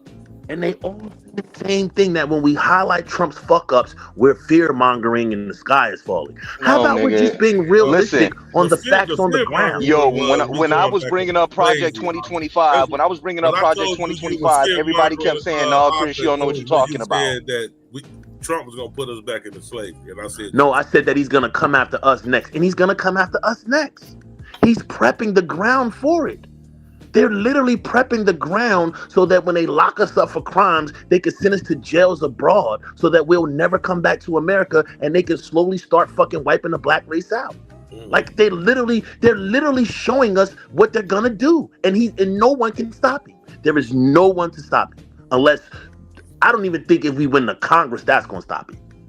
no, that's definitely gonna stop. You see that girl won in Minnesota? No, that's Supreme Court judge. That has nothing to do with the Congress. That win. The thing behind that win, GQ, is they feel as though she's gonna help them redistrict all the gerrymandering that took place. They're gonna put forth some shit to, you know what I mean, make it unconstitutional. That's just a highlight. That's just a highlight for the midterm. Democrats gonna take. Yeah. If you want to look at it like that, that's a bell, not so much a highlight, but a foreshadowing of what's gonna happen. Foreshadow for the midterm. Midterm. Which I've been saying. Democrats. I give it to you. You did say that. I don't like you, but you did say that. They gonna take that shit, bro. You know, it's gonna be overwhelming now. He really just making it even worse for the Republicans. You know what I'm saying? The motherfuckers gonna landslide the. This veteran walked up to this guy yesterday, this senator, and said, "Hey, I got fired from my job. I just served my country. I just got the job, and I got fired, and I did nothing wrong. All my reviews were excellent. He was like, "What are we gonna do about that, Senator?" He was like, "Well, you probably got fired because you look like a dick." And got in the elevator. That's hilarious. He said that for real. Word is bond. And got in the elevator as the elevator doors closed like it was a movie scene. Nigga, like, mic drop. Like, nigga, when you look like a dick, that's probably why you got fired. He's supposed to snuff that nigga. Yo, bro, I would have did my little 8 years in prison for attacking a senator. I would have went and just did my time and got a GED and feds or something. I would have did something. But I would have punched him. I mean, he did that shit cold, y'all. Check the video out. Look it up. That motherfucker said, "Well, you probably got fired because you look like a dick." And the elevator doors just started closing like a scene in a movie. I was like, damn. That is funny, though. But that man's not going to win re-election. I mean, even though it comes up in 5 years, motherfuckers ain't going to forget that. Even if we have a country in 5 years, because I don't think we're going to have a fucking country. I don't know, man. I think the majority still fuck with Trump. Of the majority shit. That's why I just said, bro, I don't think we're gonna have a country in 5 years. They showed y'all that in the election shit. Landslide. But he it wasn't a landslide. He didn't even win the majority of the vote. He didn't win the majority of the vote. The worst than the worst case. The vote numbers, he did not win by. Scenario right now. Yeah, it's the worst case scenario. Like, and check out the real rules. Check out the real shit. Trying to do shit too fast, though. I mean, what countries? I'm sure that we all would rather have, you know what I'm saying, manufacturing and shit and production brought back to America. But you can't do it this way. It's not coming back. The way he's doing it is definitely. But let's look at the bigger picture. The only two countries that didn't get tariffs yesterday was Russia and North Korea. Everybody else got tariffs. Oh shit! Russia and North Korea already got. No, they don't got no tariffs. No tariffs. we're not buying shit from Russia because of we're not getting shit from Russia. We're not even I mean, we get shit from Russia. We still get oil and steel and shit from some parts of Russia. No, we're not. You Some know American countries still get shit from Russia. GQ. Bro, Congress put the tariffs on Russia with the Ukraine shit. No, not tariffs. You talking about what's the names? Not tariffs. Sanctions. Yeah, They put sanctions. Yeah. Then they put tariffs. They put sanctions. Sanctions, right? So shit, it's even worse. Shit, it's like we not fucking with y'all. Sanctions, motherfucker. We not fucking with y'all. That don't mean that. That don't mean that. that means that the sanctions that they put on them is more about their oligarchs and their government officials. Yeah, it's not. It's individuals. No. Yeah, it's not on particular industries. It's not. I think it's on the government officials and oligarchs. They took the. All right, this is what they did. GQ. When they started fucking with Ukraine, right? Right, they sanctioned oligarchs who had a lot of money, so they took their boats and shit that was in different European cities and shit. That's different. They did do that. You're right. Yeah. You're right. They did start gangstering all that shit, but we also stopped getting oil from them. That's what I don't know if we stopped getting oil from them. I think we still buy oil off the market from them, bro. No, that was the first thing. That was the first thing we did was stop getting oil from them.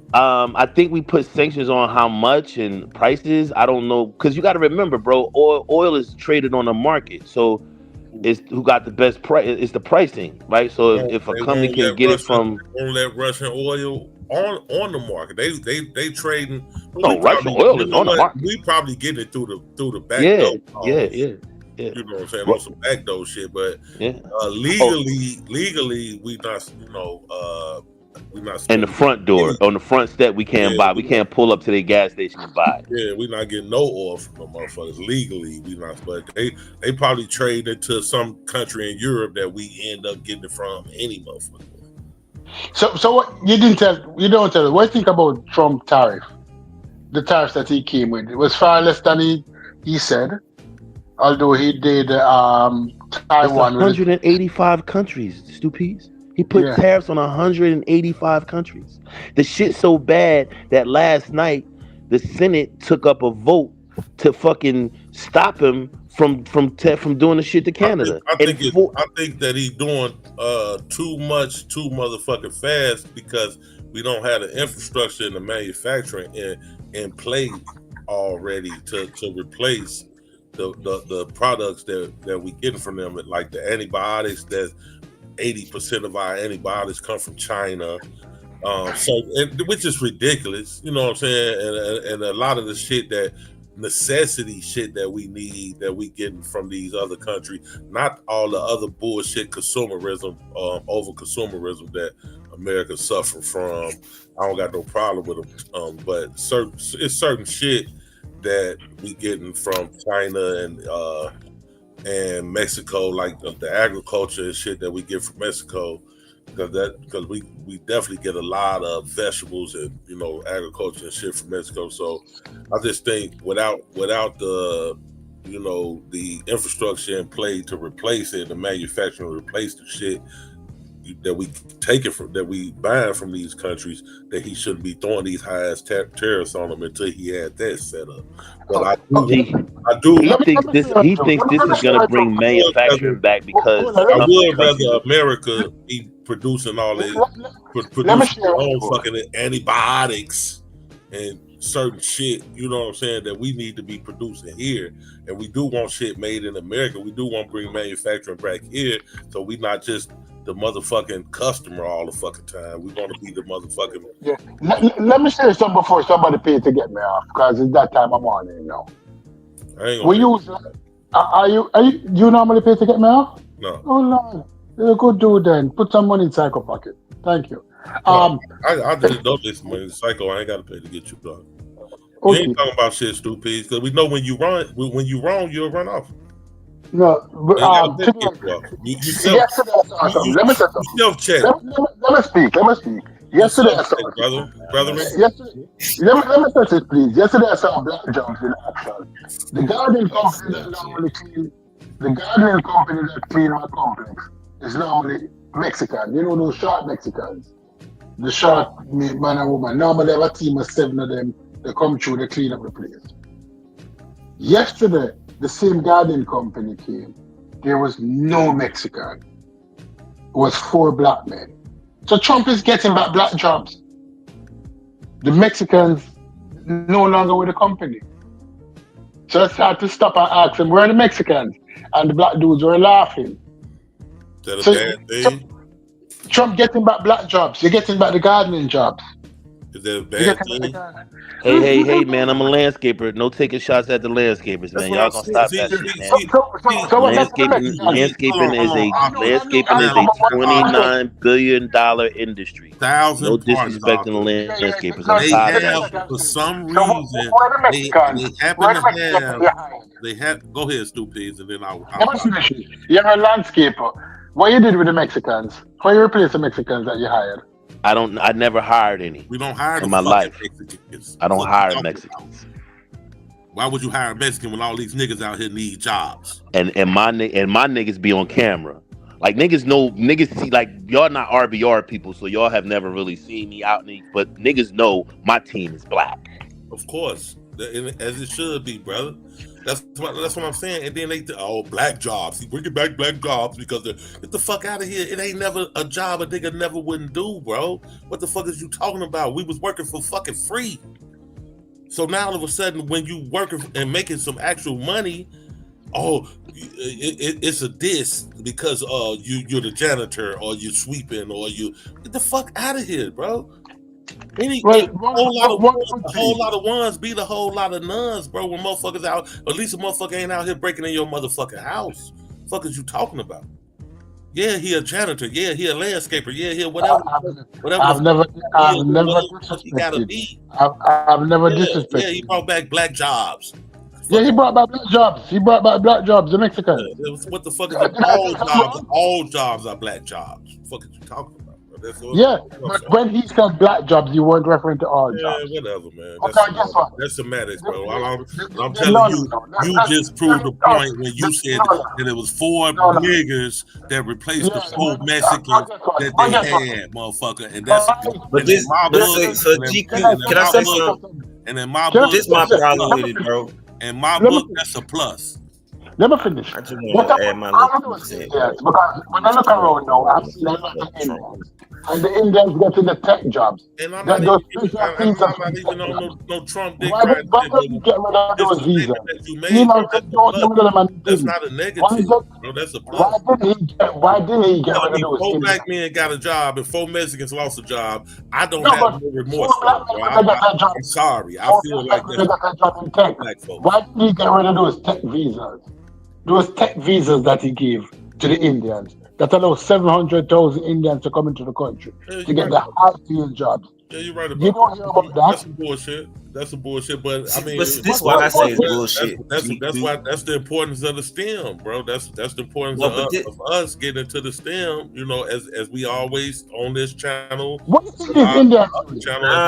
My thing is it's hypocritical, bro. Because you sit here and say you don't want nothing to be race based and all that, then you turn around and you saying all this after saying, but we're gonna bring back black jobs. I thought you didn't want nothing to be race based, but how you gonna specify jobs if it's not race based? Trump, he said he want things to be merit based. He don't want things to be race based and all of that stuff. That's why he eliminating them programs. I got you. Yeah, so he a straight. He does and says things only to make happy. Trump is a piece of shit, bro. Y'all won't get no disagreement from me with that. I think I was saying that pre-election, but I still said that how poorly, but for this motherfucker piece of shit, 97-time felon. All the horrible shit that we know about Trump can say about Trump, how horrible and what the Democratic Party doing for this motherfucker still to win the election. That's all I'm trying to tell you. You ain't have to do that bad. You put a woman, you put a perceived black woman up there. It was easy for them white folk to go against that. And I believe it was by design, bro. I believe that they did it on purpose. And they worked together, as I say, they all one motherfucker. And they ushered Trump into the motherfucker. I truly believe that shit. Whether they did it on purpose or not, they damn sure ushered him in. I would give you that. I believe they ushered him in. I believe the Democratic Party helped usher him in. I think they all worked together, bro. This is the shit that they wanted to happen.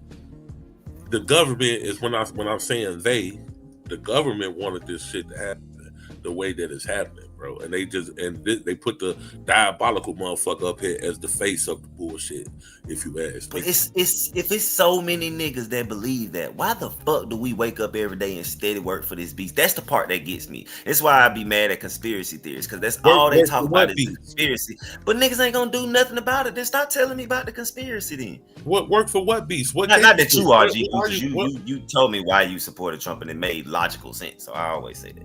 Right. What niggas gonna do about it? What the fuck can you do? Fuck, nigga, fuck. One's a wolf. One's a yeah, shit. I'm with it, nigga. I got like, niggas ain't gonna actually do that shit though. I'm with it. I ain't gonna do it about my goddamn self, but shit, when the smoke starts, goddamn it, I'm gonna be lighting fires too. The thing is, the revolution not really gonna happen till it's too late. When it's like, oh damn, we ain't got when no it's choice a necessity. Now. We too comfortable. I've been saying this shit for years too. The same thing. We too comfortable. Long as niggas comfortable, long as you give them some buttermilk biscuits, niggas ain't gonna do shit. Motherfuckers gonna be straight with their buttermilk biscuits. As long as you got 2 or 3 niggas that you that's can why I'm point more. at. Long as you can hit some niggas with some symbolism, and you got 2 or 3 niggas you can point at, like Cory Booker. Oh, look at what look at him, look what they doing. You know what I'm saying? The symbolism shit. You know what I'm saying? Then niggas ain't gonna do nothing. Niggas comfortable. But as soon as these motherfuckers get uncomfortable enough, as you just said, goddamn it, and it's too late, damn near to then motherfuckers gonna buck. You know what I'm saying? So I think we got a better chance if we. As long as you can lure them to sleep, if you can trick them, you can beat them, bro. As long as you lure them to sleep, motherfuckers gonna keep on letting it. You know, it's gonna still be the same business as usual, bro. But I feel like just on these channels alone, AKA the Democratic Party. You know what I'm saying? It's the same shit. You know what I'm saying? That's why I say, man, both of them. One's a motherfucker wolf. One's a wolf. One's a wolf. I just think we actually have the means to actually make shit happen. Well, we don't got to do that type of revolutionary shit, like where we gonna die. Because to me, that way is gonna kill most of us. If we like, bro, you're an intelligent nigga with the means to make shit happen. Me, Psycho, Q. Why aren't we connected? And we all in different cities and states, bro. We should be making a collective thing for our people, bro. It's like really no excuse to be on these channels every day and not building something. That's a fact. I agree with you 1,050%. I agree with you on that, bro. I agree with you on that. Cause I say it all the time, like we got all these niggas that know about investing and shit. Bro, I put $10, $20 on making a nigga sit down. You tell me a niggas won't put $5, $10, $20 into an account to invest into some actual stocks and we can build with that. Like I literally got 20 on it today. You know what I'm saying? And when I get more, I throw more in it. Like we can really do that shit, bro. Yeah. And bro, I done spent at least $60 in 1 month just to sit my Don down, my nigga. I know I had. Hey, it just on your own, I mean, on your own fight, you know, to start author in the back, Psycho, if you up, author in the back, bro. Just on your own, you know, $10 a day, bro, into an index fund or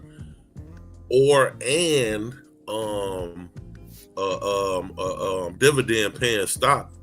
You know what I'm saying, bro? As far as you and your family, you know what I'm saying, your shorties, you know, that'll go a long way, bro. Just $10 a day, bro. You know, index fund.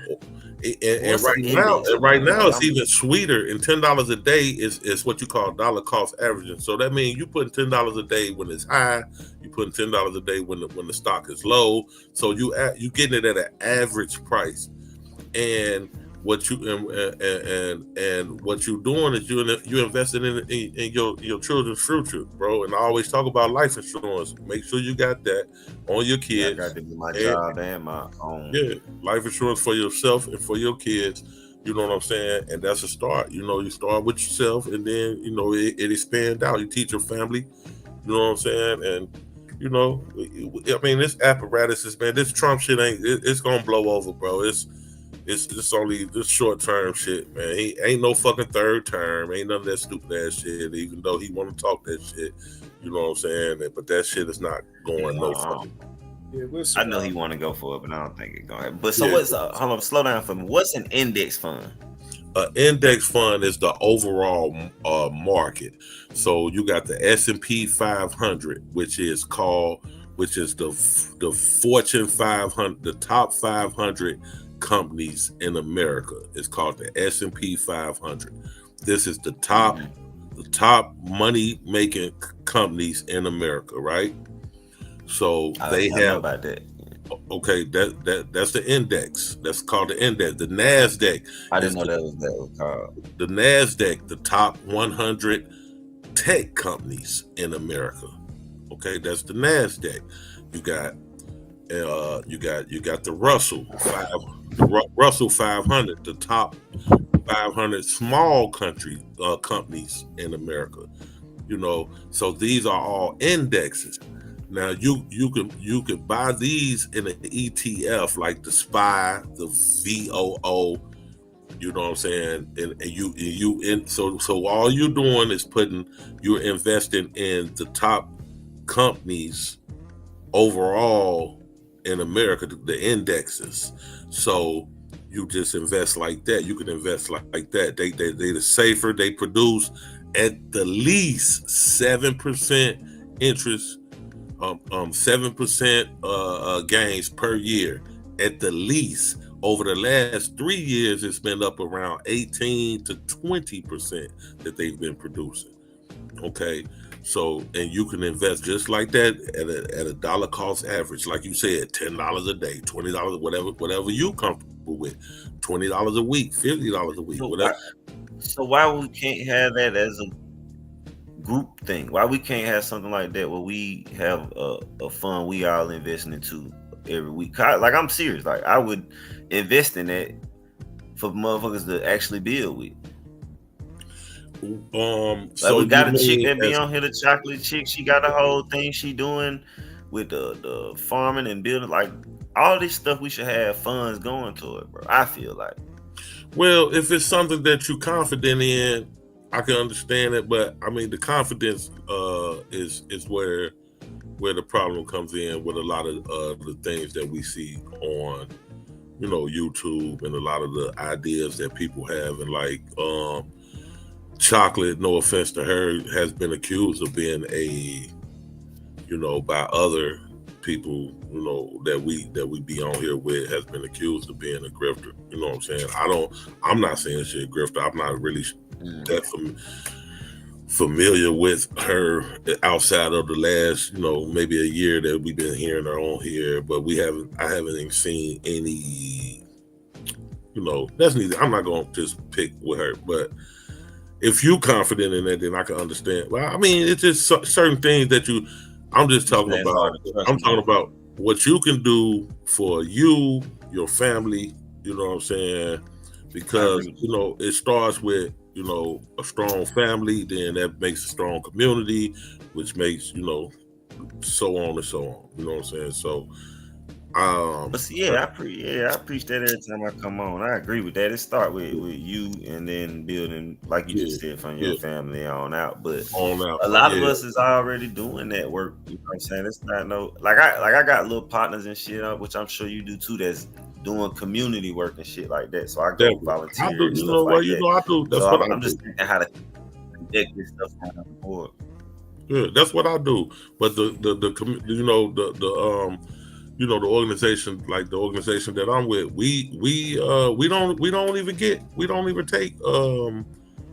take donations and shit, bro. We get government fucking grants from the crooked ass government that I'm talking about. You know what I'm saying? So we get that's who fund, you know what I'm saying, the organization that I work for, with the re-entry programs to stop the violence, you know what I'm saying, to keep kids in school, all of those things that we do, you know what I'm saying? And I mean, we use our own bread, we use our own time and energy. We don't ask motherfuckers for no donations, none of that shit. You know what I'm saying? So ain't no motherfucker can accuse us of mismanagement, day funds, none of that shit. You know what I'm saying? But it just be a confidence thing, bro, on here. You know, with a lot of times with the different ideas that people be having. Not saying that they don't be good ideas, but shit, it's just, you know, then you got so much backlash, you got so much haterism, all that different shit, man. So you just be like, you know, what the fuck? You know, you gotta just do what you gotta do. But yeah, man, this shit, what the fuck? Hey, I agree with everything y'all are saying, right? And I appreciate it. But I just want to say this. Please let me just link with motherfuckers who really can y'all on the hear wave me? you Can y'all on, hear me? man. Yeah, we hear you. I appreciate everything y'all just said, and I find that admirable, and I think that's something we can do. But I'm gonna be honest with you. What I've learned, and please let me just get this all the way out, GQ. What I've learned is that the problem in our community right now is misinformation. It's the lack of knowing. Like, we really don't know what our options are politically, legislatively, right? Voting wise, civically. Like, that's where I find, like all the black people that got caught up in supporting Trump and thinking that this was about eggs and this was about inflation and this was about the immigrants and this was about this. It is about none of that. This whole administration is about reestablishing white dominance globally. That's it. His whole administration is lay down or get down. Or get down and lay down, should I say, right? And he's every week he shows the world, I'm here to be a gangster and bully you motherfuckers and put white American males at the forefront of the world. Has nothing to do with getting rid of Mexicans, bringing back industries. It has nothing to do with any of that. And my thing is now that what I feel I need to do and what we need to do is we need to be informed civically about what's going on. All this, the Democrats did this, no, that's a bunch of bullshit because you guys don't know the legislation that benefits our community. You guys don't know transportation bills. You guys don't know the grants that cities and state governments get to hire young black men in the cities to do infrastructure jobs that the Democrats do. This is not a Republican thing. This is a Democrat thing.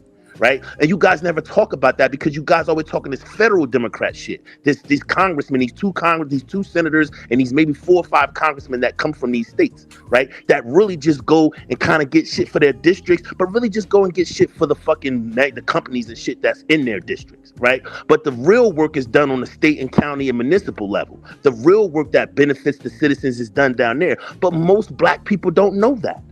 Most black people don't understand your board of education, your aldermen, your councilmen, right? They don't your ward leaders and shit like that because it's different things in different cities and states, right? That's where our problem is at. Yes, we can have the simultaneous conversation about getting into STEM and getting into financial and getting into stocks and all that and building up our money portfolio and helping our families. But if we don't understand what our legislative and civic options is and how we can benefit ourselves through legislation and through voting, we'll never win. We'll never get it. See, we complain about all these groups that get this, the LGBT and this, that, and the third. But what they do that we don't do is they organize and they use the government to their advantage. They lobby for people to fight for their rights. They get the right congressmen and senators on their side to go to Congress and fight for the things that they need. Everybody talk about that Asian crime bill. Oh, it wasn't necessarily an Asian crime bill as much as it was Asian rich people going to Elaine Chao, who is the wife of the majority leader in the Senate, right? And getting him to advocate for them. And that's what they did. And that's what we don't do. We get on here and we let people give us misinformation about the Democrats is bad and this, that, and the third and all. And they be wrong for the most part. Now, the messaging and what goes on at the upper levels of the Democratic Party is not the most optimal thing. And it's hurting the party. Yes, it is. Because they have a bad punditry class that needs to go. But that doesn't mean that the down ballot ideas of democracy in the Democratic Party are not solving problems and don't have solutions. That's where we go wrong in my eyes. We don't understand the legislative process. We don't understand civics. All we understand is the rhetoric we hear on TV or the shit that we have a bias against, which is gay or Mexicans or we get distracted by a bunch of dumb shit while these people are organizing to put themselves in a position to do the things that we're doing. We're standing there howling at the fucking moon. while not having an organized defense against this shit. Like you said, Arthur, the majority of black people don't, man. You're absolutely right. And I think that's what I don't want to teach you civics so you could be a Democrat. I want to teach you civics so you can make an informed choice of who the fuck you want to fuck with. That's my thing. I'm not doing this to create a bunch of Democratic people. I'm doing this to create a bunch of informed people who know, understand legislation and understand civics and understand how it works. Well, you need to start teaching civics then, bro. I'm working on it right now, bro. Right now. Don't ask me on here, goddamn it, doing what you do, but then don't be teaching civics. That's not what it is. I do teach civics on here. We just get into arguments about it because you guys stand on what you stand on in a sense of bias.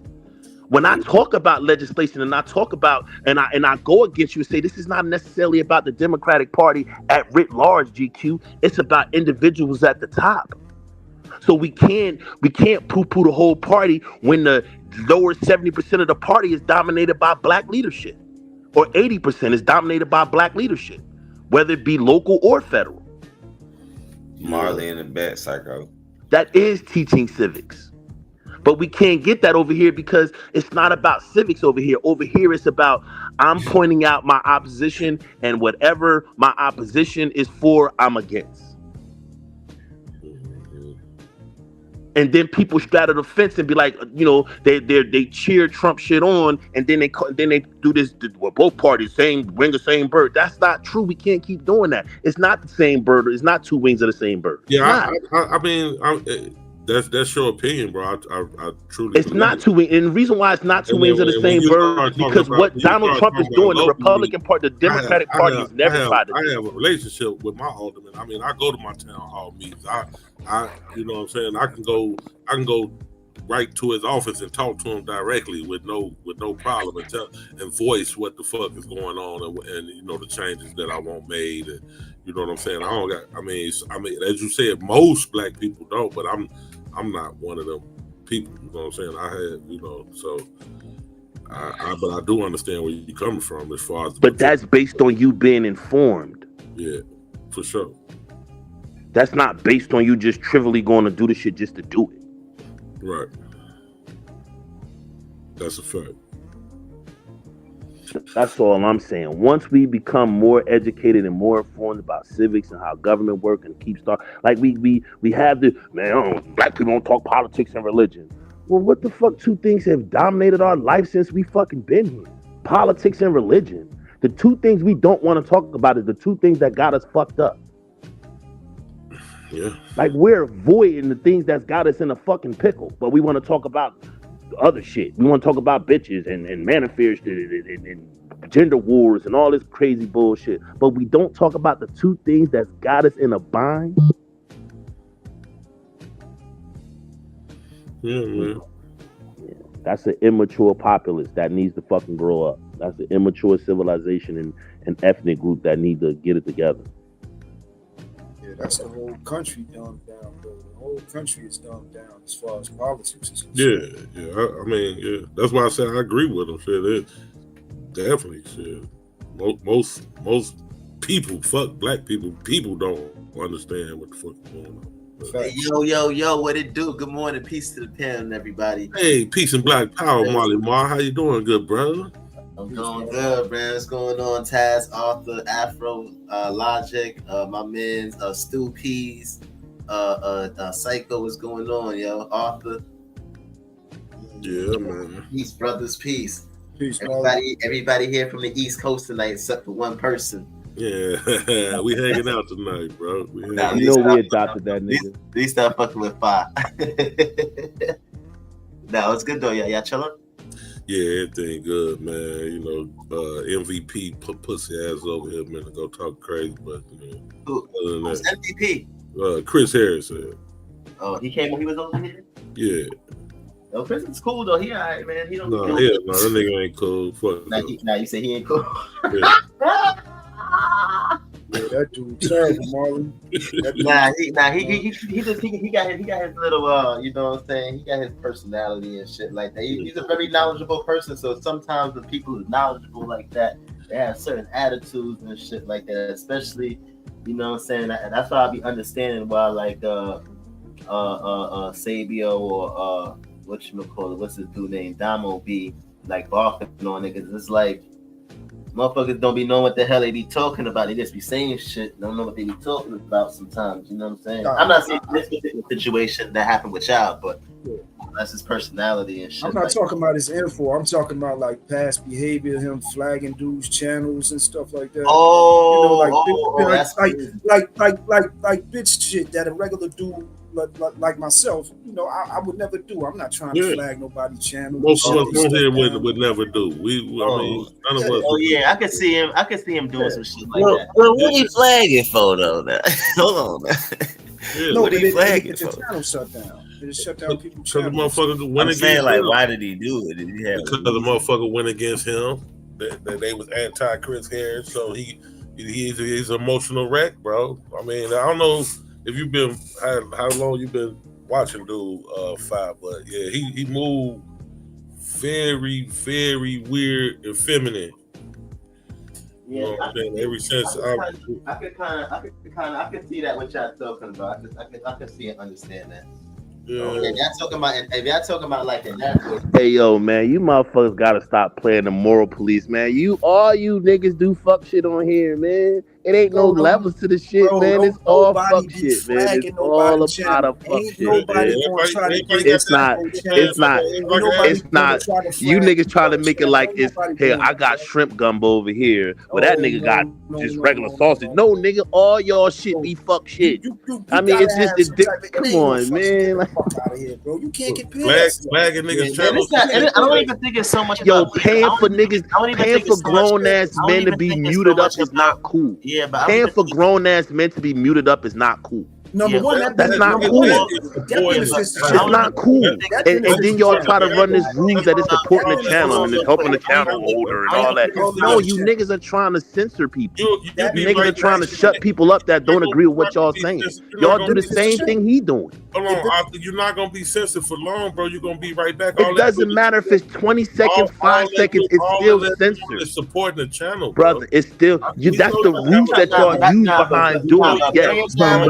Somebody's channel, bro, it's something completely different from. No, it's not. It's not to the degree of it, but it's the same thing because you're trying to censor someone. If you're trying to shut somebody's channel down, you're trying to censor them. If you're trying to get somebody off a panel, you're trying to censor them. They may not be to the same level of extremity, but it's the same action. I'm saying, man, y'all make excuses for this shit. I don't give a fuck. I just don't want y'all to be hypocrites and say that it ain't the same thing. Same thing, bro. Same fucking thing. Yeah, y'all don't say nah because it benefits y'all and y'all like. Nah. Hold on. Let me tell you why it's not the same. Let me tell you why it's not the same. It's not the same because we're all over here on somebody else's panel. Not saying that I do it, but we over here on somebody else's panel. We just having a discussion. You taking your time to go to somebody else's channel on their platform and you trying to take down their shit. Like, that's crazy. Yeah. Bro, the only difference is that you're going to the other channel. If I'm on Psycho's channel and I'm saying something that you don't like and you pay him $25 to mute me up, nigga, you're trying to shut my channel down. Right now, can I please finish? Can I just please finish? Can I please finish with my explanation? Can I please finish with my explanation? Can I please finish with my explanation? Y'all can shut me up. Can y'all please? How does it make no sense? If someone is on here saying something that you don't like or that you have a problem with, you pay for Psycho to take them down. The same thing happens with if somebody's trying to take down your channel. There's something you're saying on their channel, on your channel that they don't like, so they're trying to get YouTube to take it down. It's the same thing. It's just micro, macro. Psycho is a micro form of it, and going to YouTube is a macro form. It's the same fucking thing. I don't agree with that. I mean, you're not gonna do it because you're a serial. A lot of people use them channels to for their bread and shit, bro. So I get it, and a lot of people use this as an outlet to speak and feel how they want to feel. But it may not be a monetary gain, but it may be a social gain. It may be a personal gain. Let me tell you something, Arthur. I would pay $20 to get you kicked off for 20 minutes, 10 minutes, to shut you up. You have paid. You have paid. Don't say I would never, ever do anything to affect you financially. Right, exactly. You get money, your job, anything. I wouldn't, bro. I promise, I would never. I got you. I got you, and I agree with you. And I understand your sentiment. But all I'm saying to you is, That is the other side of your spectrum. What you do at the lower end of $20 for 20 minutes, $10 That's for 10 only minutes. support the Psycho channel. That's I only understand. support There is a cost. There That's is a all it cost. is. There is a cost benefit to it, but at the same time, it's still used to silence a person that you don't agree with. You It's coming still. right back.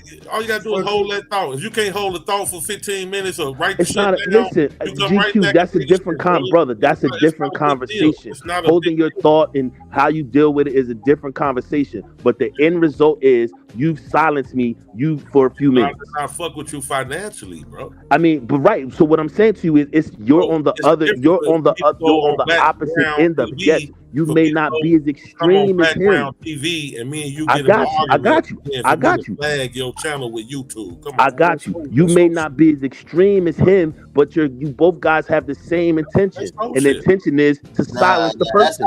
I still think that's different, though, man. It's different. Only thing that's different about it is one is your channel and one is your individual speech. That's the only difference. His point about people paying to get the silence a motherfucker. He making his point about people paying to silence a motherfucker, but he know that it's different. He's not. I do. It's different in extremes. Yeah, that's completely. It's different in extremes. You're right. It's different in extremes. A lot of the times we just be fucking around. Hold on. A lot of times we just be fucking around too, just to fuck with niggas. We don't really be trying to be on something. Marley. No matter what don't you ever come back. Marley, no matter what the impetus is, it's still to silence the person. No matter what the impetus is. But getting somebody's channel flag is attention to silence them. It's not your 20 minutes. To them, it's 30 days. But you're being malicious in that intent when you do it. But you're right. It's just not the same level of malicious. He go behind people's back. When five sit Madon down because he don't want to hear that shit Madon is talking about. It's more like we trolling each other and we playing around when we do it over here. Dog, it's not always playing around, Marley. You can't see the problem with you, Marley, is you wanna give it a break. No, it's not always playing around. Sometimes when people sit people down, they really want to sit them down. They really don't want to hear what they have to say. Yeah, sometimes. No, majority of the time. Yeah, but for the most part. For the most part, it's not a joke. For the most part, it's serious. For the most part, I don't want to hear. For the most part, it is. It really is because it's not that serious. Yeah, it's not that serious. Exactly. You come right back and say the same shit over again. Right, because it's a limited. All you're doing is supporting the channel, man. Right, but it's a limited exclusion. That's why the person needs to come back and say what they say. Nobody gives a fuck. It's not that serious. I think it is. It ain't that serious. That's how I look at it. I don't see it as you only feel like it's that serious if you feel like what you saying is just so fucking important that it must be said. Yeah, it must be if you really understand that nobody really gives a fuck about what the fuck you talking about, then you wouldn't give a fuck. Right. But I think people do give a fuck what people are saying over here. And I think a lot like yo Aaron, where Aaron at? Yo, how many times people sat down Aaron on the panel, bro? Give a fuck. That's why shit. No, they really don't. They really don't, bro. I mean, you might reach one. You might reach one, one or two that it means that it matters. And flagging, hold on, GQ. And flagging somebody channel. And flagging somebody channel.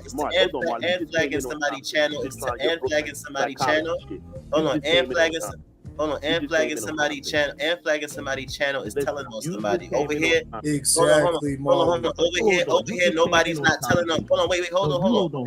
Wait, hold on. Flagging somebody channel. Wait, hold on. Flagging somebody. Just listen real quick, bro. Yo, see, that's when your ego's so big that you feel like that you must be heard over everybody else. Nobody fuck what everybody else is talking about. Yo, hold on. You got to be heard. Flagging somebody. Like if I pay to sit you down, most of the time, like if I pay to sit you down, I'm not even talking. Like I just pay to sit you down. I'm not trying to be heard. I'm not trying to get my point. I know, but you don't want the person. You don't want what they're saying to be heard. I just don't want to hear the shit you talking about. And on top of that, flagging somebody channel is telling on them too. It's a complete over here. We just set that and telling on niggas. Listen, gentlemen, you guys can add all the particulars y'all want to show the extreme, but I said it was an extreme. And if you stop talking, Marley, you might can hear what I'm saying. If you listen to me, you can hear what I'm saying. Because I don't think you hear what I'm saying to you, my brother. If you let him finish, then you can finish. I heard what he said. He done said it 5 times, so I heard what he's saying. That's that ego thing. That's what I'm saying. I don't have no ego, GQ. I'm not here to have no ego. I'm here to have the conversation and have the conversation be contextually proper and understood. I'm not here about my ego. What are you talking about? So can I say this? Yo, this nigga off the wife. Hate this nigga. So. I promise you. So check this out, though. That motherfucker's not finna let nobody talk. Yo, I know this nigga off the wife be like this nigga here, yo. Nigga, yeah, he's just a motherfucker. Y'all hear me? What you say, Yeah, Ted? go ahead, Taz. Go ahead, Taz. Oh, I didn't know if y'all can hear me or not. So on some real shit though, I would actually agree with Arthur as a content creator. And the reason why is because anytime you sit me down, you are affecting my money. You are affecting my ability to be seen. Now, if you're not a content creator, I can understand why you're saying that. But for a content creator, every time I'm on the screen, every time you see me, every time I'm giving out information, it is an attempt to, grow my brand, grow my platform. And so if you sit me down, you taking me off the stage, you're giving me the inability to do that. So I just want you to be careful when you say I ain't affecting your money. Well, some people are content creators, and when they're on other platforms, it is an opportunity for them to grow. If you sit them down. So would you equate, Taz, that to somebody flagging your channel? He just did. That was what the fucking point of what he was saying. I'm telling you this as somebody who's lost a channel. Yeah, and I'm asking you, would you equate that to somebody flagging your channel? It's the same, bro. One is just more extreme. Jesus, I said that the same fucking thing I said. Damn, Taz, why you gotta throw this That's why I said I agree with Arthur. Now, Marty, take your bitch ass to work. Is extreme, bro. Some of these niggas who be getting sat down and got their own channel, Stu Peas, motherfucking Wale, motherfucking. These niggas don't be having their own channels a lot of the times. These niggas, you know what I'm saying? A lot of these niggas who be getting Aaron be getting sat down. That nigga ain't got his own channel. A lot of niggas it wouldn't apply to them, but that's why I said a content creator. As a content creator, it applies differently though. It wouldn't apply to somebody who don't do content. Right. But a lot of the times over here, a lot of the times I'm not really content creator. But I understand what you're saying in that sense. But from what I see, even a content creator, you got to learn to be a little. Now more these patient, niggas understand what he's saying. You can still get the shit off. You niggas is fraud, man. You niggas is super fraud. And if you're a content creator, you got your own page, and you got your whole own platform to go to do all that talking, all the talking that you want to do. But GQ, it doesn't change that I could be at somebody else's channel, showing my wares, showing how intelligent I am, trying to poach other people from the channel. So if you put me down, then that lessens my ability to gather or garner other people or garner support from other people because you're muting me. Yeah, you ain't getting cut off my channel. But as a content creator, you wouldn't have no problem when the motherfucker come over there and donate money to your channel to sit a motherfucker down. Though. That's the whole thing. I don't know, man. I mean, I don't know. I mean, that content. Hold on. And if that content creator was really trying to promote himself, he'll pay to come back up on and promote. Yeah, exactly. But you're right. But you're costing me money. You're making me pay money to get back on something because you tried to silence me. But why should you get cut off my channel for free? But you tried to mute me because you didn't want to hear what I'm saying. It's not about the support of the channel. It's about the censoring. You guys are trying to move the goalposts and talk about the support. It's about the censoring. It's not about the support of the channel or what comes from it. It's the censoring. It's about making money for the channel, though. I do disagree with that part. It really is about making the money for the channel, though. I mean, yeah, but that's the byproduct of the censor. But that's what it's about. That's what I'm saying. But that's the byproduct of the. It doesn't change that it's a censor. It doesn't change that you're censoring somebody, even if it's a byproduct. Only that is why it was created. I understand that, but it's still censoring. It's still censoring. You can come right back and say the dumb shit that you want. I understand that, regardless of what. Listen, fellas, regardless of what you can do, your after action, before action, the whole premise is the intent is censoring. The intention is to censor the speaker. I don't know. If you feel that way, then I mean, I ain't gonna try to change the way you feel, but fuck your feelings. Like a therapist just say that you feel this way. I ain't gonna try to change the way how you feel. I'm gonna just let you do you and fuck your life. And now Marley got to chime in and say some dick shit, some bullshit. No, when you've done Fucking early morning hysterical monkey. Like, nigga, get ready for work, nigga. Yeah, man, you be too sensitive about the shit sometimes. Oh no, I'm good. I'm having fun. I'm good. I'm having fun, bro. I'm He's passionate. He's just a passionate dude. This about why No, that I'm shit good. cool, though. This why you gotta accept the shit though. It's gotta be cool. Cause check this out. So before that bounty shit, there wasn't really a way to get the cash flow rolling, if you will. Like what would happen is people would super chat out of support. I support you, go super chat. But there was no way to motivate people to super chat for other reasons. Exactly. Like so I just, you know what I'm saying, in terms of making money doing it, you do see an uptick in people making money off the bounty system. That's it true. just works like that. You know what I'm saying? So I Hey, understand fellas, and the person I can't argue with y'all point. Y'all prove it. I can't argue with that. A person like Arthur is a gem to a channel. You know what I'm saying? Because the more the more I'm a counter voice, so a lot of people gonna want us mute me. That's exactly. why. So you a gem to a channel. Motherfucker love to have you on their But nigga, I'm not trying to be a censored Jim. They gonna pay a lot of money to get this motherfucker all right. This nigga like, yeah, come on over so we can get this nigga rich while we mute you up. No, back on the other side of that, Joe GQ, what happens though, the bad part is sometimes you're in a conversation that's actually serious and you get dropped down. You know what I'm saying? This ain't, you're not talking to mulatto motherfuckers, so be careful dropping me because I'm serious about what I'm saying. I'm here to benefit you, right? This ain't, I don't troll. So if you drop me, I'm assuming that what I'm saying ain't that important. So that's why I say I think it's a two-way, you know what I mean, thing right there. It's like, yeah, we having fun with it. It's a joke. But if you drop somebody dead serious in the middle of a conversation where y'all really talking about something serious, then I feel you, Chad. That's why I say just write the shit down, hold that thought, man. Be able to hold your thought for a second. You'll be right back up, come back right back and say the shit. But I mean, sometimes conversation be moved on, so I understand. But that's why even the platform holder, he be like, so when hey, I'm sorry, somebody paid to get you off. You know what I'm saying? You'll be right back. It's only 10 minutes, only 6 Hey, hey, listen, fellas, I agree with y'all. It's a genius move. It's a genius move if the money flow is slowed up and there's just constipation in the money flow. I get that. But what I'm saying to you, even in it being a successful, innovative thing, it's still censoring. But I just don't equate it to flag of the nigga. But it's like me and Tat said, it's just a different extreme. It's just on the other end of flagging. Bro, if I was it's just on the other end. If I was on Blackground TV and we having a heated argument about politics and Donald Trump and Kamala, whoever, bro, and I got kicked out, whatever. I wouldn't allow nobody to do that to you, brother. Never flag your motherfucking channel. I wouldn't allow nobody to do that to you, brother. Nobody could come to my channel and bounty motherfuckers. I would never flag your channel, bro. I'm not with putting bounties on people's heads.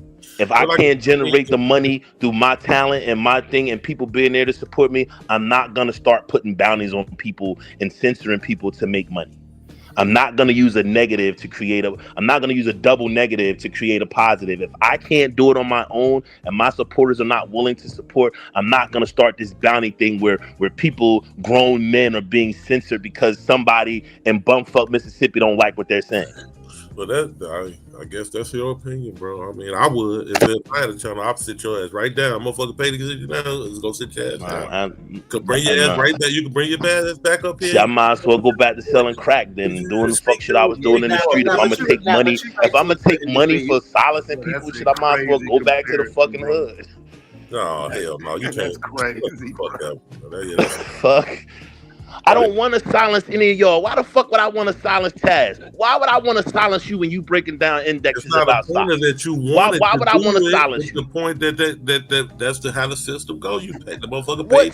But why would I want to silence intelligent black men? Bro, motherfuckers be on here for hours and hours. You'll be right back, bro. It's not about whether you coming back or it's not about any of that, GQ. It's about everyone is worthy of being heard. Much if you think that what you had to say was just so fucking important. It's not about what I have to say, bro. It's not about the speech. It's about the inability to speak. It's about you thinking that you have sovereignty over me to stop me from need speaking. that inability to speak. They need to be See, and that's where it's, just be honest, nigga. You just want motherfuckers to shut the fuck up. Just say that.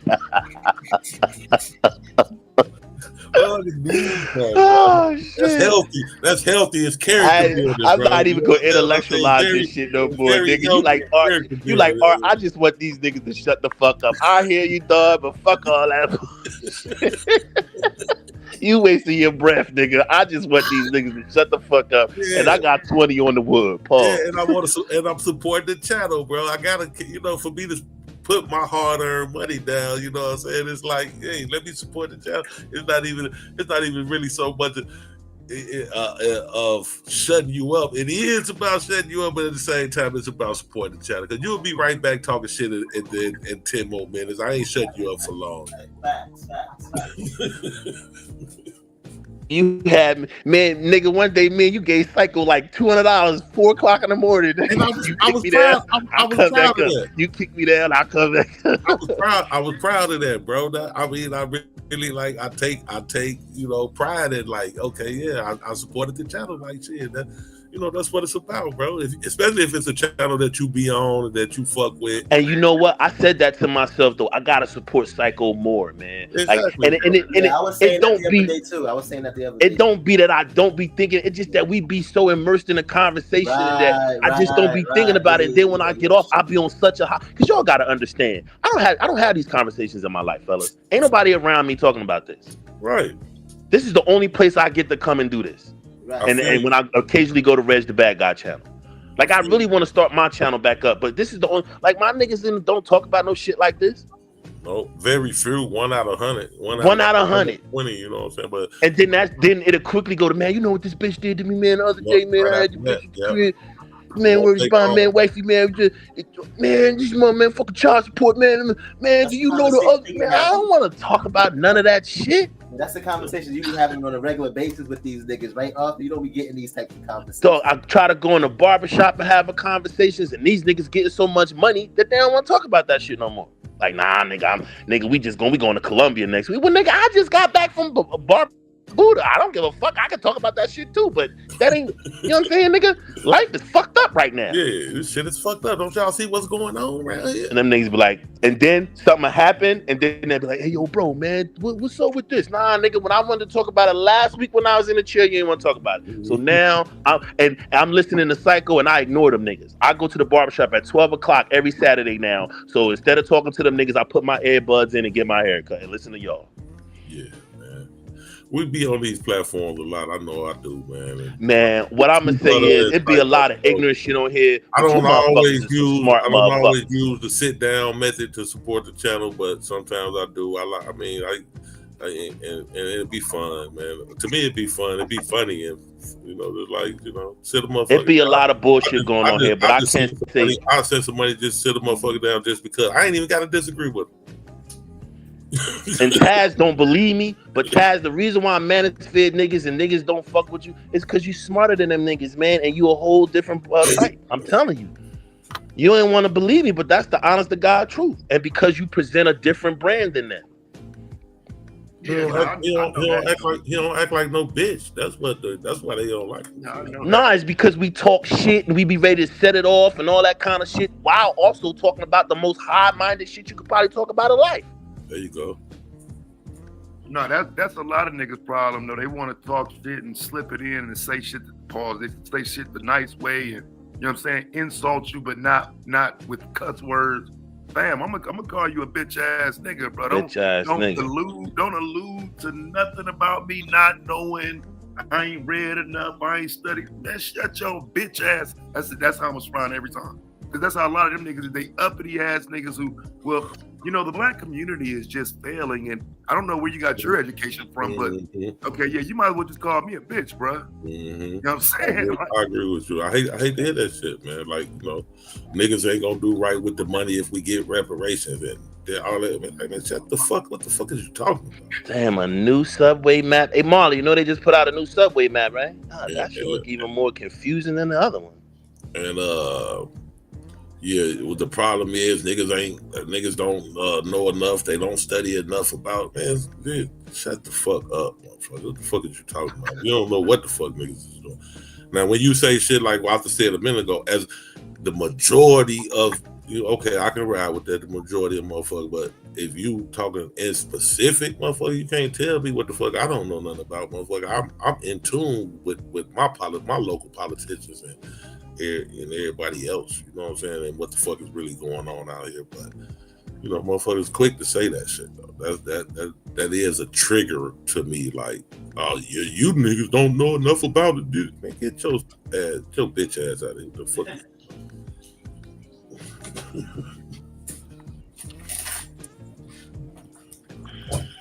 That's when you sitting up there wrong half the goddamn time. Shit.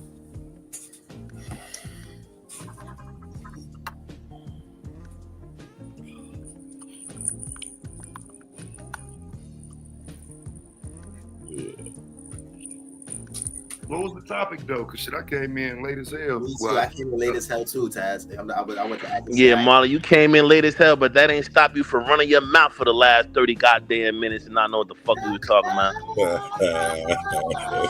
That didn't stop you, nigga, at all. At least I asked though, Arthur had asked. No, you didn't, nigga. You just jumped in and started talking shit. Nah, remember, I was like, yo, what happened? And Afro told me, he was like, yo, Chris. And then GQ put a battery in your back and then you was off to the races, nigga.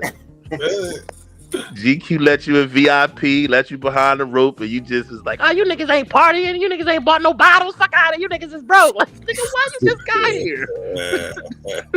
Hey, can I just explain the reasoning behind the dropping niggas real quick? I started this shit to not silence niggas from their opinion. If you started it, I know it was about shutting niggas up. If you started it, I know what it was about. Damn, Aaron, what happened to you? My shit connected back to my Bluetooth. I said I started this shit to shut niggas up who was yelling, over talking niggas, and cussing for no fucking reason. That's what it was started for. I wanted to start it to shut niggas up from their opinion, but it definitely got turned into that. I can say that, like, it got turned into that. But I don't think it's the same equivalent as a nigga. But when niggas is cussing and screaming, they kind of they trying to get their opinion across. Now, it may not be the best optimal way to do it, but that's what they're doing. So in essence, you're still trying to mute them up. Yeah, but you gotta realize though, Arthur, it don't just be adults watching this. I got you. I mean, you're more or less just trying to keep it civil. I got you. Yeah, keep it civil. And then when you're going hollering and screaming over a motherfucker, you need to take a break. Like, go sit down and take a break. Catch your breath for a minute, nigga. And then I even pay to bring a nigga back up. You feel me? So they can get their opinion off. Because it do be people who will silence you. It do be people silencing people just because they don't want to hear their opinion. I'd be like, nah, I'm trying to hear what they fucking saying. Yeah, I done paid to put four niggas back up too. Facts right there. I definitely seen you do that before. I've done the same thing. I pay to get you back up just like I pay to get your ass up. Right. I love when conversations come 360 and they come full circle. So it just goes back to my point that, like, you know. But now to Aaron's point though, Art. So if the conversation that good, the nigga gonna pay that bread to put you To back get back, up. right? Yeah. You ain't gotta pay your own money. Because he see the worth in it though, like, because his intentions wasn't nefarious as much as it was trying to create another environment. So he wants to keep that ecosystem going. So he says, "Hey, listen, let that person back up because they're positive. What they're saying, I want to hear because it's valuable to the ecosystem." Yeah. So his intentions wasn't nefarious, or his intentions nor his reinforcement neither are in nefarious. They're both to keep a civil. Nothing to do with what's being said, bro. Sometimes motherfuckers just fake beefing in the chat. Yeah. Now, like nigga, I take that nigga down and shut that nigga the fuck up since you agree with it. Type of shit, you know what I'm saying? Like, it's always it do go that far. It do go that far. Hey Taz, I want to turn my camera on and show you the 295 in New York, but I ain't gonna do that to you today. I'm gonna let it go. You agree with a motherfucker? I'm knocking them off the panel. Nah, Art, check this out. So you know me, bro. I don't, I'm wrong about something. I say it. Oh, bro, So I'm just fucking when I with you, bro. started, They was just no, doing the check it out. traffic and they I showed want to, 295 on the TV. That's all. but see, I also be wanting to know why niggas say what they say. So I looked into it, right? So when it came to the point of what I said exactly was 95 is not going to run into other states with the 2 or the 4 or the 6, right? Okay, that's wrong up in y'all area. It's that simple. I don't have no problem saying it. You know what I'm saying? That 2 crosses over up there in the Delaware, what was it? Delaware, PA, New Jersey. Yeah, it goes right by where I live at, like right when you turn out by my house, you actually take the first right exit. in terms of in your area. Yeah, you're correct. Yeah. That's what I was saying to you. Like, you might be right that it goes other parts of the country, but here, since we so compacted, it's a whole different ball game. Yeah, because see, what I was saying was about specific cities, but up there, them tri-state areas is different. You know what I'm saying? You might have a 295 that run through 3 states because it's a short area, small tri-state area. Right. And that's the reason why. And also because, like you said, it goes to what you said, though, because they couldn't connect 95. So they had to create the 2 to connect it from the western part of the. Yeah, usually when you see a 2, that's a bypass. Right.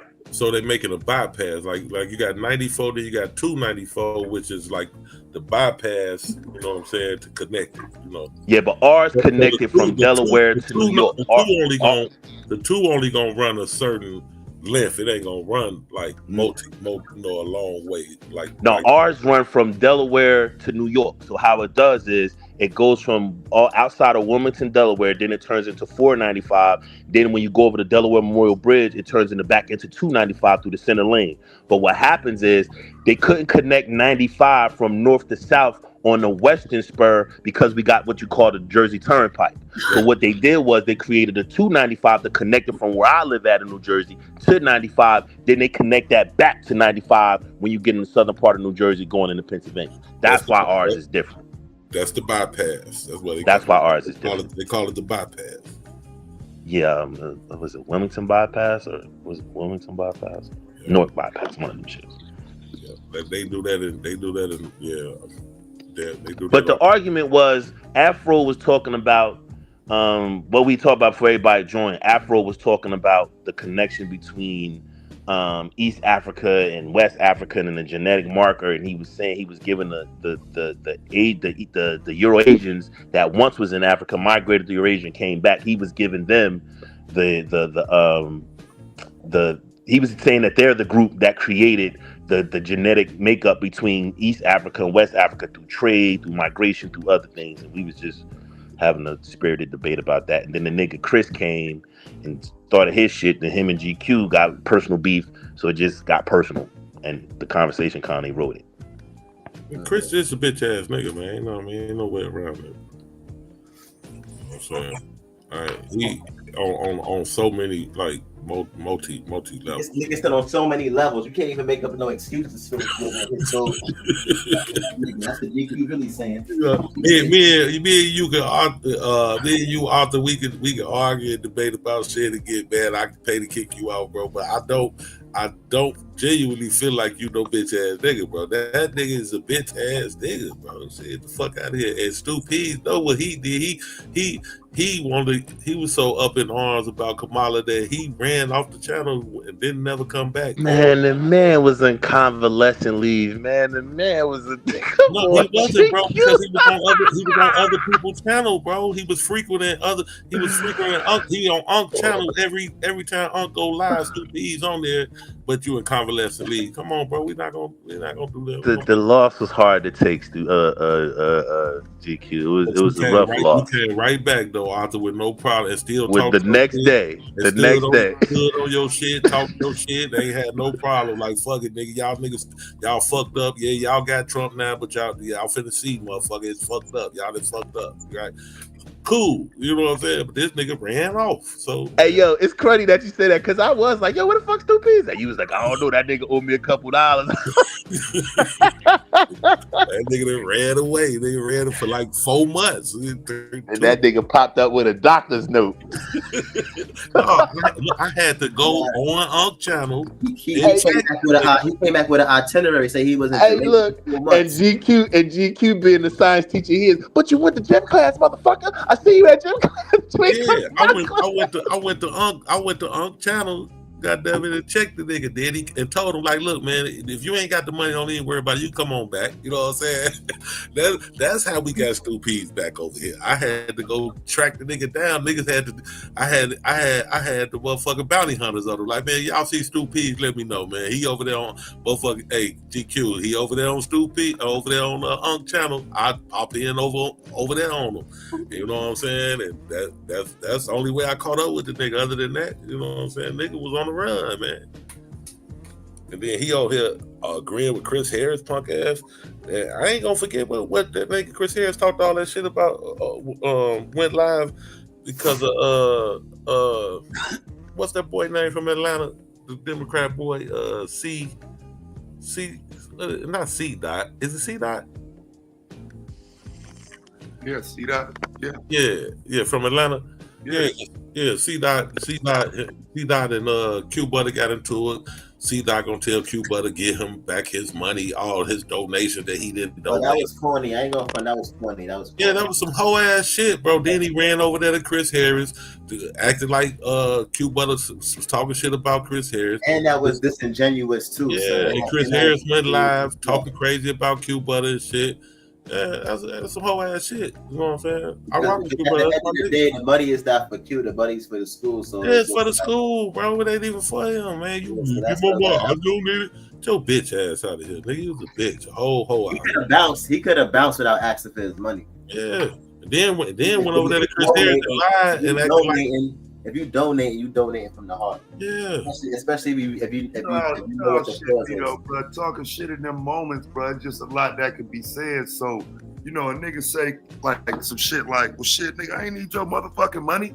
The response to that is, well, shit, give it back. You know what I'm saying? Because I saw that shit happen, and for real, I ain't even no big fan of C-Dot. To me, that nigga too much of a Democrat, a little too corny. Yeah. But that happened on some bad communication shit, though. That's how it happened, Taz? My bad. Then. He was. My bad. Q a nigga, bro. Q ain't gold. So if you in the chat talking shit, it's like, nigga, fuck you, ain't your money. Get him out of here. I was wrong. You know what I'm saying? You know how Q 100 with that shot. Nigga, get your bitch ass on then. Fuck you, nigga. And take your money with you then, fuck nigga. All right, but there's still some whole ass. It don't change. It don't change nothing. There's still some whole ass shit because guess what? If I get into an argument with Q Butter or Psycho, whatever. Oh, I donated all this money to you. I'm not gonna even bring. So what, motherfucker? That's point seen money gone, motherfucker. I'm not gonna even bring that up, bro. That's irregardless to what the fuck we having a conversation about. That's what you said at first, though, nigga. That's what he said at first, but then because C-Dot kept pressing, like, nah, nigga, if it's like that, I shouldn't have sent you shit, blah blah. You know what I'm saying? There's a cutoff for this shit, man. And you know what I'm saying, for real. I look at that shit now in hindsight and say, okay, I was there though. I should have been the voice of reason to say, all right, y'all niggas tripping. You know what I'm saying? Because Q respect me enough to fall back on some shit like that. Like, yeah, it's my channel, this and that. But bro, you ain't always right. If my nigga would have said, okay, cool, in this moment, it ain't that big of a deal. But if you let it keep going and it becomes, they give me my money back, fuck your money, fuck that school, see where you get too far at some point, and then you can't reel it back in. It could have been stopped. And I'm saying that as a person that was there. Yeah, I was there. And I was on Chris Harris' channel when he went live talking crazy and shit. I jumped in over there, and then the nigga kicked me off his channel. He blocked me on that motherfucker. And it wasn't about no motherfucker. He just sit up here and lied, talking about, oh, that's because you were talking that. Nigga, I wasn't talking no Trump shit. I was talking about your ass. I said, you a bitch ass nigga because you on here talking shit about Q. Nigga, and you could have just hollered at Q instead of just taking C-Dot, motherfucker, let him put the jumper cables on you. Now you want to go loud, talk crazy about a nigga. Talk crazy about the school, every motherfucking thing. Nigga, fuck. You gotta remember, though, he came over there, though. Yeah, he came over there. Yeah, he came over there. Well, I was there, he came over there. Yeah, he came over when it happened and got in it for no reason. Like, so I didn't understand that. You know what I'm saying? Like, Niggas go get into it, bro. But you gotta stay out of that shit for the most part. Get your ass up out of here, nigga. Niggas will fuck around, make up, and then you beefing with a nigga over some shit he was beefing with another nigga for. Exactly. That's what that nigga Chris did. Then and you went to talking crazy about the school, nigga. I ain't gonna forget that, nigga. Fuck you, nigga. I ain't man. Come on, man. We ain't gonna diss no brother when he trying to do some good shit, man. Now you go talk crazy, man. Fuck you, nigga. Nah, and you got a track record of this shit, bro. This is just your character, bro. I done seen you do it on other channels. Yeah, that matters too, though. Yeah, because like I say, the response is what I'm talking about. I'm expecting a response, but you don't get to say "fuck you" and then I don't respond. Okay, I don't give a fuck who you is, what you got, none of this shit. So you know what I'm saying? I get the response, but like I said, there is a cut off of some of this shit. And I will blame myself at times because I'm looking at this shit like, damn, okay, if I say something and they keep going, well, at least I tried. But in that situation, I ain't even say shit, bro. I just kind of watched it play out. And like I say, in hindsight, you know, niggas can stop shit like that though from getting too far. Because if a nigga want to, if it's really fuck the school though, you gonna keep saying that shit. It'll be known. But just in a heated moment, a nigga might say that shit and that's not really what he mean though. He ain't really on that. He just saving face. You know what I'm saying? I try to give credence to that. I mean, we in front of a bunch of people, bro. Like you can't just say anything to me without me responding. And you might not like my response, but I didn't like what you said either. But I ain't even talking about C-Dot. I ain't even talking about C-Dot. But damn, I'm talking about anybody. Yeah. I'm talking about that nigga Chris. Yeah.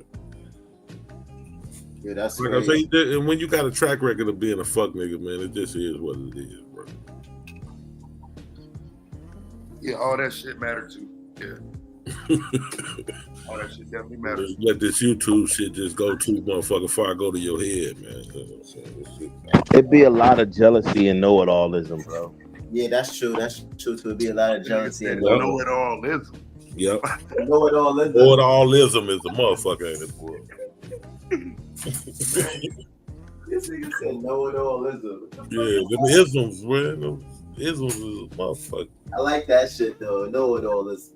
I'm about to start saying that shit, son. You see, all y'all know-it-allism ass niggas, y'all niggas fuck up. Son. Y'all niggas don't know shit. That's what y'all thriving off of. And it's crazy because like there's a lot of knowledgeable motherfuckers over here, and that's what fucks me up, right? Like it's motherfuckers over here that might not know shit about politics, but to start talking about archaeology or finance. And if you don't know that shit, you gotta mute the fuck up. You can't argue with the nigga about tax brackets and financial shit if you don't know nothing about that shit.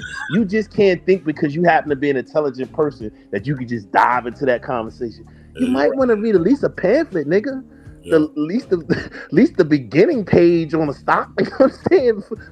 You just don't want to think that your inherent intelligence is gonna lend you to fully understand it. And stay in your lane. In other words, author, like stay in your fucking basically lane. My lane is geopolitics and politics. Talking about science. I'm gonna tell y'all when y'all really knock it out the park at though. Shut the fuck up. Sports. What the fuck you talking about? Y'all had some hella sports conversations last week, and I was mad as hell because the panels was full. I'm at work. Y'all niggas was dropping, so I was mad at them. I wanted to come here and cuss y'all the fuck out. Yeah, they was lit. That's it. Them combos was lit last I wanted to curse y'all the fuck. I wanted to become like that. Now you motherfuckers want to have these great ass 24, 48-hour conversations on sports. We don't waste it all the time. Or I wanted to curse you niggas. I was so mad. You niggas was having an amazing sport conversation. I was like, man, fuck these niggas. But I'm gonna listen. Real talk. Shit don't be that personal, man. A lot of times, like motherfuckers make it be though, man. The shit just regular shit. Like you say, you can't have these conversations on the street too much, so you enjoy having them. You even enjoy the debates, the arguments, all that shit. It's all enjoyable shit. Well, the problem I find on the streets ain't that people won't have a discussion. You know, I love my people, fam, but we ain't got a wide knowledge base when it comes to just walking up to a random nigga having a conversation with him, though. You know what I'm saying? What you find is a lot of niggas ain't really on the politics shit enough to have an in-depth discussion in person. Like, or the history shit, like hymns you be dropping on the history shit, like I mean, it's of course not no random nigga. I'm talking about just like your own guys and shit, like motherfuckers that you be around all the time. Like, you can't really even have them conversations with them like you had. That's why I be calling it, when we be up here, I call it a think tank. You know what I'm saying? Like I'm finna go over here on my think tank. You know what I'm saying? Well, see, and that's I kind of lost my status with in that with niggas, because now niggas got Google. Since I used to be the go-to person, nigga, before Google, it was shit. You know what I mean? Like, it ain't the same though. It's from hearing it from a nigga. Hey, this nigga said I used to be human Google. That motherfucking Google. but like when you be dropping the tags, or like when Truth be dropping it, that ain't the same as Googling some shit, bro. That's a whole. It's way more informative and entertaining at the same time to listen to you guys drop the knowledge on the history and shit than it is to go do a fucking Google search and read that shit. Hey y'all. Hey Dr. Mo, how you doing? This nigga lazy. Peace. Hey Doc, make sure you put all your contracts in for these motherfuckers start pulling their contracts with the government, Doc. Make sure whatever RFPs is coming down, you get everything before the fiscal year is out, Doc, before they start trying to hurt us. You know what I mean? But see, that's why I love Dr. Mo, because she know how to navigate regardless of who is in play. She still know how she know how to still navigate with Trump in play. I got you, but this is a different ball game though. Like when me and her, when we speak about this government contract and shit and this veteran it's a different ball game. And where they trying to pull a rug at is the area that it's kind of our sweet spot. And I know she got it. I know, but I don't want her to be hurt by this fuck shit. Now we straight so far because all our the executive order that tell them again, Dr. Mo. Say repeat that. We straight. It says it's straight. Y'all is crazy. It says veteran preference contracts are exempt from that. So, all mine fall under. Yeah, ours fall under SVODOB. Right. I got you. Right. So we cool for right now. But I gotta add that in. The state, before the other indicators, the DBE, SBE, WBE, women-owned, disadvantaged, business-owned, minority-owned, all those other small indicators where that federal funding would come down through the states for those socially and economically disadvantaged.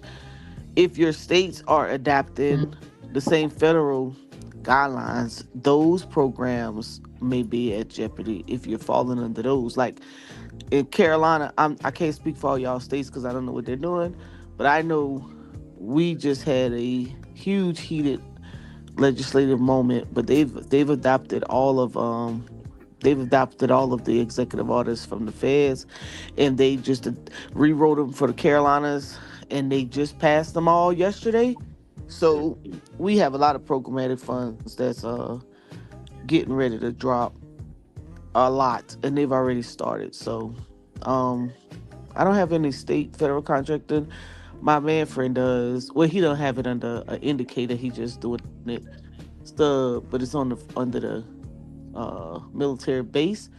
So I'm not really sure how. But I do know a lot of contractors who fall under those special indicators under the state. The worst part about that is that you already wouldn't get a fair chance of it. So to drop the little that you do have. But we're not under contract. A lot of people have started to go under POs versus contracts, or they're doing just day-to-day invoice type work. So it's about to be real interested on our end in Carolina.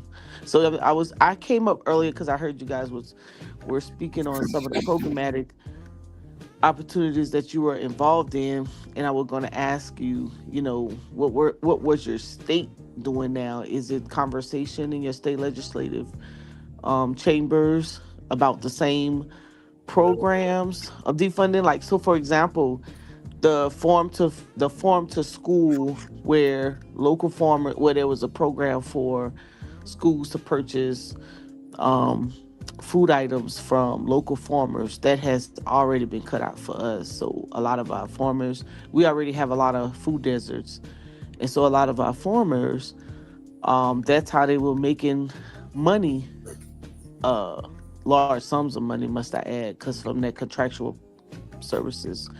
But now that's been cut out. So um we're trying to start initiatives where there is opportunity. The USDA had put out a grant for transportation, which is a huge part of the food desert issue, getting food into those locations.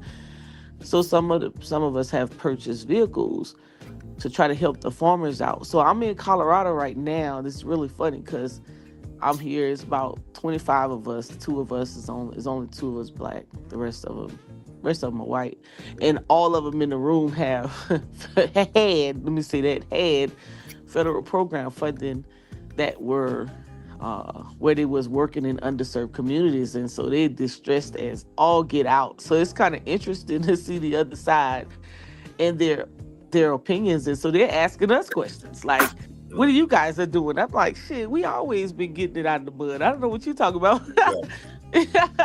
You know, and they looking at us like, wait, what? I'm like, yeah. It's always been tight on us. So we, you know, now y'all feeling the effects of the shit. Yeah, and they are very distressed. It's crazy. So we're here learning to be facilitators, and I gotta say that's kind of what they get, Dr. Mo, for trying to hijack all our shit. You know what I'm saying? All the damn time. You know, so instead of a black contractor or you know, getting that grant, you crackers go, you know, writing it up, you know, using the language of you helping you know, minority groups, and you help, you know what I'm saying? So females, males, female, yeah. So you know you're hijacking shit, you know, to get all this money and shit. But now that you're not able to get it, now you so what are you guys doing? But that's always been their model. What you guys doing? So y'all can hijack some more shit. Yeah.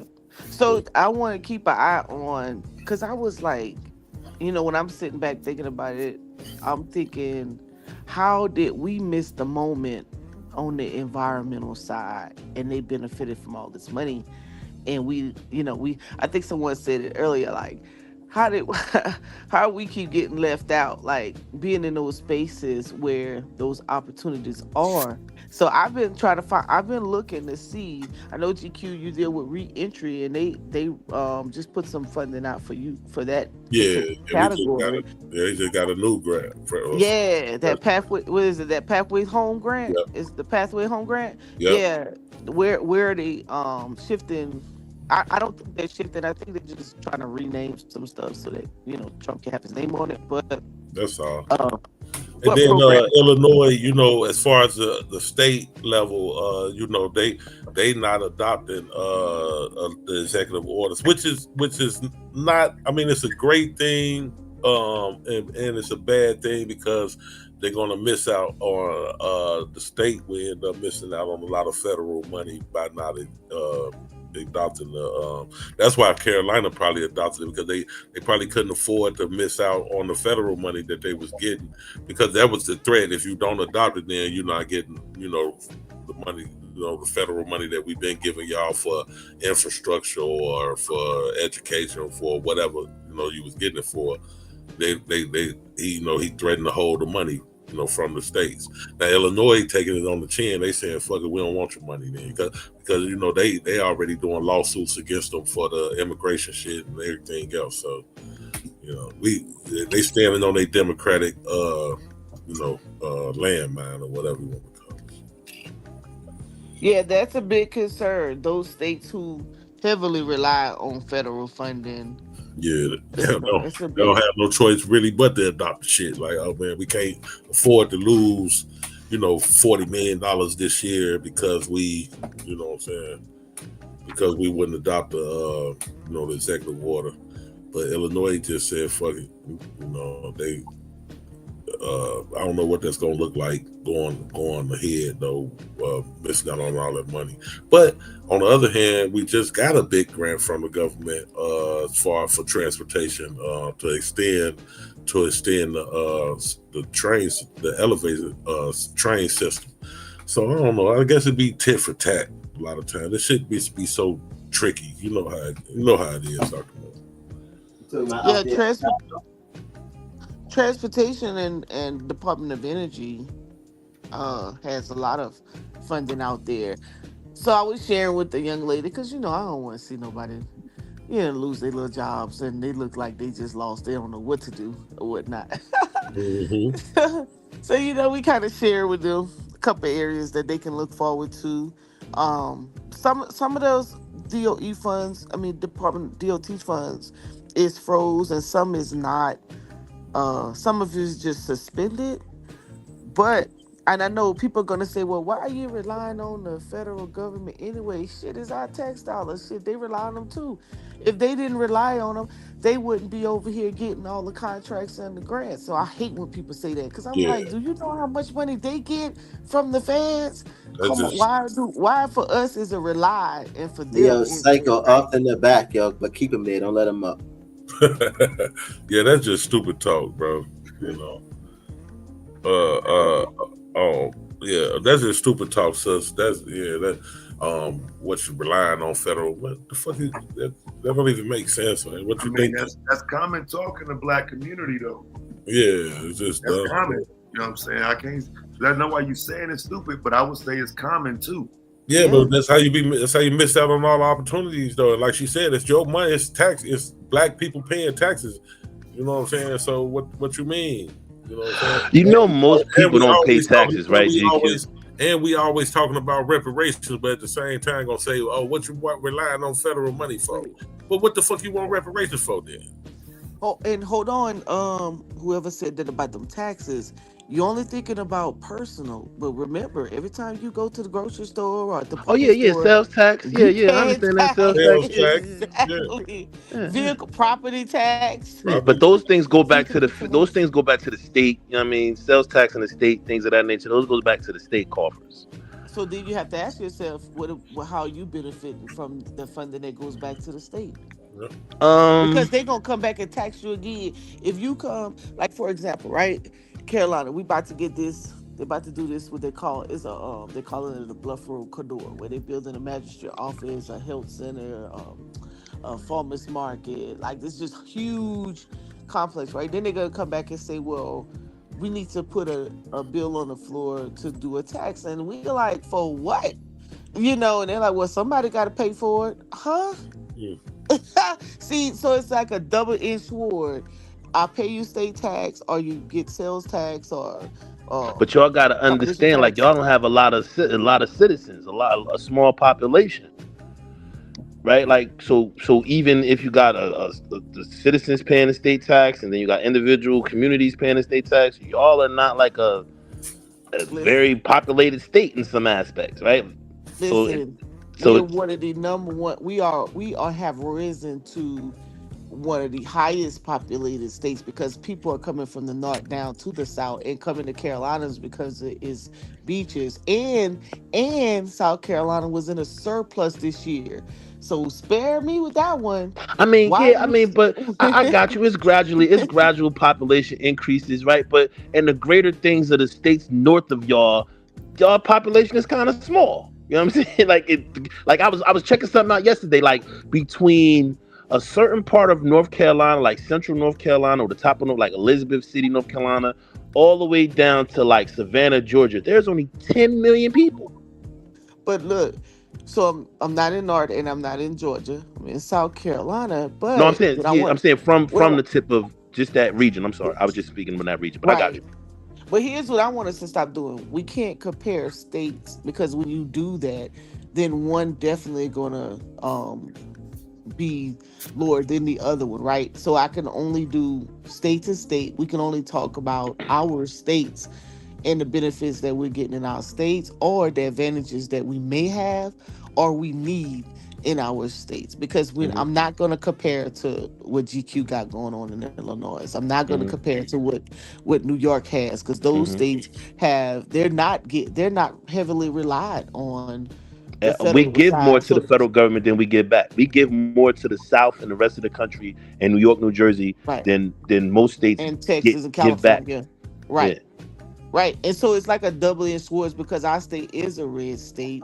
You are dismantling federal funding, but you the one that will bring in the federal funding into the state for reliability. So to me, Yeah, it's kind of that be my doc. That be my point to everybody on here when we having these debates about the Democrats and the Republicans and all. And I'm like, well, okay, you guys are speaking on a federal level, but let's talk about what actually happens on a federal level when it comes to the Democratic Party and the Republican Party and what they do for states. Like, you people complain about the Democrats don't do this, blah, blah, blah, blah, blah, blah. But if you understood the legislation that they create that helps your state and helps your local municipality or your local county, you wouldn't say that. But because they don't understand that progression or that top-down idea, they don't understand that most of the shit we get is from Democratic policies when it comes to helping certain areas. right. So one of our issues, I'm not sure if you guys have been paying. Well, one of the conversations that's going on in the Carolinas right now is extreme heat. So there's a lot of heat summits and workshops and conferences on extreme heat, because we already have a food desert, and if you're dealing with extreme heat, that's destroying crops. Now you can't grow food. Now what? So you have to start adapting the alternative food growth methods, whether that's hydroponics, aquaponics, those different technology driven. So what we're trying to do is shift some of our organizations into more the technology side of it, to say, okay, this is what's happening on the ground. This is affecting your community. This is what you have to learn. Because if you don't learn it, y'all gonna starve. I'm with you on that, Doc. And that's what I was just saying to GQ. I think that I found my purpose. I don't want to get too deep in it, because it's best to keep your shit close to your vest, so whatever voices out there in the universe don't snatch your shit. But I truly believe that it's about people like us bringing the information back to the community in chunks and nuggets and bits and pieces that they can swallow and understand, not only to inform them and edify them, but also to prepare them for a future that we're currently not really prepared for and part of. Yeah, food and education is our focus right now. They Mine just will be dismantled. civics and education. Yeah, they Civics. just mastered out early. We had a early childhood center that we was putting up, and we had already put $1 million into it, and they just dropped the whole project. It's like, what the heck? They dropped the project. It was like, oh, we're gonna give y'all 300 slots in whatever area. We like, where? Like, yeah. So we have opportunities where we have a very good high school that's really integrated into Come on, STEM, baby boy, let's go. Time for school. Let's go. who's bridged the gap between a tech school, Midlands Tech, and their school on robotics. But now it's a matter of how to keep some of that going. And I think for us, pro bono work is gonna be important, and giving your times and talent to the youth and understanding how to career path or to create career path is going to be super important. We're on our own now. Like, if we never thought we was on our own, we're on our own now. Like, we definitely have to become self-sufficient at this point. Even though we've kind of hypothetically been on our own, in essence, we're on our own now. Yeah, you got transportation, infrastructure, and food and education.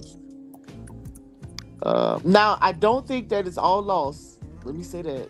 I don't think it's all lost. I think that it's going to come back around.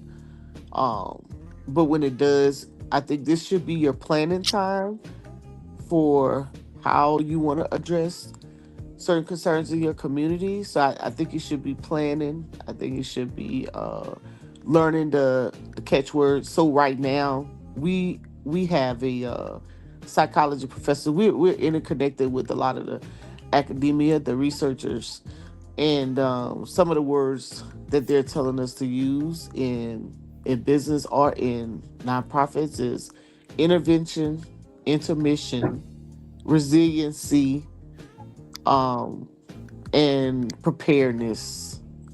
Intervention, intermission, resiliency, and preparedness. Those words have no designation to them, right? You could be doing an intervention project or intermission project or preparing someone for resiliency or preparation, and eliminating environmental justice, environmental injustice, social justice, or you have to start paying attention to how to address health issues, um, or infrastructure issues without pointing out a demographic as far as like disadvantage or things of that nature are underserved. Maybe go about it by pointing out maybe zip code, maybe the terrain in which you may reside in. So learning how to not put a designation on it will help you out a lot. Learn how to make it unblack. So, yeah. Learn learn the language where they So- can't say, "Oh, you helping black people." So that's where we are right now. So I'm in this adaptive facilitator workshop, learning how to facilitate the conversation to help organizations navigate what's going on right now. So it's pretty interesting. That sounds dope. That sounds dope. Yeah, it's reframing. I the guess for thought. me, it's just I got a business and I'm doing something, but I really want to drop all this shit and really get into this other shit. Like, cause I just hope that, like, we can't go into this Trump administration thinking that shit is business as usual or this is gonna be the same thing we've seen before. Like, none of us has really lived to see this kind of thing, right? Like, so it's like an all hands on deck kind of thing, I believe. Like, it, Bro, this you can have what motherfucker's you. gonna be gone in 3 years, Bro, he's not leaving, bro. He's not leaving. Oh, he gone. Not- Oh, he he's not gone. leaving. Who's gonna get him out of here, y'all? What you mean he's not leaving, bro? What the? Who's gonna get him out of here? Please tell me. Please, all right. Instead of y'all all jumping on me at one time, instead of everybody jumping on me at one time, please explain to me or show me what apparatus or entity is gonna get rid of him. The Constitution. Yep. Okay, the Constitution says that you can't take people from here and without due process and lock them up and put them somewhere else. Did he follow that? A judge told him, turn the planes around, land the planes, take the people off the plane. Where it says that in the Constitution. You can read it. It's Article, what's the name? What was it? Article 22 or 21? No, not extending it so it'll work in your favor. See, he's not taking American citizens and shipping them. He took he put American citizens on planes and sent them to other countries without due process. You gotta be honest about it, bro. I'm being honest, bro. There were American citizens on those planes that ended up in that El Salvadorian jail. There was an American citizen that is an immigrant, right? He's one person. He's not an immigrant. He's not an immigrant. He's an American citizen. He's about one person, right? It doesn't matter. You can't make that If it's an mistake. American citizen, he'll be returned. He'll be coming back. They can't. Yeah, they say they're trying to get him back. They trying to get. Think about that. They're trying to get him back. Think about that. Think about that. Why should they try to get somebody back that they should have never sent in the first place? It's a great lawsuit, but if we talking Yeah, about but the fact that they're trying to get him back shows that he's not going to get away with it. Like He got away with it. The only reason why they're trying to get him back is his legal team is trying to get him back. The United States government is not trying to get him back. You guys are wrong. His legal team is judges ain't trying to get him back. The judges ain't trying to get him back. No. His legal team is trying to get him back. His legal team got him out of that El Salvadorian jail. His legal team. Okay. Well, it was that because he was Look it getting up. pressure. You can look it up. Wasn't Bro. that I because went he was through getting it. I pressure? know you niggas check sources. I ain't saying nothing over here that I don't know is fact because you niggas is hard on a nigga. Yeah.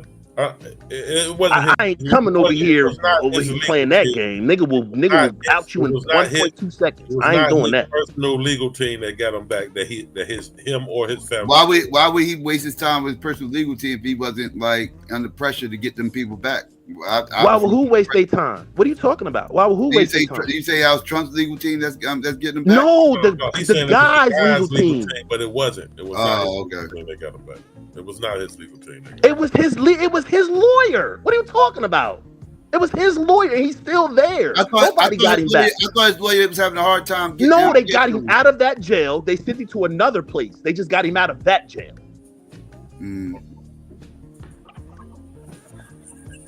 He'll be coming back. Trust and believe. Like he's not leaving, yo. He's not going anywhere. And the military not gonna force him out. The U.S. Marshals not gonna force him out. Wasn't he a gay barber or some shit like that? What the fuck that got to do with anything? That got nothing to do with anything. I'm not saying he didn't do it. Nothing. I was just asking, like, wasn't he like? I'm trying to make sure we got the same person. Yeah, let me read this about Buddy first. I know I wasn't tripping. So he was first fighting accusations of being an MS-13 member in 2019. Right. According to documents, he was served a notice to appear in immigration court.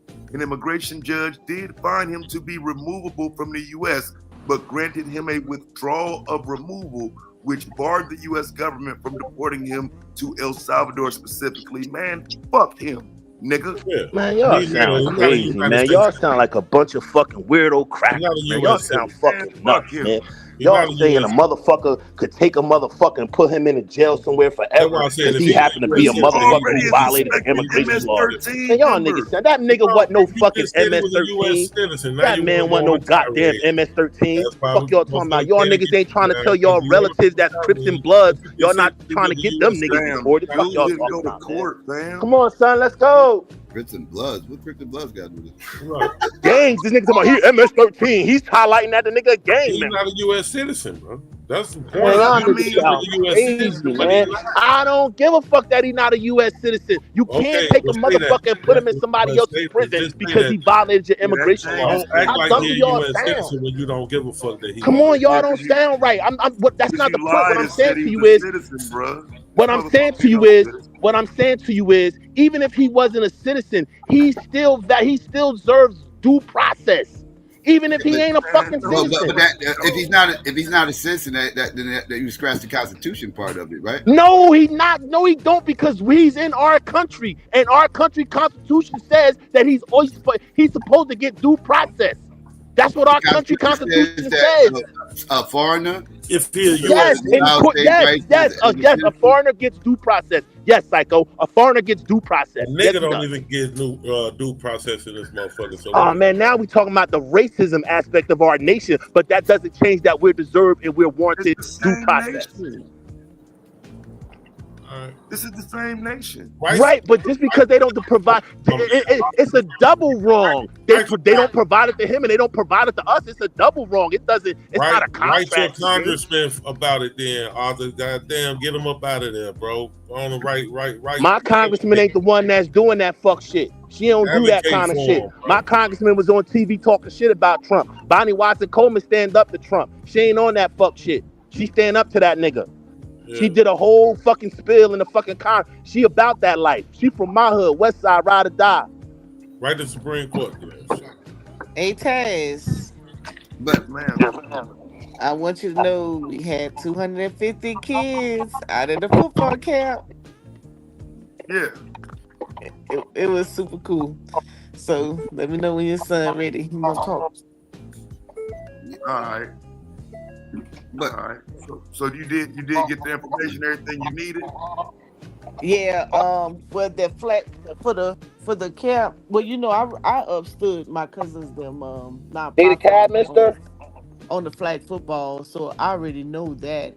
What I was looking to see was how it was facilitated and everything, and the camp was facilitated by FlexWorks. They go around and facilitating NFL players' football camps.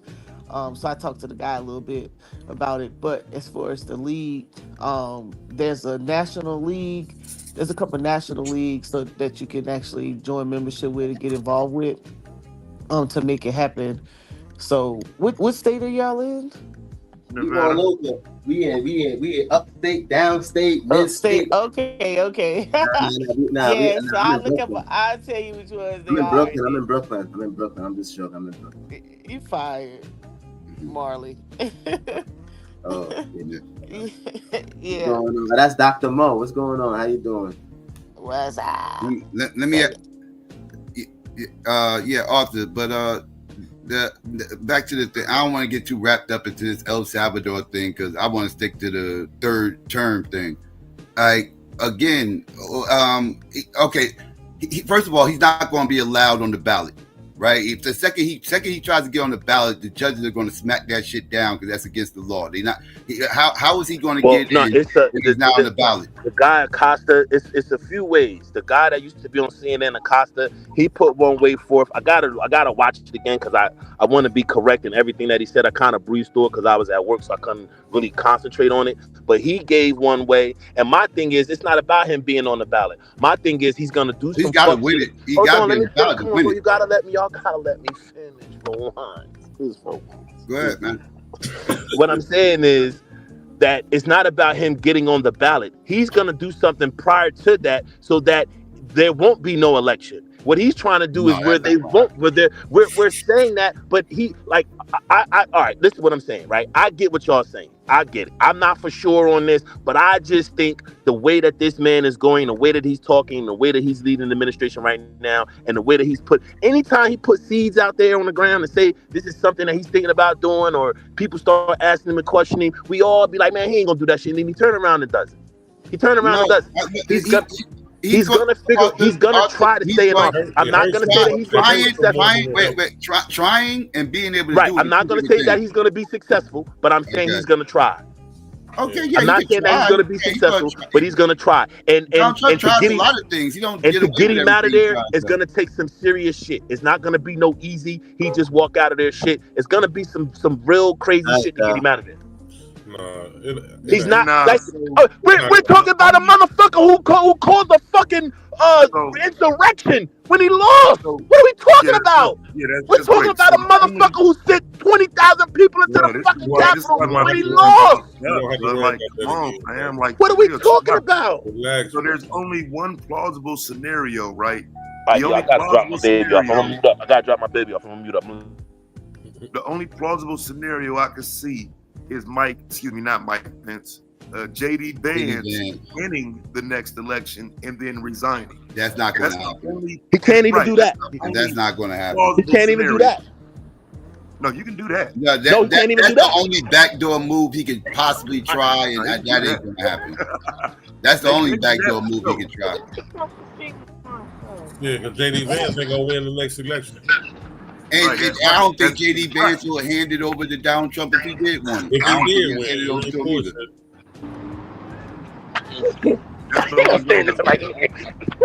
it's a wrap for him.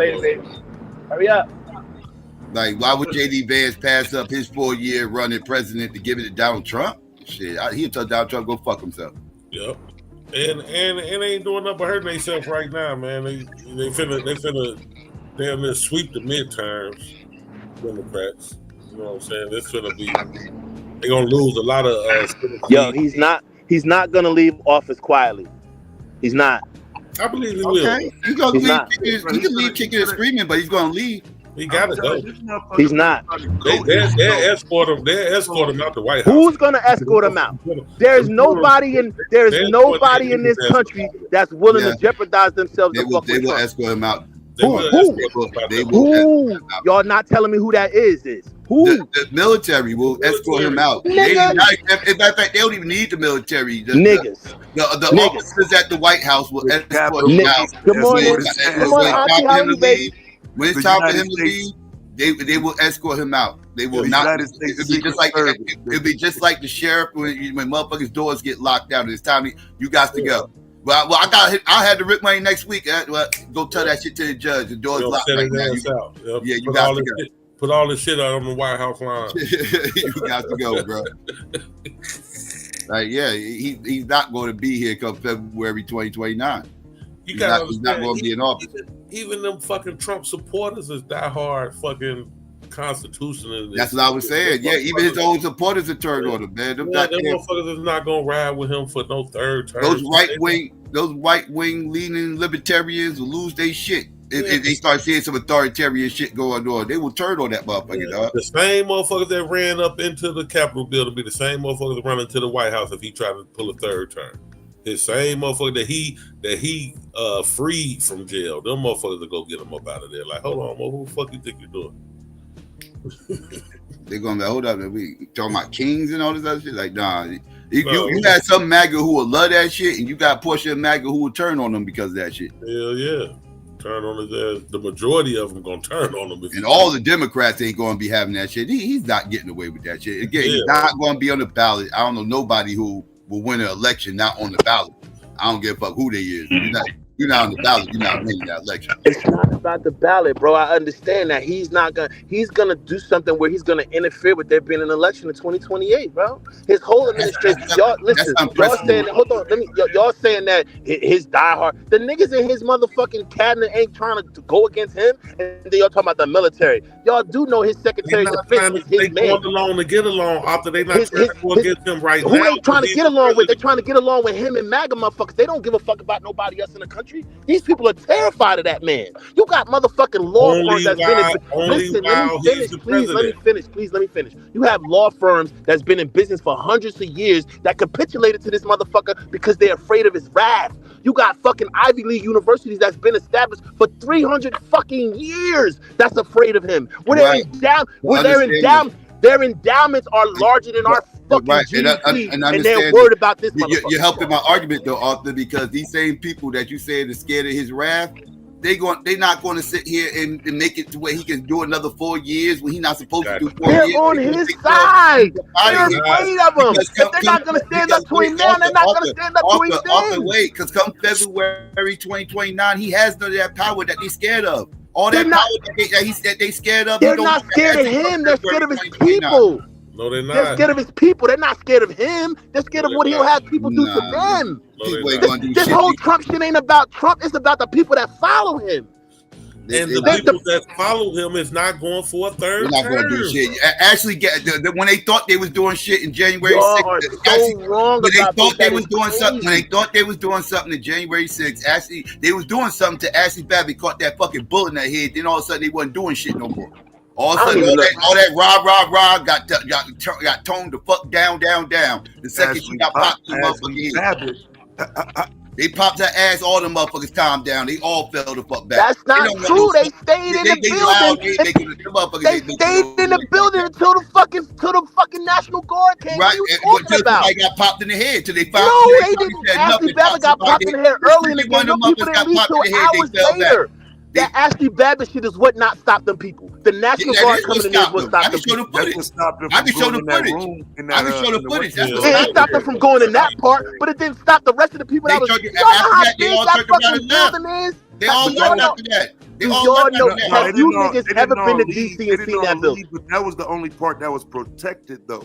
Have any of y'all niggas been to DC and seen that building? That's a huge fucking building. Everything else was wide open. The protected part of that building is why Ashley Babbitt got Babbitted, nigga.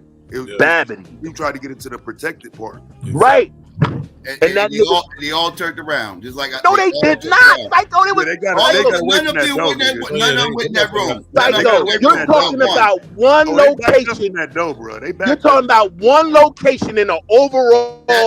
Like I said, that's the part that was protected. That's no, it wasn't. Nobody. The people outside didn't know Ashley.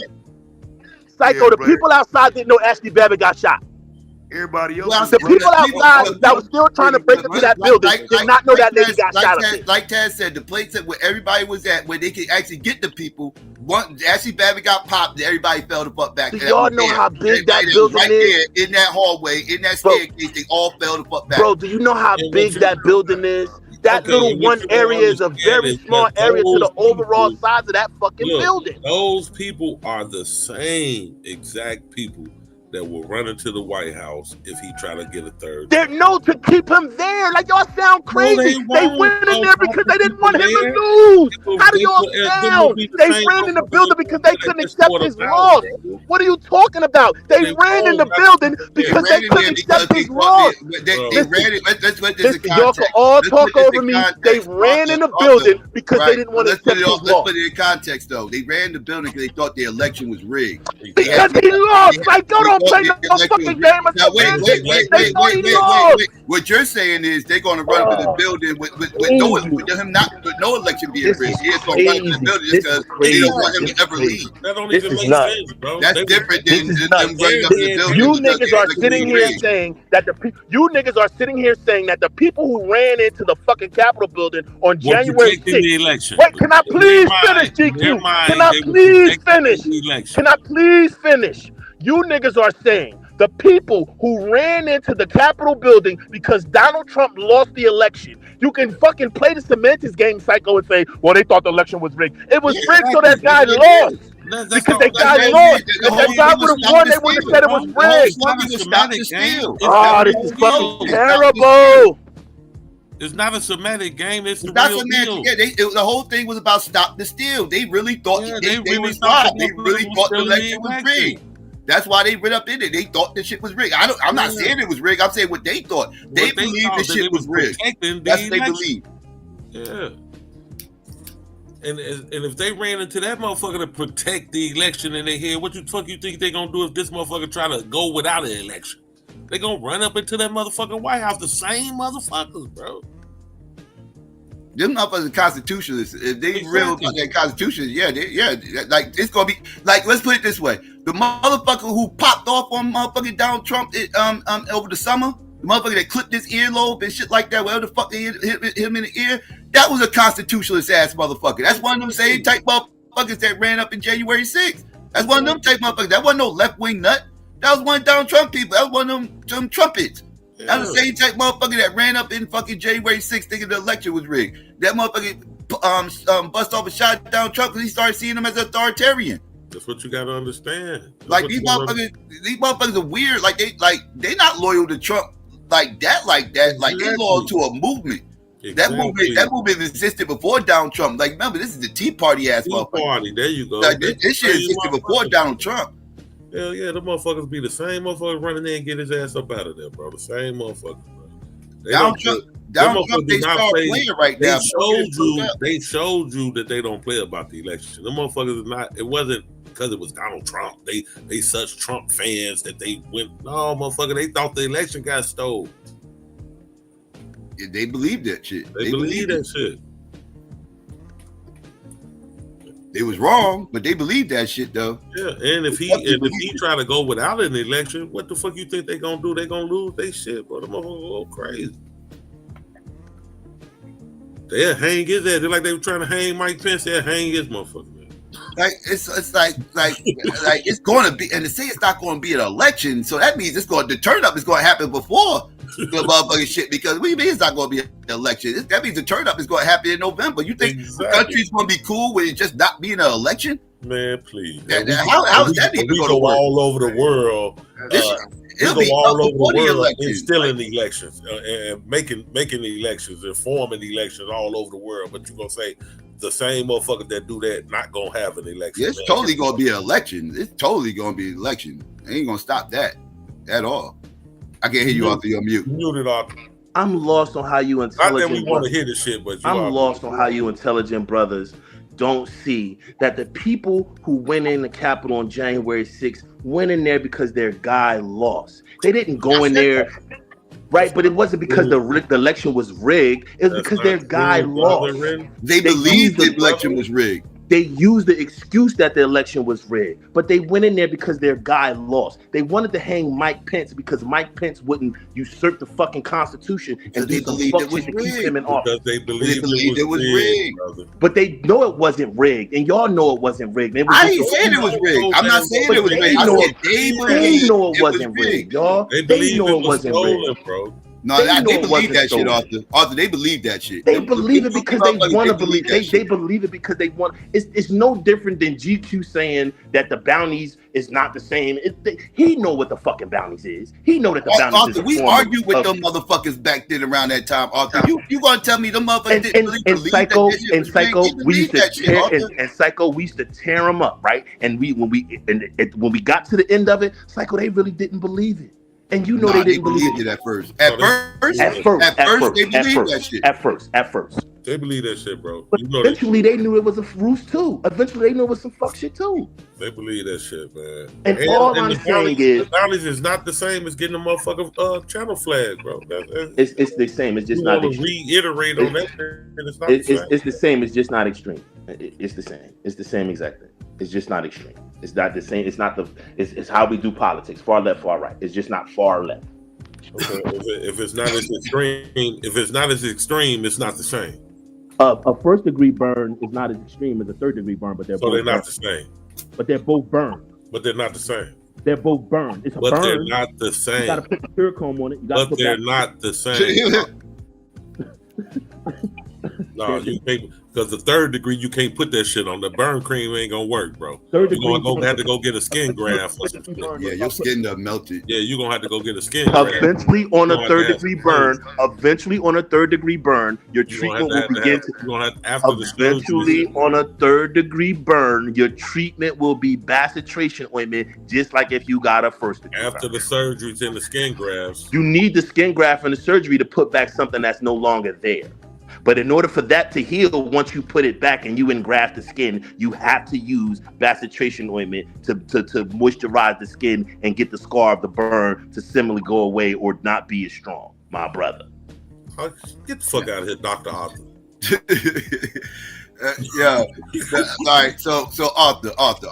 Now we have to at least agree that it's going to be an election. If nothing else, it's going to be an election in 2028. You know, can we at least agree on that? Like, it's going to be an election. It's going to be a fucking election. And I don't think so, gentlemen. I don't think so.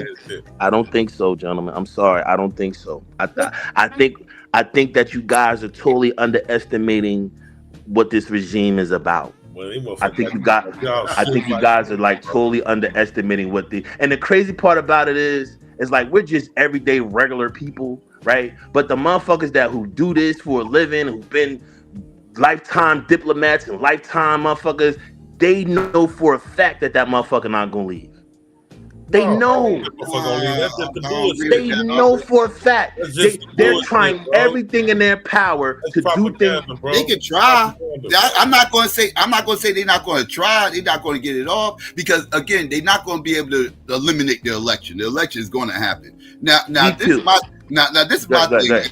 Go ahead, bro. I was trying to get you to a question with you, but we keep getting caught up in the elections and stuff not happening. Let's say the election happens, and let's say that you part right? The election happens, but he was able to finagle his way into getting on the ballot, right? Let's just play devil's advocate real quick. Let's say he was able to get on the ballot, and he's on the ballot in 2028. At that point, what's stopping Obama from running against him? What's stopping Bill Clinton from running against him? You know what's funny? You know what's funny that you say that? Guess what he said, Psycho? Guess what he said that'll be fun. He said that'll be interesting. Right. So he's looking forward to that battle. Let's start how he's going to get on the ballot, though. That ain't going to happen, though. How's he going to get on the ballot? It's a way to do it. I got to watch it again, Skinny. Then when I watch it again, I'll come back I'll bring the video with me. Donald Trump can say that shit going to be fun, but it ain't going to be no fun when that motherfucker lose. When he lose. When that motherfucker win 2 states. When he lose. Because he's going to get swamped, nigga. Lose 47 states, goddamn it. Here you go. Nigga. You think that's gonna be that ain't Kamala Harris, motherfucker. Exactly. That ain't Tim Walz. Exactly. He got white grandparents. He got a whole other conversation. Do you think he could beat Bill Clinton in 2028? I don't think he could beat Bill. I think Bill Clinton would lose to him. I don't think Bill Clinton beat him, but I think Obama wiped the floor with him. Let me tell you something. If that motherfucker try to run for a third term, I don't think he could beat Hillary Clinton. Nah, he can beat anybody besides Obama. Yeah, I agree with that. I don't think he can beat Hillary Clinton if he try to run for. I don't think nobody put him in for a third term. I don't think that outside his little core nut jobs. Like he ain't getting no swing votes and all Man, that he not stuff. getting shit. Dog, y'all, like I don't like. What do y'all think is going on right now? now? Run for a third term and see how many. Like, are y'all paying attention to this motherfucker's presidency? Yeah, that's why I'm saying there's no way he'll win a third term. That's the whole point. Why you know he ain't gonna get a third term. Like this the motherfucker that just sent people to a prison after a judge told him not to do it. Then he came out and said he wanted to impeach the judge, and then he got his whole fucking comm team trying to disparage the judge. And then the universe is so gangster and so real that the next shit he tried to push across the fucking thing, guess who judge got it? That same fucking judge got it. Hey, can y'all hear me? I'm not supporting MS-13 members, bro. That's crazy. I'm with you, bro. It's not about the members, bro. It's about the Constitution and the law, bro. That's all I'm saying. That's all I'm saying, bro. I'm fuck them. Hey, Taz, I'm with you and GQ. Fuck them motherfuckers. Only thing I'm saying is that's a prerequisite to do that shit to us. That's all I'm saying, y'all. That's all I'm saying. Hey, and y'all say no, but y'all say no, but dog? they built a whole industry off imprisoning us.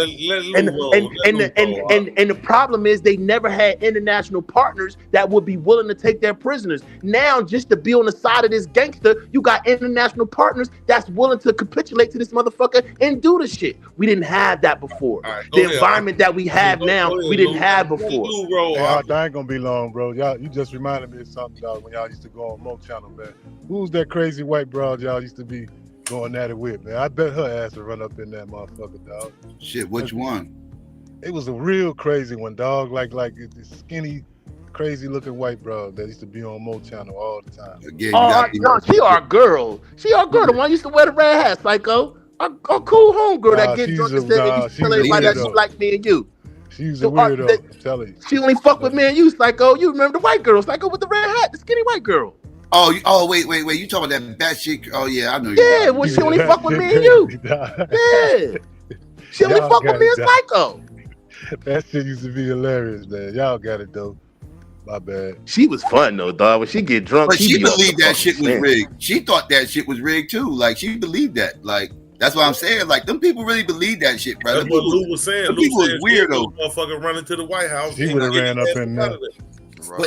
But she was there. She was there. She was there, y'all. She didn't go inside. She was actually there, but she didn't go there. Yeah. It was a black manosphere nigga too. They really believed that shit was rigged, bro. They really believed that shit. What's his name? Trey him. He was up there too. The motherfuckers are telling me, the motherfuckers are telling me all types of wild shit. Oh, by the time Biden is supposed to get inaugurated, Trump's people going to march out there with the military and lock everybody up and blah blah blah. Like they believed all this crazy shit, bro. They was all into that QAnon shit and everything. They believed that shit, bro. Biden really not alive, and they really Hillary Clinton. They all in jail right now. Y'all ain't about to put no fucking 730 label on them to say that they ain't gonna do that. Them motherfuckers is nuts, man. Them motherfuckers is nuts, and they believe all that shit. Man. They gonna do that shit again, man. Like what we don't understand, man. This is about white people. This shit ain't about the prices of eggs. This is about white survival. This is about white people understanding that the empire they built is slowly slipping out of their motherfucking hands based on demographics. And they're gonna fight to the death to keep it. My thing is this, man. Like Trump ain't gonna be the last cult of personality, man. Like it's gonna be another motherfucker. So I think I'm about to say I think he opened the door for there to be more. I think you're gonna start seeing more. Thank you. Like if anything, he opened the door for more. Untraditional quote unquote campaign. Yeah, I think you're gonna. I think this is. Yeah. He ushered in some fucking shit, but it wasn't here prior to him. Now would they be successful winning? I don't know, but I think we're gonna see a lot more quote unquote crazy motherfuckers trying to get elected. These motherfuckers be so fed up. The premise here is motherfuckers so fed up with business as usual in the government that they will go far. We are, but the white man is not. We are. I agree with you. Over the we whole are. another motherfucker that ain't got nothing to do with nothing. You know what I'm saying? They'll go get. This is all Obama's fault, man. Just so in essence, Luke, this is Obama's fault. If he wouldn't have disrespected that motherfucker, none of this would have happened. What's your opinion about Obama's misogyny, though? What about Obama's misogyny? You got an opinion about that? No. What you mean? What you mean, Psycho? Break that down. Obama's misogyny. What about that new book that came out called Fight? That was talking about the election run between Biden and Kamala and against Trump. It was written by Democrats too, but it was talking about when the decision was made to make the switch from Biden. They talked about a whole bunch of shit, but this part in particular, they were talking about when the switch was made to go from Biden to Kamala.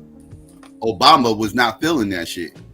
Obama didn't want to support Kamala. That's why he took like about a week and a half to endorse her. Right. And he actually was one of the last ones to endorse her. And he said the reason why it was such a cheesy endorsement, because y'all remember the endorsement, it was like a video with Kamala walking in the parking lot or something. All of a sudden she got a text message or a phone call or whatever. And it was Obama and Michelle in the background, and he was like, "Hey, it's Obama, and hey, we support you," and blah blah blah. You know, all that. Obama ain't been a president in 8 years. I'm telling you what happened, but come to find out, he never all the way up to that day when he made that phone call, he was still behind the scenes, working behind the scenes to try to find a different candidate because he didn't feel like Kamala was that woman or whatever. And he right. So it is funny because he said all this, and right after he did all this, he goes and wags his finger at black men and says, "Well, if you don't feel like Kamala said it, the reason, then that means you guys are misogynists." But no. Don't do that. Don't do that fuck shit. Don't do that fuck shit. That's what happened. Don't do that fuck shit. But that's fuck shit. That's the straw man fuck shit. No, that's not straw man. Whoa, wait, Arthur, no, wait, Arthur, wait, Arthur. I'm gonna need you. Wait. I'm gonna need you to call Obama manosphere. I'm gonna need you to call Obama manosphere. No, it's not. Calling everybody manosphere. Can I go? Is it my turn yet? Is it my turn? One second. Let me get it all out. You was calling everybody manosphere who felt like Kamala wasn't that person. This is easy. Hey Taz, I feel like you right now. Taz, I feel like you. You fell into the trap. You fell into the trap and said you guys are misogynists because it's all. Taz, I feel like you right now. It's about a woman this and a woman. So I need you to hold Obama to that same standard because before we said it. All right, Psycho, we get it. It was even worse because he was working behind the scenes to actively make sure it didn't happen. We didn't have the power to make sure it didn't happen. All right, you got it. Damn, bro. Now you going on diatribe. I know this your channel and shit. You know what I'm saying? Go ahead. All right, listen. This is a layup, right? And I thank you for the last part that you just said, right? The back channels, right? The back channels is where they get the numbers at, where they see that she wasn't doing good with black men. Right, so he know why she wasn't doing good with black men because of all the fuck shit that you see on the internet when it came to her race, her gender, her ethnicity. He's seen that shit. You think he's not smart enough to see that it's a lot of young black men on here who's trying to gun the manosphere ideas, who loves Fresh and Fit, who loves Andrew Tate, who loves fucking the gay ass fruitcake. God rest his soul. You think that they don't know that? You think that they don't have internal fucking polls and internal people that can tell them where young black men are going to? His pitch was to stop him. His pitch was to say, hey, don't take on that white man's bullshit. Don't take, like I always say, don't take on that white man's bullshit, and that's how you decipher or see politics or see this woman through some bullshit manosphere lens. Because he wouldn't have felt that way if it was Michelle. Right. What do you? He would have felt the same exact way. I don't believe so. He would have felt Gentlemen, you can say whatever you want to say, but his intention was to address misogyny, not to expand it. Well, then why was he doing misogyny behind the scenes? He understood that her candidacy would be unraveled by black men. How come his decision is based on politics, but everybody else's decision is based on misogyny? His decision is based on politics. Misogyny is politics. Misogyny is politics. So how come he's not misogynist? So how is he not misogynist? Because that wasn't his intention. Oh shit! And he doesn't have a history of being a misogynist, niggas. Everybody else's intention had to do misogyny. What we ain't about to do is we gonna take it back to Trump. Obama ain't got nothing to do with nothing. We gonna keep it on who we was talking about. Y'all gotta stop doing that over here. Every time we get y'all cornered on some tough shit, y'all want to change the subject and bring Obama in. Because I want to talk about his misogyny. It's just about. But he's not a misogynist. He's not a misogynist. He's not a misogynist. You're just using it so you can bash Obama because you're an Obama. I know. That's all. You're just taking it. The motherfucker ain't been president in 8 years. I want to point out the hypocrisy. It's no hypocrisy. It's not misogynist. Nobody was going to call him a misogynist. This is why you're wrong. This is how you're wrong. Nobody. Why isn't this Obama held to the same standard? This is why you're wrong. This is why you're wrong. Because this is why you're wrong. This is why you're wrong. Because this is why you're wrong, Psycho. This is why you're wrong, Psycho. Because his contention about her wasn't about her womanhood. It was about her inability to win. You making my point. It was about her inability to win, and not as a woman, as a candidate. Why is it when it's Obama, it has nothing to do with her being a woman, but with everybody else, it was only because it wasn't because y'all. It's because y'all say it. Because y'all say it's about her being a woman. I never said anything about her being a woman. I never mentioned shit about her. Psycho. Maybe not you. The majority, oh, this is fucking terrible that y'all playing this fucking game. So many men came out and said, because she's a woman, that's why I'm not voting for her. Do you know how many men they had on TV admit that? The men I heard say that said it wasn't going to vote for Biden either. It doesn't matter, but they was honest enough to say that they wasn't going to vote for her because she's a woman. That doesn't change anything, Psycho. That doesn't change anything. They admitted that they wasn't voting for her because she was a woman. That doesn't change anything. I don't agree that they weren't voting for her because she was liberal, because she was Republican. They said that they wasn't voting for her because she was a woman. You can't change what they said, Psycho, to fit your narrative. They said it out their mouth. You can't change what Obama did to fit your narrative. He didn't say anything about her being a woman. He didn't say she didn't win because she was a woman.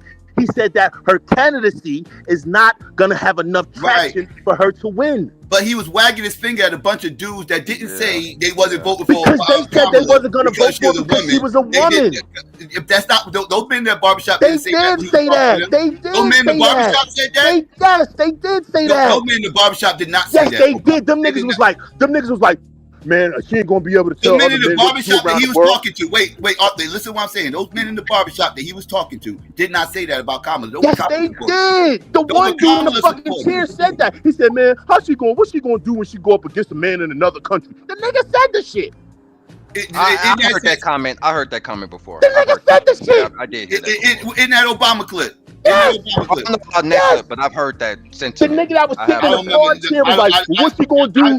What's she gonna do when she go up against another country? And then the dude in the suit was saying even crazier shit.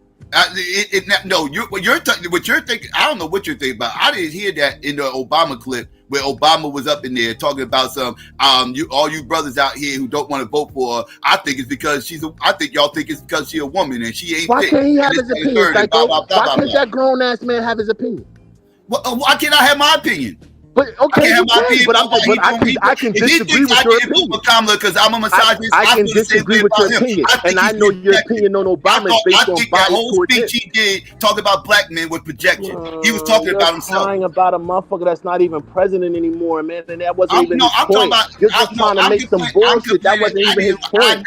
I push it back. That wasn't his fucking point. He wasn't against her candidacy. He wasn't against her candidacy because she was a woman. He wasn't against her candidacy because she was a woman. Somebody that he didn't even want to y'all motherfuckers is fraudulent. He didn't even want to vote for. He's fraudulent. That's why I'm pointing out that he's fraudulent. He's fraudulent. Why can't you call him a fraud? Why can't you call fraud? You're saying some fucking bullshit. Why can't you call this fraud you're a saying fucking some fraud? Shit. You're saying some fuck shit. You're putting something to him that he didn't even say. You're just saying it just so you can label him. I'm not arguing about Obama anymore. You're trying to hold us do your thing, man. You're going to argue with yourself on this one. I ain't arguing about Obama no more. I don't even give a fuck. Well, I want to call him fraud. I want to hear you call him a misogynist. I'm a grown ass man. I'm not calling that nigga no fraud because I know you're not. I know because it's a cult. And here you go with the Democrat, Republican bullshit. I don't give a fuck about you. You can't speak against the cult leader. Why would you even talk to me like that? Somebody's got to be. Let me ask you a question. Why would you even say something like that to me? Let me ask you a question. Why would you even say something like that to me? When I Why speak would for say what? myself. He's not the cult. He's not the Why leader of would you the even cult. say something like that to me He's when I not the speak leader for of the myself? cult. Why would you tell me that's my cult leader? Why would you even He's say not the something leader like of that to the. me? Are you a Democrat? What Are the you a fuck are you even Democrat? talking about? Are you a Democrat, What the Arthur? fuck? You've been Arthur, are you a around me for Democrat? 7 motherfucking years. You've heard me Are talk you a about Democrat, everything under the Arthur? sun. You're a Why would Democrat. you call me an Obama cult leader? You are Why would you proud say that? Democrat. Why would you do He that? is the leader. He is the leader of the Democrats. He is the leader of the cult. Psycho. Just because he's a Democrat and he's the He's titular the head of the leader of the Democrat, cult. why Yes, am I he's in the the leader. cult because I'm a Democrat? Why am He's I the leader of the cult. Why am I a cult member because I believe in a particular political party? Because both What are we parties are talking cult about? members. Both parties are cults. Both. I What speak are we on this all talking the about? time. Come on, man. I'm not Y'all saying just nothing I don't always say. have Both straw man parties are cults. arguments, man. Y'all gotta You strip are your part of arguments. this cult. Obama This ain't is been the your president cult. in 8 years. You Man. Y'all got these sound crazy. motherfuckers over here. Y'all They gotta got strip their your cult. arguments. Y'all gotta Their have a cult stronger leader is argument. Trump. Y'all cult leader is Obama. Yo, you sound crazy, man. Y'all gotta have a No, I stronger don't sound argument. crazy. It's the You truth. called this man a Well, misogynist because you said he wasn't behind. You act the same way about Obama, the same way You these tried white to do niggas some act about Fred Donald Trump. Armstrong You won't shit call Obama a fraud or get us off the misogynist Trump because he's your conversation. leader. I'm The not same way gonna they call you won't no call Trump misogynist because a he ain't no racist misogynist. and a misogynist because that's their leader. It's the same shit. You would refuse No, to call, Psycho, even though listen, he's showing you he's a can misogynist. filibuster, You you won't can call him a turn your mic misogynist. up to 20, you can scream, you could do all that, and you're still wrong. I'm not wrong. I'm telling the truth. You're super wrong because how am I wrong? his opposition to her candidacy had nothing to do with her gender. If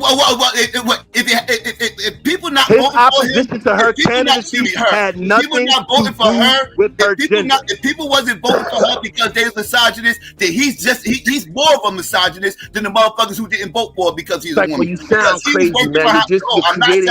You're creating a false argument and a false. Psycho. She endorsed her. He was working behind the scenes. Bro, you make no sense, bro. He was working behind the scenes to undercut her. That's a fact. You make no sense. That's a fact. But he wasn't undercutting undercutting her because she was a female. People not voting for her because she was female. The same people that didn't vote for Kamala wasn't going to vote for Biden. They wasn't going to vote for Biden. That's been my argument the whole time. This whole misogynist shit is stupid. The people that's not voting, this is Bloods versus Crips. The people that said they wasn't going to vote for Kamala because she's a woman, that's cap. They was just saying that because the motherfuckers are Bloods and they wasn't going to vote for a Crip any goddamn way. I don't give a fuck if the woman was an OG. I don't care if the dude was the OG. Whoever the fuck's the OG going into that election, they not voting for him. They Bloods. They Paru. They not voting for no goddamn fucking Crip. That shit ain't happening. And that was my whole argument. But everybody kept making it seem like misogyny. It's cap. When people was bombing on Biden, nobody was talking this dumb shit because he's a man. But if he was a woman, if Biden was a woman, they've been screaming. Psycho, that has nothing. Your conversation is irrelevant, bro. Like you're trying to force something that's not there. You're saying that just because he was against her candidacy, it wasn't because she was a female. So no matter what you say after that point, that disqualifies them from being misogynist. I could accept that if that silly narrative wasn't pushed out there the way it was by Obama. That if you don't vote for her, that means him. But Psycho, that's so now this is all coming across. I got you. I understand where you're coming from. But that's him critiquing other people. So if he's wrong in that critique, cool. But that doesn't mean slander him on the back end because you found out that he wasn't for a candidacy. He had his rationale why he wasn't for a candidacy, and it had nothing to do with her gender. I get what you're saying, but the two don't equate. She couldn't win. The two don't. Thank you, GQ. He knew she couldn't win. So how come it couldn't have been politics with these men? That's what I'm saying. Like these black men. Okay, I'm not disagreeing. Whatever,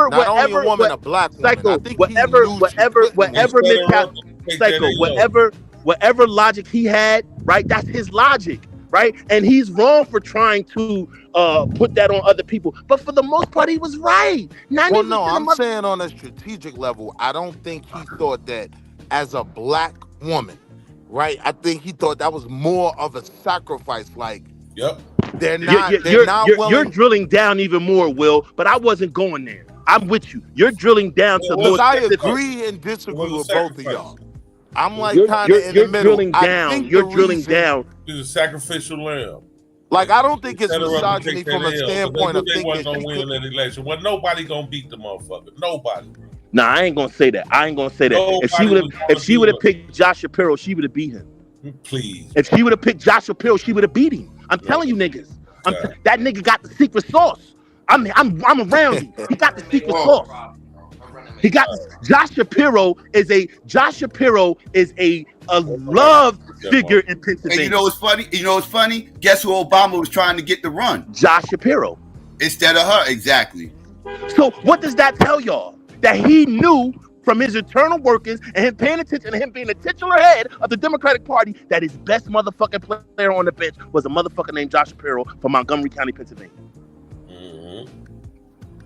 Who grew up in Norristown with a bunch of niggas. Who all his high school pictures, black girl to the prom, bunch of niggas at his basketball game, bunch of niggas at his bar mitzvah. This nigga know how to talk to black people and he know how to talk to them country ass people in central Pennsylvania. And me and you know, Psycho, when you leave Harrisburg, the rest of that shit is Indiana, Ohio, Illinois, Iowa, and first. And he know how to talk to them people behind that motherfucking hill, Psycho.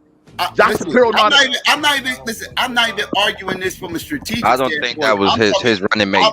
Running mate was the problem. My issue with Obama is again his hypocrisy. The hypocrisy in all this. Because what hypocrisy though, Psycho? You're not pointing out any hypocrisy. It is hypocrisy. He's allowed to make political decisions independent of any gender dumbass politics and silly ass motherfucking. Psycho has nothing to do with gender. You're the one that's introducing gender. But everybody else ain't allowed to have a political opinion without gender politics. It gotta be Psycho because he understands that those Psycho. You can refute it. You can say whatever you want to say. The majority of the motherfuckers didn't vote for that lady because she was a black woman. You can ignore it. You can refute it. I don't give a fuck what none of you niggas are saying. The numbers say different. I don't give a fuck what none of you niggas are saying. The numbers say different. The numbers don't say different. The people say different. They ask the people. How many people didn't vote for her because she's a, what numbers you got for that? That people didn't vote for her because she's a black woman or woman, I should say. Majority of the Latino men who didn't vote for her was not ashamed to say because she was a woman. They were not afraid to say it. That's what's wrong with you niggas. These men wasn't afraid to say it. You gotta stop lying. You don't got no I'm not. Look it up, GQ. Look it up. Look it the fuck up. Look it up. No numbers for that, Arthur. There's no numbers. Motherfucking God. Oh my God. You can show me people who said this, but there's no way to quantify what you're saying, though. Listen, man. Listen. Y'all can suck Trump dick all y'all want. I don't give a fuck. Here we go. Hey, Skinny, you gotta stay out of it. Skinny, you gotta stay out of it, Skinny. I'm talking about Obama. You can't commentate from the back. Donald Trump's already in office. Donald Trump. Have a good day, sweetie. Enjoy the rest of your day, okay? Stay smiling, all right? I'm talking about his hypocrisy. I gotta stay out of it. His hypocrisy. And this is what I mean. This is why I say this coach stuff. You immediately made this about Trump. You immediately made this about Trump. Stop lying all the time, bro. Hey, yo, listen, man. I'm sorry. What the fuck does that have to do with it? That I should believe in my candidate. I shouldn't say that she's gonna lose, GQ. The fuck are you talking about? If you feel like that, like, come on, man. Y'all niggas gotta make better arguments, man. Like y'all gotta make better arguments, brother. I'm supposed to say she's gonna win, GQ. I'm supposed to say she's gonna win. Okay. I'm supposed to say that. All right, bro. I'm not. I'm supposed to say that my candidate's gonna win. I thought you believed that. That's you're right. And in wanting her to win, I should vocalize it, right? So if you really believe she's gonna lose, you still supposed to say she's gonna win? Yes. Oh, okay. Yes. What you talking about? All right. Yes. That's going with your heart, not your mind, though. Like that happens in sports. Like sometimes, like you know how they say, never gamble with your heart. That's going with my candidate. Say never gamble with your heart. That's going with my candidate. That's not going with my heart. That's going with my candidate. They don't lose, but that's going with my candidate. That's going with my candidate. That's going with my candidate, and that's going with the team that I support. Right. That's and I'm not going to change. And I'm not. And I'm going to stand on that. When you cheer for a team. When you cheer for a team, you gotta cheer for your team, even when they backs against the wall. When they backs against the wall and shit like that. They think that's what I'm saying. But that's going with your heart, though, not with your mind. It's going with my heart, and it's going with my heart and my. Wait. The Democratic Party is not a team, right? So it's not about sport. It's about principles. It's about some of the things that they stand for. I disagree. Politics is sport. I mean, I get what you're saying. I get what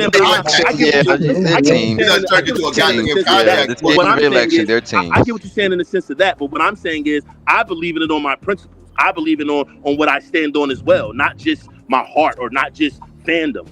Everything is not fandom. Democrats is Dallas Cowboys, man. They had a good run. They created a Man, them dynasty with niggas ain't won Obama, since. Them and they niggas got ain't won Dak since I left Prescott ever Bosnia. since. Them They niggas got a ain't won bunch of since I Dak left Prescott. Bosnia. Who ain't won?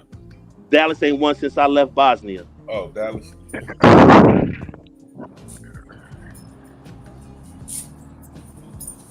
Yeah. Come on, Rain. I gotta work. You're in a good position right now. Your team finna sweep the midterm, and they gonna win the next presidency. So fuck it. You think so? You think Hell the no. Democrats gonna get back in there? Hell No, yeah, so. it is. Man, Trump been fucked it up. Well, tell me why y'all think that.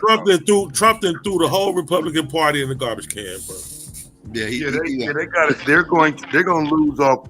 I mean, because for real, you got to think about this part. There is no popular Republican outside of these MAGA motherfuckers right now. They would have to start getting the candidates right now. Exactly. Taz. That's what I just Hit him said. with the reality, Taz. just And we said got a that. and we got a hell of a bitch. Hey, yo, all you Jersey niggas better stop acting like Christie ain't popping, man. Stop it. Man, Chris Christie ain't winning no Republican nothing. Man, Chris Christie ain't winning shit. Nigga, that nigga left the state of New Jersey with a 16% approval rating. Yeah, he shit out here, dog. Yeah, 16%. It's a wrap, bro. Like I say, you think about JD Vance is almost guaranteed to be their next candidate, or he ain't winning some new. He ain't shit. Yeah, he ain't winning shit. He's definitely going to be in the primary. I don't know if they're going to give him the bid, but he's definitely going to be in the primary. To win Ohio. And I would say you would need to be, you would already need somebody with a name. I don't think, I mean, because we'll be looking at in the next election, no names. I think they're going to want, they're going to want definitely get away. I think the Republicans going to have to take an L and step back if they want to get away from that MAGA shit. But against who though? I don't think they're going to go from a MAGA president to a Republican president. They're not going to go from MAGA to between. They're not going to go from MAGA to what's the dude from Utah? Nope. What's the senator from Utah? I forgot his name. I know you're talking about. If they don't change none of these politics, and let's say they come back with Hillary or Kamala, then what? The Democrats fucking up. That's an L. We good. They ain't never coming back. We'll never got to worry about them. We got Westmore, we got Pritzker, we got my man from Bashir from Kentucky, we got Westmore, we got Shapiro. We don't need none of this. We got a hell of a bench. I think y'all do got Westmore. I think Westmore's. I think he is. They go on a women period. To be honest with you, I don't think they go on. They got a hell of a. We got a hell of a bench. But I wouldn't give Pritzker like that, bro. Pritzker fucked. I'm gonna tell you, Pritzker ain't gonna do. They ain't gonna fuck with him simply because this sanctuary shit. He's not gonna. And your shit that don't got nothing to do with us. Your shit. When it comes to the whole country, gonna look at this, bro. The Democrats, that's rallying up now. We don't give a fuck about none of that shit y'all talking about. They ain't gonna put that nigga Pritzker up, knowing that he was a sanctuary and knowing that they have to fight that battle with the other side. Ain't nobody worried about that shit no more. Skinny, ain't nobody worried about that immigrant shit no more. That shit was a farce. His numbers ain't good, and he ain't even deporting motherfuckers like that. Like it's a farce now. It's a farce. He ain't even doing good on immigration. All that shit y'all talk. Get him out of here. They're not going. His numbers is lower than Biden's numbers. His immigration numbers is lower than Biden's numbers. They'll fuck around and have a Republican back in office. Ain't no Republican gonna win. And y'all don't even. They don't even. Y'all. And I'm gonna call you a Republican. You Republicans don't even have nobody in the bench for y'all. I'm not no fucking Republican. You a fucking Republican, and y'all ain't got nobody on y'all bench. Be careful, little man. Be careful. Be careful here. Let me tie your sneakers. I agree that the Republicans, like, I agree with what he's saying as far as the next one up. They would, they gonna have to get it. But I don't believe the Democrats got much either. But besides what he said, what you talking about, nigga? You crazy? You don't know them. That's why you don't know who they are. That's why you're a Republican, so you don't know who the Democrats are. You speaking too quick. I was actually finna agree with one person you I'm said. not talking to you, Skinny. I'm not. This ain't light skin crime today. No, what's the dude you named though? Shapiro, Westmore, Brashear. Westmore. I said Westmore's about all y'all got though on your bench. You crazy as hell. Josh Yeah, Shapiro is the star of the team. Josh Shapiro, okay. You right. I can't hate on Shapiro. He will have. I can't hate on his fight. We got Jasmine Crockett. We got AOC. Oh, we stop got a lot of motherfuckers. No, stop it. Crockett. All those woke ass niggas ain't gonna make it, bro. You can stop Jasmine Crockett. Jasmine, that's a mistake, bro. If they go Jasmine Crockett, I think that. Yo, let me tell y'all something. AOC is somebody to deal with. All those super woke ass sensitive niggas, you can stop. AOC, Jasmine, they not no, bro. Jasmine is not super woke. Jasmine is not a progressive. Jasmine Crockett is not a progressive. Jasmine Crockett is not a progressive. Yeah, that's a recipe for disaster. She's more progressive leaning than center. Oh, she's definitely progressive. Stop playing. She's definitely a progressive. He's not progressive. She's not a super progressive. He's a moderate. Fairly progressive. I wouldn't consider her a moderate. Let me say this. And I think the Democrats really need a moderate. The only way they can lose is they have to beat themselves, bro. That's the only way that the Democratic Party can lose. They have to beat themselves. And now, listen, can I say this to y'all? Jasmine to the left of Kamala. Jasmine to the left. Can I say this to y'all? The problem with the Democratic Party is this. It's two groups of people that they keep trying to get, and neither group is fucking with them. They keep trying to get soccer moms and fucking white men, and neither group is fucking with them. And they just need to call it a day on them motherfuckers. Because neither group is fucking with them. Let me finish, please, and y'all got it. You go get a Tim Kaine with Hillary Clinton to get the white man vote. Lost. You go, Tim Kaine and Tim Walz is the same motherfucker. One from Virginia, one from Minnesota. You can't go get no corny ass gym teacher and think that they're gonna rally and have the personality to get behind a vast tent-like group like the Democratic Party. You can't do it. You gotta have somebody flashy. Even if it's a flashy white dude, he gotta be flashy. And Josh Shapiro is flashy. Who would you put up, right? If the Democrats, if this was the election year, right now, I put J.B. Pritzker and Josh Shapiro, and I put Westmore as Secretary of State. You'll lose with Pritzker. You'll lose. No, man, I'm telling you, we won't lose with Pritzker. You're gonna lose with Pritzker, bro. I'm telling you, we'll not lose with him. And plus, he a that billionaire. sanctuary shit. Plus, he a billionaire. Alone, man, that sanctuary shit is only it's gonna knock him out, bro. Yep. That sanctuary. Philadelphia is a sanctuary city. Philadelphia is a sanctuary city. Pennsylvania is a sanctuary state. That shit ain't gonna hurt Josh Shapiro. Yeah, I ain't say Josh. I ain't say Josh because it's more people in Pennsylvania than in Illinois. But Gorbich has been more on the front lines though, bro. Illinois. It's more people in Pennsylvania than in Illinois. But you're not hearing about Jersey like that when they speak of the sanctuaries. Hold on a minute. When they speak of the sanctuary, you don't hear about your state like that, bro. So all I'm saying, let me finish what I'm saying. So what I'm saying is, at the end of the day, Shapiro, he may be that, but Pritzker, he's been on the front lines with this quote unquote shit. No, he is definitely will be seen illogical on that, bro. Josh Shapiro doesn't represent New Jersey. He represents Pennsylvania. Oh well, whatever. Places you didn't hear Shapiro being spoken of in this sanctuary like that. Strongest in the New York nigga. The New York nigga was just reading something while y'all was arguing. This New York nigga, bro, he just switched parties on y'all niggas. He's running as an independent next.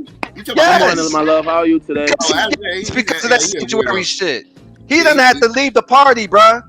Who? He's still down with the Democrats. He's still down with the Democrats, but he been slopped out. Who left the party? I'm sorry. No, I just read my nigga. He is running as an independent. He just changed his party. I can't hear what you talking about. Mayor Adams.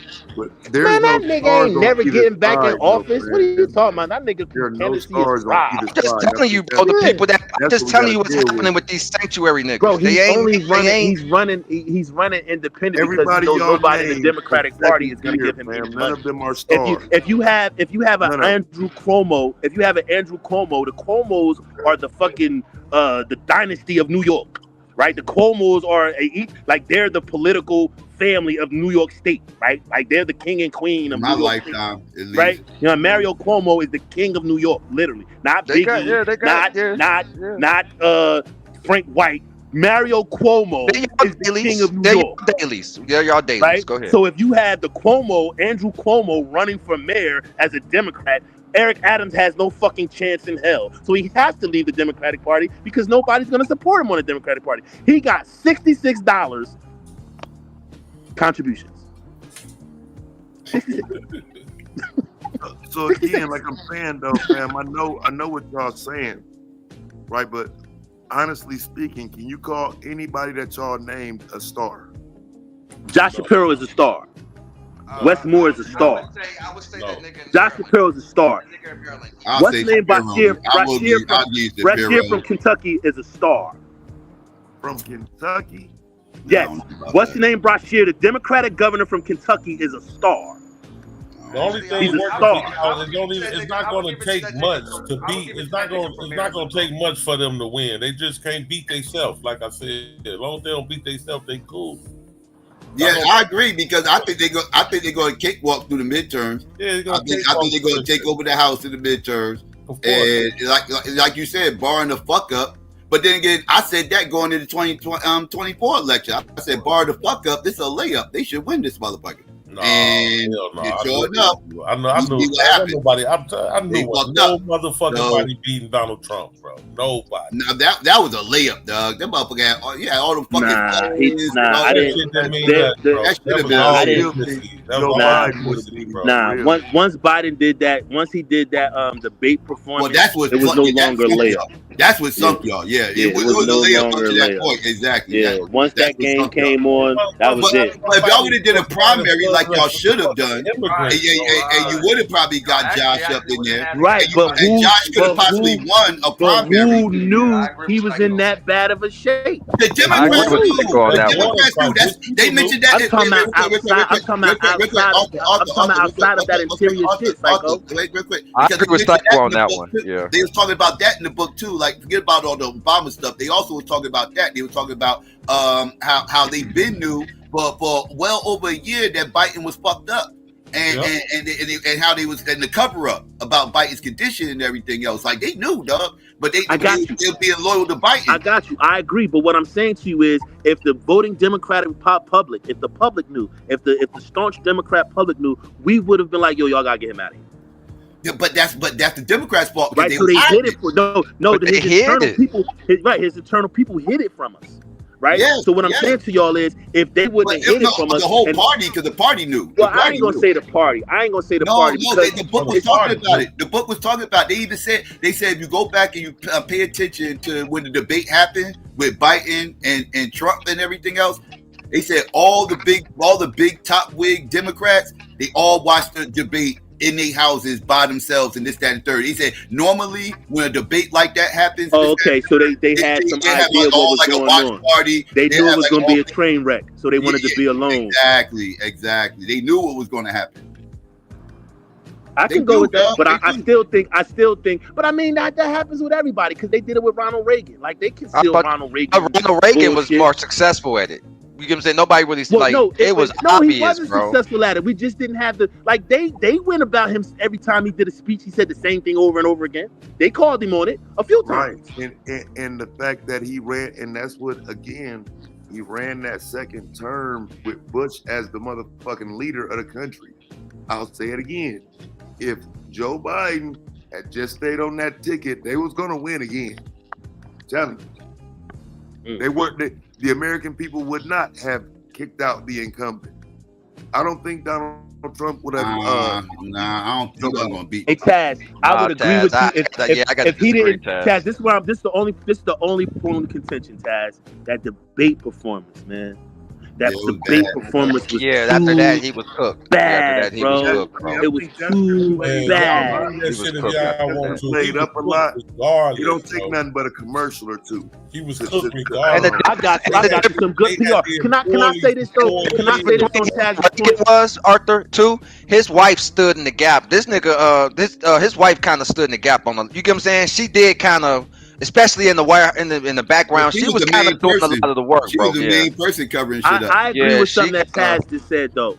Like his comm team wasn't good.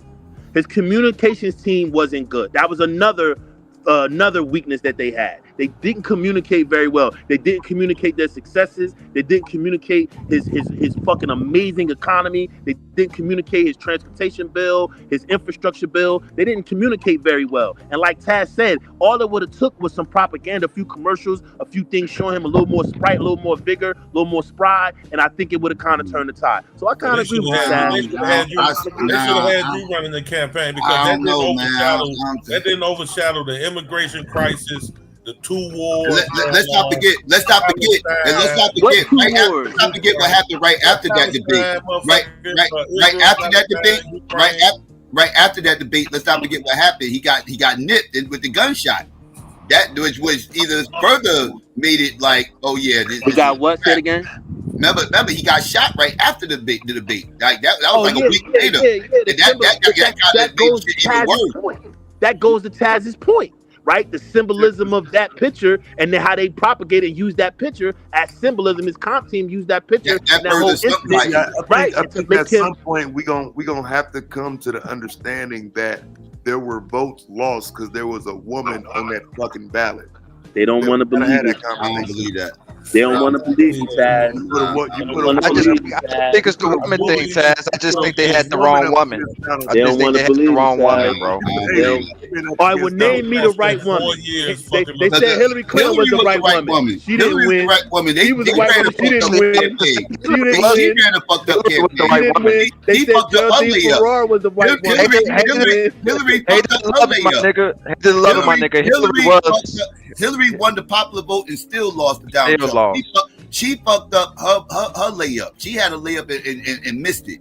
That's because she ran a bad campaign. She didn't go to the right state. She didn't go to the right state. To say that was her campaigning too. Yeah. And she didn't pander to the right people.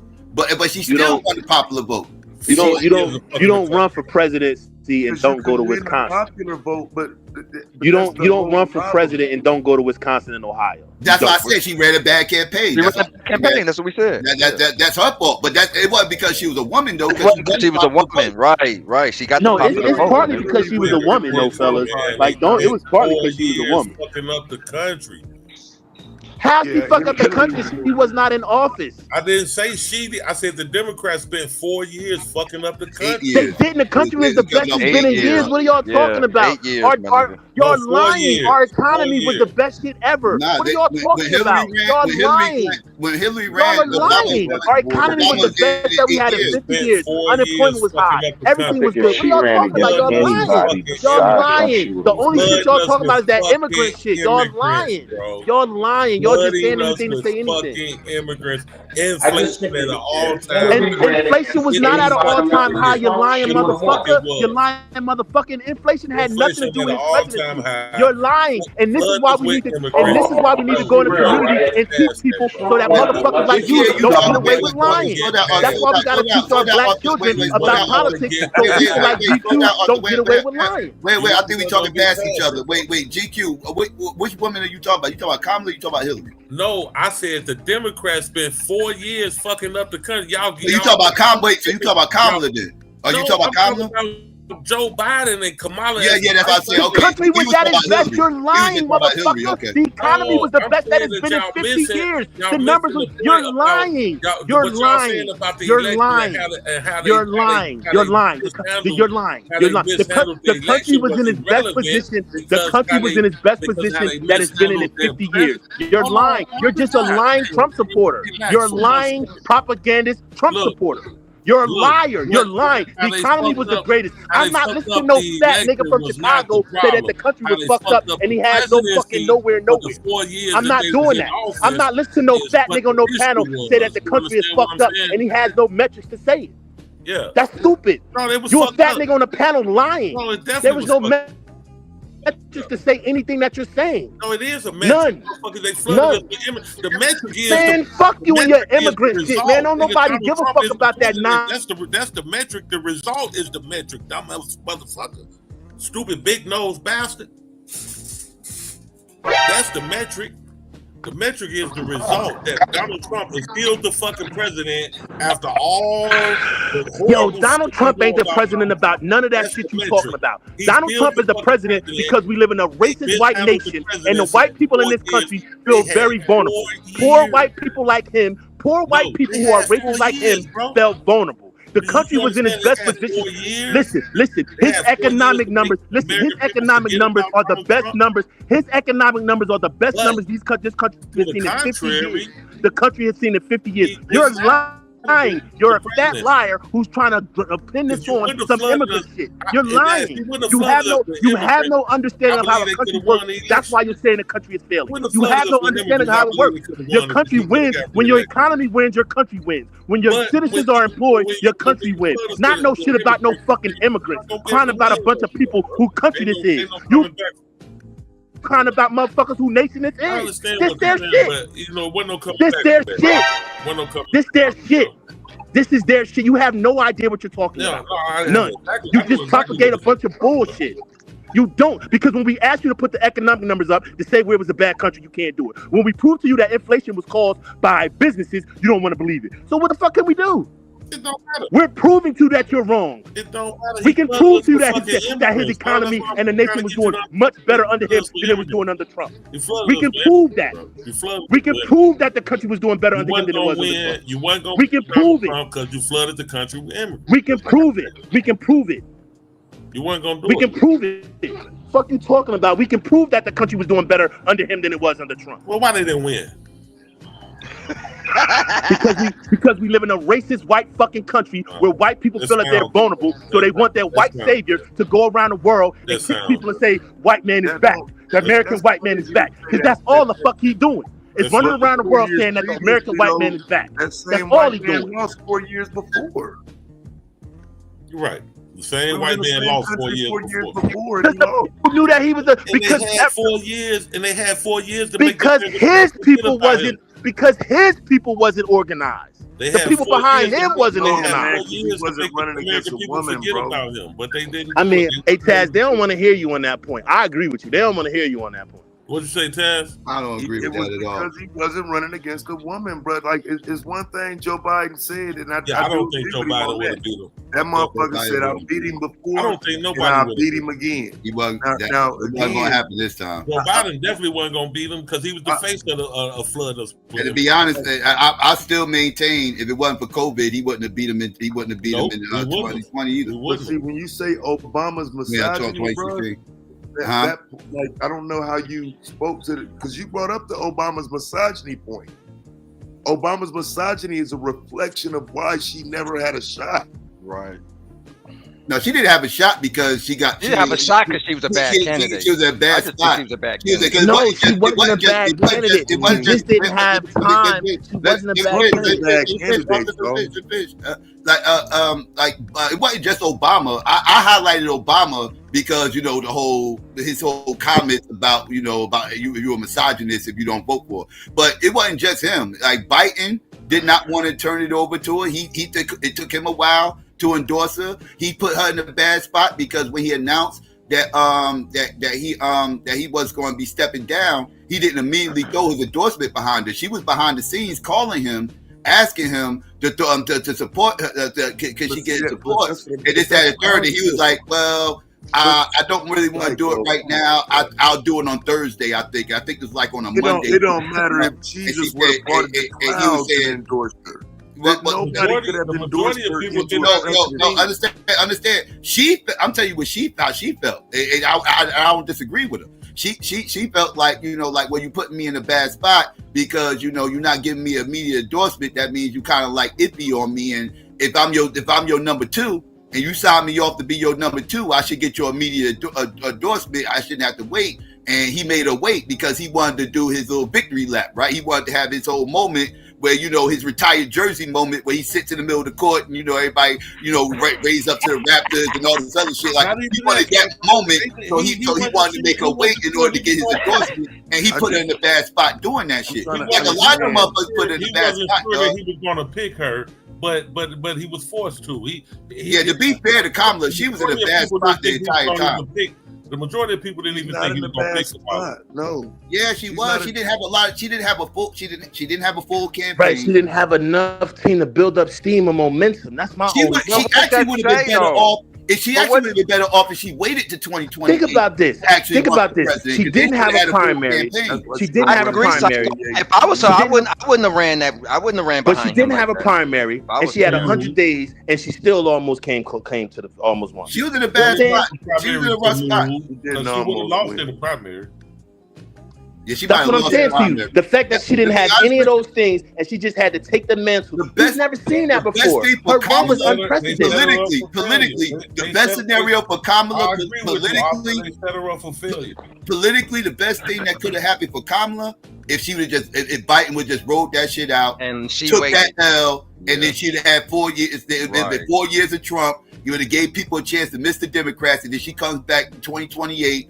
And revitalized, and she could have been like, "Yeah, I could get the country back to where it was before Trump." And then she could have had a whole full. She would have had a better. Yeah. She would have had a better shot then. But she, you know, she was in a bad spot with only 100 days, and you just jamming up in there. And Biden's policies was already unpopular, and she kind of alluded. Unpopular to who? Unpopular to who? Unpopular to who? Unpopular to who? His approval rating was down, Arthur.